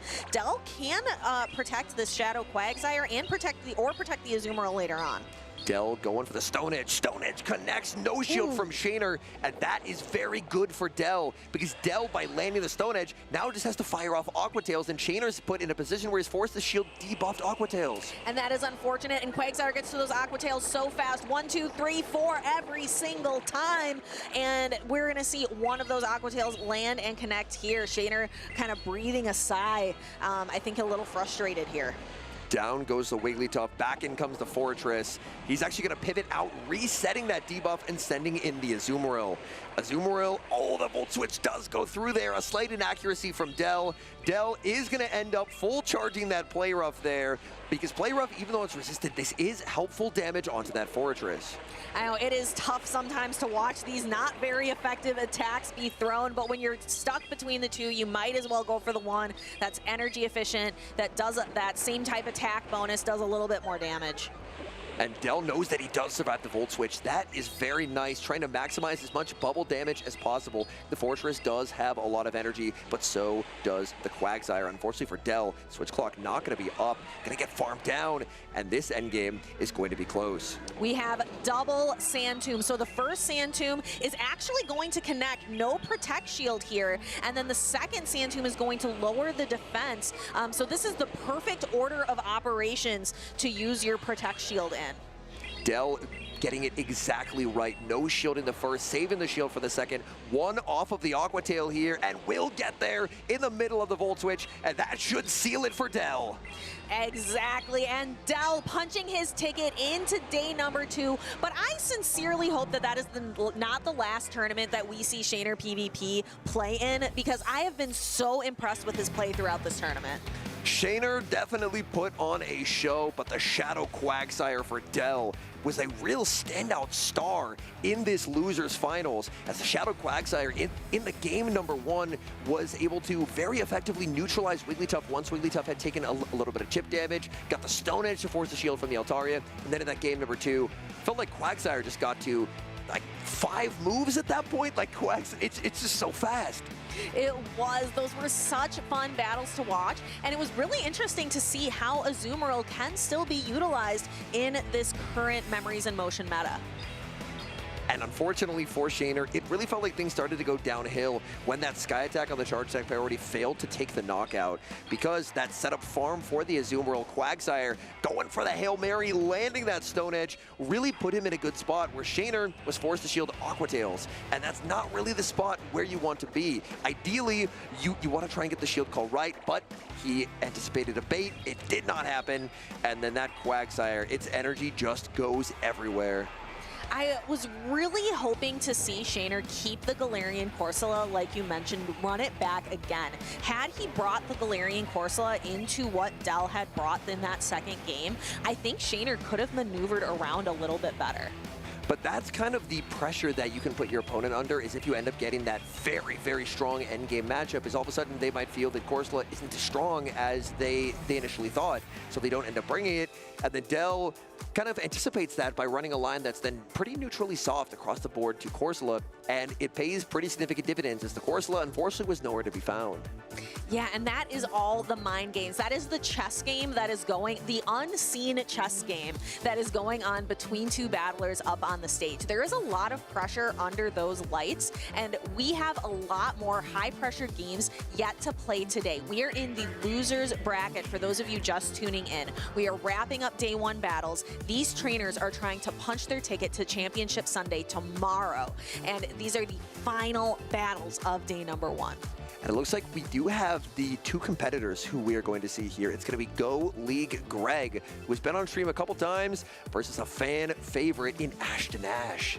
Ashton Ash, a phenomenal battler, and an international champion runner-up, an international champion finalist, but is looking for that like big, glorious win that we want to see him have.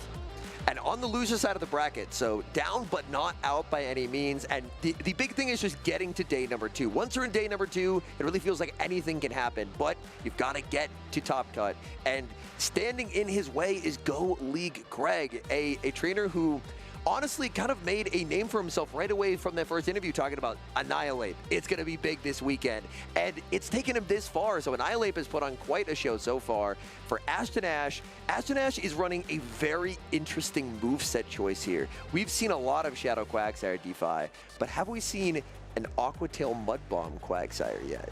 No. So what I'm thinking about some of the benefits of Mud Bomb. You get there a little bit quicker. Ground type damage, with even though Mud Slap is out of the game, it's not like ground type damage lost a lot of targets. There's still a lot of places for that damage to go, but are there any other benefits I'm not thinking of? Because Stone Edge, it's just so nice to have that heavy hitting guaranteed knockout. What it would do is it would dramatically shore up your matchup into Pokemon like Empoleon, whereas currently the Empoleon Quagsire interaction usually favors Empoleon as long as there aren't a bunch of shields in play, just because your mud shots don't do a lot even though they're super effective, and your charge attack arsenal is entirely resisted. So you are basically trading the flexibility of it, where now suddenly you're actually walled by something like an Altaria, but you end up having a more convincing Empoleon matchup. So there is some give and take there. This is the first trainer that we've seen try out this moveset, and I'm curious to see if it will end up paying some dividends. Across Goalie Greg's team, there are a few targets for it in the Unova Stunfisk and the Empoleon,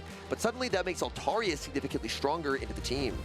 Yeah, taking a look at the Altaria on the side of Go League Greg, Altaria doesn't want to see the Wigglytuff at all. Definitely wants to see the Quagsire matchup. Altaria is going to be pretty afraid of Licky Licky as well. And Corviknight also is a matchup that Altaria would very much enjoy seeing, so I think there are enough targets to at least make Greg consider the Altaria. Greg, in previous matchups against Corsola, tended to favor the Clefable, but there are 2 Pokemon that do a really nice job of shutting down Clefable with the double steel backbone of the team for Ashton Ash with the Corviknight and the Empoleon, so that it will probably force Goalie Greg to have to make some different decisions here, because it's a lot harder to rely on Clefable when 2/6 of the team walls your entire moveset. Yeah, that is tough. And we saw Go League Greg really do well with the Clefable earlier on stream, with Meteor Mash being in its move pool and really being able to do a lot of neutral damage across the board. But unfortunately, adjustments have to be made based on the team of 6 that you're facing. And against this team, it's a lot more difficult to bring Clefable. Typically, the way that I like to take a look at teams when it comes to Clefable is how many resistances to Meteor Mash does your opponent have? Because Clefable is at its strongest when it can spam up Meteor Mash. Meteor Mash is an absurdly efficient charge attack, but with Quagsire, Empoleon, and Corviknight all having resistances to Meteor Mash, you really don't want to be in a spot where you're going up against a team that has a lot of Meteor Mash resist, because that is your good pacing. Ooh, our trainers are locked in, head down, looking at their battles, and we have an Empoleon mirror match to start off losers final in Group D. Which trainer is going to blink first? Who is going to win the charge attack priority?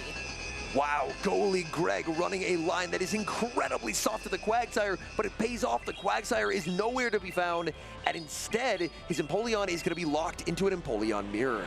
And we see that first Hydro Cannon get fired. Goalie Greg goes for one more Metal Sound before throwing, but we see Ashton Ash, it appears, wins the cap tie.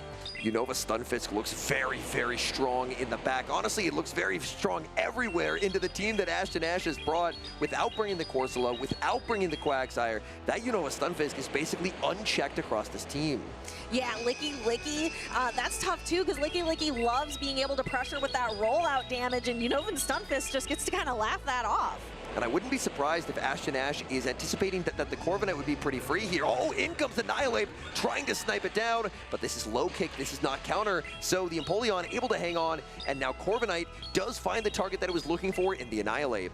Yeah, Annihilate is going to start boosting up, but Rage Fist boosts don't do as much. They're not as impactful here because you're not boosting up your fast attack damage. You're just boosting up the next Rage Fist, essentially, doing a little bit of extra damage with those low kicks.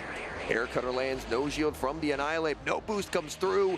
Greg farms up to the close combat, and now Ashton Ash has to make a very difficult shield call. He's gonna be calling it, no shield in the Rage Fist, and that is a big swing of momentum for Ashton Ash. Ooh, so we see that attack, the automatic attack boost go through. This forces goalie Greg to put up a protect shield if he wants to keep the, his Annihilate around. Can Corviknight get to another Air Cutter? Can Annihilate punch down? It can! This is a huge problem for Ashton Ash. How do you get rid of the remaining HP on this Annihilate? In comes Licky. Goalie Greg should look to throw 4 low kicks, and the move goes for the close combat, but there's the catch onto the Annihilate. Onto the Empoleon. You just asked how to get rid of an Annihilate, and I think we found the answer by letting it self-debuff. So goalie Greg kind of forced to get rid of, to bring it back in to clear the debuff, bringing in the low health Empoleon. But since the rollout damage isn't doing too much here, goalie Greg able to get to another Hydro Cannon. And even if Licky does get this farm down here, that's still about 40% of its health bar lost already, and that's a big problem when Unova Stunfisk in the back is able to tank this energy so comfortably. Goalie Greg waiting out the timer before bringing in Unova Stunfisk. Ashton Ash, as soon as he saw what Pokemon it was, decided to press on that Shadow Ball. It's Ashton Ash and his Licky against the world here, and the fast attack damage doing nothing is really hurting Ashton Ash. Goalie Greg opts for a discharge. Mud Bomb would do quite a bit more damage, so by discharging here, he does have a slight improvement in terms of pacing, but it does mean that he doesn't quite have that same ability to farm down with the Annihilate after as if he had gone for the Mud Bomb. So an interesting choice there as we see one Shadow Ball go through. Each trainer has one Protect Shield remaining, going for just the Body Slam, hoping that it would be enough. Goalie Greg using his final Protect Shield. Goalie Greg just gonna try and farm down, but he doesn't throw his energy, but with the low kicks that landed, I believe this should be low enough for the Stunfisk just to get the Thundershock down. A very much resisted Body Slam is just enough to knock out. Licky would need to get to a full Shadow Ball and just does not have enough gas in the tank to be able to push through. So goalie Greg and the Unovan Stunfisk takes an early Game 1 victory here in the losers finals for Group D. Ashton Ash ran a line that was very, very disrespectful of that Annihilate. The Annihilate was brought, and that proved to be a big problem. Goalie Greg ran a line that kind of disrespected that Mud Bomb Quagsire, but wasn't punished. The Quagsire was not brought. So now the question is, does Ashton Ash try and bring the Quagsire? And if you're Greg, do you try and cover for that by potentially bringing the Altaria or trying to bring that Furret? We can see in the replay that the Corviknight did find its intended target in Annihilate, but Annihilate, by boosting up that Rage Fist, was able to eventually low kick down. And that Annihilate, even with such little hit points remaining, still proved to be an absolute nuisance to deal with. Licky, all the energy in the world, but Stunfisk is just so bulky. Shadow Ball after Shadow Ball connecting, and it just simply did not matter. Taking a look at that body slam, even though it is such a resisted attack onto the ghost type Annihilate, was just enough to knock out Lickitung, just not having enough HP remaining to be able to get to the Shadow Ball it so desperately needed. Our trainers, they are locked in, they are ready. Go League Greg, one more win and he can go into the tournament tomorrow. If Ashen loses here, he is out. And we have Furret into Corviknight. Have we seen Go League Greg's Furret yet today? I don't know if we have, but Furret, this is not where it wanted to be. Safe switch into the Empoleon. Empoleon is down a ton of energy. Ash could very well decide to stay in here because Ash does have the Wigglytuff as a second check to the Furret. So by landing the payback, this now gives him the ability to just try and stay on the field because Hydro Cannon, it does just under half to the Corviknight, but this Corviknight is at about 80% HP. So for Ash, this is kind of a free sign to stay in, win alignment, and then put Furret on that Wigglytuff later on. And we can see just how impactful those sand attacks are, just to be able to chip down at the Empoleon enough that some of these smaller attacks will threaten shielding that big, heavy payback move. Ash gonna be matching shields. He would love to try and get a sand attack down, exit with a lot of energy as a payback does hit hard onto anything that could be lurking in the back. He's gonna go for it here, and he will get this sand attack down. It's gonna be close, but Go League Greg does not get the move. And Go League Greg has to decide, where do I want this energy? And actually doesn't go for a quick attack down here, or doesn't go for a fast attack down, goes for a Trailblaze instead to secure the knockout and boost the remaining attacks. But the Furret Sucker Punches are going to do absolutely nothing into Wigglytuff. So really that Trailblaze, the benefit of it is just boosting the charge attacks, boosting the Swifts coming from the Furret. Yeah, Go League Greg now gets to do quite a lot of damage with the Swift. Ash going to opt for the pacing play. He knows that if the shield comes up from the Furret, he's going to be shielding back anyway because he's the Corsola in the back, so he may as well go for the cheaper move, so that way he has a better chance to try and outpace and make it to his own Swift. So shield comes up from Go League Greg. Ash going to look to match, as he's going to look to try and remove the Furret, because once Furret is gone, Corsola should be in a very good spot to close out the match. Yeah, that Corsola is looking so good in the back, but Furret needs to be neutralized, and it is about to be neutralized here. Wigglytuff Swift is going to knocks this Furret out of the game. Annihilate comes in, and Ash says, "Hello, Galarian Corsola." Oh, full Astonish goes through Annihilate, trying to boost itself up with the Rage Fist, but with that Astonish sneak, I believe the Corsola will now be able to outpace. Rage Fist lands that super effective damage, but with that sneak, Corsola gets the outpace, makes the Nightshade, takes the knockout, and gets Ash the much-needed equalizer. We will be going into a decisive game number 3, battlers. I am so excited. Go League Greg conceding good battle, and yes, it was. I really liked the decision-making there from Ash. Go League Greg banked to energy, which I thought was a very, very nice play, but Ash realized I have 2 answers to this in the back.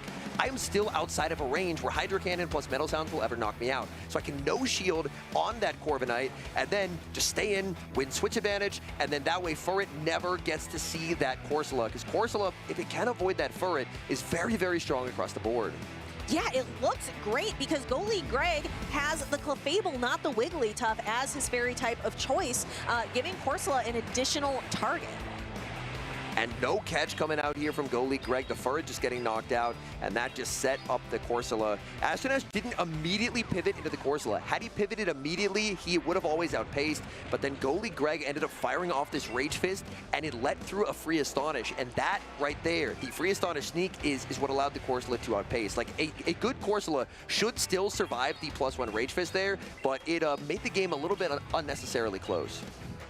It was a little close, but Ashton Ash did come out victorious, evening the score 1-1. The winner of this battle is going on to compete in the tournament tomorrow. The loser is defeated and ends their tournament run today.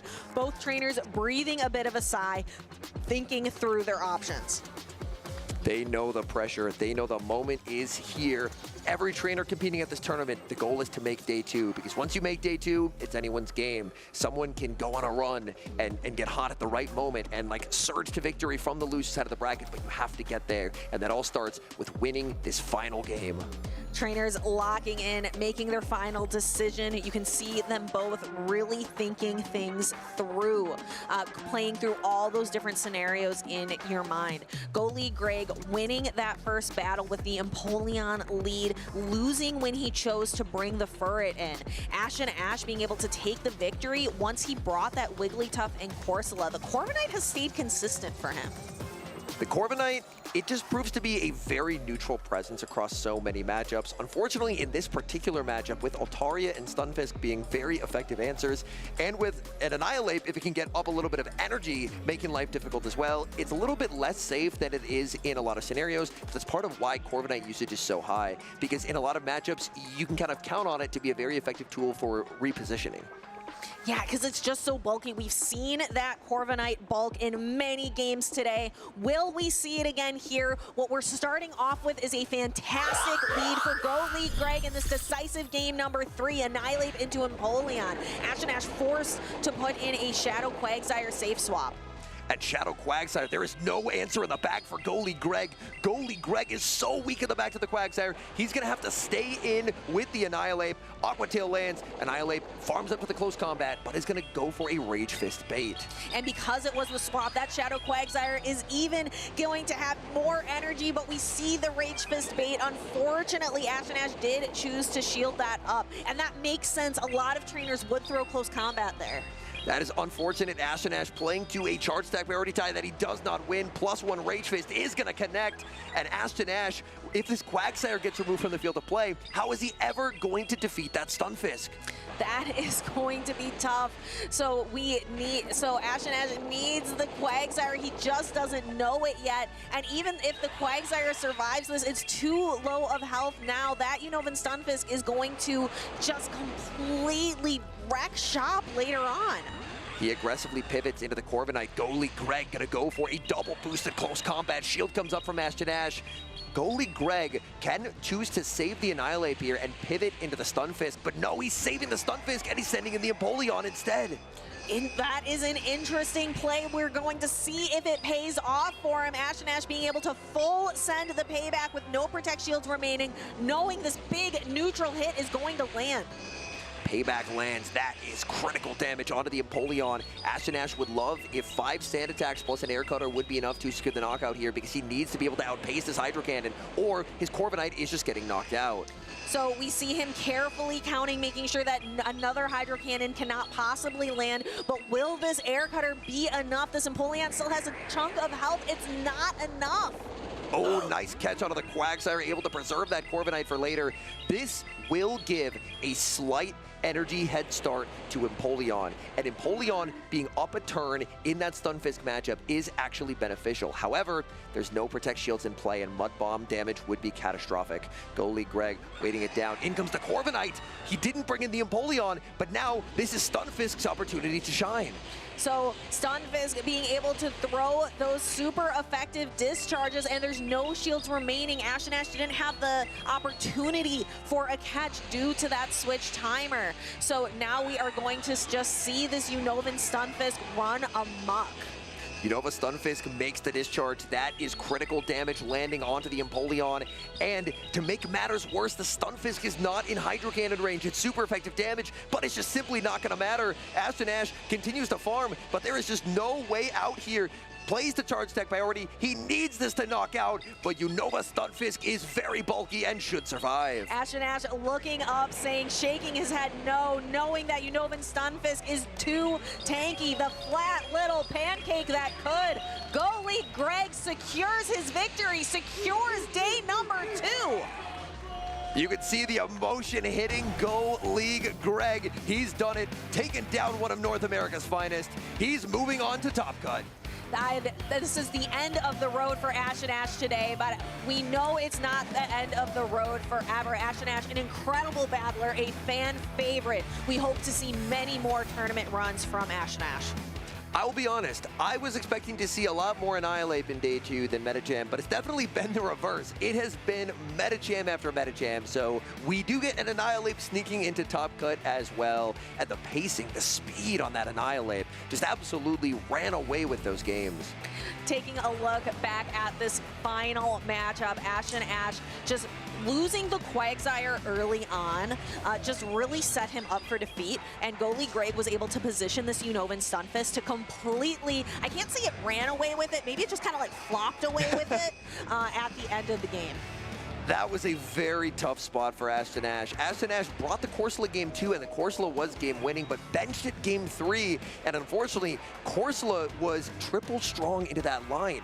None of those Pokemon from Goalie Greg would have wanted to see that Pokemon, but by benching the Corsola, it made that Stunfisk just incredibly strong once Quagsire was out of the way.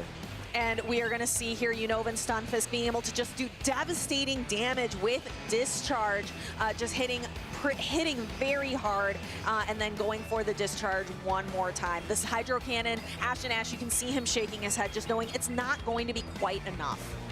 The shiny Stunfisk hanging on for Go League Greg, punching his ticket to day number 2. And you gotta love when you can see how much it means for these trainers, the deep breath, the emotion hitting. You're on to your first Top Cut. So congratulations to Go League Greg. We are excited to see Go League Greg continue forward with that shiny Unova Stunfisk to continue on to Top Cut tomorrow. We, for those of you watching at home, you do not want to move from your seats. We are just wrapping up day number 1. We have a few losers matches left to go, and these matches, they're edge of your seat. It's win or go home. They are the most high intensity battles, and we have them for the end of the tournament. And I'm very excited to see which trainers are able to emerge victorious, punch their ticket into Top Cut, because they are still alive fighting for that regional championship win. Because if you win a regional, you are guaranteeing, you are punching your ticket to the World Championships. I actually got to attend the World Championships last year, and it was absolutely incredible with Beelzebub emerging victorious. So we're going to take a brief break here as we recap those 2025 Pokemon Go World Championships. Stay with us. Hello trainers, my name is Will Dunphy. Let's take a look back at the 2025 Pokemon World Championships in Anaheim, California. Pokemon like Credilli, Lapras, and Dusclops were meta staples, but picks like Galarian Moltres, Shadow Kenta Marowak, and Tinkaton set themselves apart.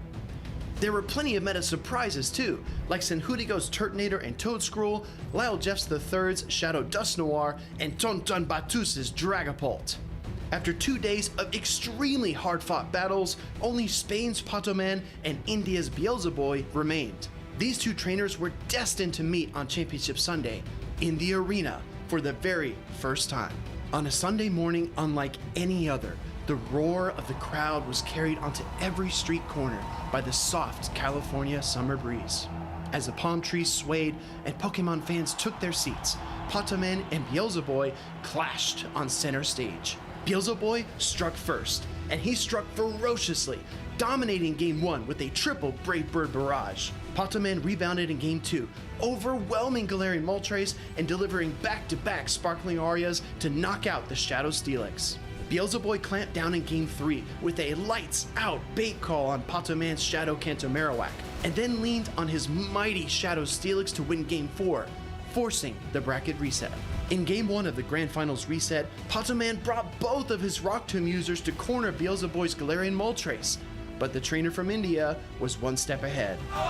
He catches the resistant grass knot on his Moltres here! Patoman's strategy unraveled completely when Shadow Steelix connected a stadium-shaking crunch onto Galarian Corsola. After stumbling in Game 2, Beelzebub unleashed his fury in Game 3, leading Shadow Annihilate for the first time in the entire series. This decision paid off, big time. Patoman's Credilli outlasted Beelzebub's team in Game 4, and the table was set for a decisive Game number 5. In the final battle of the 2025 season, Beelzeboy's Galarian Moltres and Shadow Steelix shattered Potoman's shields and shredded through his Pokemon's HP. Then, with Potoman's 3 remaining Pokemon and Beelzeboy's championship dreams on the line, Beelzeboy turned to his final Pokemon, Lapras. Beelzeboy's Lapras reverse swept Potoman's entire team, striking decisively with Ice Beam and Sparkling Aria. The crowd cheered as Beelzeboy became our 2025 Pokémon GO World Champion, proudly hoisting his trophy for India. It's Beelzeboy in 2023 World Spectator. It's Beelzeboy in 2024 World's Competitor. It's Beelzeboy, your 2025 World Champion. Beelzeboy proved to countless trainers that the key to becoming a world champion is trusting in yourself and your Pokemon. The future of competitive Pokemon is incredibly bright, and we can't wait for you to be a part of it. Visit Pokemon.com/compete, and we'll see you in the arena.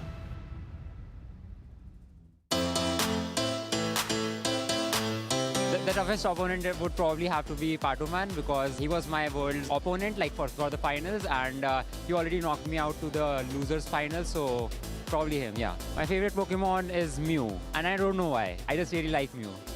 The most underrated Pokemon I think right now is Melmetal, which learns Thundershock, Double Iron Bash and Superpower. It's sort of like a cross between Scizor and Stunfisk. It does really well, yeah. So whenever I play Pokemon GO PvP battle, one of my goals is to just have fun. But another goal is to make perfect plays regardless of what the opponent plays. If I were to create a Pokemon, it would definitely have to be a Steel type. And I like Ghosts as well. I really like bulky Pokemon, so it would have to be bulky. But unlike Aegislash, it would have to be very spammy. Maybe if I really have to get crazy, maybe, I don't know, Hydro Cannon, Double Iron Bash and Shadow Claw. And a Steel and Ghost type. I have a lot of hobbies, I guess. Like I enjoy reading books. I like to play basketball. The one event that I won would have to be my favorite one in Anaheim, California in 2025. Every Pokemon event is such a fun experience. You get to meet so many new friends and you get to try out the local food. It's all very fun. One of my all-time favorite dishes has got to be a South Indian dish called masala dosa, which is sort of like a thin rice crepe, and you eat it with spiced potatoes, and there's a bunch of chutneys and dips that you can have it with. Yeah, that would have to be my favorite. I mean, I feel like Charizard is the more popular one, and currently in Pokemon GO PvP, Blastoise is the one that's doing better. So I'll probably have to go with Blastoise right now. Yeah.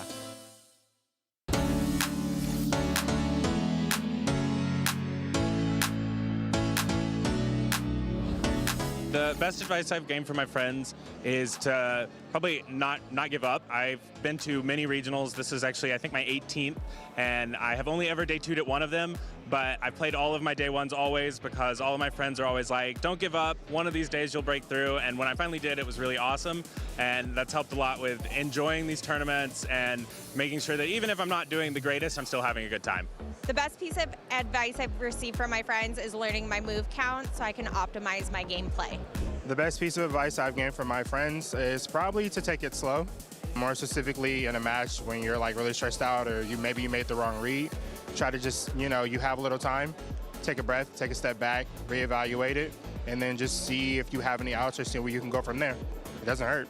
I believe the best piece of advice I've received from my friends is to just take it a game at a time, relax, don't worry about it, know your lines, and just have fun. Best piece of advice I received from my friends is, when you lose a match, there's always a lot to learn from it. So I always say, losing's learning, and that's a great way to improve and a good outlook to do better in future tournaments. I think one big piece of advice that I would give to people, or that has been given to me by my friends, is to find a Pokemon you like.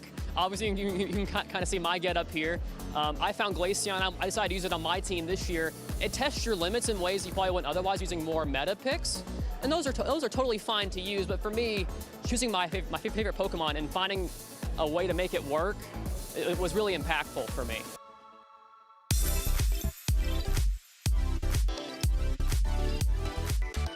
Welcome back, everyone, to the 2026 Houston Regional Championships. It's been fireworks on stage, and it's been a pleasure to watch every single moment of it. We've got one more rotation with you, House Stark and I, and then we're going to have DeFi and Home Slice Henry close us out. But for now, we're going to take a look at two trainers who have met before in the bracket. Javier actually getting the better of one of NA's best in Rise to Occasion. This is the rematch, everybody, and anything could happen. Yeah, I'm very, very pumped to see how these trainers adapt and adjust and, you know, kind of improvise on the fly. So we'll see Rise, who's coming off that loss, but also coming off a win in the last round. So I'm very, very pumped to see these teams match up. Obviously, they've already played before, but now they're going to play again, and it's going to be on stage, on the big stage, in front of everyone, for the whole, like, what's the line for the whole world to see? Yes, exactly. Thank you. For all the marbles. All the marble. Hey, we got there eventually. Yeah. Speaking of getting there eventually, we will have our trainers on stage momentarily. We've got Javier C2182 taking on Rise to Occasion. If you remember, everybody, earlier on in the stream, we had Javier playing with Jellicent, Wigglytuff, Guzzlord, Empoleon, Corviknight, and we had on the opposing side Rise with its unconventional team of Guzzlord, that Shadow, Shiny, Galarian Weezing, and Shadow Fortress. Yeah, and I think the Pokemon that might shine the most here is going to be that Fortress, because it has really good matchups all the way down, other than that Quagsire. So we'll see exactly what each player decides to do, but because of Rise's Dragon Claw on his Guzzlord, it might dissuade Javier to bring his own Guzzlord, because he'll know he will most likely lose that matchup. It discourages the opposing Guzzlord, but it encourages the opposing Wigglytuff, right? Exactly. It's a little bit tricky here. I think that Rise can probably count on that Wigglytuff to come out. And Javier must have been doing something right in order to send Rise that loser side bracket earlier on today. I'm sure that Javier wants to keep the good vibes going, and Rise wants to rewrite those wrongs. Let's go right into battle number one, everybody. This is the Group E Losers Finals. Winner moves on, loser goes home. All right, here we see a matchup we've seen quite a bit actually in this meta. The Guzzlord versus Quagsire matchup. I think Guzzlord has a slight advantage, but it really depends on how each player decides to play out this matchup. Do you shield the Stone Edge? Do you go for the Stone Edge? Things like that. Yeah, I think that Rise, recognizing he needs 2 charge attacks no matter what, does not even build up to the Dragon Claw, instead opting for a double Brutal Swing strategy. The Stone Edge full sending right off the bat. Javier swings for the fences. Yeah, and we've seen Rise play this out before. He usually lets it go, and he does again. There is no Wigglytuff on the side of Javier, which is something to note. So Rise's backline is going to have to find some other Pokemon to battle. Yeah, it's very surprising, right, to not see that key Pokemon. Oh, but the swap and the catch of the Brutal Swing is very nice, very smooth here from Javier on the left side of your screen, but it does allow Rise to pivot. He goes into Weezing. Yeah, and this is probably one of the toughest matchups for Guzzlord. Is honestly any Fairy type, but I think specifically Weezing can farm all the way down, but I think at this point, because it's able to knock out with this Sludge, it's going to just go for the move. I was going to say, that looked like it'd be really close, but Rise knows his damage calculations, and it knocks out perfectly. We still have a healthy Quagsire in the back that's not going to get very winded down, and a Corviknight waiting in the wings. Here comes Quagsire yet again. Yeah, and Rise going straight for the Brutal Swing. He wants to knock out this Quagsire as soon as possible to not take that Mudshot damage. That is super effective. But of course, Javier notices that, needs to get to this charge attack because Rise still has 2 shields. He's like, you know what? Let's get rid of those shields quickly. I gotta be honest, swapping in the Guzzlord was such a risky call by Javier. Maybe he was hoping to see the opposing Quagsire, maybe even the Gourgeist. That's not what he got. Now we see the Corviknight take to the air, and this Brutal Swing is gonna start to chip it down slowly over time. Absolutely. Flying through the air, I believe we're gonna see another Brutal Swing get fired off here from Rise, because he really does want to chip this Corviknight into range of a Hydro Cannon in the back, and putting it in range of the Hydro Cannon is going to allow him to switch out and potentially start building up some energy on that Empoleon with those metal sounds. Yeah, you don't want to let this Corviknight get too far ahead. Even though it doesn't have that much HP, it can still be a dangerous factor in this battle. Payback going to connect, no shield, eyes wide. How's Stark? What do you think? I think this is going to be a huge damage. Yeah, that does a lot of damage into that Empoleon. That is my assessment. Absolutely does quite a bit of damage. Shield coming up here from Javier, but keep in mind, everyone, the switch timers are displaced. The Quagsire swap is available. Javier might be his last chance catching the Hydro Cannon here, but he's going to keep the pressure on with another Air Cutter. Yeah, and I think this is going to be just maybe enough to knock out this Empoleon, I believe. No. Oh, no, it's not. Wow! Oh my goodness. Instant swap into the Quagsire to soak the Hydro Cannon. He knew that the energy was there, and he knew that Rise could not afford to wait any longer because Sand Attacks would have KO'd it. But there's still a Galarian Weezing waiting back there. Will it be enough? Brutal Swing is queued up. Yeah, and I think that was the difference in that game is Rise kept his shield in play and was not forced to shield even that payback that I thought was a misplay. Rise was like, you know what? I got this. Let me just make sure I keep that shield just in case I need it in the end game, and he did, and it paid off. Yeah, he was definitely playing things as they came to him, not forcing anything, not making any mistakes. I think that's definitely one of the key components of a successful Pokemon Go trainer. Over all these seasons, Rise has learned a few things. That's got to be one of them. Yeah, and I think the line that he had, the line that he brought in Game 1, I thought was really, really smart. He brought the Guzzlord, which is obviously very weak to the Wigglytuff, and then had 2 Pokemon that could beat that Fairy type in the back, but it also had play into the Guzzlord, it also had play into the Corviknight and the Quagsire, so really covering his bases with that team composition. I keep going back to the swap. I keep thinking about Javier switching in the Guzzlord only to be met by the Galarian Weezing. I think that's where everything went off track for him, and in battle number 2, I highly expect him to either lead the Guzzlord, maybe keep it in the back, but in the safe swap position, I don't think that Guzzlord is going to work because Rise has no reason to not run the Shadow Galarian Weezing. He's just going to keep bringing it, right? Yeah, it has a really good matchup into, I believe, just about half of Javier's team, maybe even a neutral-ish matchup into the Corviknight because it doesn't take super effective damage from anything other than the Sand Attacks, which don't really do that much damage. You can fire back those Brutal Swings and then switch back out if you have to.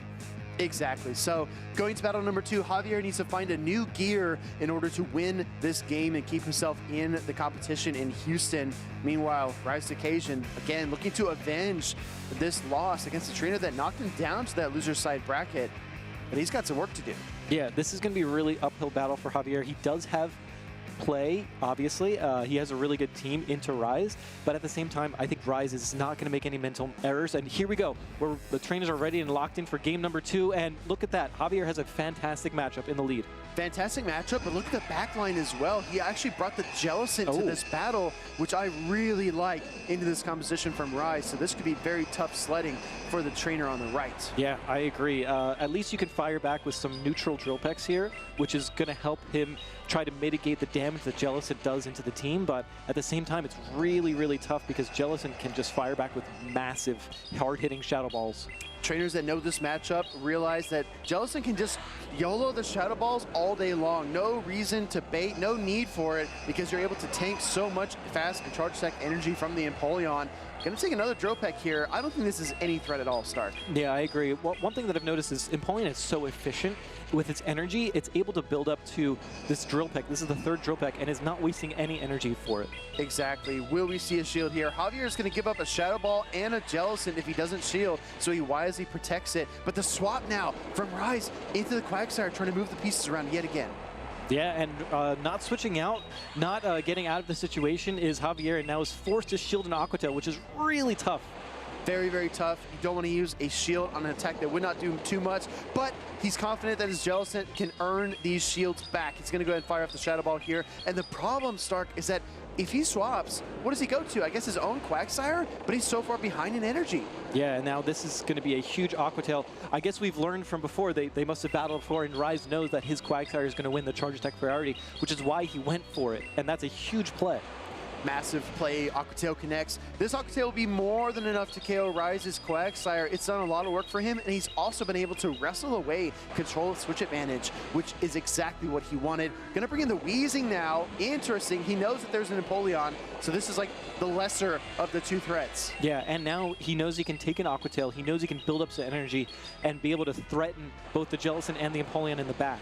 Actually, we see a triple water team from Javier. I just noticed that. Yeah, triple water. Water is the best offensive and defensive typing in competitive Pokemon Go. I say that time and time again. Brutal Swing, though, will be enough to get the better of the Shadow Quagsire. That's a big KO, and I think that Rise is starting to build his way back into this battle, but out comes the Empoleon. Yeah, and now Rise has to make a decision. Do you shield this and get off a Brutal Swing or not? He does. At the last second decides he's going to shield this and make sure that this Empoleon gets put into range of 1 charge attack. Wow, this is such a muddy water outlook. I don't know exactly how this is going to go. Brutal Swing helps. Empoleon comes out.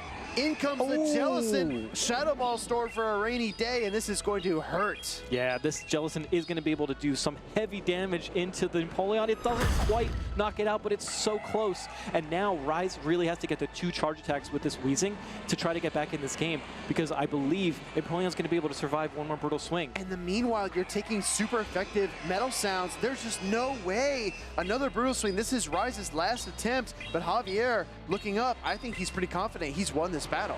Yeah, and Empoleon survives. Look at that. Beautifully done by Javier, executing his plan, calling that Rise is not going to bring the Gourgeist into that triple water team.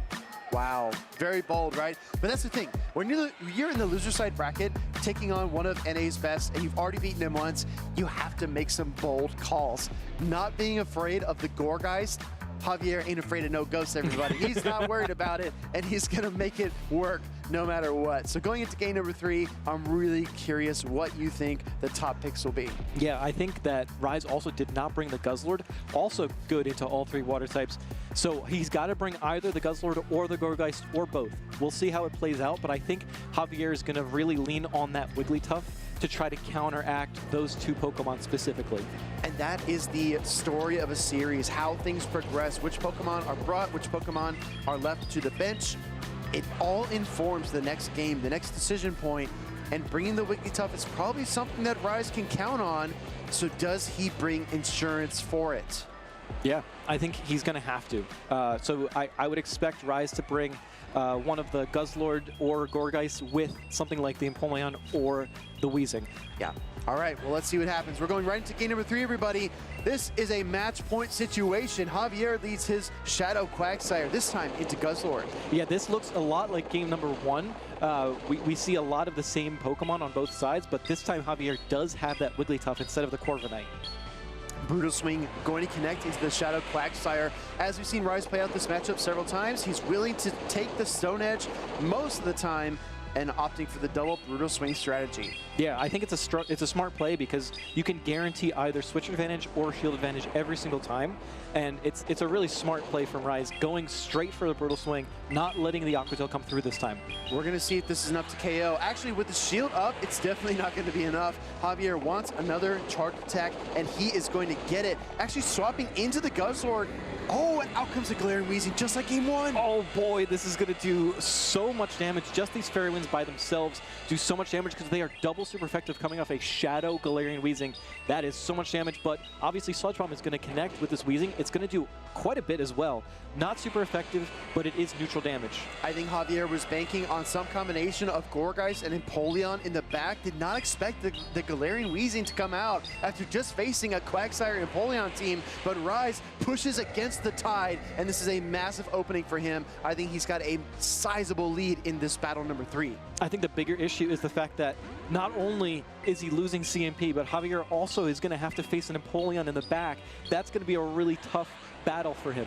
Exactly. The team composition here from Rise. He took some risks, just like Javier did in game number 2 with his triple water line, and he's going to go ahead and shield up the Aqua Tail to keep this Galarian Weezing in the battle even longer. It's not going away, and it swings its way right into another charge attack. Yeah, this is, I want to say this is a pretty brutal swing here for Javier because of how much he's going to have to deal with this Weezing. And now it's not even over. You still have to knock it out with the Wigglytuff, and even when you knock out the Wigglytuff, or you knock out the Weezing with the Wigglytuff, you still have another Empoleon in the back. There's so much work to do here for Javier, and it might be a road too far to travel. That is so much damage, and for the finesse play, Rise swaps in the Guzzlord. He says, for all the Guzzlords out there feigning to charm, this is your payback. And that is another brutal swing. Rise really throwing brutal swing after brutal swing at Javier. Really well played there from Rise. Obviously, Javier came through with game 2, had a really smart line, and then Rise came back with the gut punch. And how about Empoleon being tossed back into the toy box? Doesn't even see the field. That was a 2 versus 3 Guzzlord, Galarian Weezing, GG's combo from Rise to win that series and stay alive, making top cut actually on the loser side. Congratulations to Rise making another day 2. One of the, I believe, the only trainer to win a regional championship in every season so far. That is correct. Absolutely. Rise it's astoundingly consistent, and we see that again here in Houston. Even after winning an event this season, he still pushes himself. And I think that's a mark of a talented trainer, right? Always looking for that next challenge, that next opponent. They love to compete. That's why they're on the field and on the stage. Yeah, I think the real hero in this set was that Galarian Weezing, something we haven't seen, and something that is able to stand out because it's really good into Wigglytuff. It's really good into Guzzlord. It has play into some of the ghost types as well with the Brutal Swing. Oh, yeah. And it has play into a lot of like the neutral picks like Licky Licky. It just has a devastating typing combination as well. I mean, defensively, right? If you're Poison and Fairy, what does a fighting type Pokemon do to you? Basically nothing. Medicham has to rely on Psycho Cuts. Annihilate can only throw the Rage Fist. It's like you're kind of hopeless in that situation. So Galarian Weezing, offensively and defensively, is a standout pick. Absolutely. I love that they buffed the move Sludge. I think that was such a huge impact for that Pokemon's viability, and now it has so much play, not only into other opposing fairy types, but also can hit grass types. It can hit so many different Pokemon for neutral damage. Neutral. Well, we saw what it did to Wigglytuff. It took like 80% of Wigglytuff's HP. That was monstrous. Yeah, it's a really fun Pokemon. I think it's one of the more underrated and fun picks to use because it has, again, it has like fairy type fast attack, and then it has this poison type charge attack and a dark type charge attack. So it has insane coverage. It also can run overheat if you're feeling It's got frisky. a wicked animation too. The way it like spins, it like swivels almost. Yeah. Awesome Pokemon all the way around. I'll tell you what else is awesome. Competing at your local cups and challenges, everybody. So make sure to scan this QR code. As we said earlier, you gotta let your card shops know. You gotta scan this, look for events near you, get with your local community, and get engaged. Pokemon Go is still growing, especially in the local scene. I know a lot of trainers, maybe they have trouble getting enough trainers to come together and compete, but you have to get the word out. You gotta get the ball rolling. If not you, then who? Yeah, exactly. Like it comes down to us as community leaders, as community icons to really start our own grassroots tournaments together. Yeah. And also, speaking of that, you can take those tournaments and start booking your hotel for NAIC as well, right? Because that's going to be the next step. That's going to be the final place to get those championship points. You can get them at your locals, but the big place is going to be NAIC. So make sure you scan the code here to reserve your hotel for NAIC.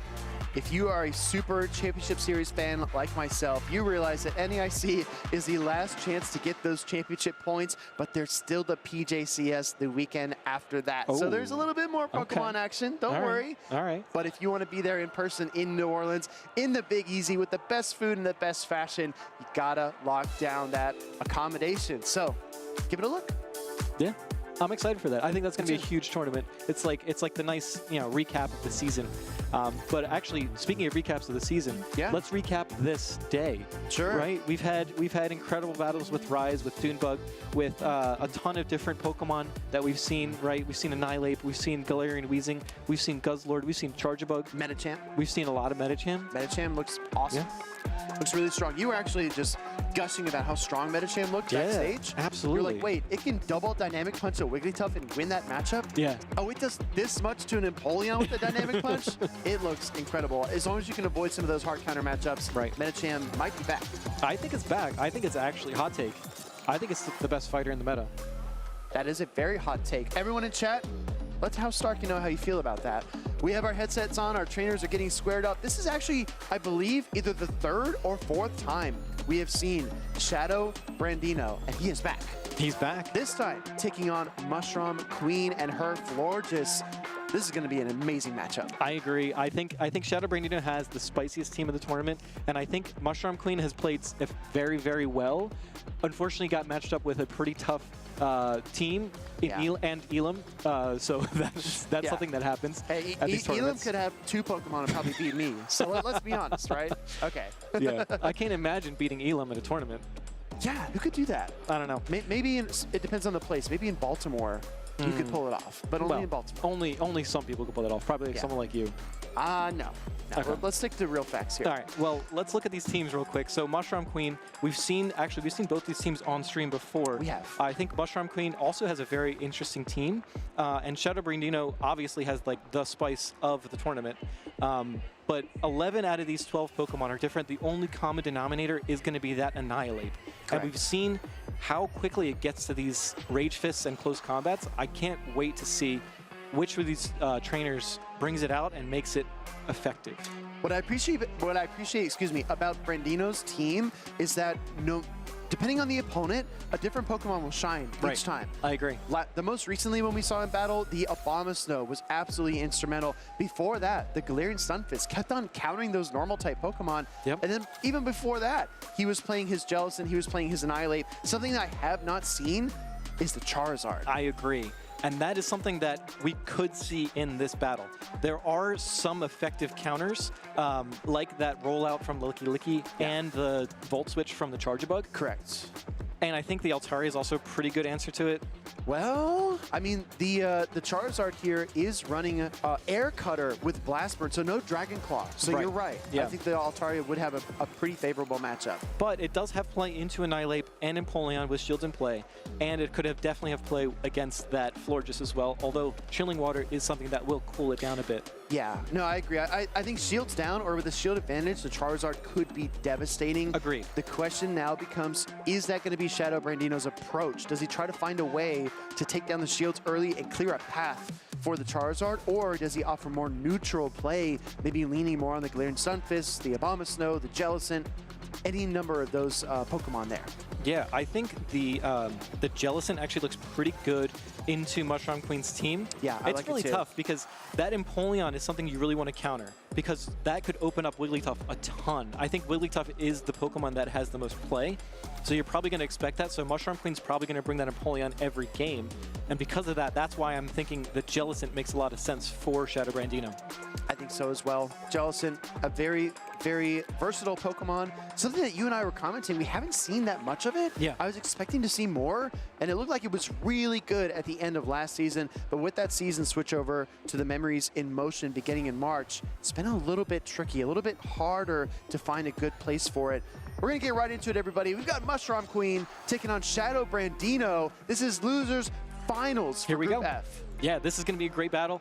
Both players are locked in. We see Annihilate versus Empoleon in the lead matchup, a really tough matchup for Mushroom Queen. And she doesn't have a good option. She's got Licky Licky in the back. This is devastating. ABA weak to the Rage Fist Pokemon Annihilate. Yeah, this might make Empoleon rage a bit, but here we see the shield coming up to block out that Drill Peck, which would be super effective damage. Gonna see a swap now into Charge Bug. A little bit risky, but I do respect it. Oh, it doesn't get any easier though because the Galarian Stunfisk, a Pokemon that Shadow Brandino has been so committed to. This is why. This is why. Because it finds insane matchups. Yeah, this is one of the few really, really tough matchups for Charjabug. Honestly, this is probably the worst matchup for it in the entire game. Yeah, absolutely. There's really nothing Charjabug can do. Double resisted Volt Switches and discharges. That X-Scissor barely does anything, and the Rock Slides are relentless, and they're cheap, and they're fast. Yeah, and they're super effective. It's like, this is Hard Counter City, and Charjabus has a one-way ticket. Well, as the wheels go round and round, Charjabug does not go to town, at least in this situation. Galarian Stunfisk, meanwhile, gets back to the switch timer. Ooh, throwing the Earthquake. This is an obvious bait. Does Mushroom Queen take the bait? No, great shield. Yeah, I really like that shield. Unfortunately, the Annihilate is going to come back in, and now it's going to start throwing close combats, which is quite unfortunate for the Empoleon. Yeah, this is absolutely devastating. You can't shield everything when there's this much energy, and it's all super effective. In comes a Charjabug, and this is so tough. Rage Fist gets queued up. Yeah, this is also really tough because I think you have to shield as a Charjabug because otherwise that Licky Licky is just going to get absolutely demolished as well by that Annihilate. So now here comes the discharge. I believe this is actually going to let the Annihilate go down, because you kind of have to shade that shield for that Wigglytuff. Once the Empoleon's out of the way, Wigglytuff is very, very free into the back line. And now you can get off an Earthquake or 2 Rock Slides, whatever you want to do, as Shadow Brandino is just willing to throw that Earthquake. I know this isn't the video game championships, but I think the Galarian Stunfisk is going to get the Wigglytuff a helping hand here with the Earthquake as it weakens that Licky down to half. And the catch of the Shadow Ball. Rub salt in the wound, add insult to injury. This is so tough for Mushroom Queen. I don't know if anyone could have played out of this. Yeah, this is honestly probably one of the tougher matchups we've seen on stream. Ever. Yeah. Arguably ever. This is really tough, you guys. And I think that Shadow Brandino has made all of the right calls. Could not have scripted this any better if he dreamed about it. Yeah, I believe Wigglytuff is going to make swift work of the rest of Licky's health, and we're going to see a charming finish. I think so as well. When there was only one pun, I thought that was enough, but then there was a second one right after that. And we see a KO, and this game 1 is over. Mushroom Queen needs to reset, get back to her basics. She's got all the skills, all the talents, but that alignment was just unforgiving.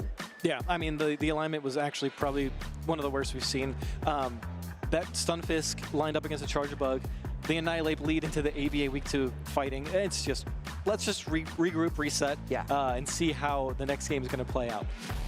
So any tips that you would give Mushroom Queen for this next game? No, I mean, I think that the AVA approach is a little tough, especially if you're in an elimination game like this. It might be better to default to something a bit safer, play more to your strengths. I do think that Florges has a ton of core-breaking potential and a lot of flexibility. Maybe that Pokemon needs to come out, preferably in the lead in case you do see that Galarian Stunfisk again. But yeah, I think getting back to neutral matchups, playing out the way that you know how to play and leaning into your strengths is the way to go here. Yeah, I really like that assessment. I think that that Stunfisk you know is going to show up because of how well it matches up into that Charger Bug, and it has play into everything other than the Annihilate. So I think that's something that we overlooked, but Shadow Brandino making a really good read into that team.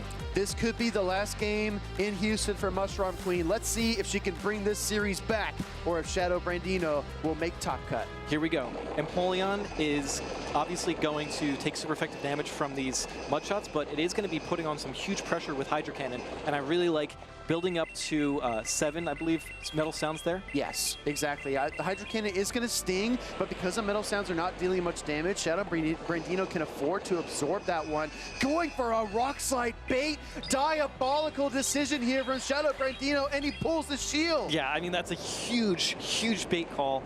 Mushroom Queen not able to make it, but here actually throwing the Hydro Cannon, it is going to force a shield from this Stunfisk because it would absolutely knock it out.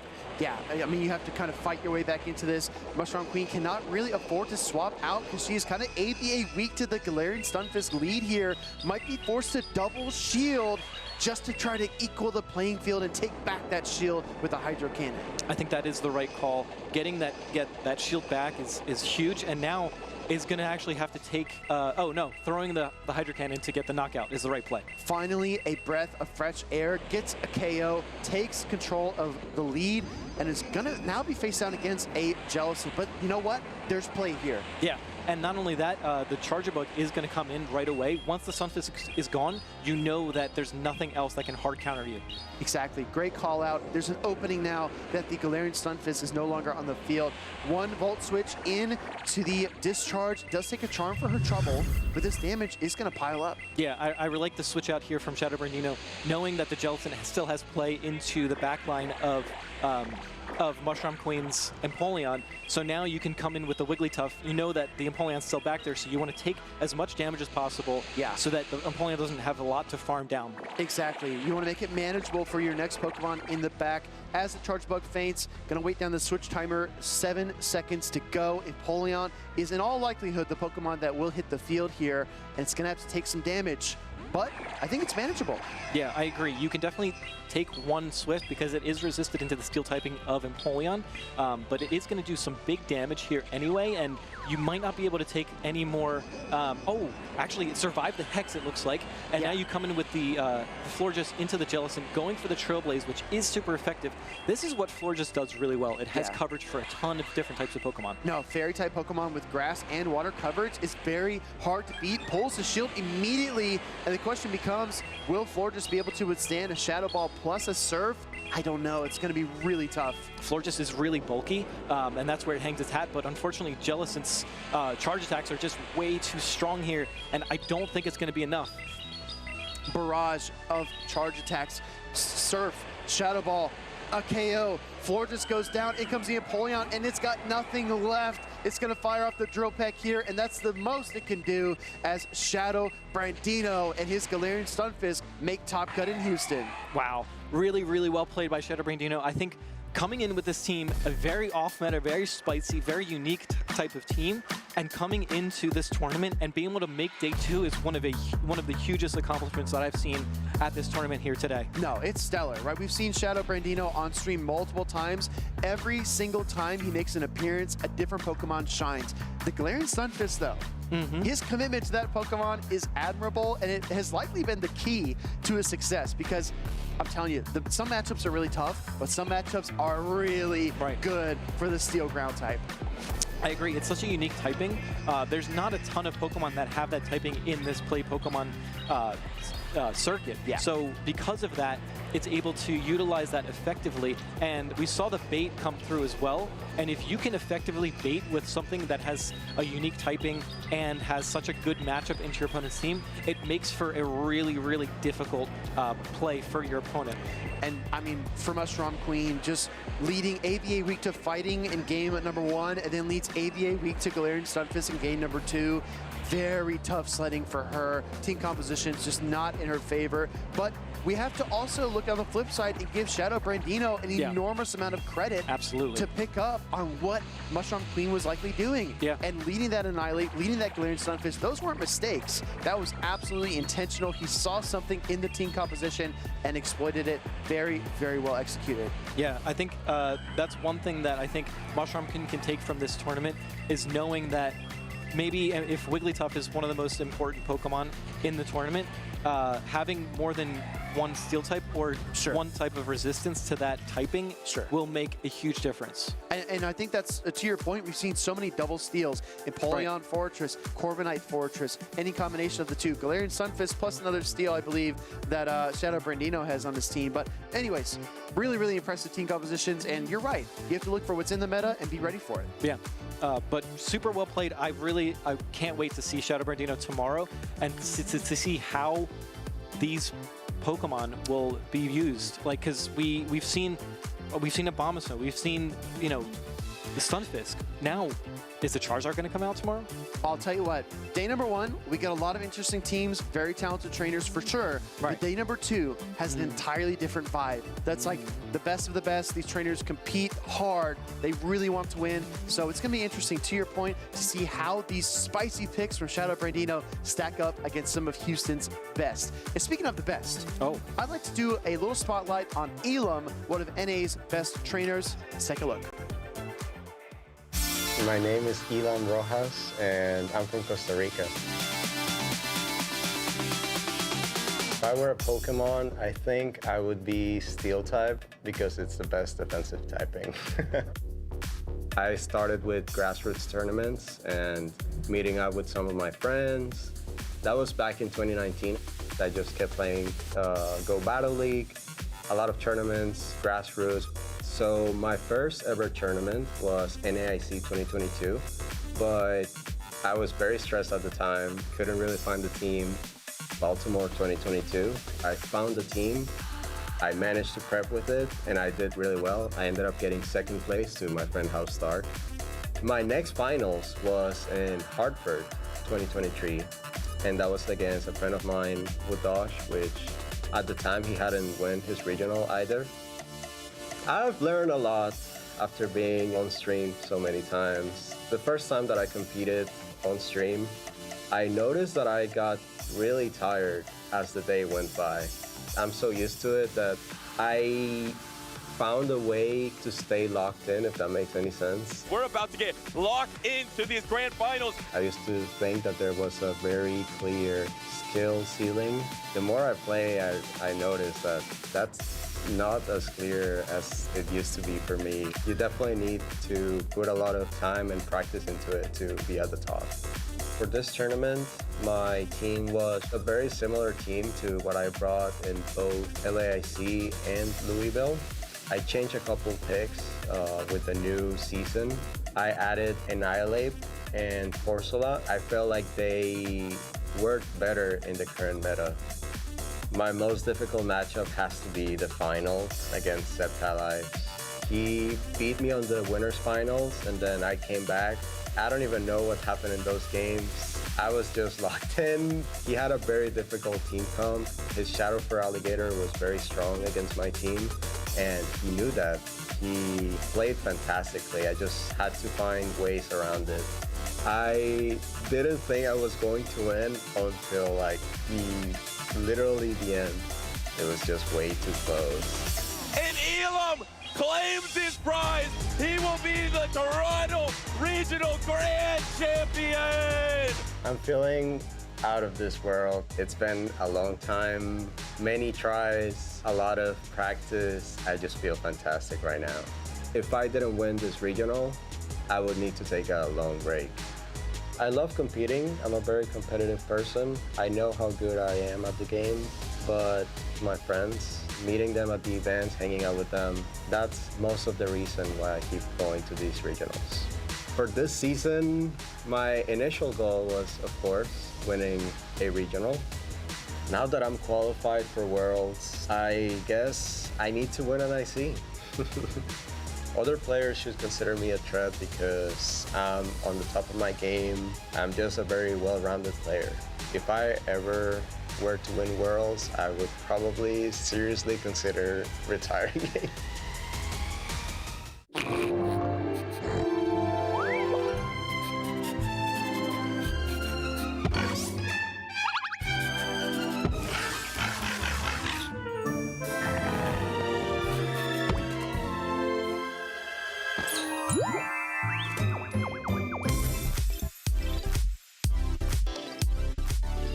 Welcome back, Pokemon trainers. We are at the Houston Pokemon GO Regional Championships, and we were just listening to an interview with Elam, who is actually on our winner's side of the bracket for Championship Sunday tomorrow. But we have just 2 more trainers, 2 more slots left to fill. I am Stephanie Christine. I am joined by Homeslice Henry. And the match we have coming up first is a battle of 2 friends, 2 teammates. And I cannot wait. And 2 of what I would argue to be some of the most underrated trainers in our game. Existing Monkey versus the Pokémon GO. I got a chance to talk to the Pokémon GO a little bit before these battles, and he and Existing Monkey both kind of feel that they had a rocky start to their tournament. They're not super happy with their earlier tournament play, but they've both been on a run lately and are excited to play each other here. 2 very good friends. We have a monkey and a mango. And 2 Metachams. Metacham, just the dominant story of day number 1. It started off as just a little bit of a story, but with this many Metachams, I can't even wait to see the day 2 usage. This is another Metacham guaranteed to be in Top Cut, another Shadow Quagsire guaranteed to be in Top Cut, but that's where the teams can differ a little bit. Pokémon GO opting for Umbreon and Togekiss. Existing Monkey rocking that Fortress. Fortress has been, it feels like on almost every team so far, the Wigglytuff, the Guzzlord, and the ever-trusty Empoleon. Umbreon has really been an interesting pick. We don't see it a lot in the championship series. What makes it interesting now here in Memories in Motion? It's kind of the bulk, a little bit of a same story as with Metacham, whereas Fortress is very good at kind of neutrally overwhelming things, but the one area where Fortress can kind of be exposed is the fact that its charge attacks don't get same type attack bonus. It's not throwing bug or steel type charge attacks, and if you're consistently throwing non-same type attack bonus damage, these bulkier Pokemon like Metacham and Umbreon he just kind of outlasted by virtue of taking basically no damage. Yeah, I'm also really interested in Mango's Togekiss, the same Pokemon that we see, was it Go League Greg has been using today. The Togekiss, I believe Axen as well. Axen had a very, very good run with Togekiss. And taking a look at the moveset, it is Aura Sphere Psyshock. So it is the moveset that Axen was running.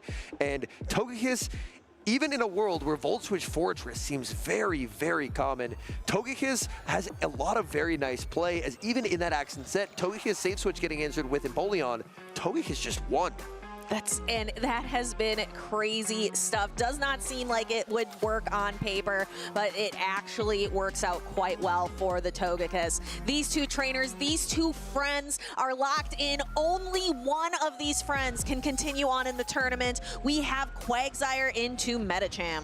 This is a very good lead matchup for the Pokemango. Mango will be able to absorb multiple Aqua Tails, no problem, whereas Dynamic Punch is a very serious threat. A Shadow Quagsire does not want that damage to land.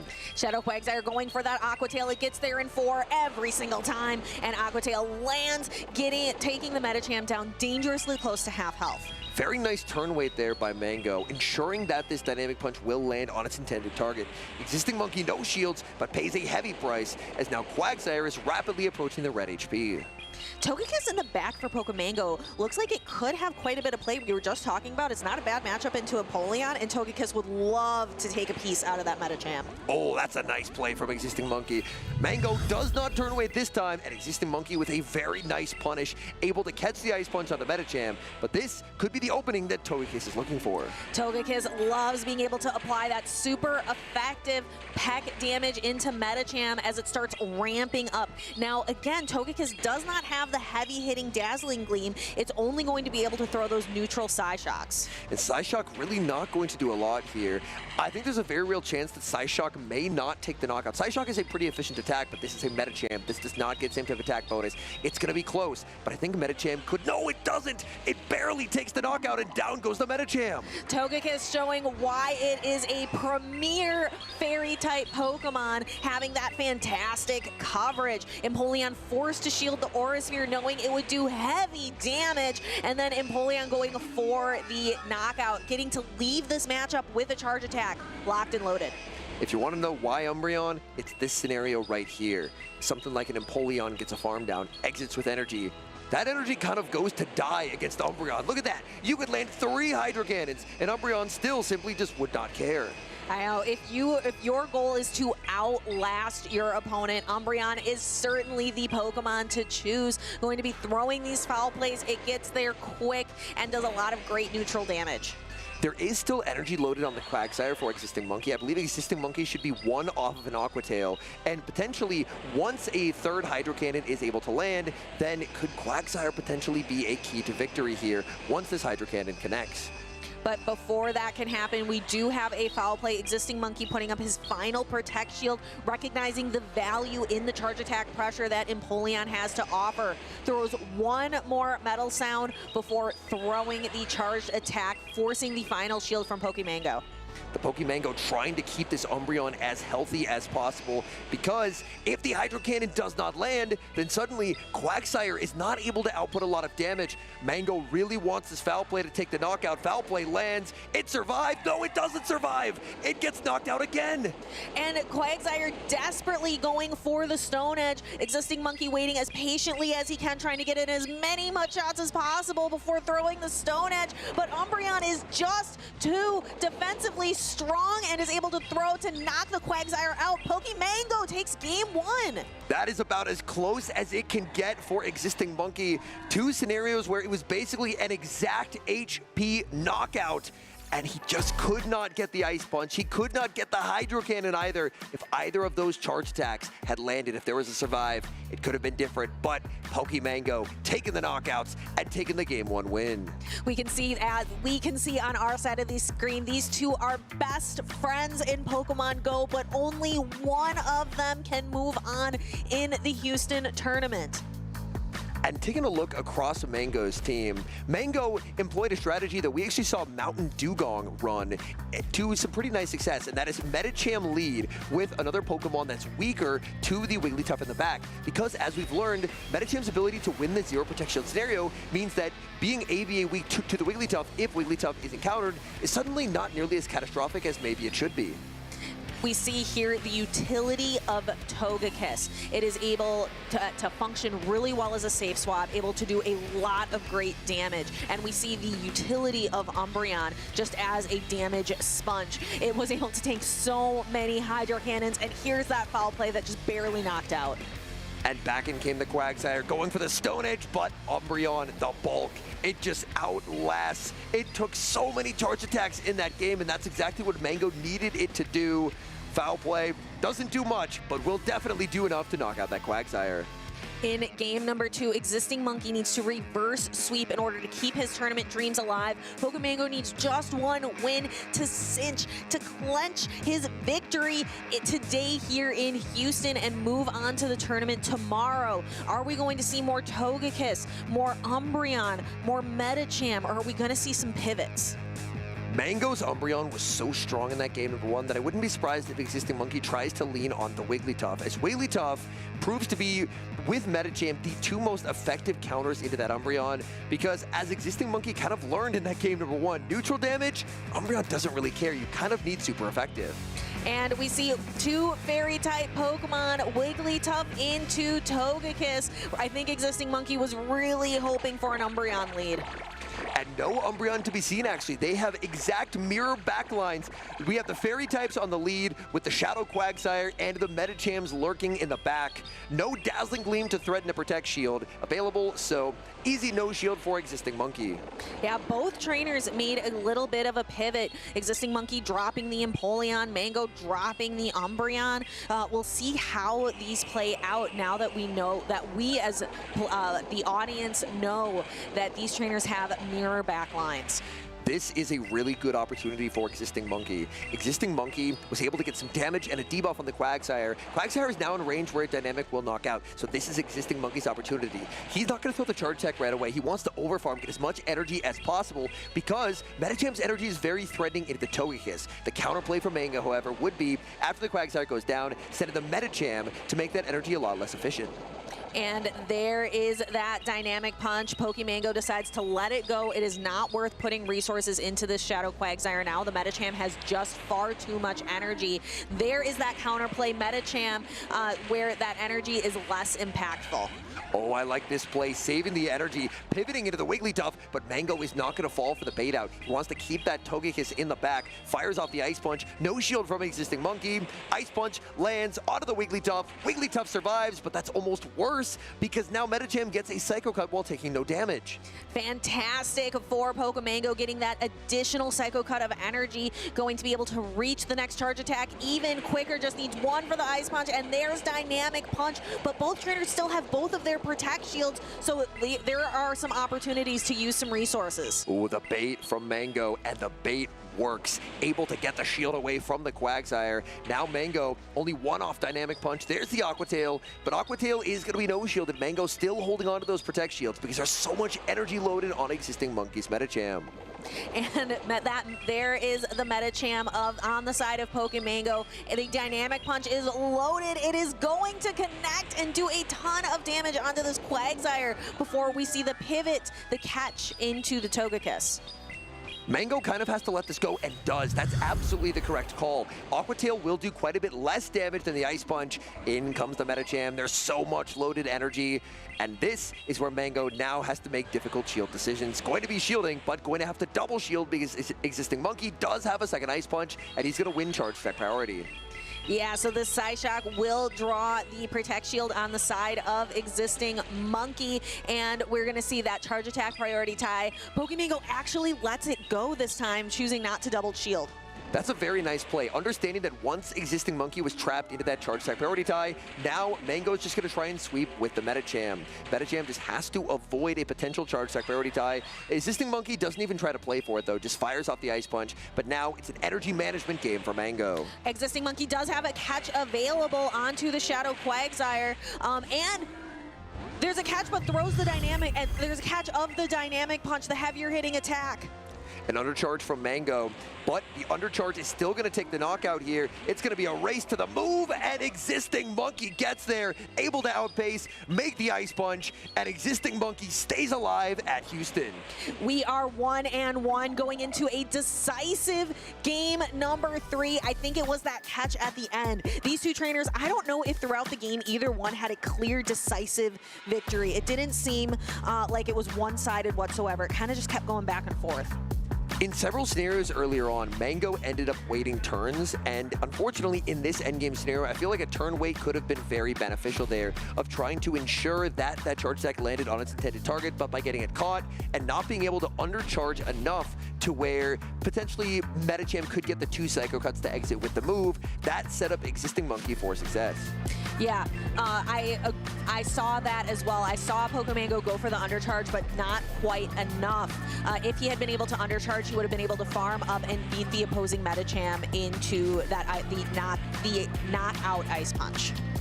And the final shield here from Mango, looking to overfarm, but by throwing 3 in the move, that's the max overfarm, and that a little bit of a predictable tendency there. We saw earlier on Pocket ended up having a charge attack caught because he tried to overfarming to the max and not waiting the turn, backfires there as Existing Monkey stays alive. And between these two friends, two teammates, we're gonna have a winner-take-all game number 3 with a spot in Top Gun on the line. It doesn't get any better than this in the championship series. 2 close friends, 2 teammates who both desperately want to make it to that next step to the championship in day number 2, but only one can advance. Which will it be, Existing Monkey or Pokemango?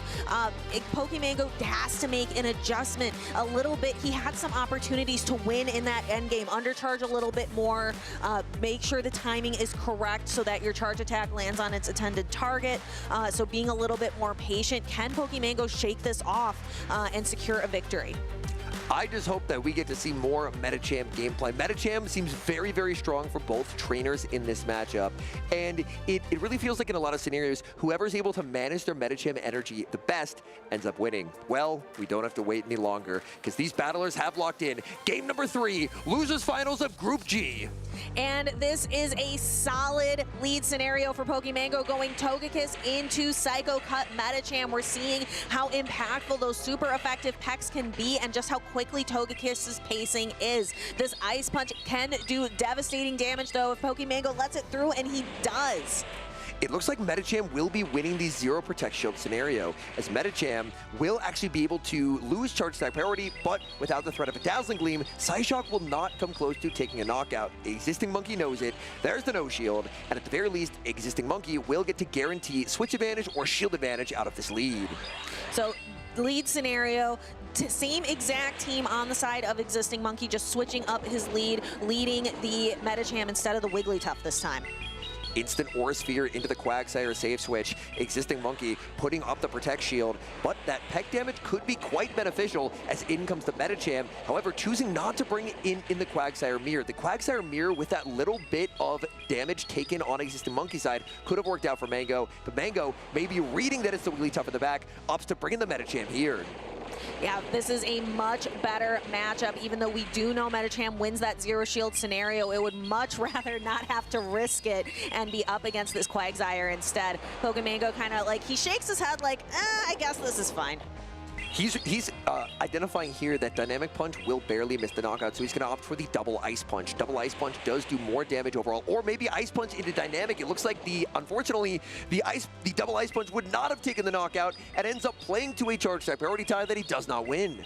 Unfortunate there, where the Aqua Tail does secure a knockout. Now you have the Shadow Quagsire mirror match, and there is that Wigglytuff.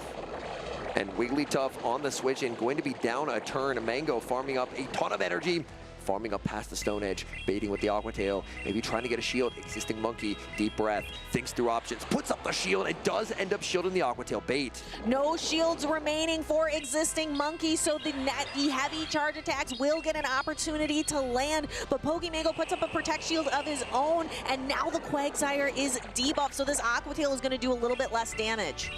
Aqua Tail not going to do much. Mango will have the opportunity to make a Stone Edge, but will a debuff Stone Edge be able to secure the knockout? Mango thinks no. He's opting out. He sends in the Togekiss. It's going to be close. Togekiss survives and is able to make the last second Aura Sphere. That is so tight on HP. I wouldn't be surprised if that was a singular hit point left on the Togekiss to knock the Wigglytuff out. So now Existing Monkey bringing in 2 mid-health Pokemon to come in and get a little bit of farm, choosing either a Psycho Cut or a Mud Shot. One Mud Shot is all it takes. Back in comes the Quagsire. There's a lot of energy available. There's the catch attempt. Does not get it. Pokemango farming up to the back-to-back Aqua Tails, and that should do it. And the first Aqua Tail flies. I think we see these two talking it out. We see some grins. It's a little bittersweet to lose, to win when your best friend is the one sitting across the table from you. In this mirror matchup of Quagsires, it's going to be Mango taking the final knockout. He takes the series 2-1. He's on to day number 2. Congratulations to Pokemango, and there is the hug between friends. But Existing Monkey has a lot to be proud of, making it all the way to the Group G Losers Finals. Incredible battles by both of these trainers. What a series. And that got about as close as you could get. In that game number 2, Existing Monkey able to get the 11th hour catch to kind of snatch a victory away from the jaws of defeat. But Mango with the patience in game number 3, that proved to be a very important adjustment. Yeah, wonderful plays by Pokemango, being able to hang on with that Togekiss with just 1 HP, and then eventually getting those back-to-back Aqua Tails. That patience was just absolutely terrific. And the moment the back-to-back was reached, you could see the good games exchanged back and forth there as Existing Monkey, a fantastic run at Houston, but he knew it was over. The energy management just simply too much for Mango. Too much, and Mango is going to continue on to the championship tomorrow. He's too much for us. Man, that was a great series, and the good news is the action is still not yet done in Houston. We do have one final match, the final losers finals of our group stage, to determine who takes that 16th spot in day number 2. And it's a couple of trainers, I believe, that I know we've seen King O on stream quite a bit today. I'm not sure how much we've seen Beach. I don't believe we've seen Beach on stream yet, but Beach is a former regional finalist, so Beach has made it pretty far into day number 2 before King O, a former regional champion, and I'm very excited to see what these trainers have brought onto their teams. I am looking forward to it as well. Again, this is the final seat going in to day number 2 tomorrow. One final opportunity to make it to Championship Sunday.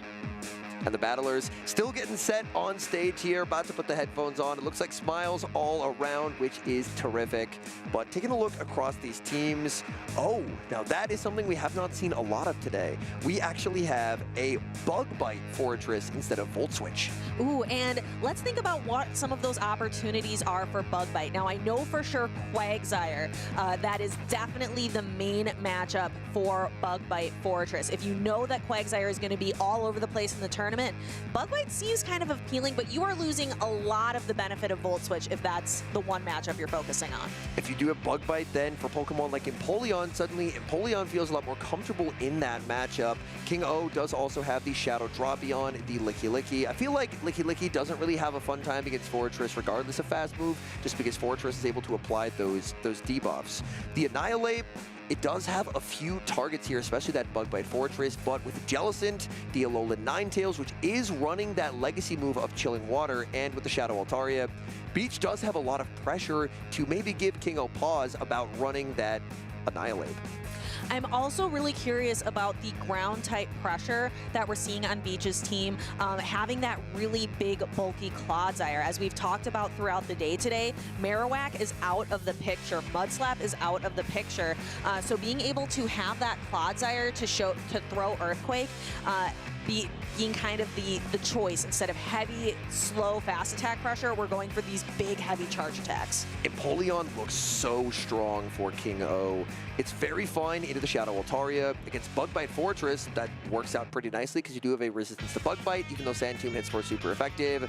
Licky Licky, that's a fine matchup. And obviously, Alolan Ninetales is the best matchup you could ever ask for. And Clodsire, as long as there's at least a shield or two in play, ends up working out quite nicely as well. So I think there are some pretty good options available for King O.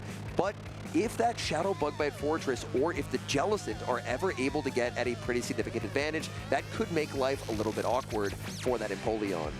You mentioned the Alolan Ninetales, and obviously there are some matchups that Alolan Ninetales doesn't want to see. What motivated some trainers to bring that today? The Alolan Ninetales recently got a second place finish at the Seattle Regional Championships, just purely off of its typing. It offers some intriguing resistances. It is a fairy-type Pokemon that actually beats Corviknight, and a lot of trainers for Alolan Ninetales will typically opt for some specific stat spreads to improve that Corviknight matchup quite a bit, specifically higher defense. And on top of that, you as well just have ice coverage, which is very good, especially a Pokemon like Furret end up being very strong because you end up having a natural resistance to Sucker Punch. You have ice damage for the Altaria. You have ice damage for the Stunfisk when Stunfisk was a little bit more popular as well. So it ends up being kind of an interesting core breaker that not every team is prepared for. But in a world of Empoleon, it's always kind of a game of if you can dodge the Empoleon, it looks pretty nice, but that's always a bit of a tall task. Yeah, because it would love to see like the Altaria, the Annihilate, the Drapion would be kind of tough. I think still a little bit with that Poison Sting damage, but Drapion can only really hit it with Charge Attack, Aqua Tail. I definitely think if there's one thing we are going to see again and again in this matchup, it is that Empoleon, and then from there, for King O, it's how many Jellicent counters do you want to pair with it? He does have several Pokemon, actually 3 Pokemon that do have a resistance to Ghost, so does Beach feel tempted to risk that Jellicent when half of the team would do very, very well there? Well, we don't have to wonder anymore because these battlers are locked in. Game number 1, Group H Losers Finals. And we started off with the Battle of Steel Nerves. Which trainer is going to blink first? We have the Bug Bite Fortress against the Empoleon. And this is exactly what we were talking about earlier, where you're losing the Volt Switch damage.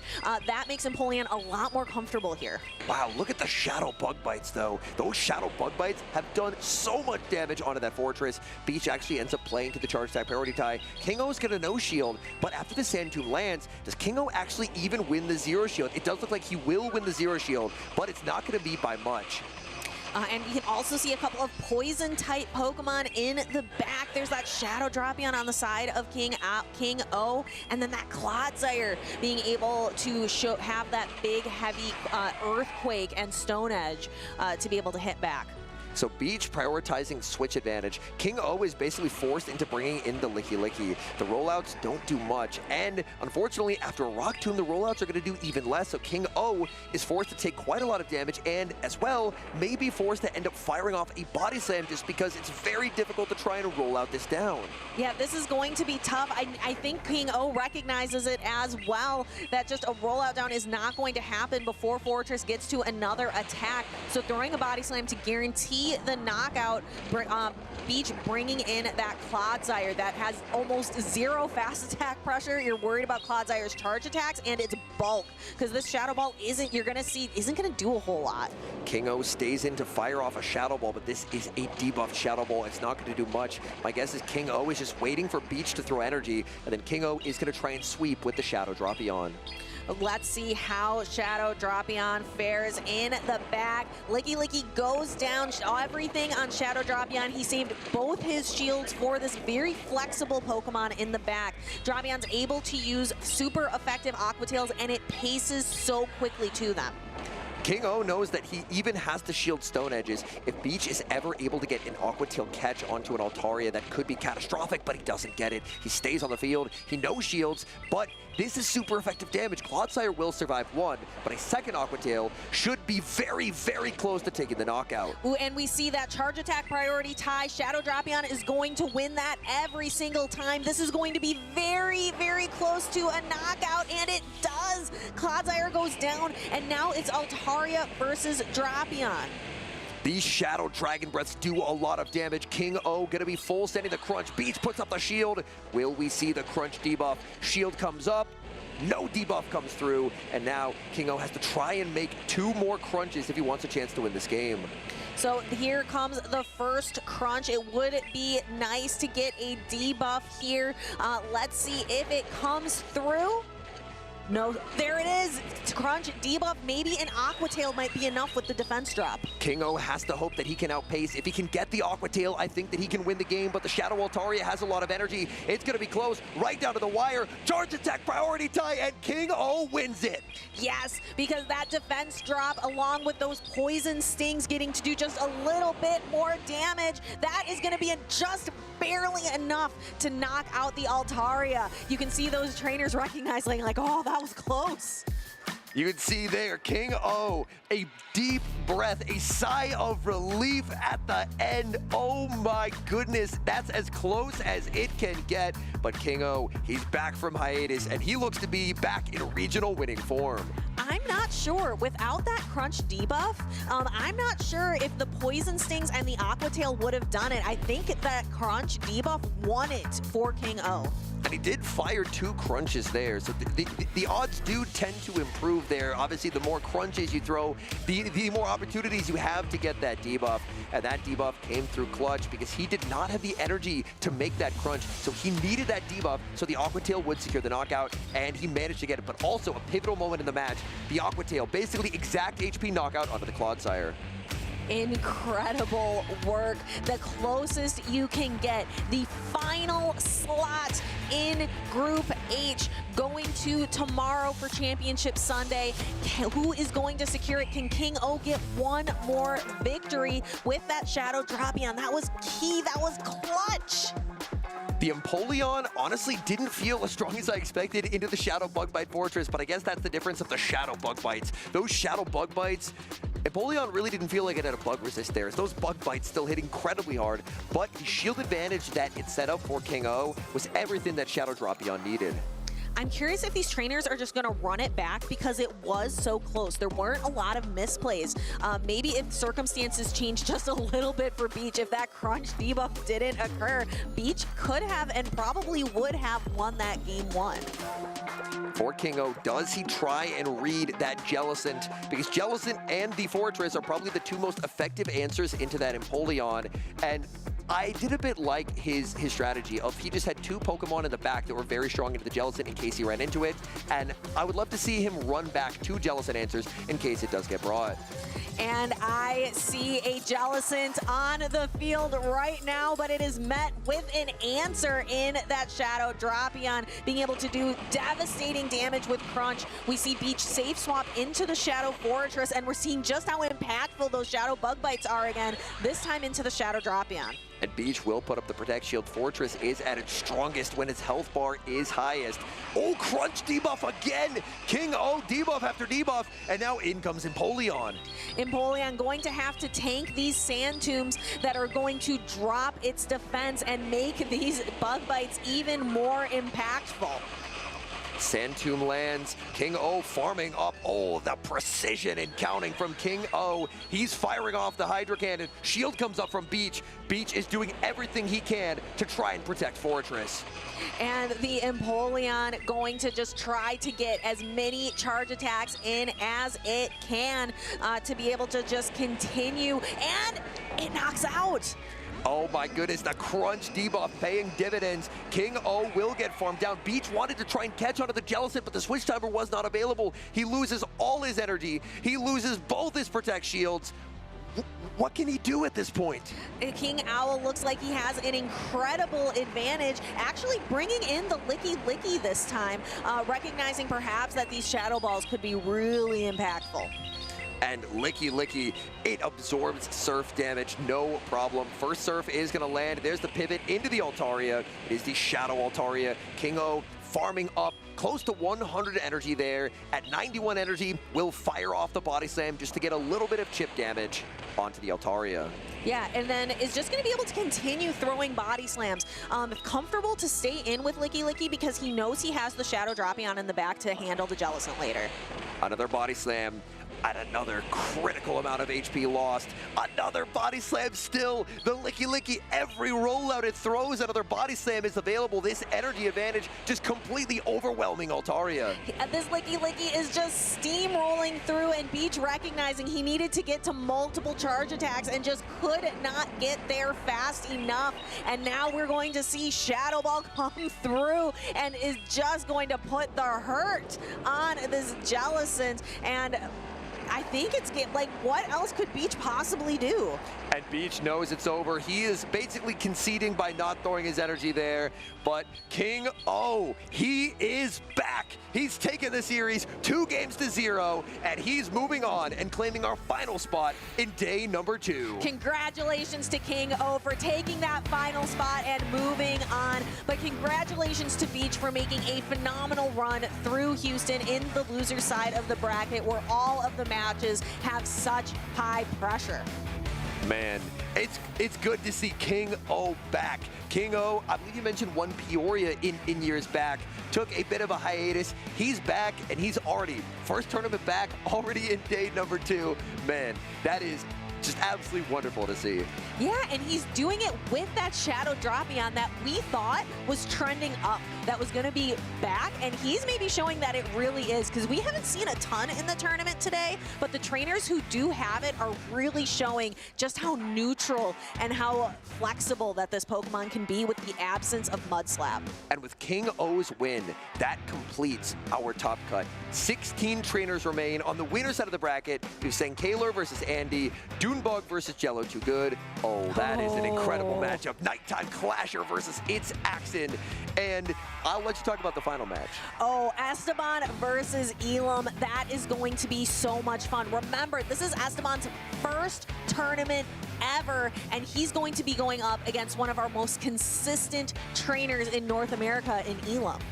And whoever wins this tournament, they get a ticket to the World Championships, which is taking place later this year in San Francisco. Houston, it's where we're at right now. Orlando in 2 weeks' time, Los Angeles and Indianapolis in May, and rounding it out with the North American International Championships down in New Orleans in June.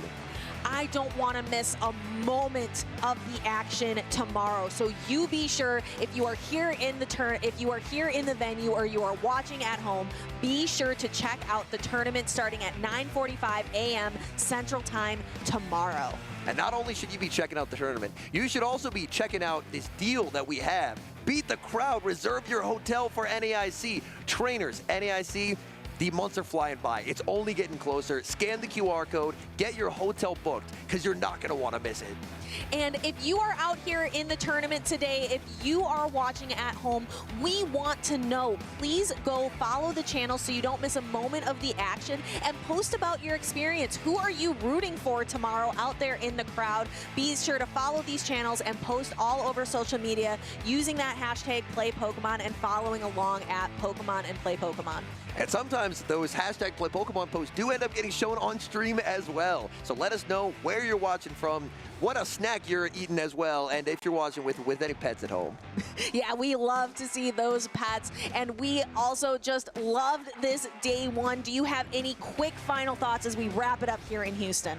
Medicham, that is the only thing on my mind right now. I am shocked at how well Medicham has performed. In Curitiba last weekend, there wasn't really a lot of Medicham, but it feels like today Medicham announced itself as a meta threat that you must prepare for with any team that you intend to take to a regional this season. I'm thinking about Fortress, Volt Switch or Bug Bite. We've been seeing Volt Switch all day, but the Bug Bite damage that we've seen as well has been really interesting. I think Volt Switch is going to be winning out though, so that's what I'm looking forward to seeing tomorrow. So you be sure to tune in, trainers. Yeehaw, and let's go ahead and kick it back. Like to see you tomorrow.